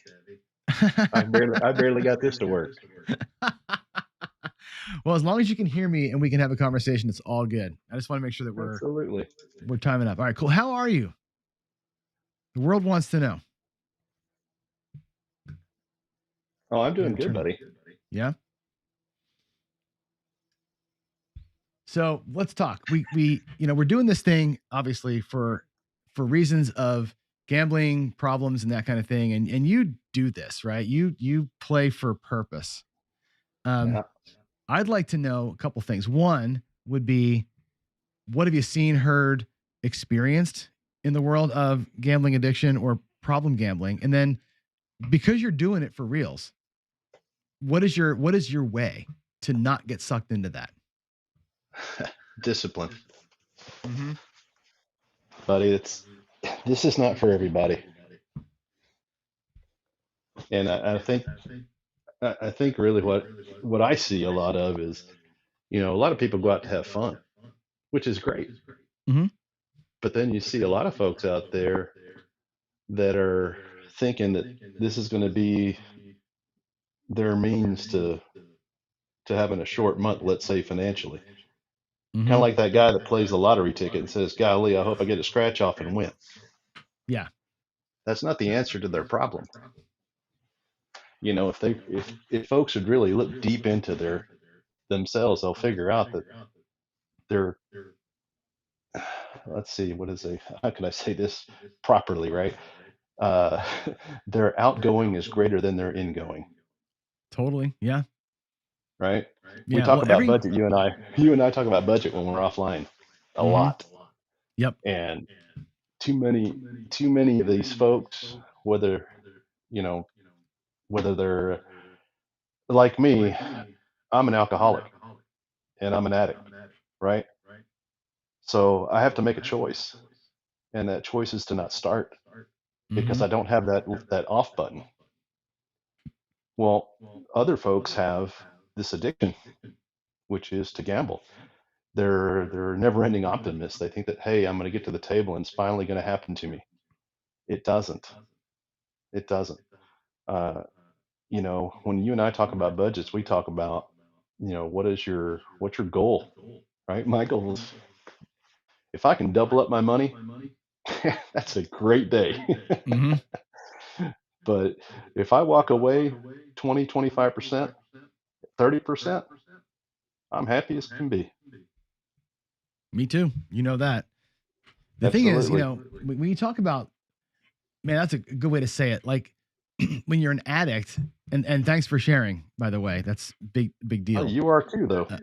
Yeah, I mean, 100%. And the thing is, when you're addicted to something like physical, like food or smoking or alcohol, you know, the end that you get from that is the high or the whatever, right? With gambling, and you're not chasing it. Like you're not chasing another cigarette or whatever. In gambling, there's a physical loss that you got to go after, and it's a self, you know, it's a vortex that you get sucked into Mhm. with it. And I think that's why gambling addiction to me is the worst kind, because there's that double negative. It's like, yeah, you're an addictive personality, and like all addictions, it causes pain to you and your family. Yeah. But man, I mean, you have to go for more. Like you once you lose $1,000 and now you're blown rent, it's like, well, shit, now I got to win $2,000, and you know, and you know, the cycle right. just goes and goes and goes, and it's like, you know, it's tough, and I think you So, used the best word, which is discipline. yeah. So last night, you know, before I before I passed out, you know, I I also day trade too, by the way. Mm-hmm. So I was listening to how people were talking about how gambling and day trading are similar. Absolutely not. Absolutely not. And I'll tell you why. You know, day trading, when you buy or sell a position, you're only winning or losing on paper. You Mm-hmm. don't realize the gain or the loss until you actually exit your trade. In craps, when you put your money on the table, pass line, box number, whatever, wherever you play, DC, once that hand is over, you've realized the loss. In real time with real money. Real time, real money. Mm-hmm. And that's what we were talking about. You know, once you go in, if you're down $100, and I think Jacob was talking about this too, was, you know, when you're down $100, your next hand you got to make up another $100 plus the 100 you want to win just to break Yeah. even. Yep. You know, those are realized losses. Yeah, that's what I was saying earlier about like regression systems, right? Regression systems they're great Love them. if you hit the number though, right? You got to come into a regression to hit the number. If you come into a regression and you're 220 inside or 320 across and they PSO you, well, Sure. now you got to work. You got to That's work to right. get back to where you started, and that's a bitch, right? And that's where Mm-hmm. you know, bankroll, right? And Jacob touched on this, you know, about bankroll meets strategy is the way that you win. The marriage of those two, Mm-hmm. you know, and that's a big, and Yeah. I think that's where you kind of talk through. Bankroll's a big deal for you. Bankroll's huge. Huge is money management too, and that's the other thing I see too at the casinos a lot. Um, Unrealistic expectations Mm-hmm. with an unrealistic bankroll. And no Those two is management a of it. recipe. That's a recipe for disaster. Yep. You know, you know, you can't walk in with, let's say, $500 or $200, $500, whatever you come in with, and expect to win thousands. You know, can it Right. happen? Sure, it can. Mm-hmm. There's always something to be said about luck, dumb luck. Yep. But Yeah. And the and reality of that happening, man, mm-hmm. I wouldn't count on it. So No, your I hear you. expectation is like what you and I talk about, right? If you're going with $500, what is your expectation? You know, is it 20%? That's $100. Man, be happy with that. That's a 20% gain in an Yep. afternoon. Yeah, we talk about it all You the know, time. It's like, frankly, anything positive is going to be good because, and I'm going to put a quote up here that you probably can't see this, but this is from PJ. He's a subscriber of mine, and he's interesting cat. Always has great things to say, and he says, stop comparing gambling to the stock market. And you're right, it's I see not it. a one for one. right? That's You right. can hold stocks over time. They grow in value. Gambling, when you're gambling in a casino, you are playing against somebody who's got an edge on you all the time. And they're in business to take your money. They're in business to siphon off of you, right? Stock market isn't like that. Stock market, everybody's trying to win. There's no house that's trying to screw you in a stock market, right? You may get screwed. You may make a bad decision. Your bankroll may not support what you're trying to do. But it's way different than craps or any other casino game where you're actually fighting somebody who's unfairly advantaged. And that's the negative EV piece that he's talking about. We compare it to those things because the percentages, right? You're putting money at risk to win some reward. And it's about what's the amount of reward you're willing to be disciplined enough to accept. And that's the hardest thing for me to teach when I'm and I teach every day on this stuff, right? It's like, that's the thing that we got to remember is like, you're putting money at risk and you have some target in mind. That's what you're talking about. What's your goal? Yeah, that's exactly. Hey, I just want to real quickly say hey to Don. Looks like Don Stanley's the one that's winning the El Toro Crystal. What's that thing up to right now? And then and to PJ Strong's point, and this is what really differentiates the gambling and stock market, right? Stock market is a long-term hold. If you decide to stay at the casino a long-term hold, you're done. You're going to lose money. That's what it's designed for. But again, honestly, this isn't about stock market. This is what I see. I kind of compare it that way too, because I have investments, and we all have diversified portfolios. We have good, quick, short-term, long-term. I look at the same thing as what's my short game, what's my long game, what's my whole objective of going to the casino, right? Am I going to have fun with my buddy Big Money Mike, or am I going to go make some money, make a living? Right. And what do you normally go for? What's your I'm a 50-50. Yeah. I'm a 50-50. So when you go to the casino, right, you go in there, and if I'm by myself, I'm going in there for business. It's like Mike Tyson in the ring. I'm going there, I mean business. I'm not there to screw around. And that's why I said I'm quiet. I'm super quiet. I'm there for a reason. I'm concentrating and I'm hyper focused. But when I go with my buddy Big Money Mike, we go to have fun, but we also go to try to make money. But it's hard to do sometimes, especially when one of them gets off script. Which just sounds like he does every so often, right? Oh my God, dude! When I go see you in Seattle, we'll see how close to script you stay. Oh, I am on script, dude. I'm on point. I'll deviate here and there when and I talk about the trends, right? When I sense it, I'll deviate here and there, but I build the deviations in. Like, I'm playing this, and when I see that, I'm going to go here, and here's the money for that diversion. I don't get a wild hair up my ass and go, you know what? We're just going to switch the entire thing and go. I don't do that, and you'll see that. And I play with and Brian. I always talk about this because I play with Hawaii crap shooters, and they were like, you practice what you preach. Like you're like a maniac with my rack and the way I do things, and I just I got it figured out.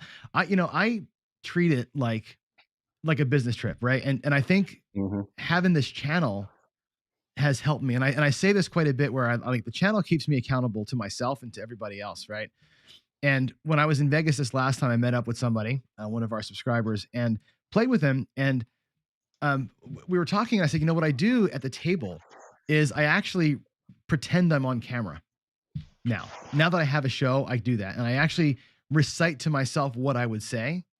So I stay on point, and that's how I stay focused. Is I like literally probably my lips are probably moving like an idiot. I probably look like an idiot, out there, but I literally talk to myself as I go, like what's going to happen. And I do the baseball thing. I'm like, hey, if the 4 hits, I'm going to press to here. I'm going to move this over here, and I'm going to collect 6. And when Are you saying you're doing incantations over there at the table?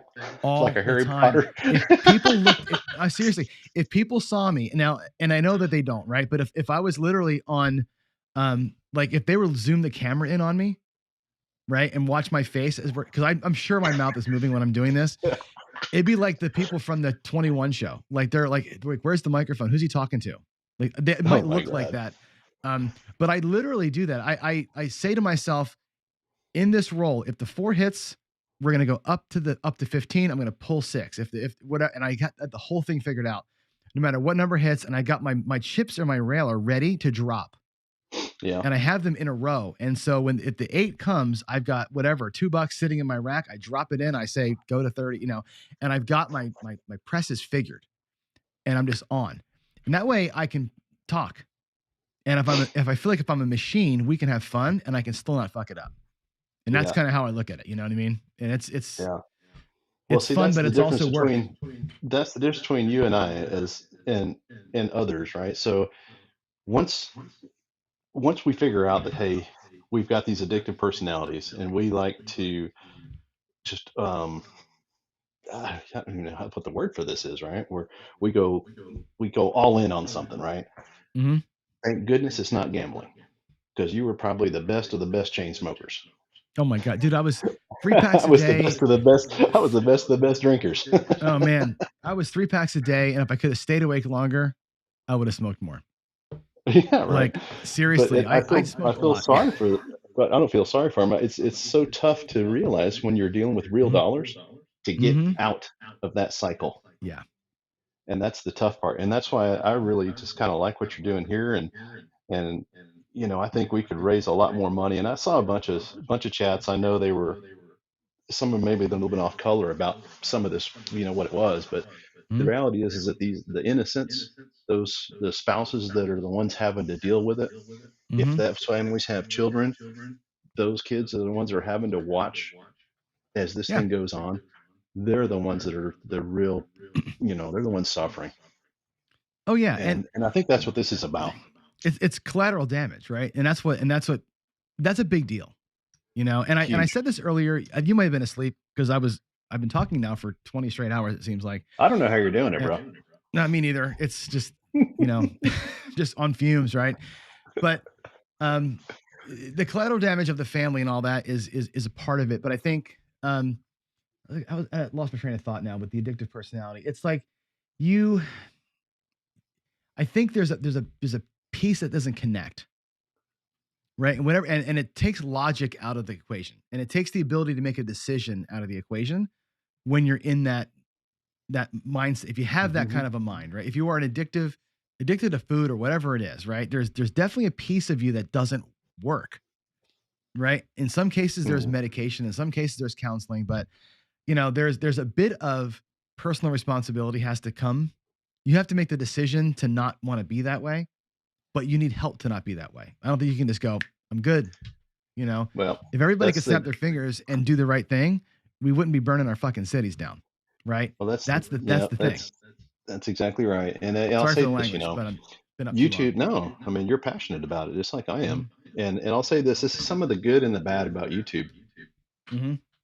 So if you're a gambling addict, you've got now access to everything on your cell phone, YouTube, while you're at the casino, looking for that nugget, right? That says, okay, this is Mhm. what I'm going to do to get me out of trouble. That's why, as the content providers, we've got to be really, really careful what we put out there. Oh yeah. And for me, again, it's I don't sell anything. It's just school of hard Mhm. knocks for me. And I think you and I talked Yeah. about this before. Is the Mhm. reason I'm so quiet and the reason I don't want folks to recognize me is I feel guilty, man, at the table if someone recognizes me and I point 7 out. Which, yes, it happens. Mhm. No You question. know, I feel bad because their level of expectation of you is unrealistic. Yeah. There's pressure to that too, right? I've played with people and they've said things like when the dice come to me, it's like, oh, this is why I came. This is what I'm here to Yeah, watch. And I'm like, fuck, don't do that to me. exactly. I don't know what's going to happen here. Yeah, There's pressure there for sure. absolutely. But Absolutely. I mean, I've got a conscience about it, and that's why I said I try to stay as quiet as possible. Hey, yeah. looking through the comments here, I like it. So, California Craps Club, you're exactly right. The I don't know if anybody here remembers, but it was 36 full press. Mhm. He and I are still good friends. Just kind of going back to this little thing about the Craps Nation, that it was probably like early in the morning, 3 in the morning.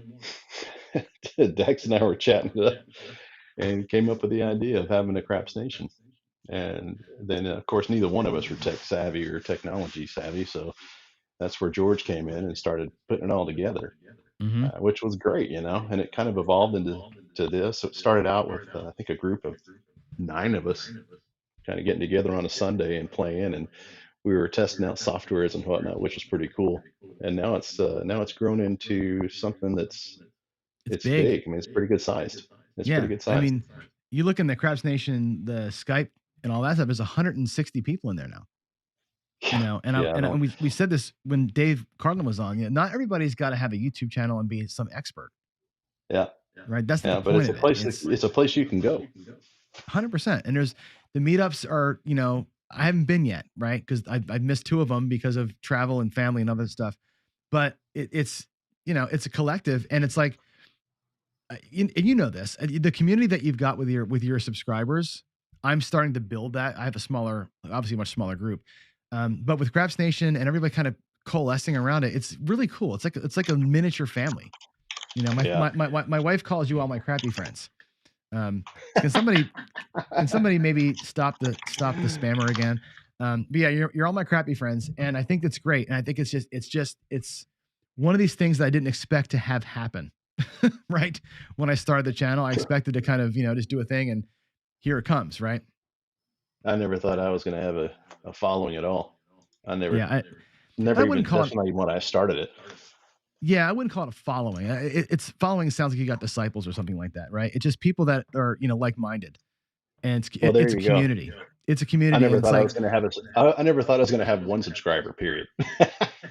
well, I knew I'd have 1 because I made my son do it. My son was my first, you know, and that was, and Craps live in the casino CSL. He was my 2nd subscriber. He actually thinks he was the 3rd. I'm like, no, it was me. It was my son and my wife, and then me, you know, and then you came in. Is the first actual like human that saw anything I ever did, you know, and like it's kind of fun to talk about that stuff, but it's real, right? It's like this community that you built and these friends, and I've never, Dan Tanner, right, is here, and I can't put this comment up because it doesn't make any sense, but Dan Tanner is a guy that I'd never met. I've never even seen his face, but I consider him a friend because we talk all the time, you know, and you get to know folks. It's pretty damn cool doing this. I wish I can get paid for it.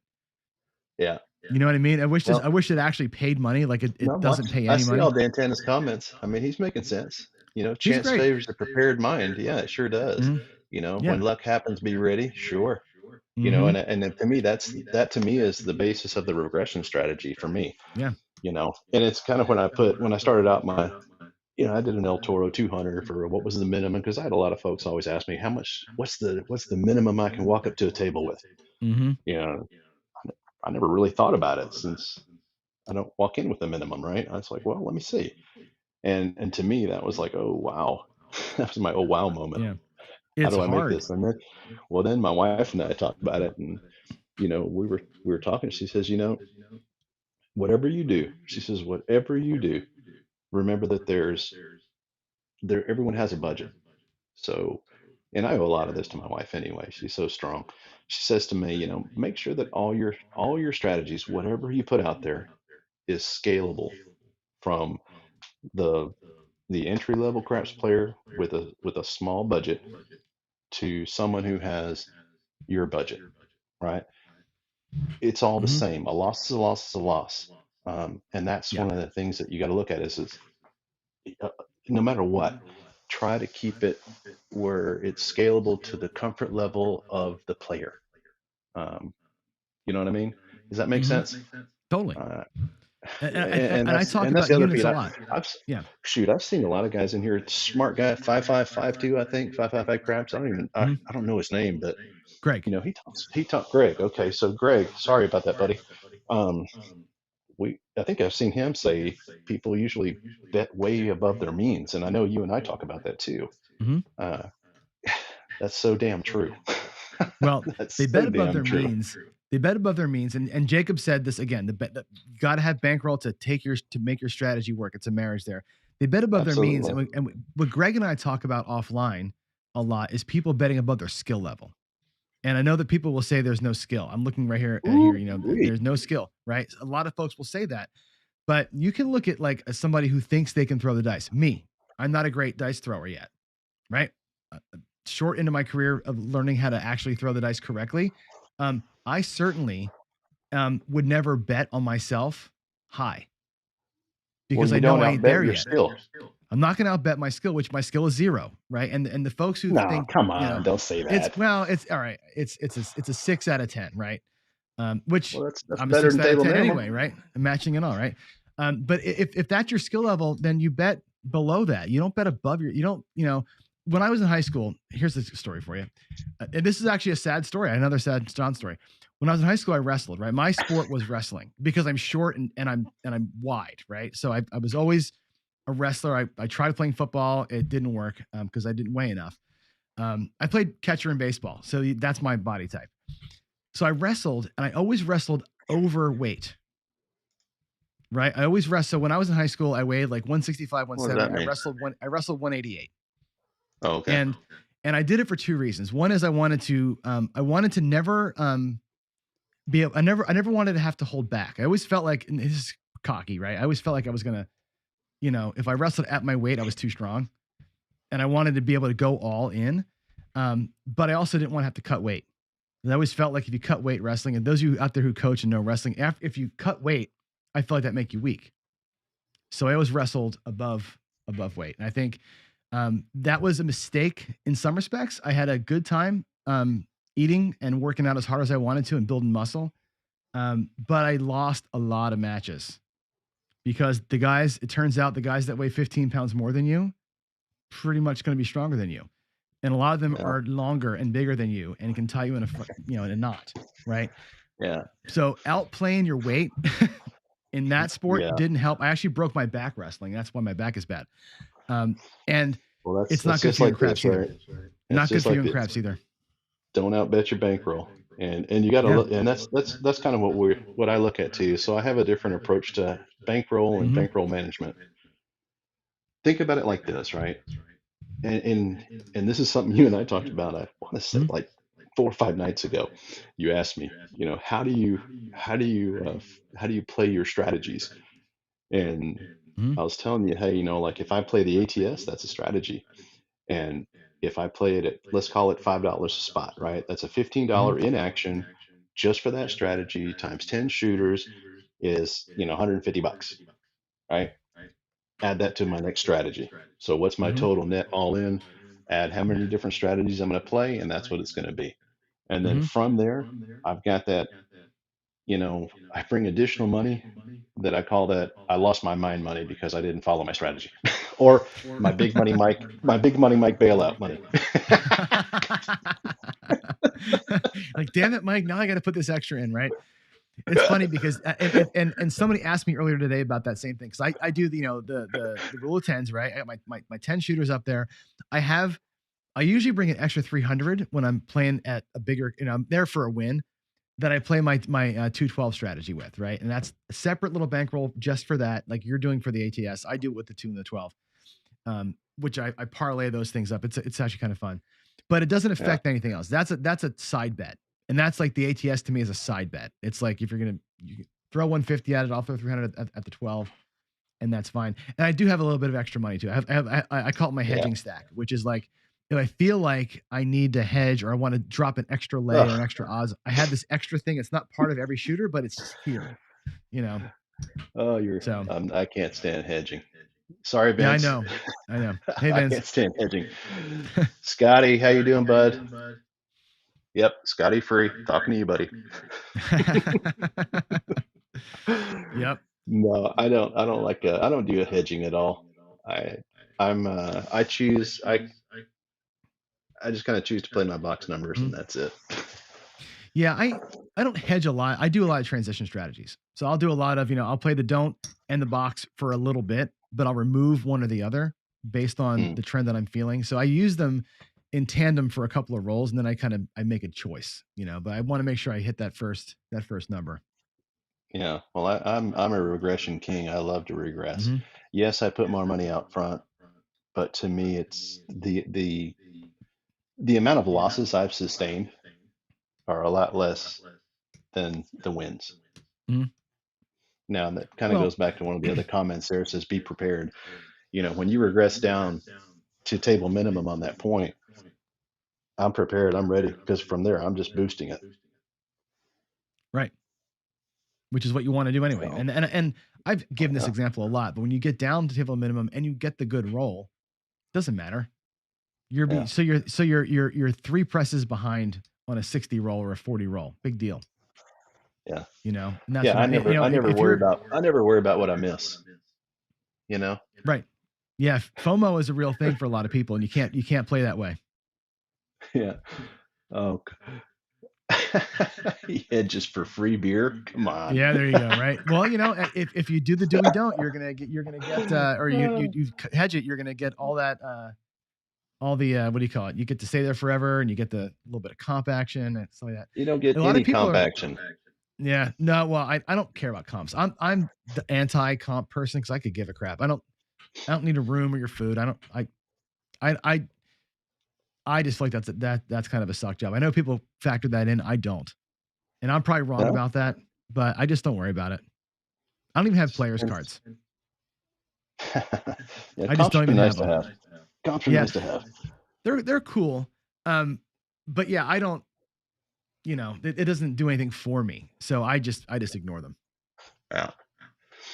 So, anywho, Yeah. So, quick question for you.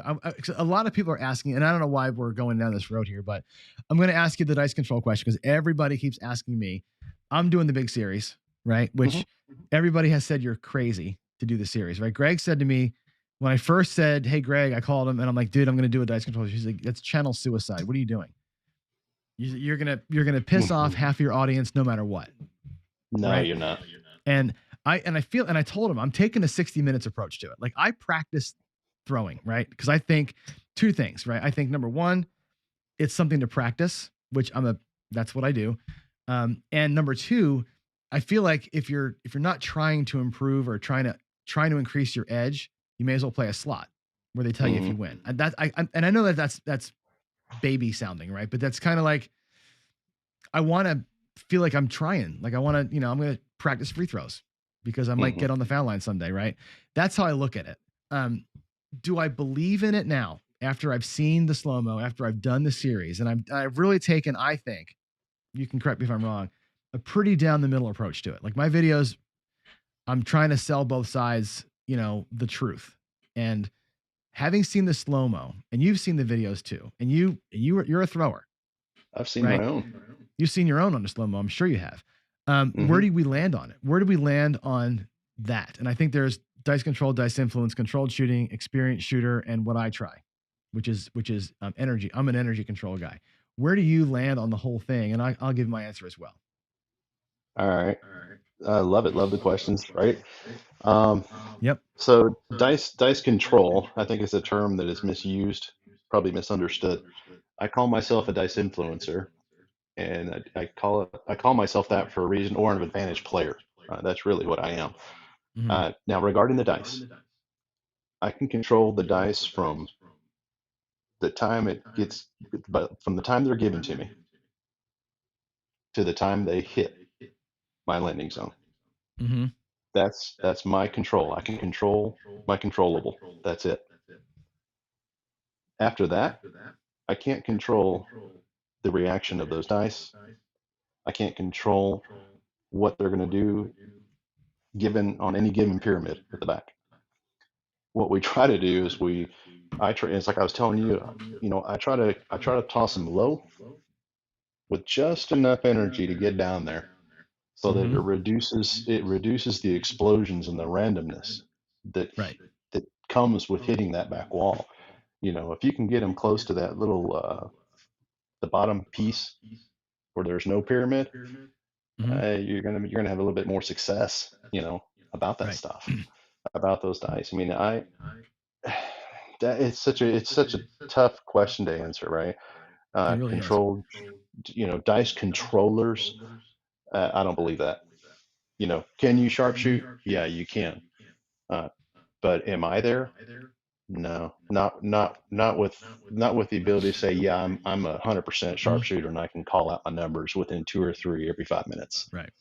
I'm not there yet. I'm working my way there, but I'm not there yet. Yeah. It's it is a thing, right? It is a It's an thing. interesting thing. And there's lots of good comments here. I'm going to scroll up and get to some of these things too.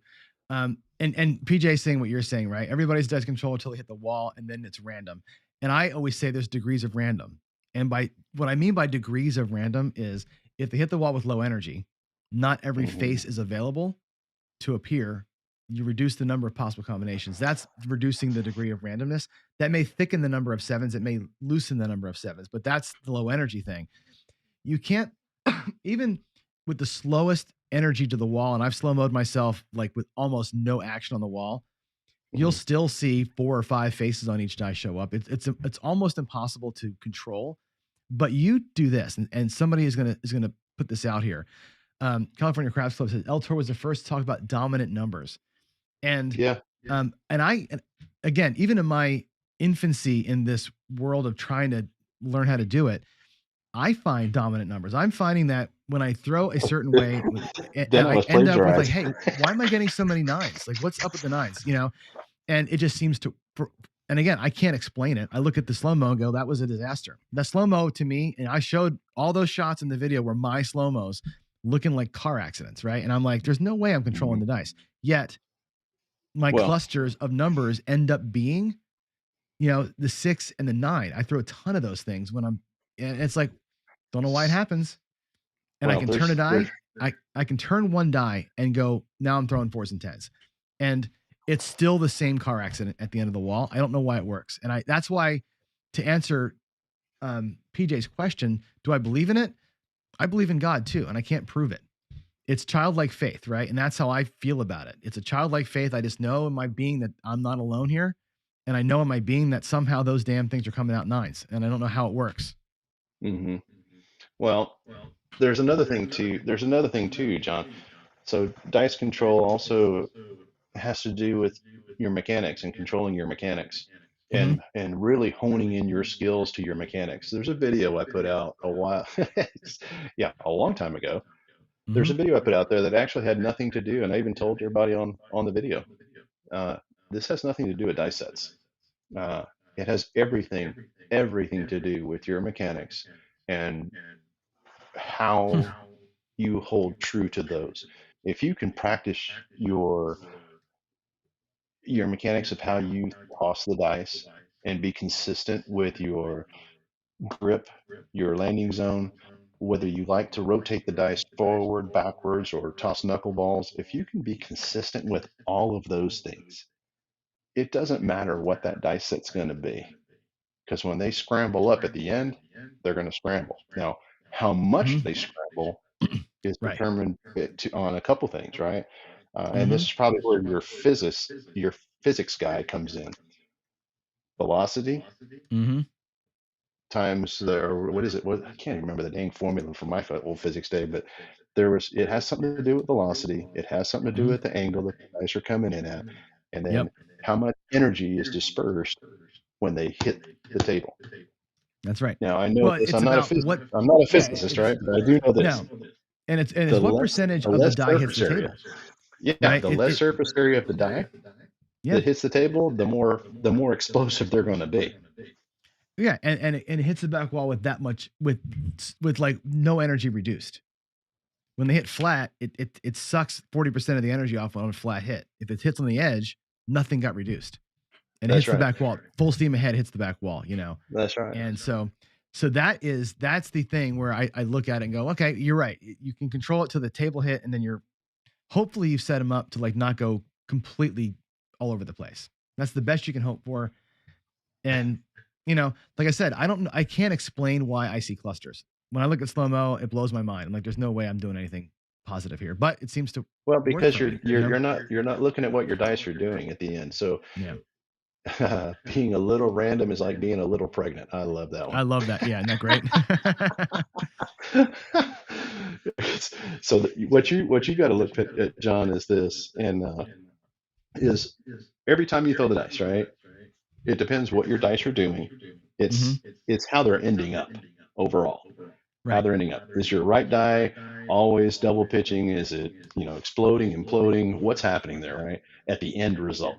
And it's not just as simple as that, because if it were just implode and explode one turn, two turns, that would be great, right? We could easily figure out how to manipulate those dice and come up with a result. The problem is those dice will spin, turn, go diagonal. They do all kinds of stuff Mm-hmm. depending on how your mechanics are on those dice are, right? You're not consistent with your speed into the wall. You're not, it's not consistent. That's why you get different results. Now, the dice sets that you use based on your mechanics are going to yield you the same grouping of numbers no matter what. That's Right. I don't know why it's that way. It just does. Mm-hmm. It just does. And it's interesting. You're right, PJ Strong. Hey, yeah, it's Yeah. right here. PJ Strong's right. Yep. Yep. Low energy doesn't reduce the randomness. It just reduces the amount of space that those dice are going to rebound. It's just like a tennis ball. If you play tennis and hit the ball against the wall, if you barely get it there, it's going to bounce back at you not very far. But if you knock the crud out of it, it's going to fly right back at you. Or ping pong, right? Same type of thing. No one's denying that the dice are random after they hit the table and hit the back wall. It's just, how do you manipulate those dice to reduce the amount of revolutions or turns or that's what I'm looking at. yaws The or amount of skews? revolutions. I mean, that's what I do. I'm trying to reduce revolutions. That's the entire thing. And I said, when I look at my good throws under slow motion, you'll see that only on one die, only two faces ever turn. It's off the wall and it's boom, and they stick and die. And if you can do that, I still get sevens. They're still random which two faces are there, but you potentially don't have a match. And I think that's the best I think I can hope for. And somebody brought up the robot, and without going to a huge rabbit hole here, because that's a whole video in itself. No. The robot study was done in a way that was trying to disprove it, right? Which is fine. Most hypotheses have a goal in mind of what they're trying to prove or disprove, but they measured the wrong things and they threw it the wrong way, which is unfortunate. It wasn't a consistent throw. It didn't have. It was missing a lot of pieces to it, and all they measured was sevens. They didn't measure anything else. I'll say this, brother. All this stuff that y'all do, that you guys are doing to prove or disprove it, it makes my head freaking hurt. I know. It's not that hard, man. It's not that hard. Everybody's trying to overcomplicate the game. Yeah. It's you know simple, what else? Man. Here's the other thing to it, right? And I think this is kind of funny. Now, unless you're a don't player, this doesn't apply to you. And I've said this on other interviews I've done here today, is this: somebody setting the dice is trying to do good for you, right? If you're a right side better and I'm setting the dice, you should be happy that I'm setting the dice. Like, God forbid I understand what I'm doing. What if I figured it out? You should be happy that I'm doing it, right? Not the belittling stuff that we see all the time. And I think that's what I'm like. That's the series I'm trying to go with here, is like, hey, there's a little bit of something here. Nobody's getting hurt by trying it. In fact, we're trying to do something good. If you think it's silly, who cares, right? If you think it's silly that I go to church, who cares? It doesn't affect you either way, other than it makes you wait 4 seconds or 10 seconds instead of 2 seconds for the dice to come. That's the only effect on your life. And it shouldn't matter unless you're a don't player and I'm good at it and I'm taking your money, which is, a shame. I see you, Dylan. I was getting there. I was waiting for John to finish. So, Dylan wants to know, am I retired? I retired forever. No, I'm not. And what do I think the future holds for me? El Toro for president. No, just kidding. I'll be coming back. Yeah, I believe I'm gonna probably get back. I'm gonna get back, I think, January. We moved. My table has been retired for a while. Plus I was down and out for a while. I got blasted with COVID. It was a 2-month ordeal. I couldn't even function. I wasn't sure what was going to happen to me actually, and that's no joke either, man. That stuff is brutal. So after I got out of it, I had the hardest time getting back into it, or getting the energy and the desire and the spark, to get back to my table and start practicing. I mean, shoot, I didn't even go to the casinos. And after you don't go, it's like not going to the gym for a while. It's so damn hard to get back there, right? So, and of course, here I am, this time of year where I usually don't go anyway. Just, you know, usually it's family time. Mm-hmm. And this takes a lot out of you too. I mean, doing these shows every day takes a lot out of you. Oh, buddy, and you know how to program and video, do whatever. For me, I'm just I don't know how to do any of this crap. Well, and you're not quite settled yet. You moved, but you're not quite No, moved we're yet. not settled at all. I'm still we're still sitting in a hotel until we get the certificate of occupancy to move in. Mhm. Once we get that, then it's going to take a little bit. I'll get the table back up, and then get the cameras, kind of get the studio semi set up, which will be great. Have to bring my kids up to help me do that. But yeah, it's going to come back next year, so that That's good. we'll be starting back hopefully in January with some videos. I got a lot of That's stuff. awesome. One of the things that I will, and I'll say this to everybody who's out there, I haven't been on a casino table or my house table for maybe 6 months. So one of the very first things I'm going to put out here for my video is, it has to do with muscle memory. We're going to see, really, because we all talk about it, including myself. I'm going to see on a live show, do I really have muscle memory? Is that something that does have an effect on how these dice go? And what's my 7-out ratio, right? We're going to see. So I'm kind of excited about It'll be doing a interesting video for like sure. that. Yeah, Absolutely. I think what you find, I can predict. Here's my predict. Write this down. You're gonna have great success out of the gate. It's like golf, right? When I go, Dude, when I'm I gonna point 7 out, because if it's like golf, buddy, no, I'll be in the woods. Because here's the thing, man. The fates have it in for you. Because I haven't golfed in forever, right? I last time I golfed was probably 3 or 5 years ago. It's been a long time. I was good when I was younger, and I went with a buddy and did great. I had a good round, right? We had a good time. I shot like at 87 or something like that, and it had probably been 10 years since I played. And then I went, oh, that was good. Muscle memory, right? It's all good. And what happens is the big muscle groups figure it out. And then you start messing with the minutia. And then you get to the driving range. Hey, let me just try changing my grip. Let me try and let me start more square. And before you know it, you're slicing everything and you're shooting a 102 and you're pissed. So you're going to have a great first week. Craps, it's all about the small. It's all about the little ones. It is. You're going to you'll have a good backswing. You'll have the major motions down, but you're going to be pleasantly surprised at first. And then you're going to go, John, the hell am I doing over here? my own personal challenge for me is, can I still throw the damn knuckleball? Can I still throw those dice dead to rights, man? Can I toss it? I don't know. That's such a hard thing to do, man. Well, it's hard to do anything consistently and they're so small, and there's so many variables, right? There's so many variables to it. That's the thing. It's golf is a good analogy. I always use the golf analogy with throwing, because there's so many moving parts to both things. Golf doesn't have the back wall, but everything else holds true. There's the grip, the backswing, the stance, and all the motion and the energy, and all the things you're trying to do it's very, very close in terms of the amount of skill you have to have. And the skill you got to bring to the table, essentially, for every single shot. The difference is you don't. Oh my God. Yeah, I see that. I see that. Yeah, James. Yeah. Wow. Oh, here we are, in hour 22, getting political, right? I know, right? Right. And what's funny is I don't have the energy to stop it. It's like, yeah, whatever.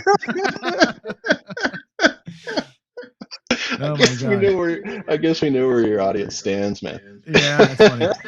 No, that's hysterical. You got my vote too, man. I love I'll it. be your running mate. All right. That's hilarious. Yeah. That's some funny shit right El there. Presidente. That's funny. That is too damn funny.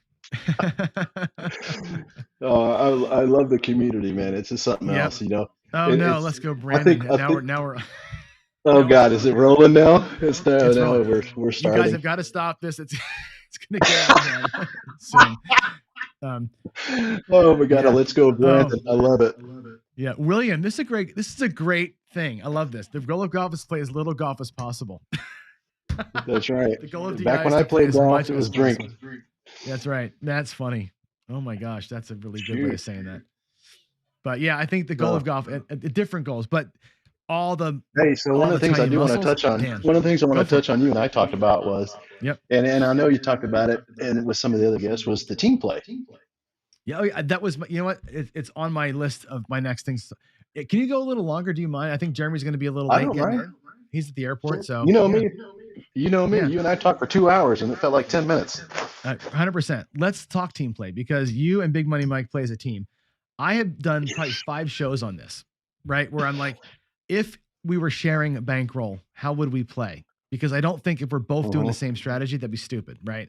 So on How your do you approach show, when you had a square pair, you guys were doing the team play thing, and that's where I first kind of chimed in with you, I think.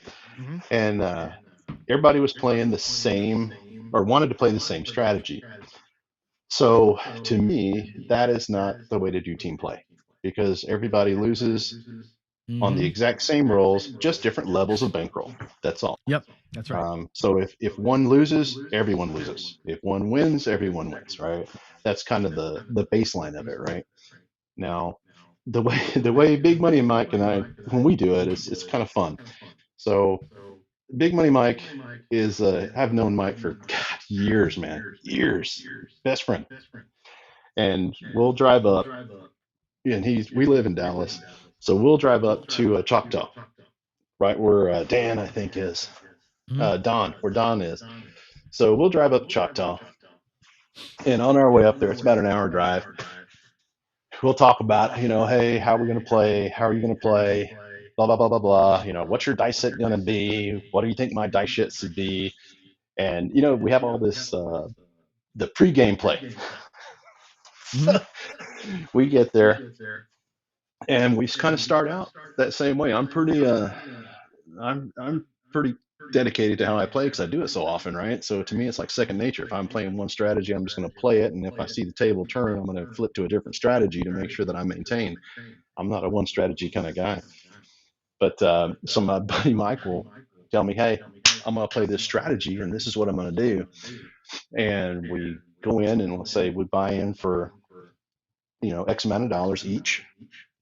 And at the end of the night, if he's down and I'm up, we pretty much get even first, get both of us back to whole, and then whatever's left we split. So let's call it $500 and $500, right? Is our net. That's our buy-ins each. And if he's down $200 and I'm up $200, it's a wash, right? We both net $500 each. We're back to even. Now let's say he's up 1,000 and I'm down 200. Well, then we've got $800 to divvy up, $400 each, right? Now that's kind of how the bankroll management of it works, or the bankroll portion of it works when you split it. Right. And that's Now, because it's a combined purse, right? It isn't like it's a combined purse, yeah. You're just playing two different strategies, right? Exactly. Or two different ways. It's not. Yep, got it. Now the tough part about that is when you're like me, when I'm watching my strategy and I'm watching his strategy starts to change. So he doesn't quite stick to the plan. So I'm usually the one that's kind of the conservative player all of a sudden, right? Instead of being a heavy player. It's a little bit tough to do. But all in all, when I go with him, it's to have fun. Bottom line with him, he and I go to have fun because we, like I said, it's not he's got a really good job does real well financially. You know, he doesn't need to go to the casino to make money. He's But like it most speaks everybody to else. They discipline. work for a living, right? Yeah, it speaks to discipline though, right? If you're disciplined with, like you say, you always joke about him going off kilter, right? But if you're both Yeah, he if you're does. both here, right, that discipline that you got here is good, right? That's kind of what you're looking for. Yeah. So You the know? more to the left he goes, the more conservative I get. You've got to pull it back in again, right? And which changes your Oh God, mindset yeah. at the table too, right? So that's interesting. Yeah. You know? And it's fun though. I mean, I have fun with him. It's always good. I mean, Oh sure. What do you find when you're playing team play? Yeah. We've both said this, and it's true, right? You can't play the same thing. You can't play. I know that George may or may not be here with us right now, but George, I know when George did the team play show, he basically had everybody playing the exact same strategy. It was all across, and it was at different bet levels and at different pullbacks. Like one person was across high regress, one person was one hit and down, one person was 3 presses and out, but it was all the same numbers. They just did it, managed the money on the numbers differently, but it's still the same numbers. That's The right. same thing still wrecks all of you at certain points in time. How did you approach it? Yeah, yes or no, right?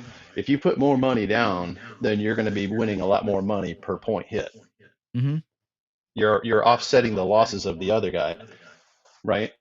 Yep. That's what the thought process was for sure. Yeah, that's the thought process of it. It does kind of work that way, as long as there's different variations of betting levels, right? Mm-hmm. But the better way, to me, the way I've seen it more successful when Mike and I go, our outings are always more successful when we're both playing two different types of strategies. Now, Hawaii crap shooters, it's not because there's a trend on the table that he changes his plan. I think it's because he finally gets lubricated with alcohol and he just loses his mind. Just kidding. I know he's watching too. That's funny. No, we just like to have fun when we go, you know. We like to have a lot of fun when we go. So when you say different strategy, how do you guys approach? I don't, you don't have to give it all away, but I mean, is it more like place bets? Are you like one guy's inside, one guy's outside, one guy pressing, one guy not? Yeah, so I like to put place bets in. I like to put place bets. My buddy Mike loves to play come bets, right? He loves to play come bets, which is awesome.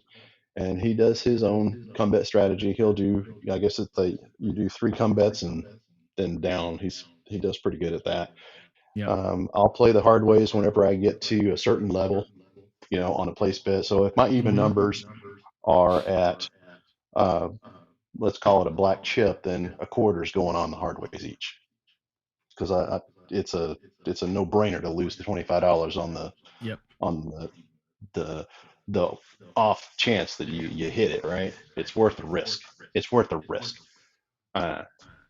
You know, and then every now and then Mike, you know, he'll just he'll play that he'll just get that wild hair and says, you know, hey, give me a 12, you know. It's right in the middle of nowhere.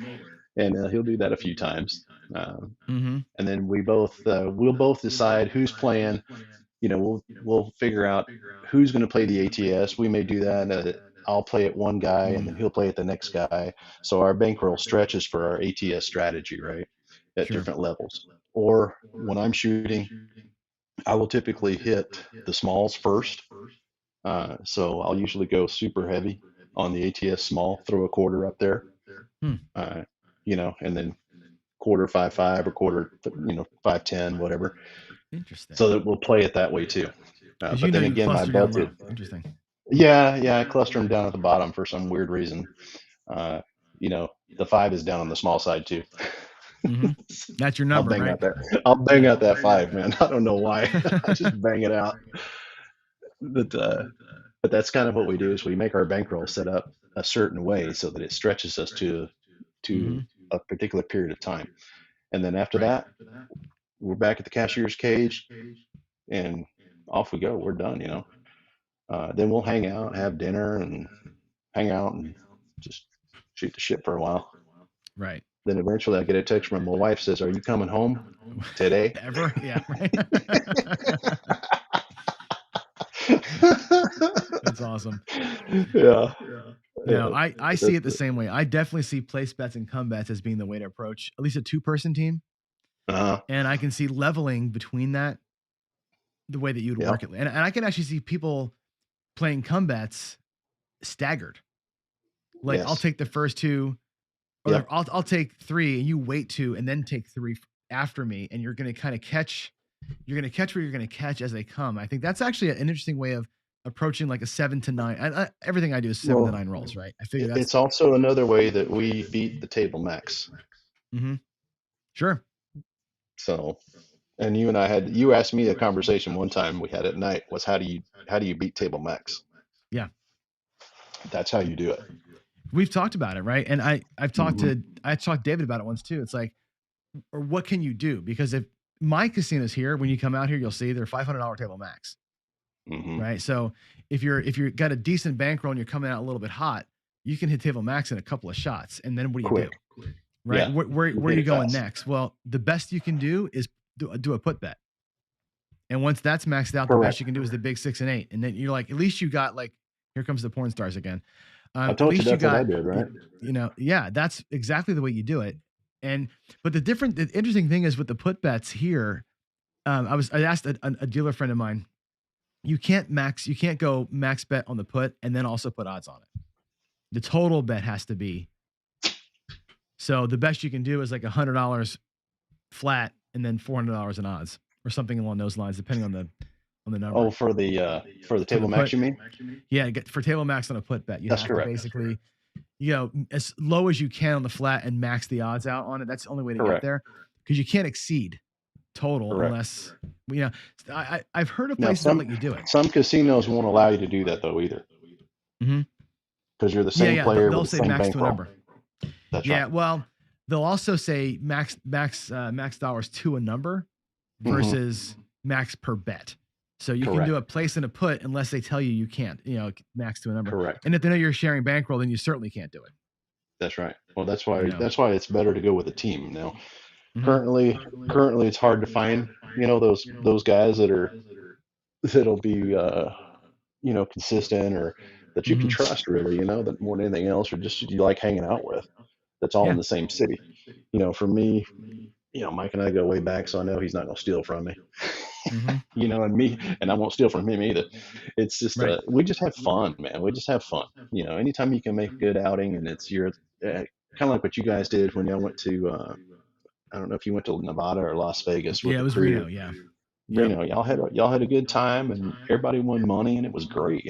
That's the best time anyone can have. It's the best thing you can ask for. It was awesome. It was the best time because it was people, right? It wasn't just me going to work. Well, what's neat about the more people you have at your table, and everybody's playing a different strategy. If somebody has just a bad luck on the dice, right, a bad draw, you can make that guy whole again. You can make that person whole on your team, and everybody has that same understanding, which is okay. We all bought in with $500, so we got $2,000 total action between the whole crew. Anything above 2,000. Fantastic. We make sure that everybody's clean at 500 each that you walked in with, and then we divvy up the profits. That's the best way to do it. The more people you have, the better. With two, well, you cover so much different stuff. Yep. Oh God, you cover a lot of ground that way. Yeah. Well, I'll tell you, when we were in Reno, one of the things that happened, which I'm sure doesn't happen, it happened for a minute and they kind of shut it down, but Brian's here. How many people shot from stick left one that night? Like we kept changing spots. Like whenever somebody else's turn to shoot, we just switch with them. And they would take, see, you're lucky that the casino would let you do that. Most casinos don't let you do that. They let us do it until they brought the dishwasher out to try and chop the roll up. I mean, it was a they don't let you do that. They didn't like it after a hot minute. Take it from me. Most casinos will not let you bring 10 people and you can all take 10 stabs at the same place. They won't let you do that. Yeah, they didn't care too much early on. I play a lot in Biloxi. They'd kick you out. Yeah, and it wasn't even a private table. Were just playing, and it was like they didn't really seem to care. So it made it fun. It was kind of one of those things. It was all hooting and hollering and having a good old time, and it was clearly not a shared bankroll team type of thing, So that was pretty fun. Yeah, I mean, we all bring our own money to the table, and we all bring our own,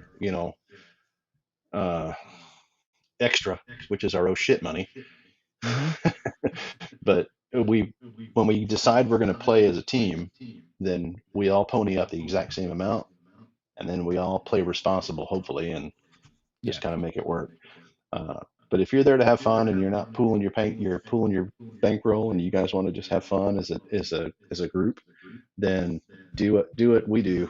Instead of us standing side by side, I stand on one side, he stands on the other. So we've got minimal amount of shooters in between us. Oh, that's interesting. Yeah. Mm-hmm. Yep. Because my boy you don't can gotta shoot. wait for 6 people to come before. Yeah. Because, and then it's you guys back to back, and then that's it. That makes sense. Yep.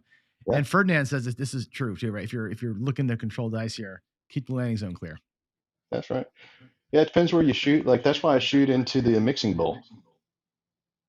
Yeah, that's right. I love shooting in there. You can't put money in there. Yeah, but and what's funny is so many people say avoid that thing, and it actually does keep the dice pretty still. You watched Ed some tighter today, roll to win. I mean, he was hammering that hook today, yeah. And those dice just sat down. It was great. Yeah, when I did my Field of Dreams video, I was shooting from stick left 1 or 2, and tossed them right into that corner. Mm-hmm. It was money. You know, it's the way I've shot them I either shoot them from the end of the table and let them roll out, you know, or I try to put it really close and tight into the mixing bowl, one of the two sides. You know, for me, it just gets better results based on my mechanics and how I toss the dice, right? Mm-hmm. After a while, you get to know. Yeah, after a while, you get to know how your dice react to how you're tossing, right? Right. Sam wants to know what is the mixing bowl? It's what you put a cake mix in. Mixing bowl is the rounded part of the table that supposedly will make those dice jumble up. That's what they call the mixing bowl. Oh. But it actually, the closer to that rounded piece you get, the better off it is. Now, I will say this, kind of interesting about a casino in Kansas City. This is kind of an odd looking table. It didn't have quite the corners that most tables have. They were elongated. Kind of weird. Oh, really? Yeah, it didn't have a true radius. Not really tight. Oh, interesting. Yeah, it didn't have a true radius on it. It was more like an oval. It was odd. I'd never seen one like that. I can't remember the name of the casino I was at, but one of the guys there was a regular, and he was he was telling everybody how to shoot on the table, right? This is how you do it. Local. Yeah. Yeah. He was the coach. He was the table coach. Right. And, there's always that guy at the local casino. Yeah. And I don't mind him either, right? Because I you tell me how to play on your home court field, I'm great. But when you start like overdoing it, buddy, it gets a little off. So he was telling me, hey, this table here, you got to shoot right here and let it kind of roll in, almost like a ramp on a highway, right? And sure as shit, it worked. I don't know how, but it worked. It was weird because I tried going right into the corner like I typically do. When there's no corner, it was disastrous. Yeah. No true radius. It didn't stop the dice. It popped them everywhere. So. Hey, Jeremy from Color Up just showed up. He's at the airport.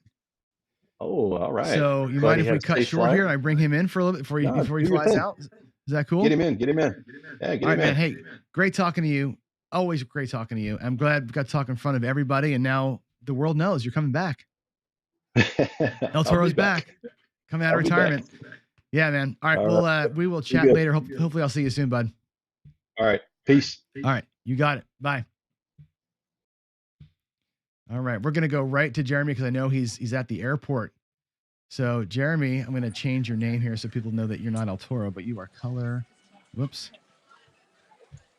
Color Up. Hey, man, how are you? Can you hear me okay? Good. Yeah, you're actually at the airport, like waiting to board a plane here, huh? Yeah. Yeah. So we don't have a lot of time, obviously, because you're going to be flying out, and I got a guest coming on in a little bit. But let's chat real quick. So You're a big reason why we're doing this fundraiser for this charity. I think this is a piece that we had talked about privately.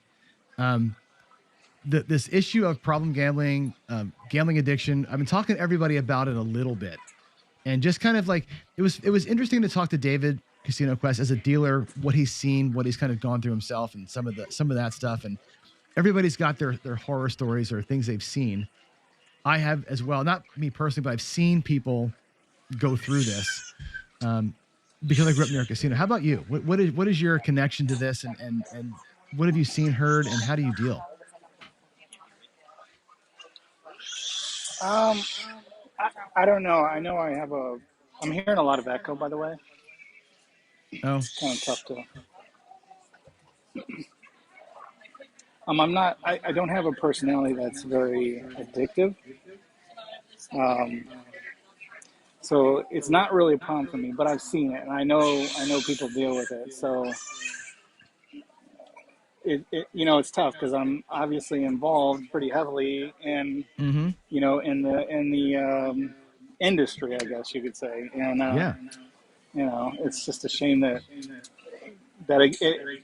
for me it's an entertainment device, but it is a shame that people can't stop there. They can't set up boundaries for themselves, and so hopefully we can do a little bit of help. Hopefully, I was talking to somebody. I won't divulge who it was, but I was talking to somebody about possibly coming on to this podcast or telethon, and he called me and he kind of grilled me a little bit, and he's like, "I love that you're doing that charity. It's a good cause, but why are you doing that?" He's like, "Why do you even have a channel? Like, if you're going to try and raise money to stop gambling addiction, why are you teaching people how to gamble?" And he kind of went after me pretty hard, and it was tough for me to answer the questions. So I'm going to make you answer the tough questions. Why? It's an interesting point, right? It's like we're trying to raise money to help, yet also teach people how to do it. And how do you? Because you said it's an entertainment thing for you personally, but your channel and my channel and everybody else we're talking to, we're on the other side of that. I think it's doable because, for one, we're trying to,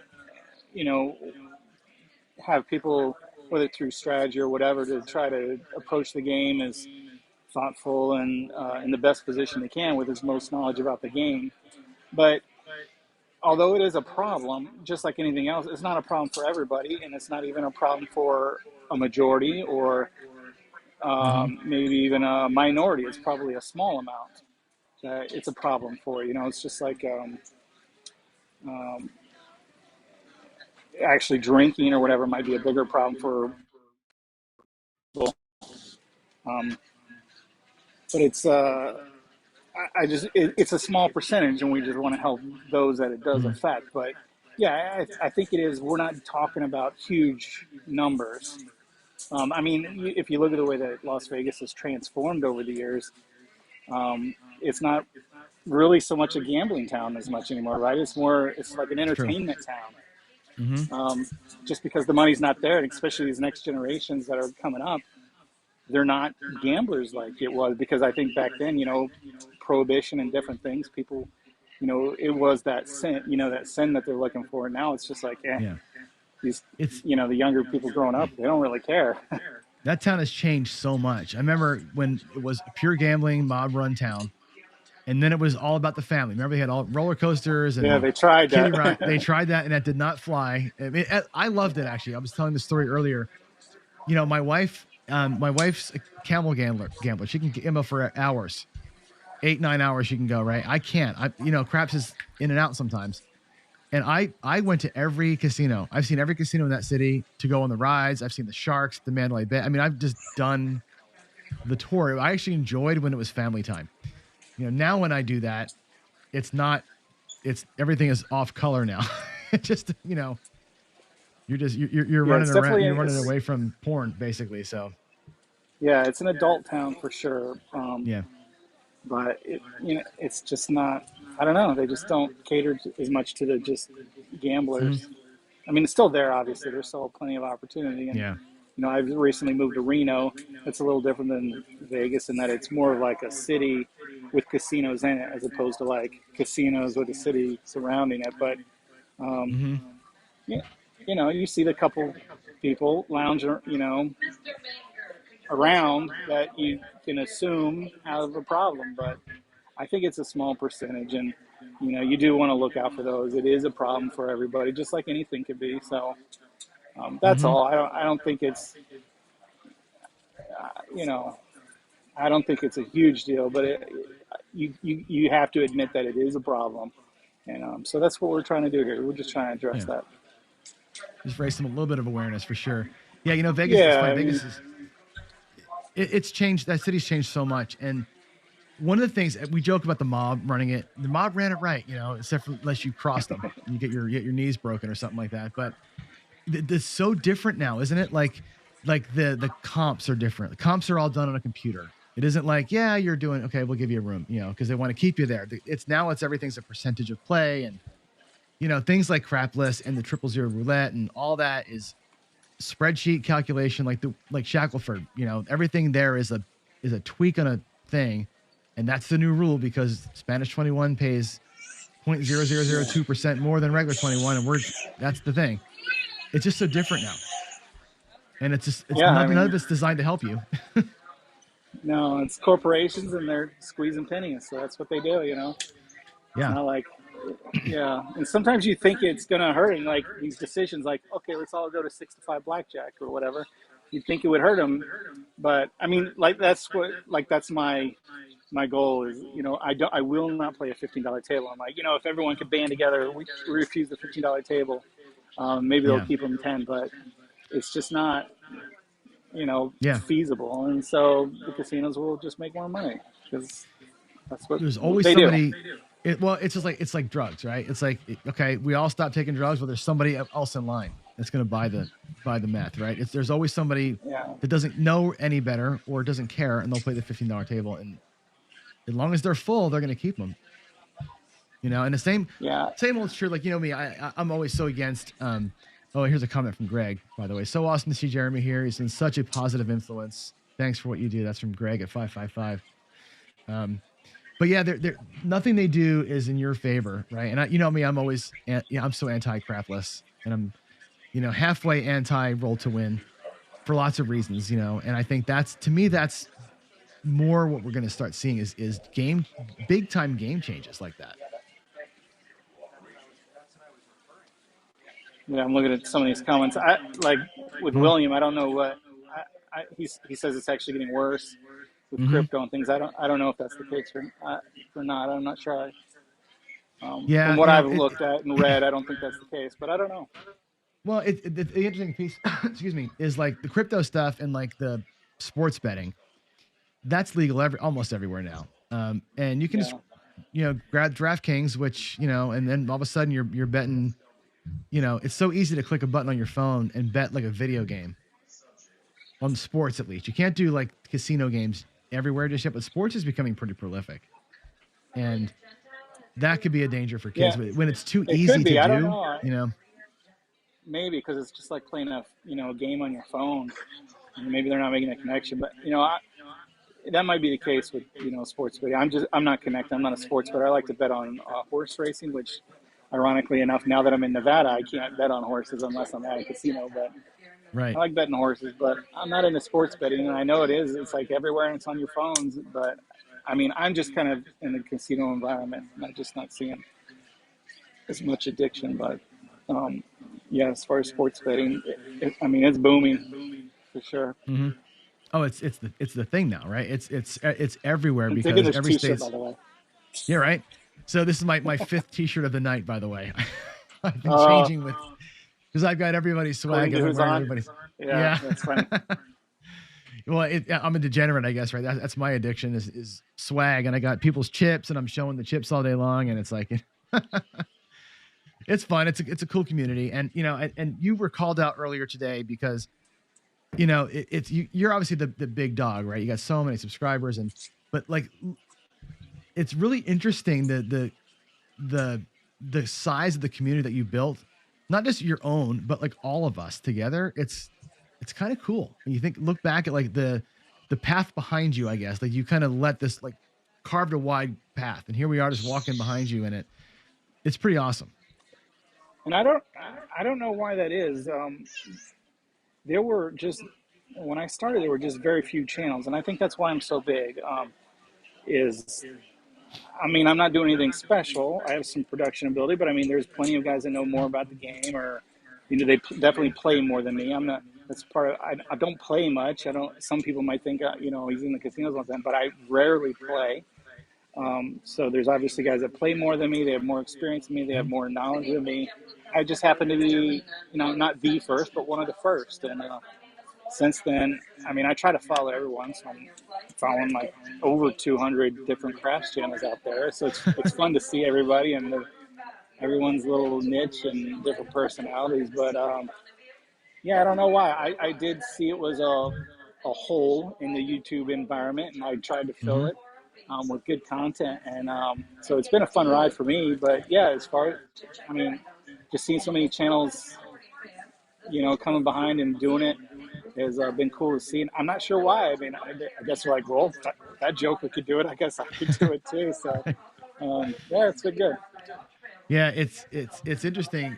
I know you didn't try to do this, but you filled a void that wasn't there, right? Here comes the hookers again. I'm sorry for the porn stuff. You filled a You got to hole that put wasn't there. Well, I don't have the them button, on a right? blacklist. Everybody else is the people who are chatting are hitting the button to ban these people, but it comes up every like 20 minutes. Yeah, you got to go in your But YouTube settings and put blacklist those words. yeah, that's what I gotta do is blacklist the words, the XYZ, the .xyz's are where it always comes from. It seems like, but remember, we're streaming on 20 channels right now, so this is coming from everybody. This is the combined chat that we're seeing. But yeah, you filled a need that wasn't there, which was thoughtful content. Like a lot of guys were filming themselves practicing, or here's my ideas, or here's the DVD I'm trying to sell. So it's a 2-minute video, or here's me holding up my book while I talk about craps, and you've called some of those folks out. You just went at it like, hey, I'm going to make a quality video and teach. And there was nothing like that when you started, No, yeah, just a couple like casino promotions, a couple guys trying to, get quick, selling books about whatever. And then there were a couple, Bone Thrower was there. There was a couple guys. Maybe El Toro was before me, I think. I don't know. There wasn't much, that's for sure. Just maybe two or three active guys at least that I was aware of at the time. But yeah, not much. But I knew it was big because when you look at some of these, like the Sahara had a video how to play craps, and it was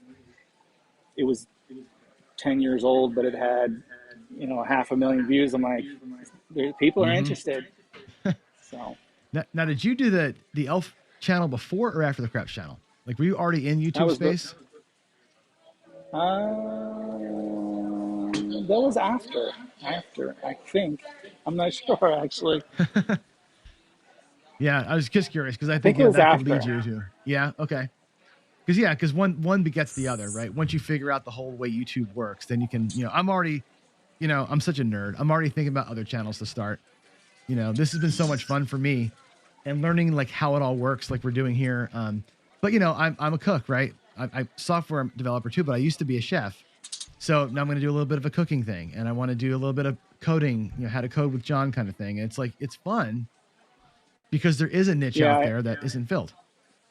Yeah, if you could find what it is, I'm pretty confident I could start a channel on anything I wanted and make it successful if I find that there's a hole missing and I'm interested in it. Obviously, you got to stick at it. I mean, I didn't see anything for 2 years on my channel. It was pretty dry.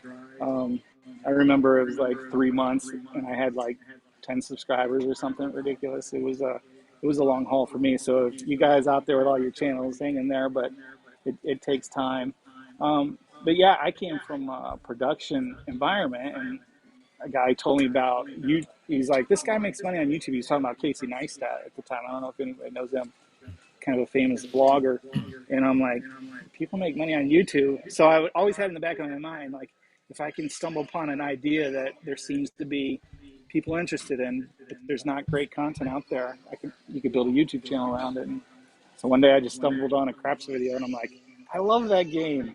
Let me look for more videos, and there just wasn't. So I kind of did the same thing with the little elf on the shelf guy. I'm like, I'd been making a couple videos just for family things and for fun, and then I looked online. There's like one other lady, and she was just dominating every Christmas. I'm like, I can make elf videos, and so yeah. And that's like a 1 month run. Like that, you start that on Black Friday, and then that's it, right? Yeah, yeah, I've tried it. I mean, there's been years in the past where I've made videos all throughout the year, and it's just completely dead. But as soon as like the day after Black Friday, it just takes off, and then the day after Christmas, it just Goes to completely zero. falls off. So it's pretty funny. Yeah, That's pretty cute. yeah, it'll go from like 50 views a day to like 50,000 a day in the Right. and, That's funny. yeah, 50 to 50,000. in the That's month. hysterical. Well, I was telling my wife, I'm like, so my daughter, my son's out. My son now lives over in Oregon. He's moved out, graduated college. My daughter is a junior in high school. And we've stopped the Elf on the Shelf thing years and years ago. I'm like, we're resurrecting it this year because I was thinking about when I was making the picture for the auction for your tablecloth. And I'm telling everybody all day, like this thing, it's craps history. You got to get on this and whatever. And I said, and it's got elf blood on it. And if like there's like 5 people that probably remember you saying that last year on one of your, I think you interviewed with Dave or somebody, or maybe it was the guys on the podcast. And I'm like, that's fantastic that you had this. Why don't you tell that story? What's on the table? It's one of my biggest videos. It happened to be the Elf on the Shelf operation. So we through a little video magic, we cut the elf open, and he's got like, I forget now, like candy and little toys and stuff is inside this elf, and I'm pulling all these things out of this little elf. And there's some goo with glitter, and so on that table, and I haven't got it off, there's a little couple red spots of elf blood with a little glitter infused in it. So. Of course, elf blood has glitter in it. That's fantastic. Yeah, of course. What else would it have? Right. Now, I'm gonna go see real quick. I'm gonna switch over here. I'm gonna refresh the screen. Now that you're on, you can start telling folks. Let's see. You're up to 525 on the layout. It's pretty good. Oh, okay, pretty good cool. auction price right there. Yeah. Yeah. I'm trying to pump that thing up, but I think, you've put up a bunch of things for the auction and everything's got bids on it. So that's really cool. We appreciate glad to that. help. Yeah, that's awesome. I think that layout is, I think that's one of the coolest things that we could have had. Yeah. So yeah, I mean, obviously, if you're a fan of the show, you know that the payoffs in the prop box are not standard. They're a little lower than they should be. Mm-hmm. And then it's a 10-foot table. It's got the big 6 and 8 though. It's disappearing. So right. Get that big 6 and 8 while you can. That's funny. What's on tap? What's coming up for the channel? I know you still do the dice advice. Yeah, I haven't seen you do a challenge in a while. Are you bringing those back at some point? I mean, probably I might do it for maybe my green member, club members or something. Not a lot of people appreciate it, which I thought was kind of odd. I mean, they just pull in low numbers. So I think it's just really for hardcore fans would like to see 2 different strategies kind of against each other, but they just do poorly. So I'm not sure that the interest is all there. But I'll probably do a couple more. I did just recently I redid my layout. So I got one where I could flip it around and it's crapless. Just because everywhere I go, it seems like there's a crapless table and they're full. Mm-hmm. So I'll probably be making more videos on that. So people could send me dice advice. Now, I have a database. It's literally hundreds. So people are like, "Oh, you just did my strategy. I submitted it 3 years ago," and I'm like, That's how it goes sometimes. So I have hundreds of those, but I don't have any craps strategies. So if anyone has any, probably jump to the top of the list pretty quick. But it's probably not a combat strategy, I'm sure, for crapless, right?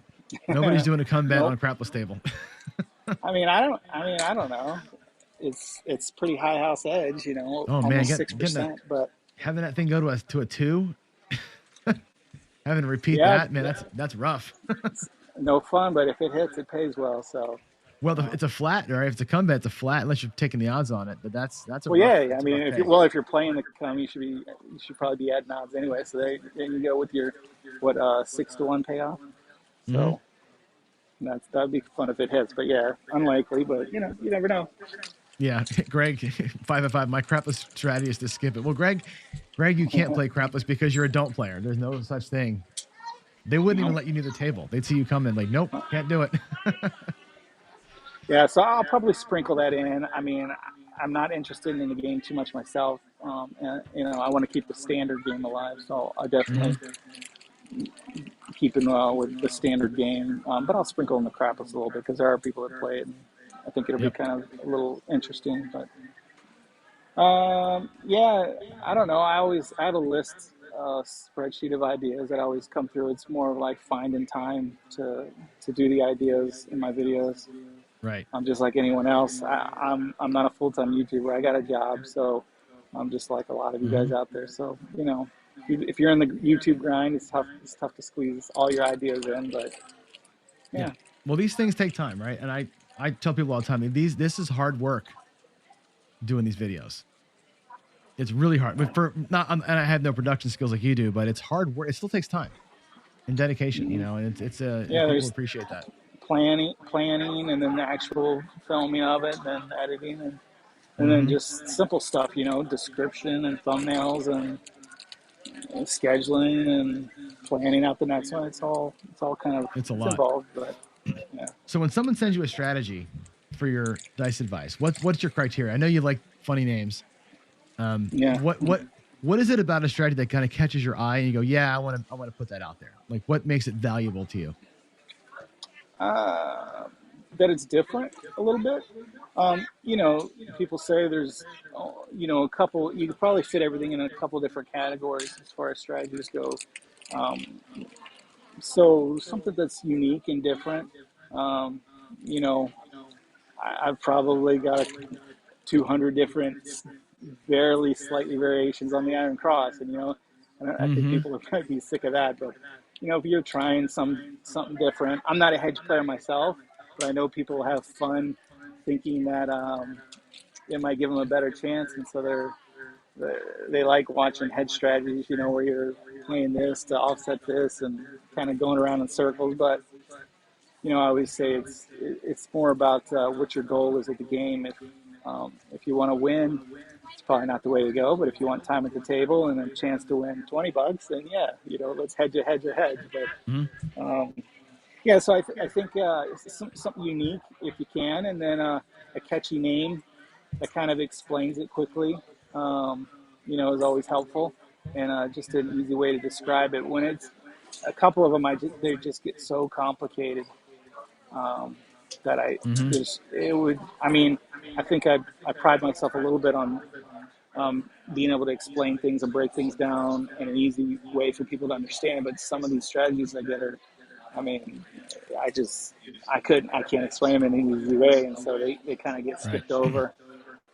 But, and some of I play some things like that where it's a transition strategy. You start with this, and after it turns into that, and after that it turns into something else, and you couldn't do it in a 15-20 minute rollout and ever get there. Yeah, it's tough to do that. So I kind of stick to things like, here's the setup, you do these 6 things, and then you just repeat. Obviously, at some point you can, with any strategy, you can always adapt and adjust, and you probably should.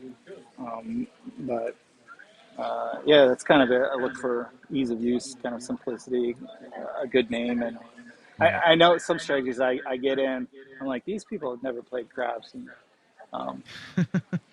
it's just kind of apparent the things that they're submitting, like, you've never played, have you? So that video the other night was funny. The one where you did the hard ways.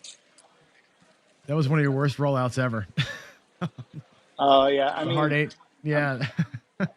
I'm pretty well known, and most people know this, but I give strategies one chance. So I feel like that's the fairest way to do it. So I don't re-record them to make them look good or bad, and I'm kind of known as the strategy killer. They all look bad, typically. I mean, every once in a while I win, but So I'm doing my part for gamblers right there, because if they watch my channel enough, they'll be like, "You can't win at this game." Why would I ever do that? Yeah. So why would I play that game? Because this guy plays it every couple times a week and loses every time. Oh my gosh.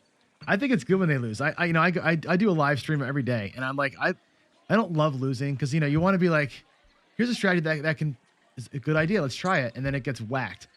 You're like, well, it's good to see that it doesn't win. Like I can film the perfect video like you can. Here's the way it works. Here's the golden way it's gonna pay you, and all these things. And then the live rollout comes, and Rick does this with Let It Roll. Here's the way the strategy works, and the next day you get the live video, of it actually being rolled out. I think it's good when they fail. It's good to say, Yeah, you know for what, sure. there's a hole here.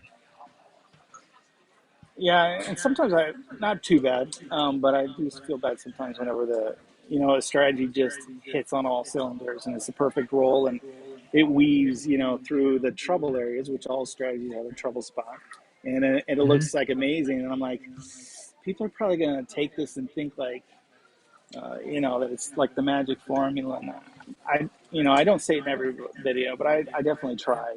Every strategy wins sometimes. None of them win all the time. Right. So yeah, sometimes I feel a little guilt about those ones. Like they just thread the needle and you just come out like looking like a rose, smelling like a rose. And if I played Yeah. 10 more times, they might lose eight of them. But that's what I Yeah. decided to do when I first started, was just rolling one time and that's it. What's your go-to? Oh, here's somebody calling in. What is your go-to? What do you mean? Your go-to strategy. What is your? Oh, well, I'm not a big bankroll guy, and I don't play that much, so I have a small amount. So I don't really have a go-to strategy that has a name, but it's usually start small, win what I initially lay out there. Like, okay, I guess if I did have a go-to, it might be like 22 inside or something like that. But I start small, try to win that money back, and then once I've recouped, that $20, $40 that I put out, then I'll start pressing heavier and go for a big score.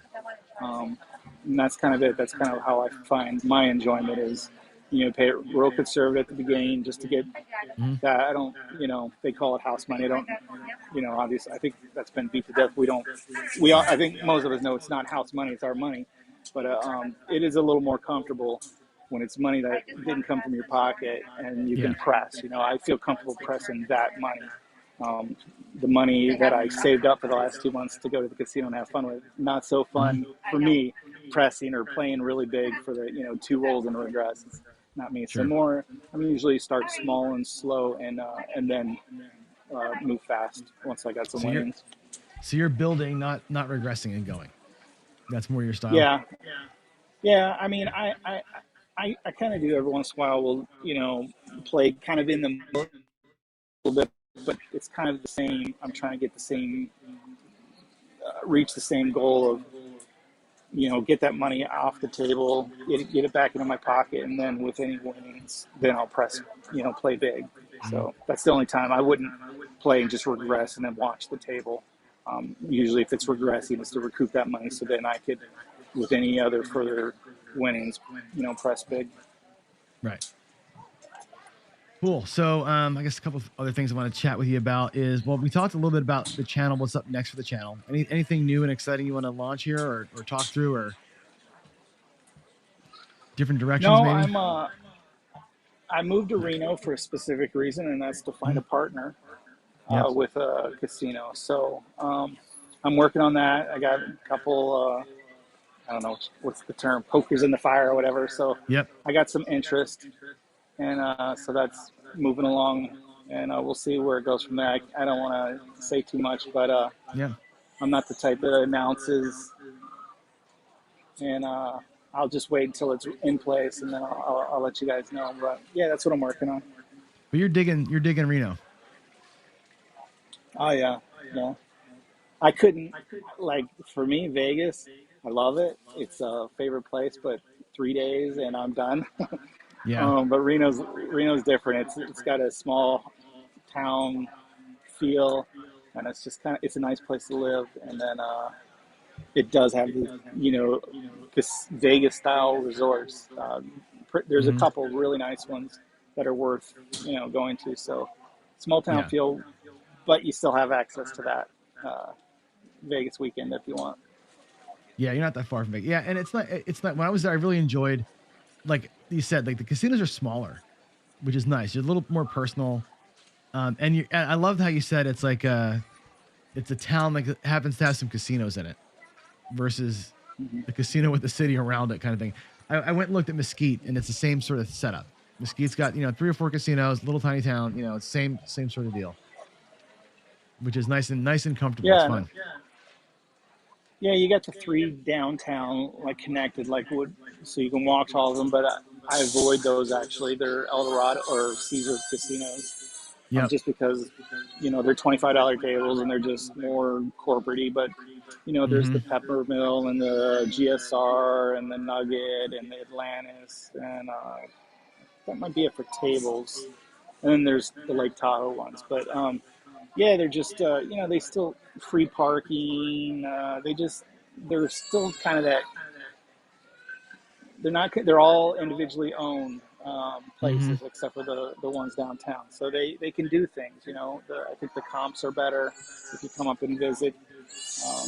You learn the rooms quicker and different things. So like I said, free parking, and they still have the $7.99 steak deals and stuff like that. Right. So they're still they have to attract the people. So it's still kind of got that part of it, which I love.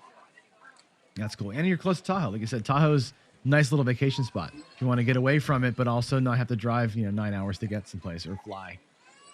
Tahoe's pretty cool. Yeah, but living in Colorado, we picked up skiing, snow skiing, so we really like that. So we knew when we picked the spot, we wanted to kind of access to that. So the weather's been nice, but it's right there.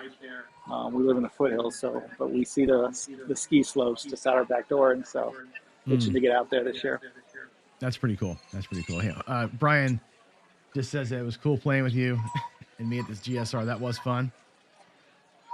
Get on an actual live table. We played some bubble craps earlier than that, but that was fun playing there. Yeah. That was a really cool place. The GSR is big. Yeah. That's a big place. That's no joke. Yeah, that's probably one of the bigger ones. They have all the shows and different things like that. So GSR is a nice one, kind of big open feel. Peppermill is more of a classier one, I would say. But it's like amazing. I get lost in there still. Atlantis is just like an old school 1980s themed. It's kind of a tropical theme, but it's kind of a little, I don't know. It's okay. And the Nugget's different. I haven't spent much time in the Nugget. But yeah. It's a little different for everybody, Yeah, the Atlantis I thought was really tight. It was small. And they had a table there which I had never seen, which was half 5 and half 10. $5 on one half table, $10 on the other half of the table. That was weird. Yeah, they're the most crap friendly, I would say, because they do run those tables. So like you said, they're split, which means I think they're the only one in town running on the really small ones, running $5 tables. There's some in Carson City, different things that are $5, but so yeah, they half the tables 5 and half 10. I think more places should do that. And then they also have like the roll counter, like they do at like Fremont and different things, where they keep track of the roll, and they have TVs up around the 3 tables where you can see the leaderboard for that day and different things. So I think they kind of cater to the craps player more than the other casinos. But yeah. I got a picture of that somewhere, and it's kind of funny because the picture makes me laugh. The roll counter was, I think it was 21 rolls, you win a t-shirt, or whatever, 25 rolls as a t-shirt, and then it was like 60 rolls, you won this half of the progressive jackpot, and 75 rolls was the whole jackpot. But I think the 60 rolls, like the jackpot was like $230. And the 75 was like $4. I'm like, if I roll 75 rolls, I'm making more than $400. I can tell you that. I would hope so, unless you're really playing some hedge strategy. I mean, you can say bet one number over 75 rolls and still make $400. You could, I mean, that's kind of funny.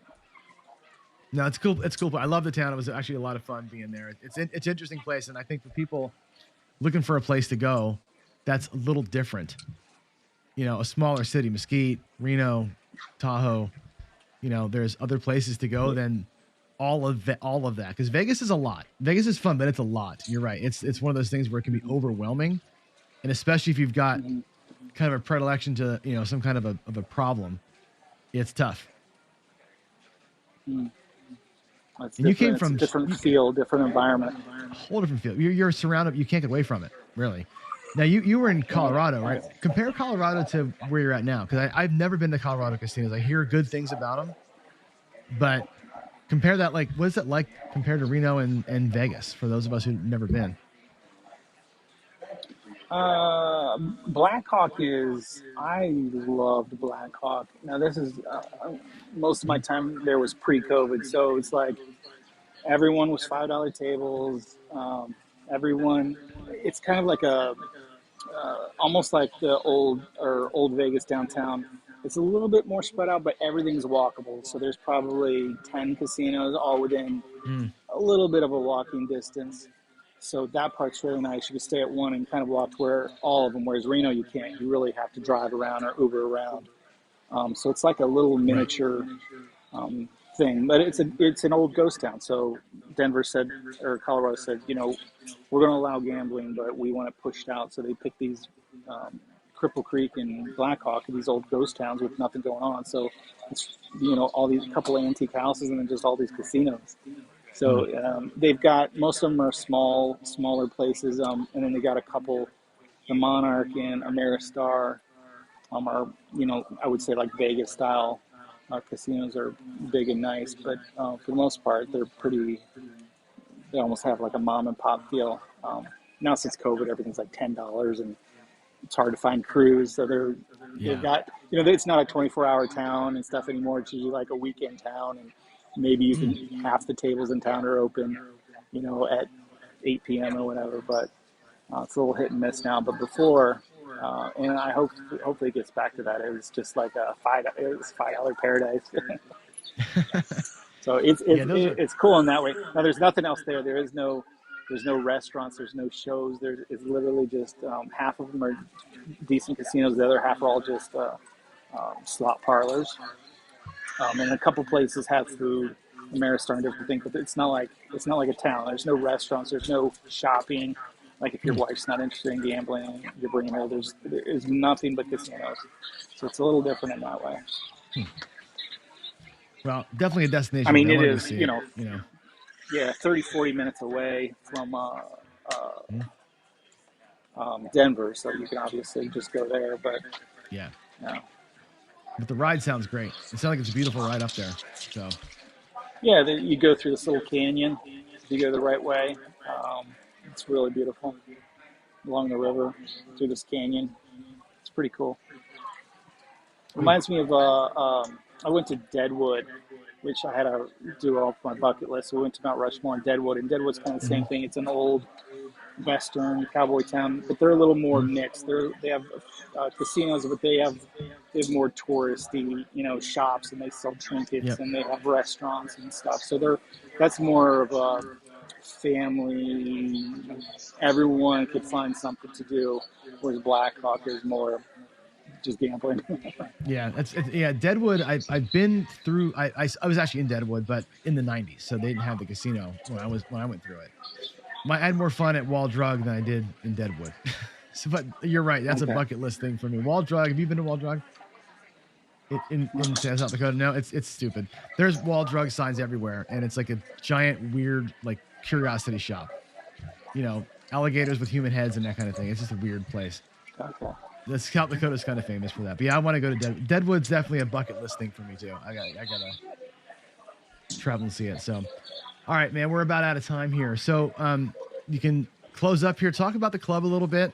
I've been telling folks all day long. We're here, streaming in front of people that probably, everybody has to know Jeremy, I'm sure. But let's talk about the club and how great it is and what folks can expect. And yeah.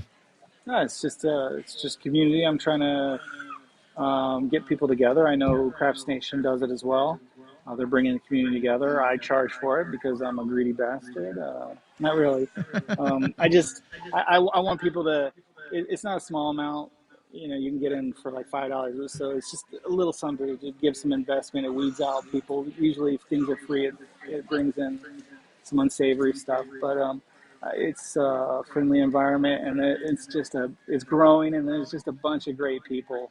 So That's Mhm. really, they share information about where they are locally, and then they, fantasy crafts and that sort of thing. But it's real. People are becoming good friends, and they meet up all the time in real life. Yeah. And I feel like I know a lot of people through it. And so it's really just about making a community of, all of us that love crafts. So that's It's it. it's worked it's worked well for that goal. I mean, I can tell you that I'm a member of the club and also Craps Nation, and I find that the conversations we have in the club they're great conversations. There's really good strategy talk. The fantasy craps goes almost every night now, and that's a big group. Like it's Yeah. they're busy in there, and the tournament is fun. So it's a great way to kind of just do craps during the day on your coffee breaks and stuff like that. It's really cool. I'm glad you put it together because Yeah, it's that fills a void. Yeah, it is. I know. When I first started, everyone's like, "Oh yeah, here we go. He's going to shut down YouTube or whatever, and everything's going to be behind the paywall." But that's not the case at all. I still love making videos, and so YouTube. That's not going anywhere. You can always watch for free on YouTube. And but yeah, the club is more about community. So. Yeah. Well, it's good. I mean, you didn't go to Patreon. You're not charging for your strategies. In fact, I think you do a great job of calling folks out that are charging for stuff. That's my favorite thing about your channel. I'm like, when's he going to do it again? When's he going to get somebody who's charging for the next great trap and expose it? It's the best. They're not worth it, folks. They're not worth it. They're not worth 2 cents. You can find it for free on the internet, and I'll try to roll it and show it to you for free. Yep. They're just not worth it. No, I love that. It's funny because you're so soft spoken and you're so humble, but when one of those things comes around, you're like, okay, we're gonna hammer this guy. I think He's charging every once in a while $100. just gets on my nerve. Like, what's this guy doing selling this for this slight variation of Iron Cross for $500 and promising that it's going to win every time and you're going to win thousands? I'm like, come on, man. Yeah, It's a win gambling 1,000 game. by You Saturday. yeah. Yeah, it's So annoying. it does get on my nerves every once in a while. So I try to, I don't know. Yeah, I love when you call those guys out. It's fun. It's fun, super fun. And people charging for this stuff is unless you're writing a book, I guess it's different. If it's an actual I have my John Patrick Craps Bible here, right? Yeah. That's different, right? Information's fine. If you want to, I don't even mind. Most of you know that I'm not really a dice control guy, but if you want to teach that class and people think that they know what they're getting into, that's fine. If you want to sell a book on it, I mean, I've been trying to write a book for a couple years here, so I might put out a book. But I have no problem with information. I have no problem if you start a club. But I mean, to blatantly say like this will win every time if you do this and that sort of thing. Yeah. It's just not. That snake oil stuff is not good. I'm not into that at all. Yeah, Greg, Jeremy's video with King Dice was hilarious. That was one of the best. That was, that period of time in your channel when you were doing the King Dice, and then it's like almost like the CEG stuff came like right after that. You were kind of like making the rounds there. That was great TV at the time. Yeah, I was trying to reach out to people, and I got to give King Dice credit. He's the only one willing to put his reputation on the line. He was a smaller channel then, but he did it, and he personally, we had a good time. He's a nice guy. I'm not trying to like embarrass anybody or anything. It didn't turn out too well for the dice control versus the random guy, but I mean, it is what it is. But I got to give him credit for sticking it out there. At least he put his neck out there, like you said. He did. Yeah, it was in a no win situation. Like, if he beat me bad or something, he should, right? And if he lost, it's whatever. But I think he's came out of it okay, so it's all good. Yeah, it was good stuff. Like it's all, to me, it's all good entertainment, And I feel like I was going to say this earlier. I've got like my own little addiction. My new addiction is the YouTube thing. I think I've watched every single Craps video on YouTube. There's a high probability that I've watched all 200 channels. I probably subscribe to 100, and I'm looking for things to watch. Like YouTube once in a while surprises me with a suggestion of something I've never heard of, but I feel like I've watched everything. I don't know that I don't know. I'm getting to be. We need El Toro back. I think it's like give me something new to watch. 230 channels. Yeah, wow. I do. I run a search. I run a search on YouTube once a week to see if there's any new content or news channels. And so if I haven't commented on your channel or whatever, if you're a small guy, I might not say anything or whatever, but I've probably seen you. So I just like to see, see what people are up to. Yep. Well, we got somebody from a smaller channel come up next. We have Jeff from Mid-Atlantic Craps is in the waiting room now. So Okay. yeah, Awesome. it'll be fun to talk to Jeff. Jeff's going to roll out a strategy. He's been practicing all week. He's been putting out his practice videos. And basically every dollar that he wins is practice sessions, and whatever he wins coming up here, he's throwing 50 cents on the dollar at the charity. So I think he's already Oh, wow, rolled nice. like 300 and some bucks worth of profit. So Okay, Jeff's cool. putting his money where his time is, which is amazing. Yeah, and I'm gonna hopefully catch this flight, and then Yep. I may pop it in the wrap up hour if I land Okay. in Dallas in time. But otherwise, yeah, I appreciate what you're putting this together, and Yeah. Thanks for coming out and Glad to joining be us. a I know part of it was kind of rough going to the airport and everything else, but the timing worked out. And thanks to Greg 555 Yeah. for switching times. That was really cool of him to do that. yeah, I appreciate that. And yeah, and I'll send you the Zoom link in a little while. So if you get a chance to come on in and you can join that'd be cool. I'm going to open the Zoom up to everybody. So all of us that were here and people that are watching can just join, like 100 people. We'll just go and wave to each other, Nice. and it'll just be a fun way to end this thing. So safe flight, Jeremy. All right. All right. Thanks again for joining. right. I'll see you See you later. guys. Yeah. Bye. All right. That was the man himself, Jeremy. So we've gotten some heavy hitters this long day of ours here, and the hits are going to keep on coming. We have Jeff from Mid-Atlantic Craps on the way. He's in the waiting room right now. We have Jeff, then my friend Ken, then my friend Greg. So my three buds are gonna close us out here. We're gonna end this thing really, really strong. I'm gonna go ahead and show you the leaderboard. Then we're gonna watch the NGC commercial again. And then I'm gonna go ahead and fill my coffee maybe one final time. We'll see about that. So with that said, let's go ahead and take a look at the leaderboard. I'm gonna go ahead and drop this up here, the donation total. We'll see how we are doing. The fundraiser was at, let's see, you guys can't see I'm on the wrong screen. That's why. Let's go here. Let's go to, why can I not scroll? Interesting. You can't see the thing. How about that? No. Hold on a second. I'll get it fixed. It's on the wrong thing. Let's go here. Sorry about this. This is going to be secondary display. Safari. Come on.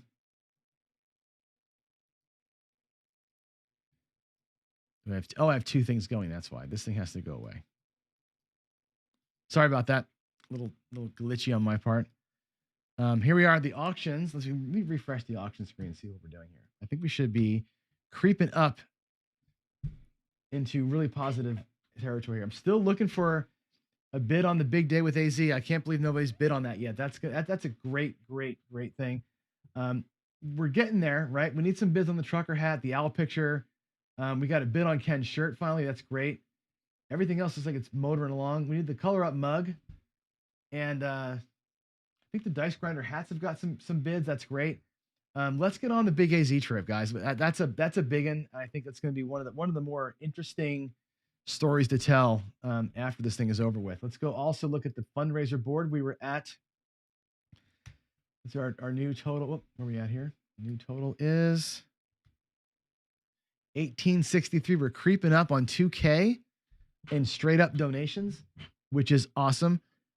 Between the donations and what's pending in the auction here, it looks like we're gonna crest 2,500, which is, I gotta applause. We'll applause you guys later again, but that's 25. I feel like Garrison, 25K or 2,500 is a lot of money for us. We're a small group, and wow, that's pretty humbling. So let me cut away here for 3 minutes, and we're going to go ahead and learn more about the NCPG. When we come back, I'll bring in Jeff, and we're going to roll it out and talk a little bit about Mid-Atlantic Craps and Jeff's plans for his channel and also for this fundraiser. We'll see you in a few minutes.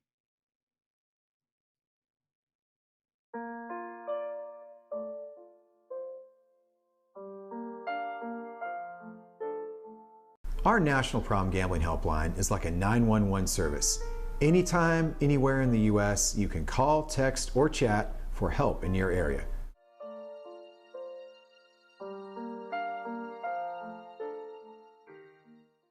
I just learned how to play at a very young age, and then I started playing in junior high and high school, and it was just such a part of my life. When I got my own bookmaker, he was really helpful. He said, you know, Donnie, when football's done with, I got basketball and hockey. We lost our home to foreclosure. We lost a motor home. We lost a car. This was all our daughter's senior year of high school.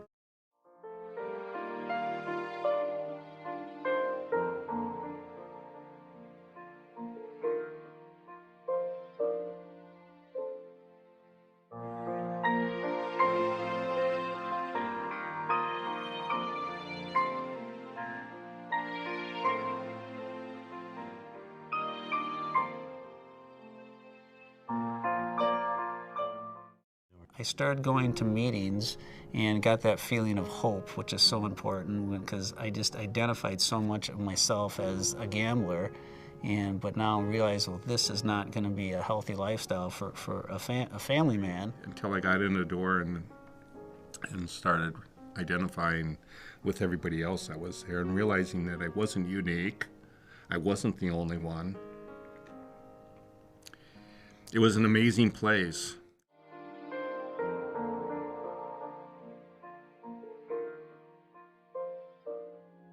Life in recovery, is a way to experience the world. My marriage to Diane is selflessly giving, not selfishly taking. And that is awesome. You have a choice to be brand new today. You can start your day over whenever you want. You're brand spanking new. It doesn't make any difference what you said or what you did in the past. The only thing that counts is today. In fact, the only thing that counts is this moment. Please consider making your tax-deductible gift of $25 or more today.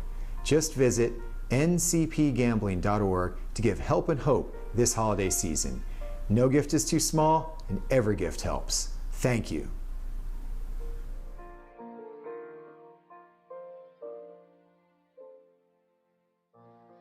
All right, I'm back. I want to show you this. El Toro is shaming me in the chat for not showing this. I'm going to bring this up here. I'm going to put it on this book because it's hard to see. This is the El Toro cube. This thing is a whole cube, right? It weighs a ton. It weighs probably 3 pounds. This thing is enormous. Inside of it is the El Toro logo. You can see that El Toro Dice Club logo. This sits atop an LED light that shines up through it. It's literally cool. This is like the coolest. Look at that. Look at that. That's so badass. It's you guys got to bid on this. This thing, like I said, that owl picture that Zop is putting up. I think these are things that, the owl picture, he took the picture. Like, he's a photographer and artist and did that. El Toro had this made for this event, right? So let's get it straight here. This was made for this, right? Let's get on that. So if you're thinking about donating, you haven't hit the donate button yet, and you got money burning a hole, which I hope you do, get on something like that. Get on the Big AZ trip. These are the things that we're looking to bump the numbers up with. So with that said, I'm bringing in Jeff here. I'm going to go back to the other screen and give me a second here to type in his name. Let's see here. I'm going to go get out of there. We're going to bring Jeff in. Jeff, how are you? Can you hear me okay?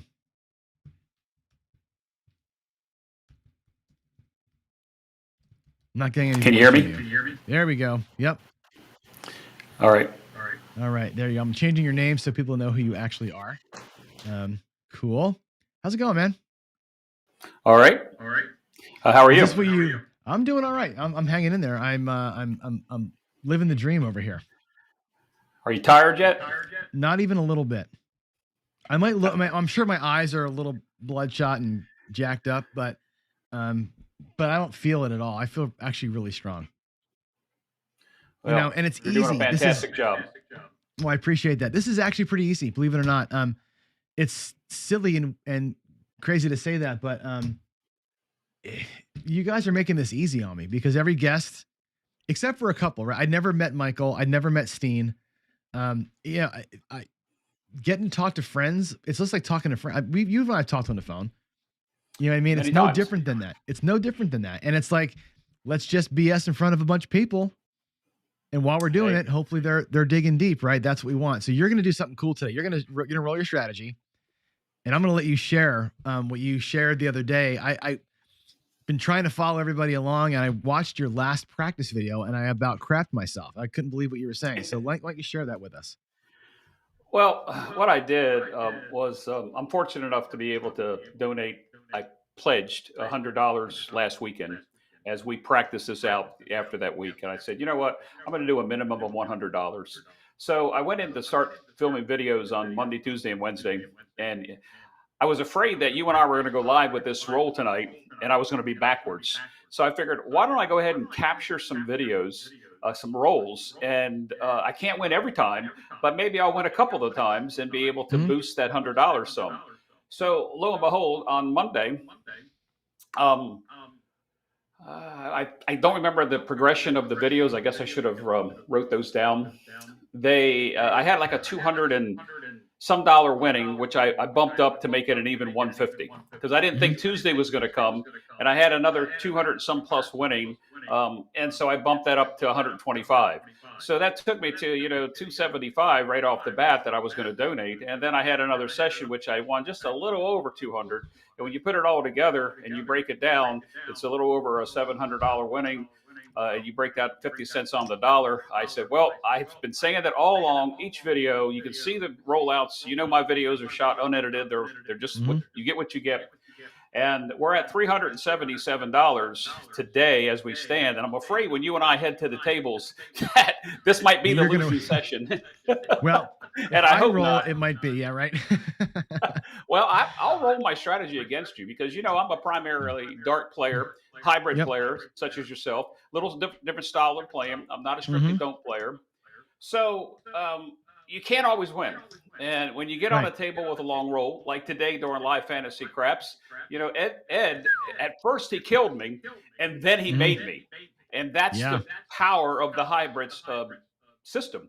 So I was able to say, well, I wasn't on the dark to begin with him at all because I knew his reputation. I never played dark against him nor George. No disrespect to any of the other guys. But if it wasn't for Ed's role, bringing me back because I was able to donate an additional $25, which I've already contributed through the link that you have from Live Fantasy Craps today.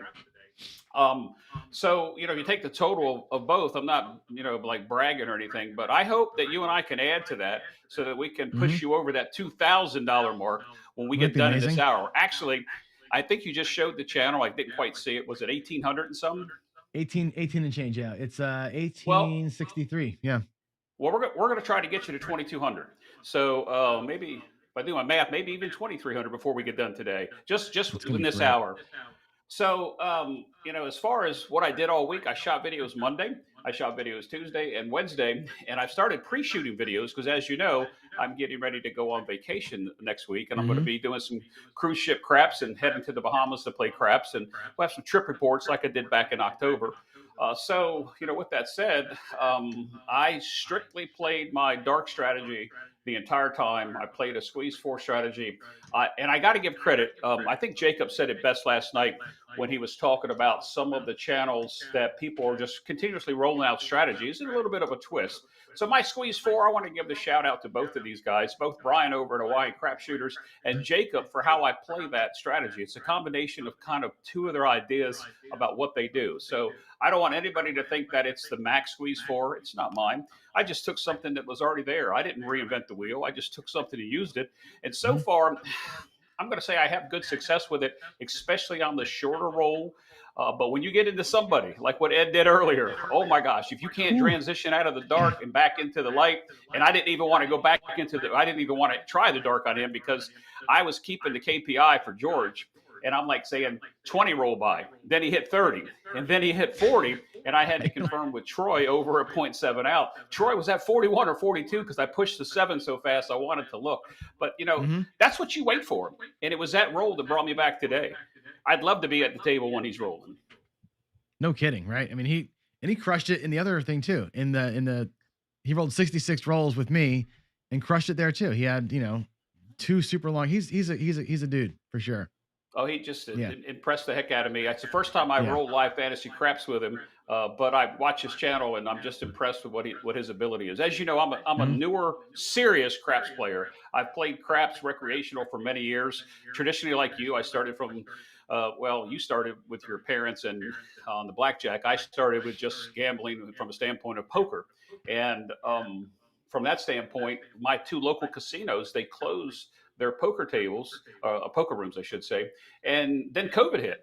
And between that combination, I was playing craps. I just took it more serious, and I started recording. Well, first of all, I started practicing strategies, and then I built this little thing on my kitchen table, and then I bought the same setup that you have behind you from the same guy that you got yours from. We probably got it at the same time. You were probably the reason why mine was so late getting here. But if you look at mine looks identical to yours in the back. It's just I've added some things to my table. And then I started recording my throws because I really thought there was something to this dice control, dice influence. And I'm like you, I have mixed opinions. But what I have found is by using free things that are out there, there's easy ways to track your software than using a notepad and a piece of paper or a spreadsheet and calculating what dice sets you used and what results you got. So I took the free stuff and I started recording, and all of a sudden I started seeing a trend. Was I extending my sevens? No, I wasn't. But what I found out was certain dice sets gave me larger groups of numbers that I feel comfortable with. Now, the more I've done that, it seems like the worse I've gotten because I'm trying to do everything that people like George has told me in regards to how I'm doing the mechanics. So I look at all those things, and the bowl thing that you and Brian did last night. I was sitting there watching Dice Chef throw the dice, and I'm thinking, wow, that's a lot of dice. And Brian steps up to the plate, and then you kind of disappointed me. That's why I put in the chat that I would go ahead and throw a quarter or whatever it was that I said in the chat. For you, because I really wanted you to get there, and I saw the one you did where you were about 2 feet away from it and threw two dice. Well, they were giving me grief because I didn't get to. It's harder than it looks to do that. For sure, that's pretty. From 9 feet away, that's really, really hard to do. Yeah. Yeah, it is, and so that's my story. I started recording stuff for my own use because one of the things George told me is he wants to see my release, and so I didn't pay any attention to it. And the next thing I know, I started doing I don't golf, but I used to bowl. So with bowling, you have the same follow through. You have the same, force. You're shooting for a specific pin. So whatever sport you're playing, I think there is some statistics to it. I play music just like you. I play music. I play guitar. You've got the memory in your hands and your arms that you do, and I think there's something to controlling it. And it's like Ed said, and even El Toro said, you can control everything until the dice hit the table. After that, the control is really up to wherever they land. So, with that said, I'm glad to be able to pledge the 377. That's a minimum. So if we head to the table here in just a few minutes, and we don't have winning sessions, you will get that 377. As I promised, and I'll go right to the donation button and go ahead and make that other donation. Let's hope we can do a little better. That'd be great. So let me ask you this: what's next for Mid Atlantic? I know you said you're retiring soon, and you got a shout out in the chat somewhere. I can't find it. There's so many things going on in chat, but somebody said, "Oh my God, he sounds like a sports announcer. What a cool vibe." So Gen X Crypto, subscribe to Mid Atlantic Craps. Jeff's great. He does have you have a cool vibe about you. You do. Well, you and I had talked because I have a broadcasting background, and I gave that up almost 35 years ago to start the career that I'm in now. And I'm in public safety, and I'm getting ready to retire early spring. And I'm going to have a lot of time on my hands. And as you and I had remember the 1 hour and a half conversation we had when we were talking about fundraising and you lost the cell signal in the mountains? We were talking about that because you reached out because I work with several nonprofit organizations that I help, run fundraisers for. And although I don't think I gave you any ideas about how you got to where you are, but I think you were looking for reassurance that, let's go with this. And if I gave you that reassurance or was part of that, I'm glad I did because you've done one heck of a job here. Well, what's going on with my channel? Yeah. Sorry, go ahead. No, so that's it. When you have an idea like this, you got to run it by somebody who you have belief is going to A, tell you the truth, and B, has a little bit of common sense to him. Right. And that's why I called you. Okay. I called Greg and I'm like, you know what? If I do this, there's no going back. And I said it the day I announced, I said, if I say this out loud on my channel one morning during Coffee and Crafts and 11 people hear it, it's going to be real. There's no turning back from that statement, right? Yep.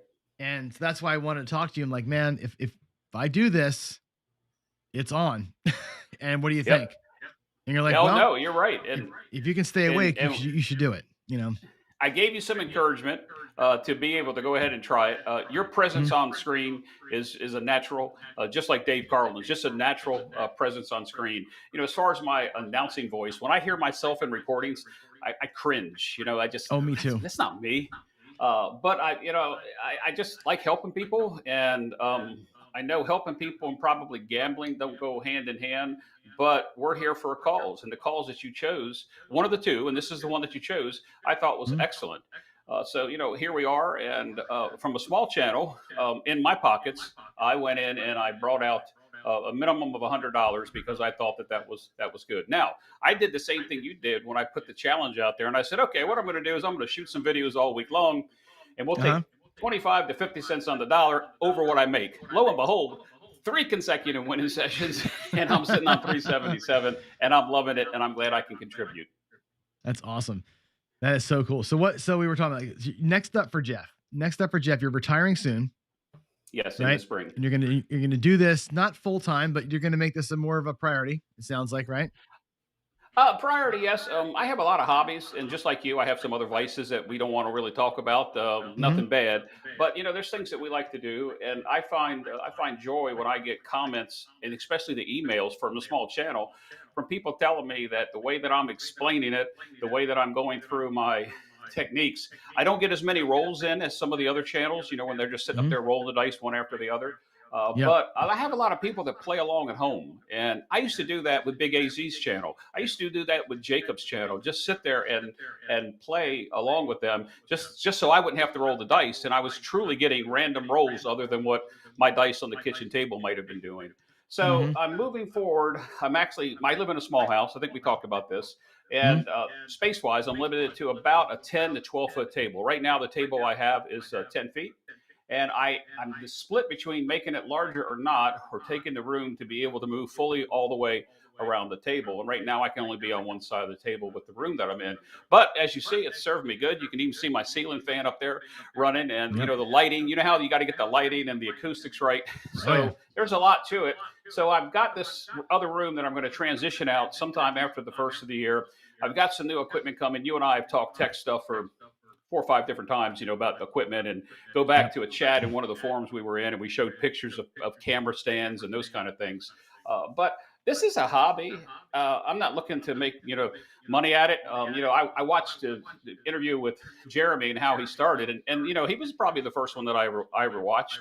And his production level, because I have people that are in the photography and videography business, friends of mine, his production level was outstanding. And it wasn't until I realized what he does is the reason why it's that way. But he's such a humble person. Almost every person that I've played with, that I've become craps friends at the table, online, or my viewers or subscribers, they're really good people. They're really down to earth people. I don't want to keep mentioning like the Craps Nation group, but they were the first group that I entered. And they took me in like, I guess I'm an old fart, but they took me in like I was, one of their own. And I've become very fond of some of them. I haven't met them. The group that the trip that they had in Vegas a few weeks back, or about a month ago, I was split between going where I was going on vacation with another group and going out there. And I really wish I had gone out there for them, because those guys had a wonderful time. And I'm still looking forward to meeting them all. I'll tell you what, on that Big AZ thing, I don't golf. But if nobody bids on that at the last hour, I'll probably shoot Lauren a message to say, hey, instead of golf, can we do something else? I'm going to bid on this package. So take them bowling. I haven't decided. I haven't decided yet, but I don't golf. I tell you what, John, we'll go together. I'll buy it. You can golf with it, and I'll go play craps. And you go play craps at night. That's it. I'll sit there at the bar and just watch. That's great. So my channel, it's growing, and to get to where I am, I'm truly humbled to get there with the subscribers that I have. And I've taken a lot of criticism from some YouTubers, and I've taken some good comments from people like you and Greg that have helped me along the way. And to the new guys like Dan Tana that's coming out, that Butterberg strategy. I've actually got a video coming out doing a couple different things with it. It doesn't matter whether he's going to go somewhere and be the next, pro craps. We all start somewhere, and we take a hobby and we move forward. I was glad you brought El Toro out. And I would like to see him back, but listening to him talk, I understand. Yeah, well, he's lot going on there for sure, with the COVID and stuff.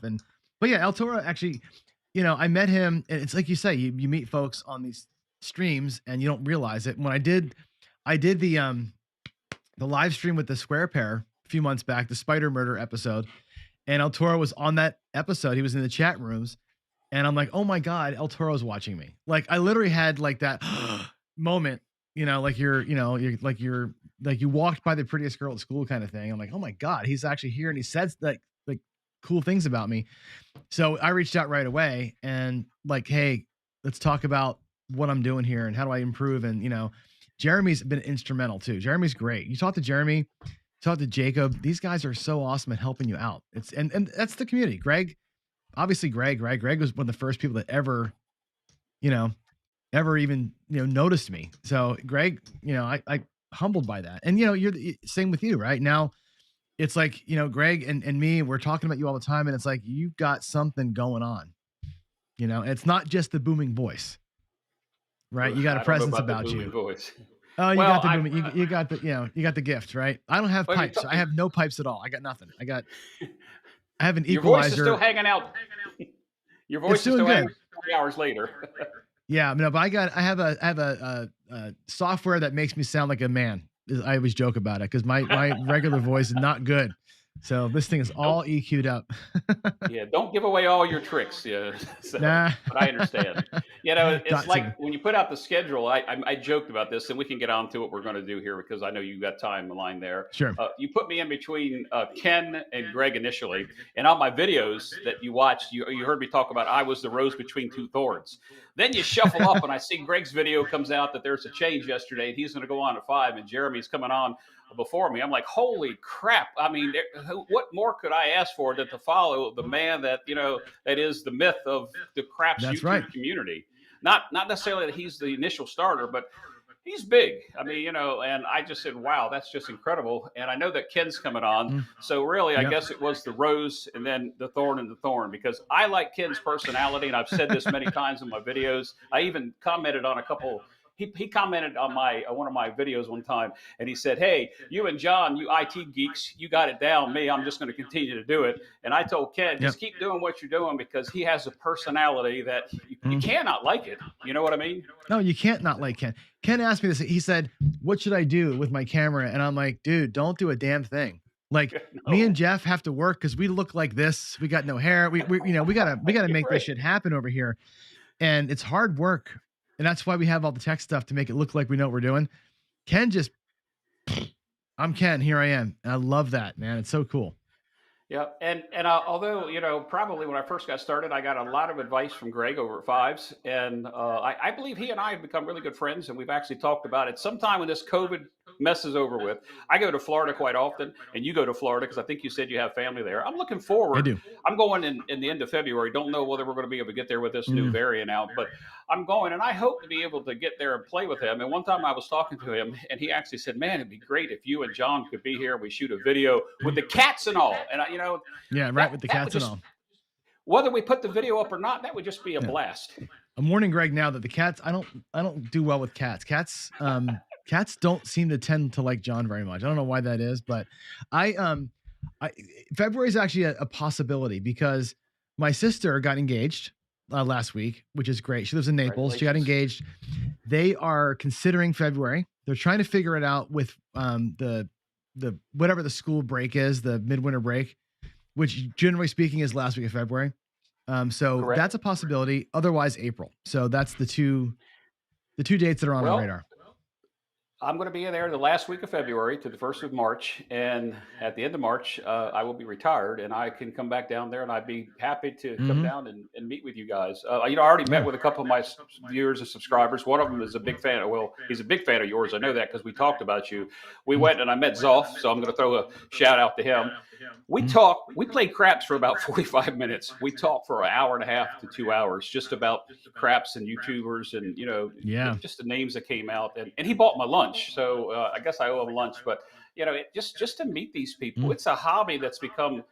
Um, I hate to keep using the word humbling, but it's just great to be able to see people with the same passion and drive for something that we know it could affect our pockets, but we're trying to do what we can do to protect it, to limit our losses, which goes into your questions about bankroll management and those kind of things. Mhm. It is humbling. It's and again, we're not doing it for the fame, right?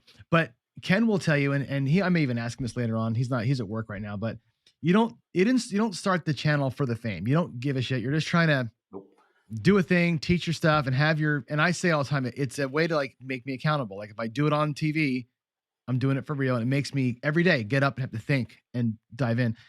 But you can't help but look at your subscriber count, and you can't help but look at the comments you're getting and take the emails personally and all that. It's part of it, and the celebrity it ends up being a part of it, and you can't escape that.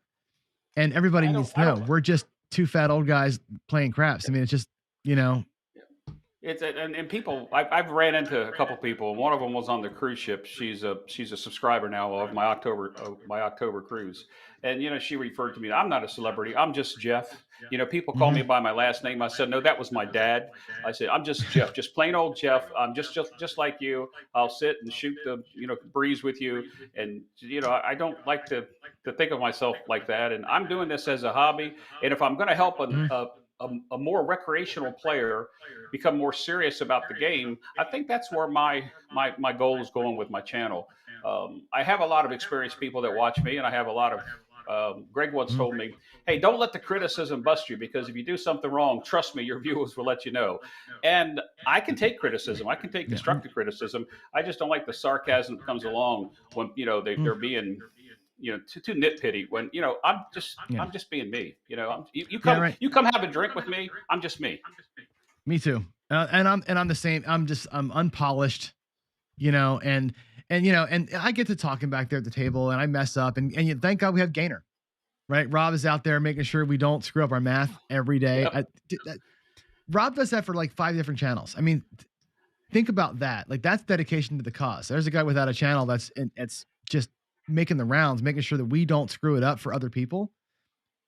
That's accountability, right? And Waylon, same thing. Waylon's running around. Sometimes Waylon gets a little angry and pops off a little bit, but there's passion there. Waylon's like Big AZ without a channel. You know what I mean? And I love the passion about that, right? It's like it's good to be like, yes, I feel this. And you guys, I want you to hear what I'm feeling. And that's the voice you get. And I think that's what we kind of engender. So it's good. We're getting more porn. Clear the porn out of the chat, please. God, I just blocked it last night. I stayed up till somewhere between when you had Dave on is when I dozed off. So I didn't get that much sleep either today. I'm sure you're as tired. But when I go back and I think about my journey to get where I get here, I think about Joe over at Crapsmaster Journey and listen to his story and his table build and the way that we do different things. It's just amazing because we all start as recreational players. We just want to become more serious about the game. And what happened in my beginning is when I was playing, not just recreational, but when I got playing a little more serious, I found out that I was losing just playing the one side. And I said, there's got to be more to this. And that's what the Big AZ said last night. He said, there's got to be more to this. And what about this, the don't side or the 7 side? And so I started watching a lot of channels, but included from Jeremy to Jacob and Lauren over Big AZ. And I said, that's where my mindset went. If the house has the edge, let's play with them for a little while, transition out, go to the light side, and if we get lucky with a longer roll, we'll transition back in. And that's worked for me for it's a little over 2 years, a little less than 3 years. But being serious at the table, I play with somebody locally, and you probably know who he is, and he doesn't want me to mention his name. But we play, and we typically stand side by side, and I listen to you talk with El Toro. We stand side by side, and I like stick left 1, and he likes stick left 2 or 1. But when I'm done throwing, I back up, and he's got this space. He's got that space there. And the box people know what we're doing, but that's working together. Now, we don't split our chips, as contrary to a couple of friends that think that we do. We just play and have a good time. But when we're playing, he and I don't talk. We might high five, every once in a while, but we're too serious about watching what's going on and knowing what our next move is. And to the recreational player that's going out there and dropping $300 on a $15 table, you got to have a plan, $5 tables, you find them on cruise ships and early in the morning. True. All right, let's go play a little bit, shall we? Sure. I'm gonna change my microphone. I'm gonna change my mic. Sure. No, we got some work to do. So to get the screen, I'm gonna apply that. You should still be hearing me. I hope. I do. All right. My voice may have changed volume a little bit there, but that's fine. Go back here. I'm gonna go to small. Let's see, table view. Let's see here, gameplay. I'm gonna go to this. I gotta figure what screen I'm gonna use here. So this is gonna be this will be my cam link. That's my table. Let's see, you're gonna be, let's take this one out. Let's make this one, whoops. This one will be Jeff. Oh, look, there's your table. Look at that. How good are we at this, right? Unlock the overlay. You're gonna be up here. I'm gonna I can't make them too big because we'll cover up too much of the screen, but I'm gonna cover up your throwing station with my table. Sure, no problem. But I can see your. I can take that out. That's okay. I'm just my table's overlapping yours a little bit in the video. So we're gonna see, and I'll put some words up here so folks know who is who.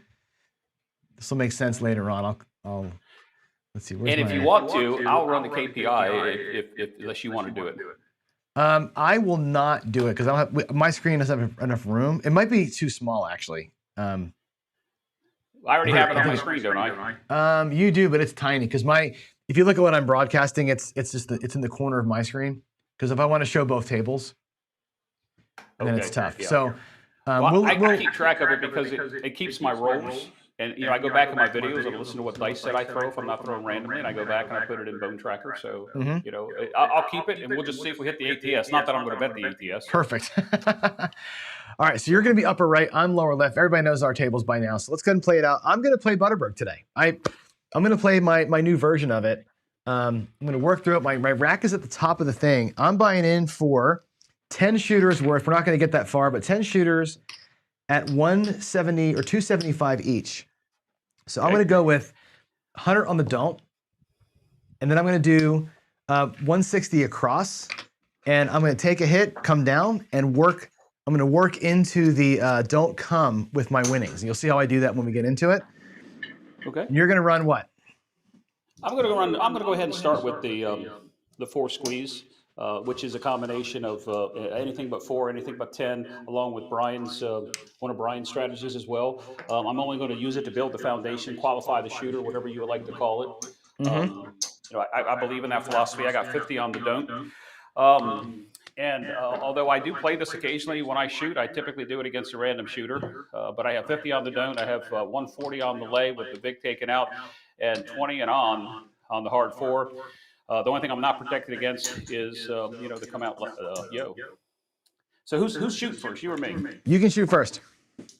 Okay.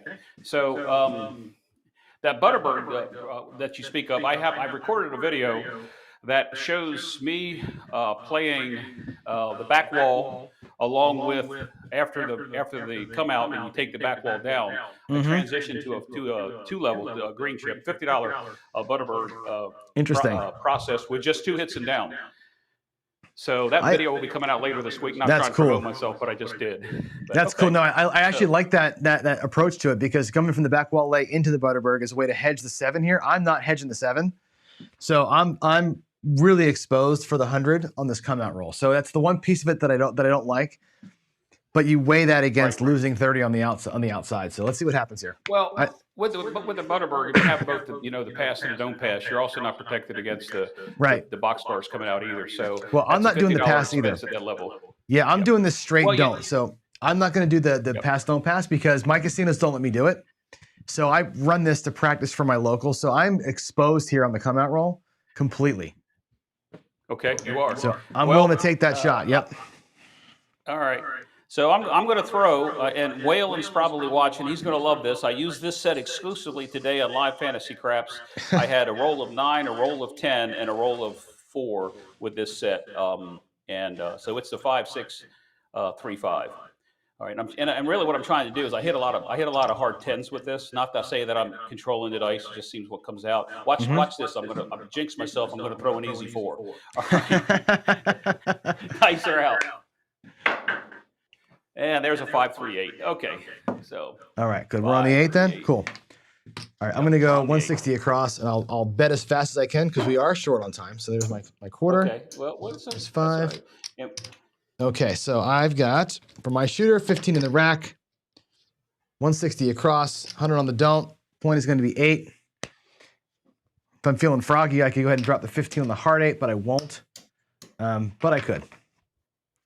All right, and this is what I'm doing. I'm using the 50 on the don't and the 170 lay that's still out there on the 4. I consider it $70, but you do have the 20 on the hard 4, so an easy 4. The 2 ways that hurt you can hurt you. But I'm coming out with 60 on the 6. I hop the 5s for 5 each, and once I get to the 5s, my foundation would actually convert back into a $15 table because that's what my minimum table is. I play here. That's what my locals are. And I got 3 progressions. You'll like this. What's it sound like? 3 come progressions. 3 comes. And when Yep. I'm in the come, I'm also in the field. So Wow. whether they win or lose, I only do 3 of them. All right, now. Yeah, that's a strategy Jeremy would never roll out. I don't like that 8, so I'm probably going to jinx myself, but it is what it is. So Yep. I'm gonna do the 5-1, 5-1. I'm going to roll it over, and I'm going to have the straight 6s. All right. All right, dice are out, and there's a hard 10. Boom. Okay. Love it. All right, so the 10 is going to pay me 48. I'm going to do it this. I'm going to rack it all, but I'm going to put 15 of that. Or I'll go 10. I'm going to go 10 into the don't. So what I do with the winnings here is I'm going to take the reds off of my winnings and drop it into the don't, pull down the original bet. So I'm reducing my bets down completely. And all the chump change, we call it, goes into the don't come. The 4 and 10 are weird because they pay an odd number, but that's fine. That's a unique twist to that strategy. Yep, and what I'll do is if I get those things set, I'll take the don't pass bet down by how much I have the don't come set. So I have 0 risk, but all the coverage on the 7. All right. So what I do is my 10 will travel. I'll get paid the quarter in the field, shift that up. But I do have to spend the $10. I took that out of the bank, sorry. No, I didn't. I took it out of my rack. I do have to spend the $10 on the hop to 5s. And I only hop to 5s 3 times whenever this is out. Eventually, I'm supposed to be able to get to my foundation within 3 rolls, no more than 4. But, things don't always go as planned. You know what I mean? That's true. All right. So I'm going to throw the same set. And dice are out. And there's a 5, 3, 8. Burn us both. That's all right. I'm That's all fine right with that I'm because okay my with that.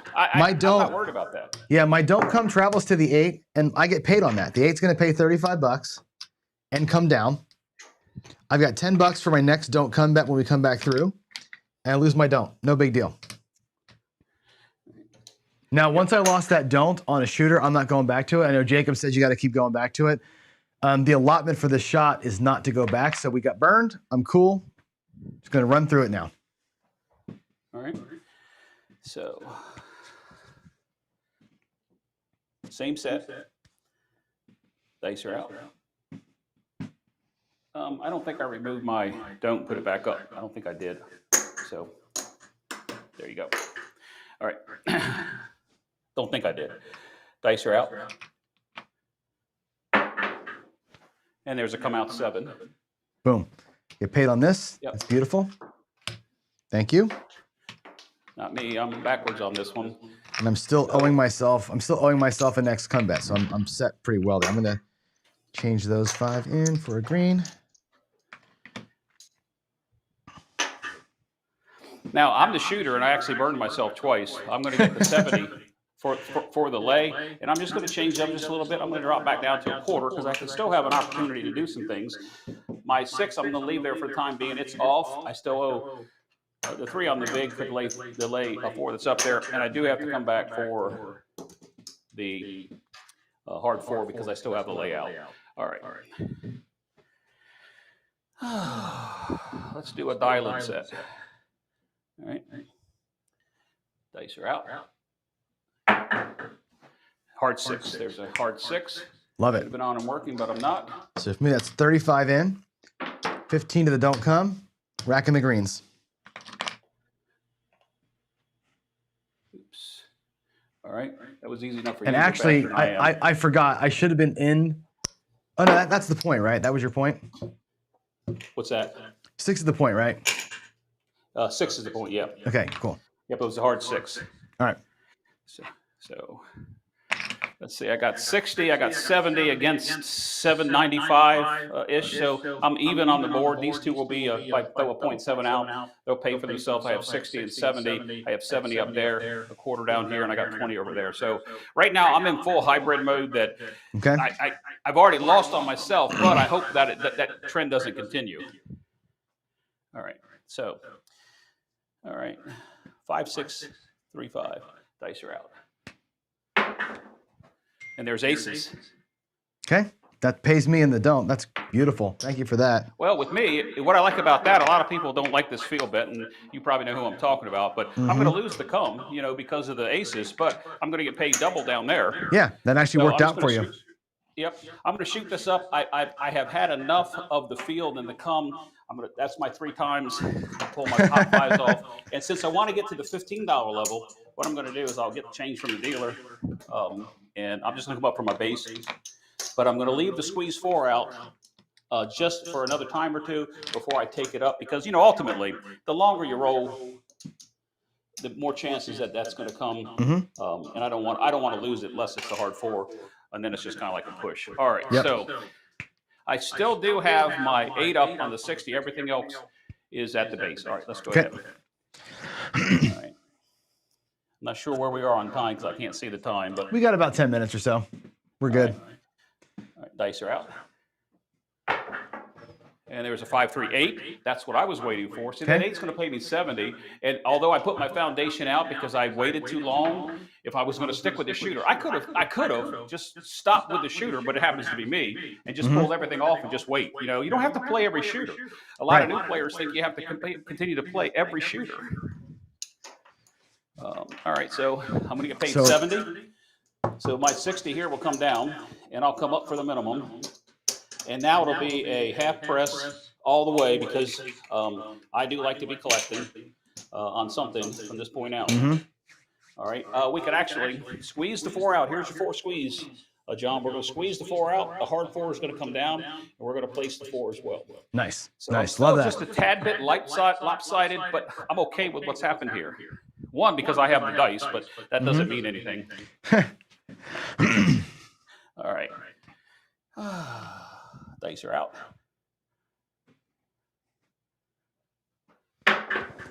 And there's a 9, 5, 4, 9. Good shot. I needed that one. So for me, it pays 35. I'm racking the greens, and don't come in the reds. Yep. So I'm going to get 21. So I'm going to press the sister. So I'll take the 8, the 5 up. The 8, 5 is not really a sister, but the 6 is the point. So I'm going to rack 10. I'm just coloring up my rack here. So I'm actually right now, believe it or not, after losing that $100 on the don't, I'm actually dead even. So I've already recovered my money back, and what I have in action out here is actually all profit. So I'm solid right now. Well, and that's good. I mean, we're playing 2 different strategies with 2 different philosophies. But if we were playing at the table, I'm not rooting against you. I want you to win regardless of what side of the line you're on. Yep, exactly. Exactly. Dice are out.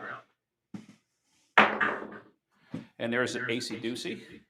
Yes, thank you. Another freebie. Yeah, I'm in the don't come right now. It's a freebie. So this over here is all profit. Oh, hey, that's right. Yeah. I'm not looking at the screen, so I'm listening to what you're saying, but I'm not looking at the screen. Yep. All right, let's get a couple more rolls in here since that was quick. Dice are out. And there's a Yo 11. That's a bummer. That one you didn't like. That's all right. Yeah, that one you didn't like. That's all right. That one you didn't I'm like. still ahead, right? I'm still ahead, $12 after losing $100. I'm very happy with that. I could pull this down. I could pull down all what I got, $65 and pull that in as profit. I'm going to let you hit one more number and then I'm going to pull it down. All right, thanks, you're out. Yeah. And there's a 639. 639. Not what I'm on. And since we've mentioned him during our time together, I've primarily been throwing the whaling set since then. I'm throwing the 5-6-3-5. So that's going to pay me 21. And what I'm going to do with that again is I'm going to catch the 9, going to take it up to 20, and I'll go ahead and take the 8 will go to 30, and the 5 will stay at 20 for the next hit. And I'll Okay, this is my last shot on you. Your last roll, I'm pulling my fronts down. We'll see what happens. Okay. Money shot right here. Call it the money shot. Money shot. Give me a 5. All right. Give me a 4, actually. I'll take a 4. I would change the dice set and try to do that, but I'm just a rhythm roller. No, do your thing, man. Where I am because I need 2 more hits and then I'm on the profit side. Pretty decent. Dice are out. 415 now. You asked for it. There you go, baby. Awesome. That pays me 35, right? The reds go in the dump. The greens go to the rack as profit. I'm pulling the 4 down. I don't need that anymore. Now I'm up $78. So just like that. The Butterberg is so cool. When you get 3 or 4 hits, if I wouldn't have lost that don't, we'd be up $175 right now. I love that strategy. You're right. Exactly. Yeah. Yeah. Right. Love So that strategy. I get paid 28. I have 20 on the 5 and the 9. I will take this back up. And probably, even on myself shooting, I will regress. And when I'm on the don't, and people see me playing the don't and shooting, they're confused. But then they see what I'm doing. When they see me regress, typically they regress as well. Now I don't have any odds on the don't, so I'm strictly light at this particular moment. I'll drop back down here in a second and show you what I'm going to do because I'm ahead on the shooter. All right. All right. We better hope this roll doesn't go much longer because we got time constraints. Dice are out. And there's a 12 boxcars.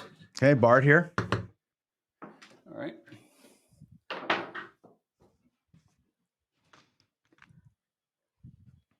All right, dice are out.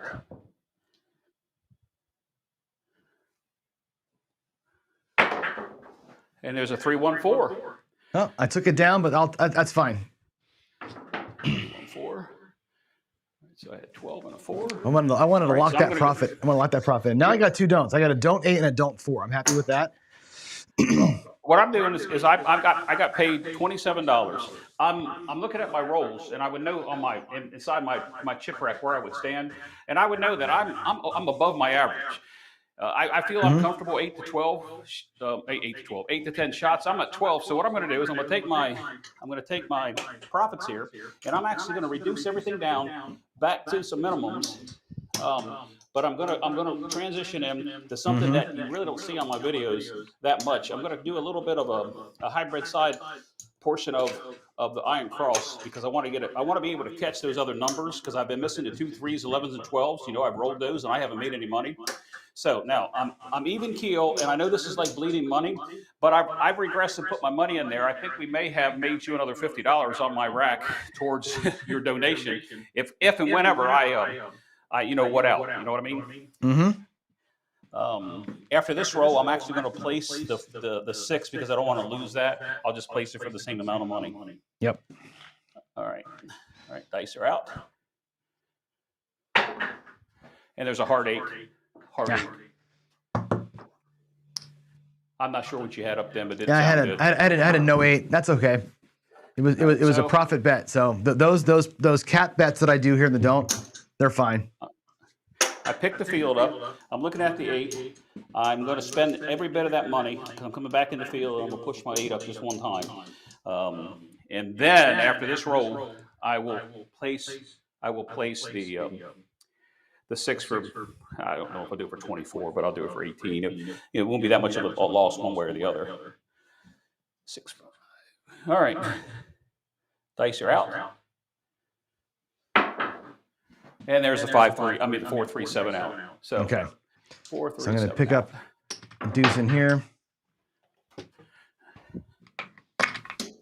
All I'm going to color up my reds just real quick. Keep things clean. All right. Puck's off. All right. Are you going to roll one time, or we Yep. are done? I'll go. Yeah, Ken. Ken's in the waiting room, I think. Let me have him join in actually, and just let him hear us. I think he can hear us. Hey, Ken, we're gonna be about 5 minutes. I'm gonna roll. If I roll like crap, it's gonna be a quick one. You can come on in. If it's a long roll, it'll take us a minute. So here I go. All right. Tell me when you're ready, Jeff. I'm ready. I've right. got it set up the same way I did before. I'm not going to Sweet. play the hybrid. I'm going to do the squeeze 4. Go ahead. All right, here I go. Dice are going to be out in just a second. There we go. It's a 5-3-8 to come out. All right. 5-3-8's the point. And again, I'm 175, so it's going to be 160 across.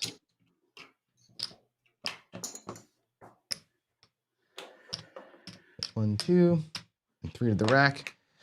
All right. Let me know when you're ready. I'm ready. I did the same thing I did. You are quick. A field. Yep. You are quick. Here we go. Just get them set here. I'm throwing 2V, by the way. I'm just trying to wing a 2V down here, nice and soft. Soft as I can on cork, anyway. I know you're trying to hit me on At that. 5-2-7. That was a quickie. That was a quickie. That was a quickie. Yep. But with mine, it's not a big deal because Yep. I went in the come. I get paid 50 on my don't, and I get 70. I got to take the hard 4 off. I get 70 for my leg, and when we rack all this up, I'm going to be up something. I don't know how much I'm going to be up, and I know since Ken's coming next, it's just the whole thing with me is that I was bleeding money right and left at the casino, and I said there's got to be a way to reduce it until you wait for that long roll, and that's what this is about. I'm going to color these reds up over here for myself. I got three whites left over, so I'm up. Even after that PSO, and you're whacking me for $100, I'm up 53 for the session. Not great. Oh, it's not great, but that PSO comes one shot too early for me to break even. But it is what it is, right? All right, so I'm not up that much, but I didn't lose any. Even on that long roll that I had, or longer roll that I had, where we both lost money. I lost on the point, and I lost on the don't. So I'm gonna call that 10. I'm short $1, but I'm up $100. No, $80. I'm up 80. Sorry, 79 if you want to know what's really up there, because I have my initial bankroll 1, 2, 3, 4, 5, 6, 7, 8, 9, 10, and that's the profit. And you saw that, if we'd have come up with 66 inside or 42 or whatever you do on the light side with a pass line bet, we would have lost twice. We would have lost that. And here we preserved our bankroll waiting for the next shooter. That's going to be Ken. Yeah, exactly. And the thing is, for me, like the way that I play that Butterberg without the protection of the pass line bet, and I go out higher than my don't. So I got 160 out, and I'm only 100 on the don't. So a 7 in the first 2 rolls is a killer for me when I play it that way. So I lost, in your 7, you're hitting the point, me hitting the 7 here, PSO. That burned me twice, basically. And I still came up ahead because on a 7 to 9 roller, or even a 6 to 9 roller, that thing makes money every single time. And and you see me with what I played. Fortunately, we didn't hit an easy 4. That's what's going to kill me. But I didn't lose money, and that's what I think. A lot of newer players, they think they have to pay the pass line because when they walk up to the table, that's what a dealer will tell them or somebody next to them. Put your money on the pass line. And until you learn all about the game, become a little more serious, that's what my channel is about. And I didn't make a lot of money. We made another, we'll call it 80. I'll tell you what, I'll round it up to 100. I'll give you another $50. So we're going to add 377 to that amount, and that will be posted on your donation board. We're going to push it above the $2,200 when I get to the computer after we get done here. That's unbelievable, man. I so appreciate that. And I know the charity obviously appreciates that. That's awesome. And Dan 10, I'm glad I got to roll your strategy out live finally. So I'll spend more time on that Butterberg next week for sure.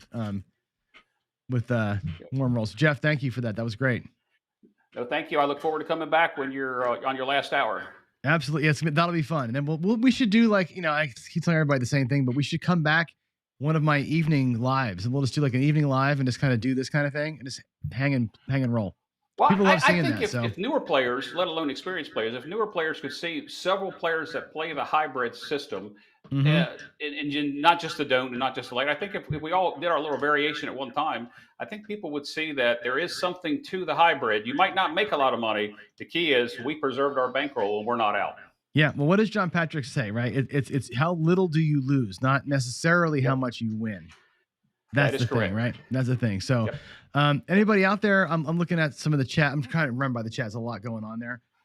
If anybody had a side bet on Jeff or me or money on the wins or whatever you're going to do there, that's your total, right? 80 for Jeff, well, looks like 53 for me. Looks like old number 7 said post 50 more for Jeff. I don't know if that's what he's going to make or whatever. Let's hope so. My subscribers that I failed to mention this real quick. I had 5 subscribers that were going to play along. Whether they're watching or not, I don't know because I wasn't watching the chat. Right. Obviously, I didn't make that much money today on them. But even if they just gave $10 each, it would help the cause. 100%. 100%. All right, John. Thank you. I appreciate it. Hey, good work. Good work. Good work. Thanks for coming in, Jeff. Yeah, thank you for that. And yeah, all we can do to help you.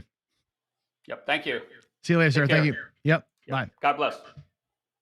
All right, we're back.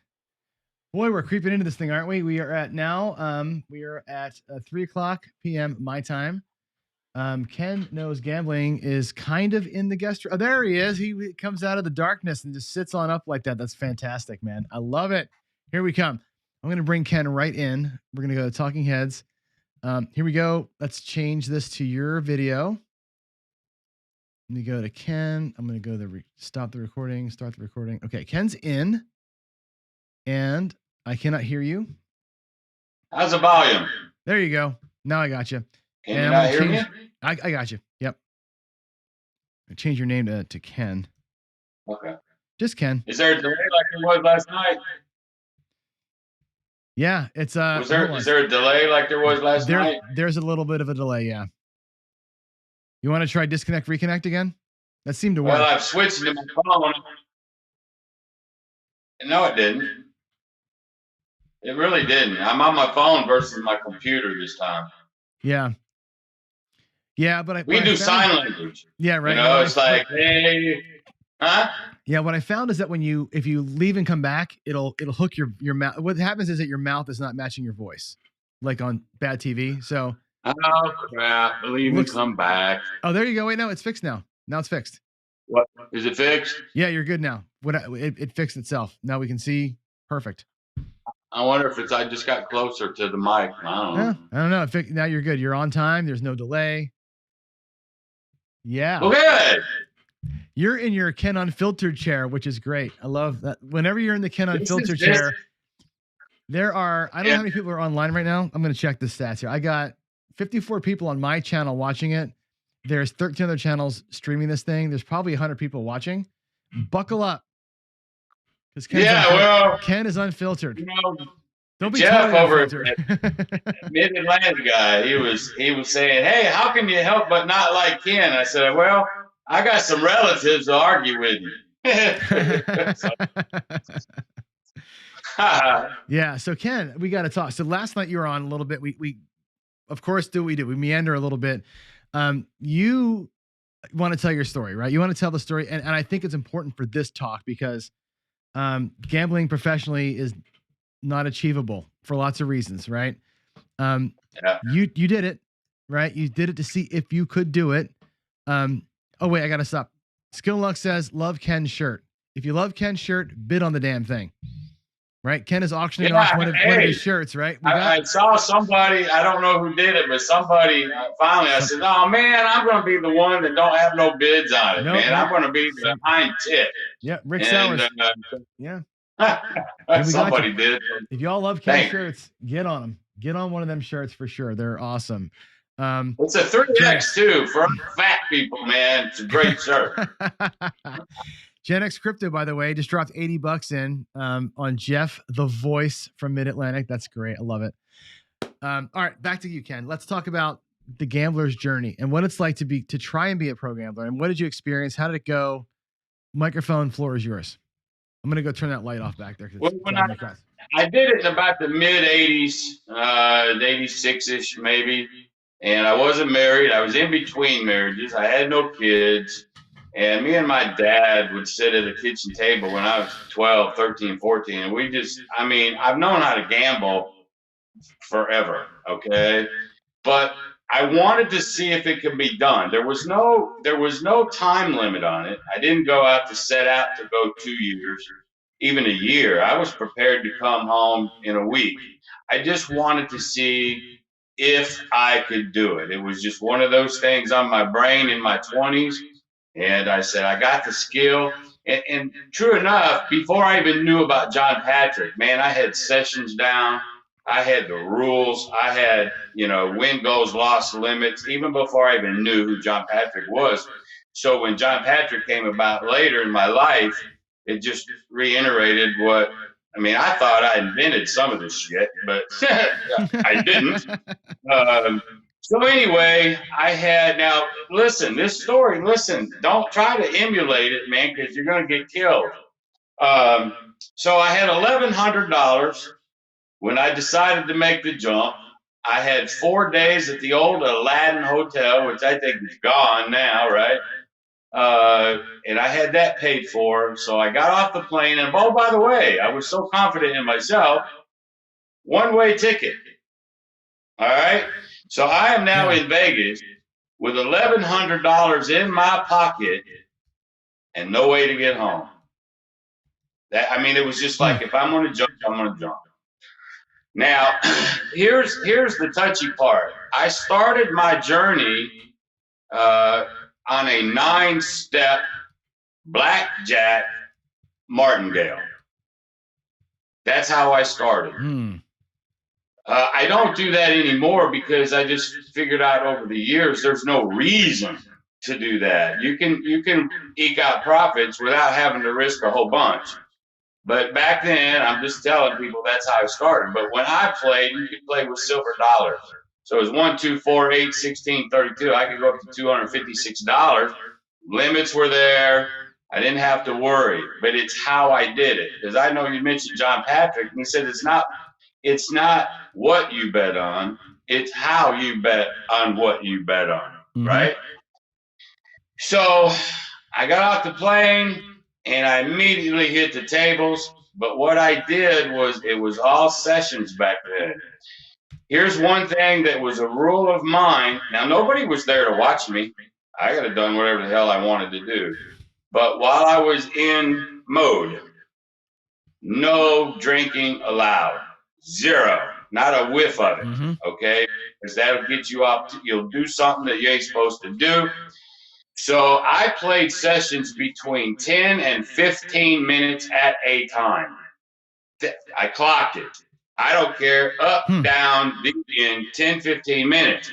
I was averaging about $9 to $15 a session. Now think about that, y'all. There's no such thing as a dollar unless you get on some stupid machine. But I was just, as soon as I'd get up, I'd go find the other table, sit down again. And I did it for hours over and for 4 flipping days. I know, John, you said you're not tired now. I'm wore out. You've been doing this 30 some odd hours. I'm ready for a nap. But at the end of my 4 days, it's time for me to check out from the Aladdin. I had my 1,100 plus 1,500.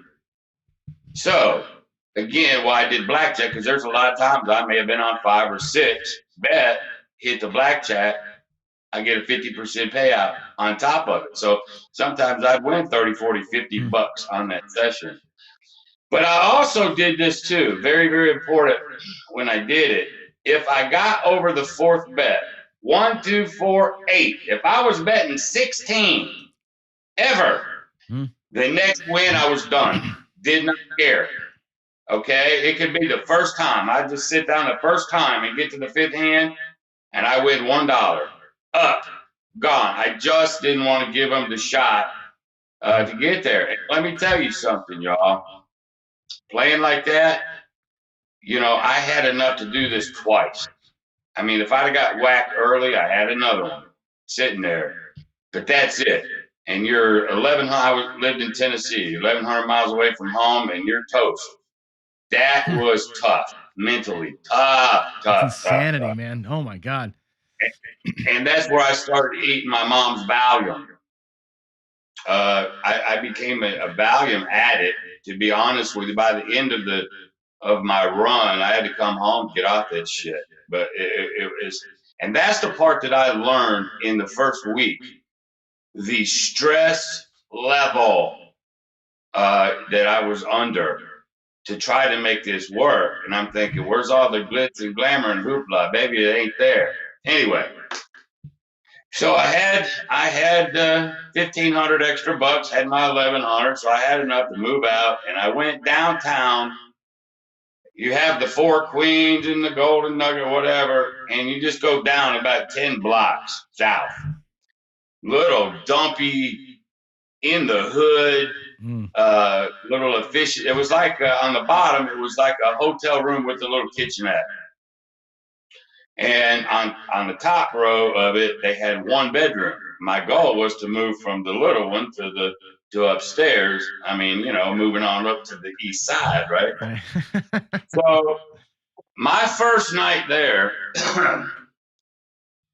I hear bam, bam, bam. I mean gunshots. I mean close. You could like almost feel the compressions. They were close, honey. And so the next thing you know, you hear the sirens and the cops and all that. And I'm thinking, Jesus Christ. Maybe it's just time to bolt. I got enough for a plane ticket. I can get out of here. But my brain just wouldn't let me do it. So I went, it's like 4 blocks from where I was. I don't know if it was called it wasn't the Western Hoe, but it was some little dump, you know, $1 to 300. But they had Hold'em there. This is key. So they had Hold'em and they had roulette. So my whole goal for a 24-hour period was to win $200. Like, and by any game, don't care. You know, if I evened out on blackjack, but I could win it on Hold'em or, you know, not baccarat because they didn't have one then, or whatever game that I played. The goal was 200, and I kept it in a little lockbox in the closet of my hotel. And I was always afraid somebody's gonna break in and steal my money. Very paranoid I was. I didn't have a bank account yet. So the 5th night, the gunshots. On the 6th night, I had met this girl and her boyfriend at that place, and we were playing roulette. She was hot but rough at the same time, if you know what I'm saying. Hot but used. Okay. So the next thing I know, it's nighttime. I hear a knock on my door. She's in her slinkiest bikini.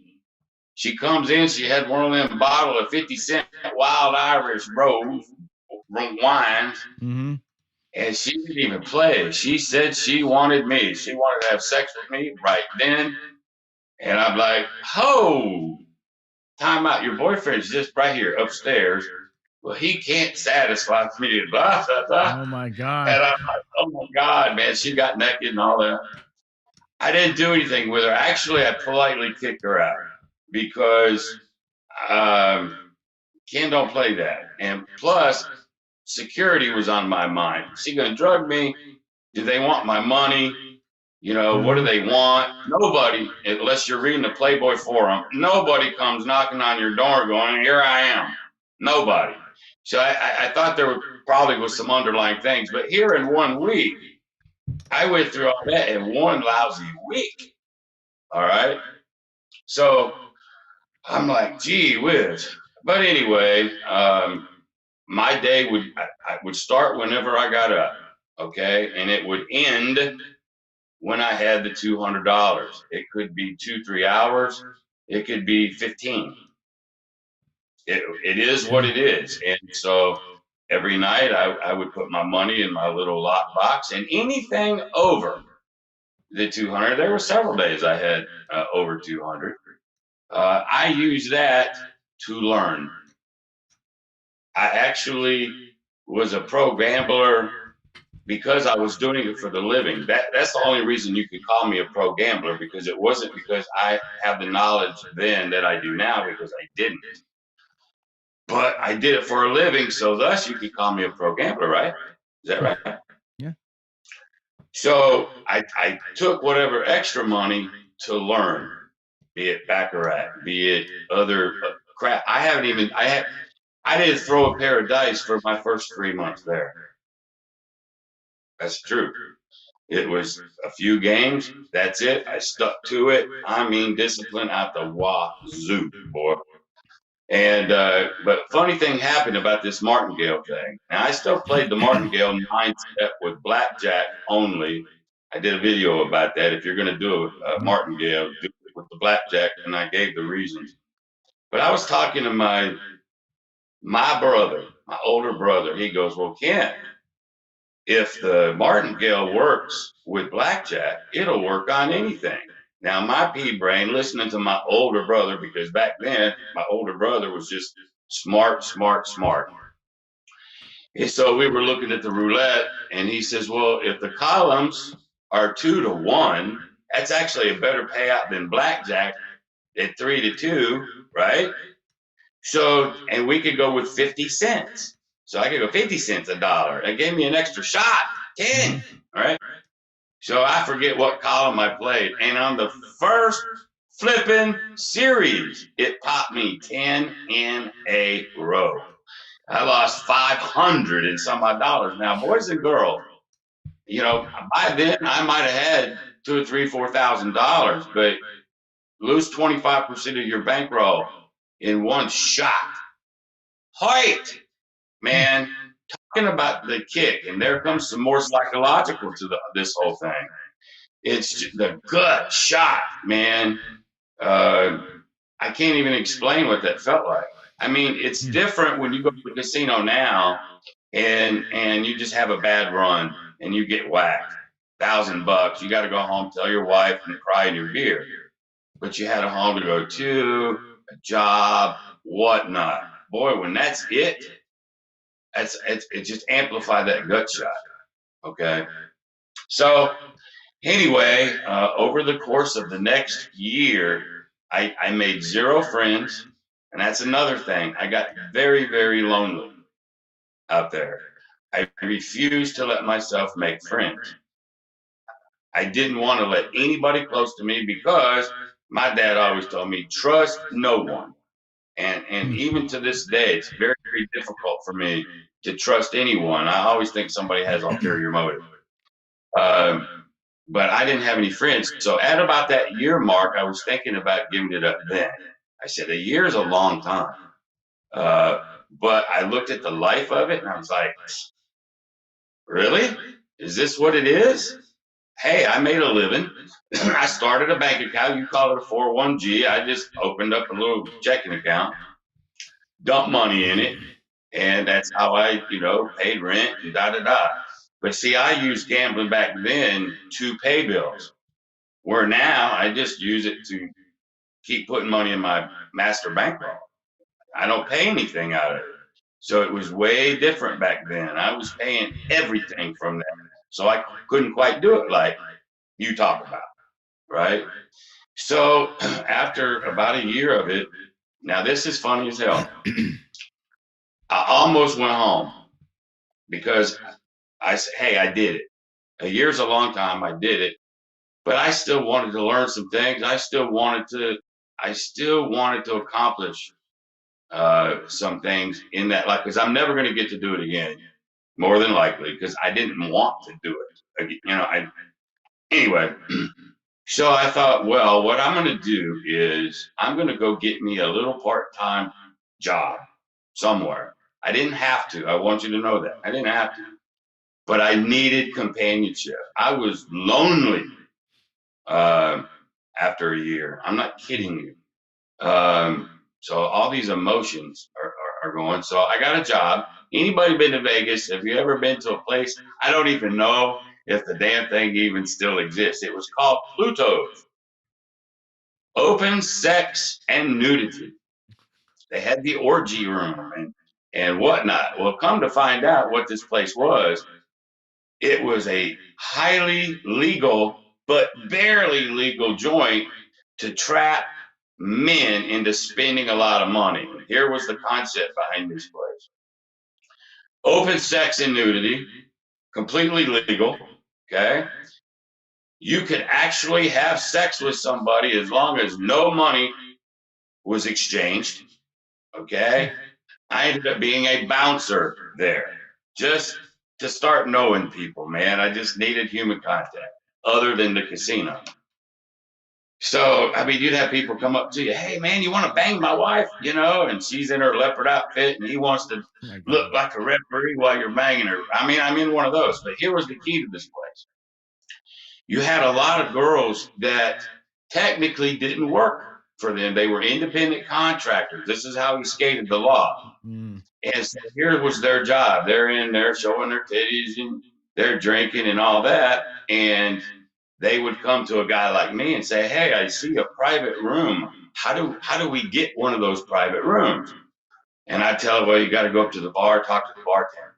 Well, when they go up and talk to the bartender tells them, hey, to get one of those rooms, you have to buy one of our premium bottles of champagne or wine.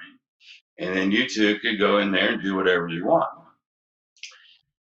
Well, guess how much they were? Now, this was in the 80s, man. The cheapest bottle was $850, and it went up to $1,500. Oh my God.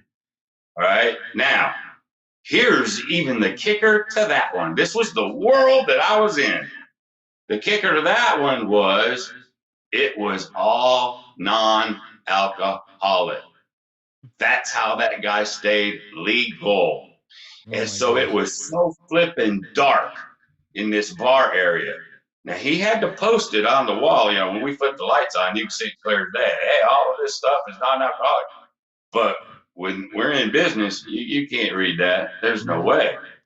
So they wouldn't have the money. But see, they had a limo service. And the chick would say, well, hey, I know you guys got limos. So we'd take the guy and the girl, get in the limo, and they'd go to the nearest ATM, come back with the money, give me cash or the bartender cash, and they disappeared to this room. Now, as long as that girl did not take any money, theoretically, legally, she could have had sex with the guy, but she's not there for that. She's there for the money.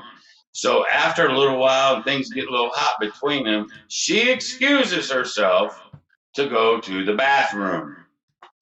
That was my cue that she has left the auditorium. All right. So sooner or later, the guy comes looking. Where's Suzanne? Oh man, she bolted. She left about 10 minutes ago. Out the door. She wasn't. She was hiding back in that bathroom. And you had about two guys like me making sure ain't nobody went back there either. Boy, they would get so pissed, man. But that was the scam, and they did that over. Wow. You know, and they only got, you know, when these guys would come in and see two girls screwing or you know, having an orgy that was completely legal, no money, they thought when these girls did what they did, they thought that's what was going to happen to them. But the whole thing was a setup to the unknown guy. It makes the martingale sound good. So anyway, to make it, I did that for another year. I used that money, you know, for some bills, but actually to start paying on a car, you know, because I was walking and taking cabs for a year because I just didn't need to go anywhere. But anyway, after 2 years, I had it. I did what I was set out to do. I learned so much that second year, and then I left. It's like the second year anniversary. I was gone the next morning, type of thing, and just back to Tennessee, and that was it. That was the end of my professional days. But what I did take from it, and to this very day, I don't do the martingale anymore because you just don't have to. And anybody listening to me, I mean, I don't even think you can do a 9-step anymore with the limits. The bankrupt is ridiculous. But anyway, I don't have to do that no more. But then after the fact, I learned about John Patrick, blah, blah, blah. And I just developed myself from then till now. So I play 95% of the time when I play, I remember. And I'll play like I did back then with that, like, man, if you don't do it, you're screwed. If you don't do it right, so I play with that mentality of 30 years ago, or however long that was, 86. That's how I play now, unless I was out with a guy like you and we were just, drinking some beers or whatnot, and we're just screwing off. But that's only about 5% of the time because, John, I don't have any friends. That's the truth. I do not have any friends, nor do I make them. So that's one thing nobody knows about old Ken. I've got a pretty tight circle. I'm talking to more people on this YouTube stuff than I have in 30 years, man. I just, personable, but I just generally keep people at bay. So I'm really digging this. I really, really, really am. And so I wouldn't mind going out and see anybody. I go to Lake Charles. Anybody get close to that, hit me up, and I'll go down there for a weekend with you. We'll have some fun. So how was that, man? That's for a little quick 2-year story. That's a hell of a story, dude. I mean, the gambling part is like it's a small part of it. It's very small. Shit, and it get so dumb question here, right? You get the job at the semi-legal place, whatever, right? You get a job there. Is that because you weren't making enough money gambling to like eat? No. Or you just wanted to make sure you had the extra stuff? No, I got lonely, man. I just needed human companionship other than people yeehawing at a table. I mean, you couldn't work in a restaurant? No. I needed somebody that thought like me at the same time. So I'm pretty dark any damn way. I used to work for Hank Williams Jr. When I was 18. My dad played piano with him for 13 years. That's cool. And so I went out on the road for 3 years with Hank Jr. And I'm a little dark anyway. And so I sort of chose that because it was easy. A bouncer, what do I got to do? All I had to do was walk around, look at pretty girls, and throw people out if I had to. That was it. And I think they paid me $50 a night. So it wasn't, I still did my thing during the day. Yeah. I still went and made my $200. It was just more extra pocket money. I did build a couple friendships with, matter of fact, one of them, I brought him back to Tennessee with me. We just hit it off. And so I did it more for that than anything else. I could have quit that any second. I never had to do it to start with. It had nothing to do with gambling at all. It was, I just needed to do that. I don't know why. I just did. So you're in Craps specifically, excuse me, your 4 safe ways to play, the way you play roulette, all those things you talk about. Is that from those days still, those same strategies, or did you play something different back then that you're not doing now? Maybe the betting was different. But... No, back then, when I first started playing craps, I was a pass line bettor. Remember, I didn't know about John Patrick. And I didn't play craps for the first 3 months or so that I was in Vegas. I knew how, not to close to the degree that I know now, but I was still a little afraid of it. Why? Because I didn't have the knowledge really that I needed. So that's when I screwed around with it. I used those extra dollars, started learning, talking to some dealers. My aunt was a blackjack dealer there in Vegas, and her husband was a crap dealer. So they lived in Vegas, which I didn't even know when I moved there. Had no clue. It was by happenstance somebody told me. So I got to spend a lot of time with them. Started learning craps from a dealer. A lot of different. So it was probably as much a learning process for me as anything else. So just say I was a pro gambler, yes, but it still was more of a learning process. So craps didn't come along for 3 or 4 months. I played the right side, got my ass tore up, the pass line, insides, and all the way that insides do it. But the basic way, because I really didn't know much more than that in the early days. And I was thinking, well, this sucks. And but then I started, getting with some more people, and I started learning that dark side. And I saw John Patrick for the first time. Seems like I was in my second year there, and every once in a while, a group of us people, after I got that job, I knew people. We'd go to a hotel room, party down, and it'd be on TV. I don't know what casino it was from, but I distinctly remember it. And it was after I left, I really got into John. So I really honed in my craps probably in my late 20s when I would go to like Tunica or fly to Vegas or whatnot. I started honing it over the years from my late 20s, and probably in my early 30s is when I went dark all the way.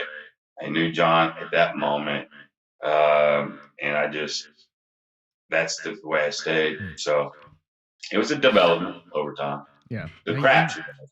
And you met John, right? You used to you know him pretty well, or? I never met him. I talked to him on the phone, emailed him. We talk all the time, like me and you do. It's one of those relationships. I could just call him up, he'd answer, he'd talk to me, and we talk a lot. And then, of course, he had a website back then, and it's not even there anymore. A lot of chat going on, but you had assholes on. I mean, anyway, but he would answer the same questions over, over, over. But joined his sports service. I learned, tweaked what I knew about. I was betting sports in my 20s, but he helped tweak a little bit on what I thought about sports. He definitely helped me on craps. He is how I got to the regression up and full. Mm-hmm. So Patrick he got me doing the dark side, the regression up and pull. I already had the money management. I already had the discipline. I already had the knowledge in most of the games that I played. I knew when to quit, when to walk away a winner or loser. He just helped, what's the word? Just helped jam more of that in my head that I already knew. But a lot of help on the sport, a lot of help tweaking me with craps. And the other games, I know he says he hates blackjack, and I know that was one of the questions somebody had for me yesterday.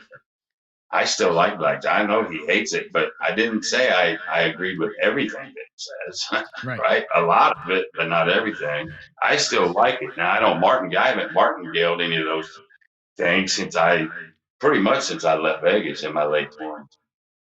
Because you don't have to now.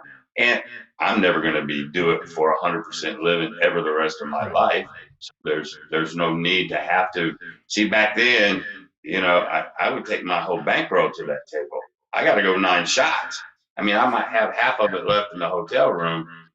Stress, boy, stress. So there's your really, really quick, brief run into 2 years. Right. That's nuts. For $200 a day. Yeah. I'd make more sometimes. Sometimes I wouldn't make 200. Sometimes I'd lose. Well, like I say, you when you martied at the roulette table and got hit for 500, that's pretty rough. Like you said, that's a quarter or whatever of your bankroll. That's a lot. Yeah, it was 25-30% of my entire bankroll at that moment. Damn. And it scared the hell out of me. That let me know that the martingale could kill you. Now on blackjack, did I get to 9 a couple times? Yeah, and that'll make your butt pucker, buddy. When you're on your 9th. Yeah. And there was no reason. So as I got smart, did I win? Yes. I never, and I'm not saying you won't, people, because you probably will, but I never got busted. Blackjack, martingale never busted me out, but I probably lost a few years of life because of the stress of it. So while it's one of those don't do as I did, do as I tell you type of thing, that's why I tell people don't do it. I'm very much anti-martingale now. And so I know there's going to be some people who, well, how the hell can you be anti-martingale when you started your damn career that way? I don't know. if you listen to my story, you know that's why. Yeah. There's just no need for it. It is my point. Yeah, that amount of stress is a bitch. I mean, that like I said, that takes years off your life, right? And that's the hardest part. And I say this all the time. You know, we're spoiled as a people today, right? But like, I can't imagine not having health insurance that I get from my job, you know, and not having just, you know, the basics, what we consider the basics of life, like a car. Like you said, you were walking everywhere, like not having the basic stuff. And like you said, a bad afternoon could rock the whole thing, and you'd be screwed. Oh, sure. I mean, that's I don't know how you handle that mentally. I mean, that's because people think I said it. Valium. Well, there you go. I mean, that's the thing. Yeah, that's part of the story. And two, blackjack was not my sole. You know how people talk about making their living on one game or the other. It wasn't. I made more money probably over the last 2 years there on the hold'em table than I did on blackjack. So I didn't sit there and just have to do blackjack until I won $200. I still incorporated in there, but it was those sports betting and hold'em, which I keep telling people, those are the two things that you can absolutely beat if you know what you're doing. Those helped me win more money, really, than even the blackjack. Because once I got hit on the roulette table, it scared me to death, and I spent more time doing hold'em. Yeah. But I still did it. I mean, I did that until I left, but not as much. Man, that's nuts. I mean, the martingale thing has never ever occurred to me. You know, when I look at it and you do the math on it, it's a lot of risk for not a whole lot of reward, other than a quote unquote guarantee. If you can outlast it, that's the only thing you got going for you. You know, other than that roulette, because I listened to my idiot brother. Other than that, blackjack is the only game that you can get extra money, and that's why I did blackjack. Because there are times you're betting your 6th or 7th, and you hit that blackjack, and that's a lot of extra money. That's 2 or 3 sessions worth of winnings for me in one hit. And then as soon as that hit, I was gone. You see, and I wouldn't play it again. I never played the martingale once I got hit on roulette. I never played it again the rest of my life on any game other than blackjack. And I did that periodically and intermittently all the way through that 2 years. While I'm incorporating other things, while I'm learning craps, while I'm learning, you know, and then you get lucky every once in a while. You go to a Keno machine, you drop $1 in it, 5 numbers hit, you win $400 or $500. That counts, ladies and gentlemen, when you're pro gambling, right? Those count too.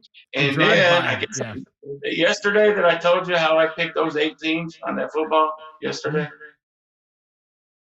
Yeah. Was it? Yeah. Yeah. Circle 18. Watch this shit. That was 15, 16. That counted too. Yep. So getting lucky counts just like you're getting hit.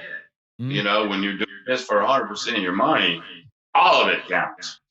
And I won't even tell you the story. I don't even know if my aunt's still alive or not, to be honest with you. She was way older than me, but she helped me out a little bit sometimes on the blackjack. She was a blackjack dealer. They didn't have the little mirror. They had to look. So I won't say anymore, but I got some help every once in a while. So you use everything at your disposal when you're in that world like I was. And that's another thing. It's a bad world. How's that? It's a bad flipping world. And I don't think anybody out here, I wouldn't want anybody to try it. I wouldn't want to wish that stress lifestyle on anybody. So while we're all talking about winning and all that, and I'm very conservative because I still remember those days. So I play like I did back then. Right. Very strict. But at the end of the day, if anybody out there thinking they want to take a run at it, I would really, really think about that again. Yeah. So. And you know what's funny is because I showed the video today, which I think like 12 of you watched it. It was in the middle of the night. the video of my money management, the 401g account video, which, you know, a few of you I saw that. No, I saw that. Right. Yeah. You were there when I was showing it. You know, and I make the point in the end of that thing. I'm like, hey, let's play what if, because spreadsheets are all about what if, you know. And I was like, what if you won $100 a day? What if your bankroll's $1,000? You won $100 a day. How long would it take you to get to 2,000? And then at 2,000, how long does it take you to get to 200? You know, and kind of build yourself up. And you can do it if you can be consistent about those little tiny wins, percentage of your bankroll. But my God, the getting it done every day would be a nightmare. And I say it flippantly sometimes, you know, almost everybody, Patrick says this too, 90% of the people walk into a casino are up at some point in that day. They're up. And 90% of them walk out with less than they came with. 90% of that 10%, right? And that's super true, what right? You hear, I think you mentioned it, maybe not something that you do, but you've mentioned most people will. Like, you can go 20 minutes, you know, you can get $100 hit, $50 hit, bug out, and come right on back to the house. Yep. You know, people go, yeah, but you know what? I got my flights, man. I'm there for the whole weekend. Shit, I can't play like that. I gotta go. Fine, do it, because you're gonna get whacked. I mean, it's that brain telling it's, you know, it's that brain screwing with you. And does that mean, why can't you treat it, if you got a hotel room, why can't you treat it just like you would at your local casino? Go win your 50 or 60 bucks and get your ass back to the hotel room. Watch a little TV. Why can't you do that?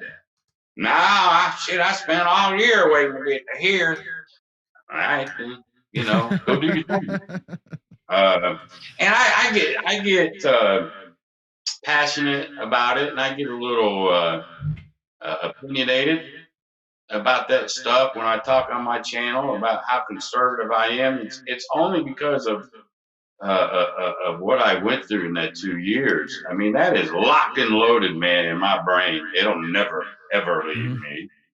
And that's why I am the way I am. And then when I hear stuff that I used to say back in the when I was in my 20s, you know, it's like, come on, use some logic here. And again, it's okay, man. You got $5 grand, you want to just go burn it up and press to the wall and go crazy, fine. As long as you're fine mentally when you lose it. If you're fine mentally and you don't care and you still feed your kids and all that, then there ain't nothing wrong with it. Do what you want, just like Shackelford said. Yeah, go ahead. You know, he did say he'd like the don't pass come out of the don't come, and odds all the time. Like I did that one video. And odds on everything. Odds on everything. I was getting hit pretty hard when I was doing that. Oh, yeah, that's too damn cool. What's funny is the odds. I don't know, man. I'm so I'm anti-odds for lots of reasons. You know, I think on the right side of the table, the odds don't favor you. On the dark side, the odds don't pay well enough to put the risk out there. So I'm more about the flat bets. But man, hearing him say that, you know, and you figure a math person's going to say that, right? The math person says, "Come bet with odds." I'm surprised he said it, because most of the stuff I ever heard coming out of Shackelford's mouth was flat bet, flat bet, flat bet. Everything was, you're better off just flat bet. And I understand that too. There's somebody that's doing another channel that shouted me out, and he was doing my regression up in pull. I think he won like 350. He's doing it live on live dealers on a casino. He's trying my strategy live. It's called the Baccarat Master, something like that. He just emailed me today, and I went and watched it. And he had tons of streaks, but he wouldn't, you know, if say that he was on the banker and the player hit, you know, he would just stay on player no matter what, and he would miss 6 streaks. I mean, tons of those. Yeah. And he admitted, it. Well, you know, I'm just stubborn or whatever. He still won $300 something on the ruck.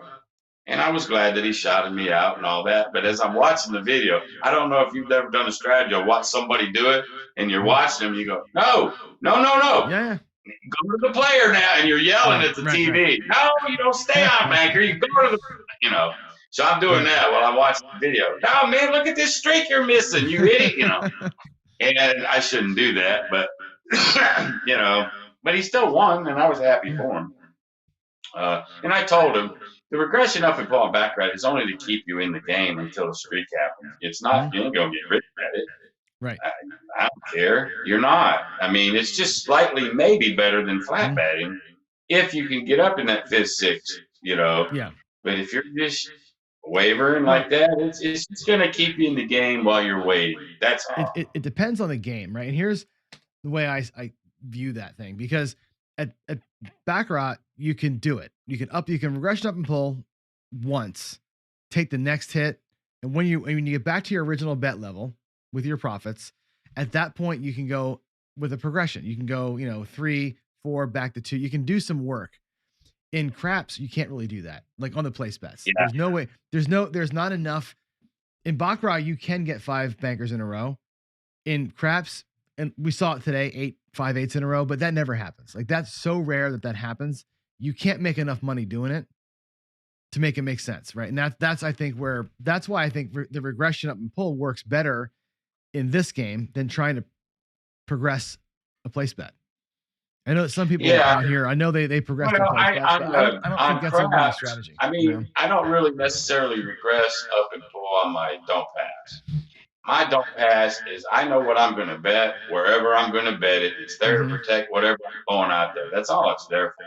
Yeah. So, but I will, now you guys have seen me do it. I will do like a 24, 6 and 8 or whatever. And as soon as I get that one hit, I'm bringing them both down to 12. That is a regression.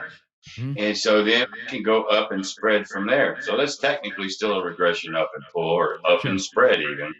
But that's really the only place that I'll actually do that. Because otherwise I'm coming out of DC with odds and I don't regress. I mean, I don't. It's just, there it is. This is what I do. And anything else I do is pretty much just flat with odds. But when I'm place betting, I will regress, get a profit, and then pull, because unlike some folks, I'm going to drag something before I press. I'm going to get something from this shit. I just have to. I can't just press blind. I can't, because that's my money sitting out there. No, sir. I'm not going to let the 7 take it all. I'm going to take some of it before you take it. Right. Type of thing. And that's just my belief. It doesn't make me right, John. It doesn't make me wrong. No. That's my opinion. That's your opinion. And, that's your style. And my style, similar. Like PJ's asking, my place. He's on me about the place bets, right? I don't leave place bets out there forever. Like if I'm going to do a regression, come down, regress, then I'll leave the place bets out there. But what my 160 across is 2 or 3 hits and I'm out. I typically will do like the Butterbrook I did today. I'll let them hit twice and pull it all down. I'm not out there, generally speaking, to go to the ceiling, because I know that very rarely happens. That is my way. Well, I'm conservative in that. I'm conservative in that respect too. What's that? You can also double regress. You can. If you're really hitting them, you can regress, pull it up a bit. Instead of taking it all down, double regress, get it back down to minimum. Or you can take it all. I've done it both ways. There's no right or wrong when it comes to that one. Yeah. But I'm not a person, and Shackelford said this. I think Jacob said it too. It's like, just go out there with what you're going to go out there with, and even Jeremy at Color Up, like, I'm putting 44 outside. That's it. No protection. That's going to take 10 chances at it for 450, and that's the way we're going to do it. I like to nuance it a little bit, and I'd rather just pull it back as I win and be done. And like I said, take that 30, 40, $50 an hour and get the hell out. When you catch, like, a good example with Jeff just now, right? After the first shooter, I was up 175. Right? That was 6 hits, out, bye. See you later. I would have been home if that was the casino. I would never have shot. Well, you know what I mean? I think that's me though. I'm super I know conservative. some people that are watching, they don't agree with how me and you speak. Yep. It's that long life. Life is like one great big session or whatever, and everybody knows where I stand on that. It's all beatable. I did, and there's no way I can lose my entire bankroll at this age. There's no way, because I will never let myself take that much at a time. I take 5, max 10% of my master bankroll with me. So I'm taking $1,000 to $5,000 into a casino. I can lose that every single trip for the next foreseeable future, and it's not going to take my money. And it's only because I played this way. I quit when I'm supposed to quit. That I've been so disciplined. That's the only reason why. And I don't spend it on plane trips and other stuff like that. I mean, nothing wrong with it, man. I just go, hey, that's why I think in my heart, that's why I've been able to build my master bankroll up so high, because I've never touched it for anything other than making a bet. Now that's just me, how you do it, and I know why you do it, and that's all good. But if you, in my opinion, when you have to do your plane ticket, your hotel, and you've got, say, $5,000 in it, so you're walking to the casino with half of it to start with, you still got to build that back up by winning. I don't start 25 in the hole on my master. Right. And that's just how I look at it, but it doesn't make me right. Doesn't make you, Yep. And I don't mean to be arrogant about it. No, I think it's a nuance, right? Because if I said to my wife, "Hey, Kat, I'm gonna go to Vegas for the weekend. I need $3,000." She's like, "You got $3,000?" I'm like, "Well, she's like, because I don't got $3,000 to give you." And that's how that conversation goes. So it's like, yeah, it's coming out of that account, and that's exactly how that turns into. Yeah.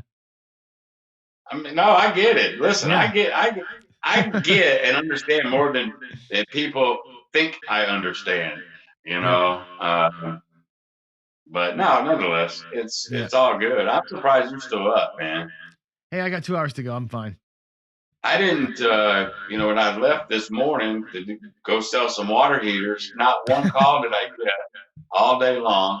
So I actually watched more of this today than I thought I was going to even be able to do. And I made some sense throughout it. Took a nap. I took a nap, man. Damn. And I'm still beat. What time is it? It's almost 4:00 my time. Hey, man, 2 hours left. You got Greg, right? 555 coming up. Greg coming up next. Yep. He's your what is it, designated hitter. He's your cleanup guy. He's the cleanup guy. Yeah. I told him no pressure when Jeremy couldn't come at that time. Like, yeah, no pressure, right? Let's do it. Well, I have to watch Greg, and if he's gonna do it from did somebody say he lives in Florida? Is that where he lives? He's in Florida, yep. It's that cat, man. It's that cat.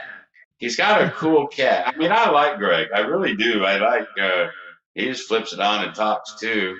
And but that cat will just sort of go where the hell it wants to, and it gets up on its little perch up there, and just flipping that tail like, yeah, what's up? So he's got 2 of them. I didn't know he had 2 cats. The other day he had a second cat up there wagging its tail, and I'm like, oh, he's got a second one, like a black or a brown cat or something. So no, I can't do animals in the house. Can't do it.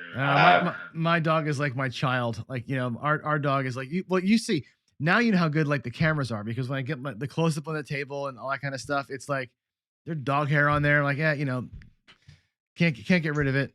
We rescued this dog. Can't do it. Now we rescued this dog from an apple orchard, and she's our baby. We love her. She's big, and then big girl. And then the cat. Fur balls. I can't do animals in the house. Now, hey, have an outside dog? Fine. Oh, that's funny. But my house is human beings only. No hamsters, no chinchillas, none of that crap. No, sir. My daughter had a guinea pig for about a month, and she couldn't take care of it. I made her get rid of it. All that. Whatever, that batting or, just shit everywhere. And I don't have patience on a lot of stuff. I don't know if you guys can tell or not. My patience level, as I get older, my patience level for stupid, idiot things. And what's the word I'm looking for? Inconsiderate. If you're inconsiderate, and you do just dumb stuff, my patience level is like really low for that anymore. I'm like that, Jeff Dunham. He's got that he's got that damn puppet Walter. Yep. That's you, right? That's pretty much me anymore. Well, John, you've done a good job, son. You've done a real. I know it's winding down for you. I know our time is winding down. I appreciate you having me on here twice. Man. And your subscribers had to bore their way through two of me. You're a great storyteller. Everybody says you're a great storyteller. It's awesome.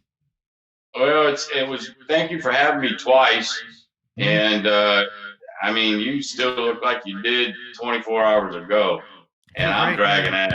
Guns are out, baby. So, all good. No, it's cool. And I appreciate it. Man, thank you so. And when I put this thing together, like I said, 2 weeks ago, I'm like, I'm going to do a 24-hour crap show. And my first thought was, can I actually do my day show for 24 straight hours? Like this roll? No. Who am I going to do? I'm going to call my friends. You know what I mean? And you stepped up, and Greg stepped up, and Jeff stepped up, and, you know, El Toro, and everybody just stepped up for it. It's fantastic. I mean, who could ask for a better thing, right? You get your friends to support a cause like this. It's awesome. I suspect you're going to build from this because other than Jeremy, he's started the resident geek-con. And now you stepped in, and now you got Jeff over at Mid-Atlantic, and there's a couple of you guys that have all this stuff. But you seem to be, to me now, you seem to be the new leader of the sub-Jeremy. Okay, Jeremy's up here. Yeah. All right, everybody else is down here, right? But it seems like you're floating up to the top to lead this subgroup. If I can call everybody subgroup without you getting mad at me. So by you taking the lead, I don't see how'd you get Shackelford? How the fuck do you do something like that? I mean, he's big time. You know what's funny? And he is big time, and it's funny because my dad was. You're a salesman, right? My dad sold tractor trailers before we had the bookstore, you know, and he told me not always be closing. He said, don't ever be afraid to ask for the money. Oh yeah. He's like, if you don't ask for the money, nobody will pay you. Right. That was his whole thing. And I never did sales, but that was, you know, you learn these lessons. And I was talking to Big AZ. He's from Philly as well. And he's like, you know, I'm from Philly. And, you know, he's like, I'm a soft-spoken, quiet guy. I don't like to make a lot of weight. And I'm like, me neither. When you grow up in a big city like Philly or New York, like Greg did, you learn really quick that your life is this. You're quiet. You don't make friends. You put your hands in your pockets and cover your money up. You're careful like that. And just the way that it kind of works out. I don't know. I mean, whatever. Well, I like don't be afraid to ask the ridiculous. Well, you got to, if you don't ask for it, you'll never get it. Right. And so I asked, I had two people that I asked that said no, actually. That were another couple of big hitters, you know, and one of them just didn't see it, you know, one of them was going to do it. And there was an issue with some money thing. It was with the GoFundMe piece of it. You're not going to get everybody, but I went to Michael and I'm like, hey, you don't know me. And my email says, hi, I'm John. I run a channel called ProCraps. You have no idea who I am, but everybody in my community knows who you are. We're doing a fundraiser. Would you be interested in helping out? And 15 minutes later, I got a yes. Just out of the blue. And we exchanged like 3 emails, kind of setting them up like I did with you guys. Here's how it's going to work and all that kind of stuff. And it was a no brainer. He just like came right in. I couldn't believe it. But it worked out. You know what I mean? The fact that you set it up, you got all these moving parts. You know what you had to do with me. Mm-hmm. Oh my God. I mean, hell, that's a story for you to tell. Oh, that Ken, what a wackadoodle. But you did all that stuff to set everything and the moving parts and the fundraiser and getting everybody to donate. You were sort of the lead dog. And that was my whole point 5 minutes ago. You are now, to me, you're rising up to be the lead of this sub-pack. And I think there's a lot of people out there that would agree with me on that. And to me, there ain't no better guy. It sure ain't going to be a guy like me, right? I'll be part of the pack. But I ain't going to be the lead dog. I'm just not going to do it. So thank you for that, for real. I mean that. I appreciate that. You know, and PJ, you're so funny. No, the big hitters were not sellers of DI. There's other people that aren't really part of our community. They're other larger players in the gambling world that just didn't want to be a part. You know, and again, we'll talk to them at other points in time. Just for this particular venue, it wasn't the right thing. You know, and it's great. I'm looking at the chat, you know, and I got William and PJ and Waylon, and there's a lot of this going back and forth, and some of it's directed at me. It's great. I love it. And I love PJ saying that I'm an idiot because I like my place bets and pull him down. I think he thinks I'm stupid, and I don't care because it's the way that I play. And he's thinking about it, and he's like willing to post about it. Like, it takes balls to post something in public, believe it or not. People think it's No, it warrior. don't. It does. I think it does. I think it's definitely what he's doing. And he's like, you are incorrect because, and now he's got other people thinking about, wait, maybe John is wrong. Oh, wait. And then now they're talking about it. I think that's good. I think the back and forth of that gets everybody thinking. And that's what I feel like my job is, to make you think, right? My job is not to give you the answer. It's to give you food for thought most of the time. And I love that about what's happening here. I'll keep my mouth shut about that guy. Yeah, no, I hear you. Like you said, I told you before, like I know PJ, I don't think you think I'm the idiot, but because I teach for a living, right? My job is to get people to do what they wouldn't normally do. Adults have you've got 53 years of this in the way you were raised, born, lived, all that stuff. My job as an instructor of coders is to unwind all of that and make you think a whole different way. Because computer programming is a different way of thinking than logic. You think it's logical, it's not logical, it's very creative. This is the same thing, right? A lot of folks have their ways of thinking it. And I'm like, oh, let me just put this little grenade out here and see how that works out. It makes you talk about it, makes you get angry about it. We debate about it. And I come back and say, okay, now let's circle back up on Monday morning show and we'll unwind one of these things. And that's the way that you teach. I agree. And I think that's how it happens to me. And I like a little bit of this because without this, there's no this. And that's how I look at it. You got to come, I think, from not pain, but you got to come from somewhere to get together. You can't just automatically become kumbaya. There's got to be a little bit of, something. Right. I believe that. And so with me, you either love me or hate me, not even for my views on gambling, just me as a person. I've always told people that you either love Ken or you hate Ken. There's very little in between with me because I'm so honest with people. You don't have to wonder what I think about you or what I'm thinking about. Everybody knows it. To me, I think that's a good thing. At least that lets you know where you stand. If I don't like you, I don't like you, and I'm going to tell you. Well, at least you freaking know. You don't have to wonder. I wonder if that guy likes me. Nah, hell with that. I'll let you know. And I want you to do the same thing with me too. Yeah. And that's just how I do it. You'd think I was New York or something, but I'm not. You have a little bit of East Coast attitude in you, but I love that. My wife's the same way. We have zero censorship. It's just like, here's what's up right now. And it's beautiful. It's a beautiful thing. When we're in a relationship. So. My wife yells at me all the time. But what I tell my students is this, and I know where Greg should be here soon. Greg, come on in if you're ready. If you got the link. What I tell my students all the time is, I'm with them through. I'm going to sell my school now, right? It's a very intense program. It's 20 weeks of hell we put them through. It's a boot camp, right? And I tell them, I'm going to put you in uncomfortable spots the whole time. You're going to hate me this entire time.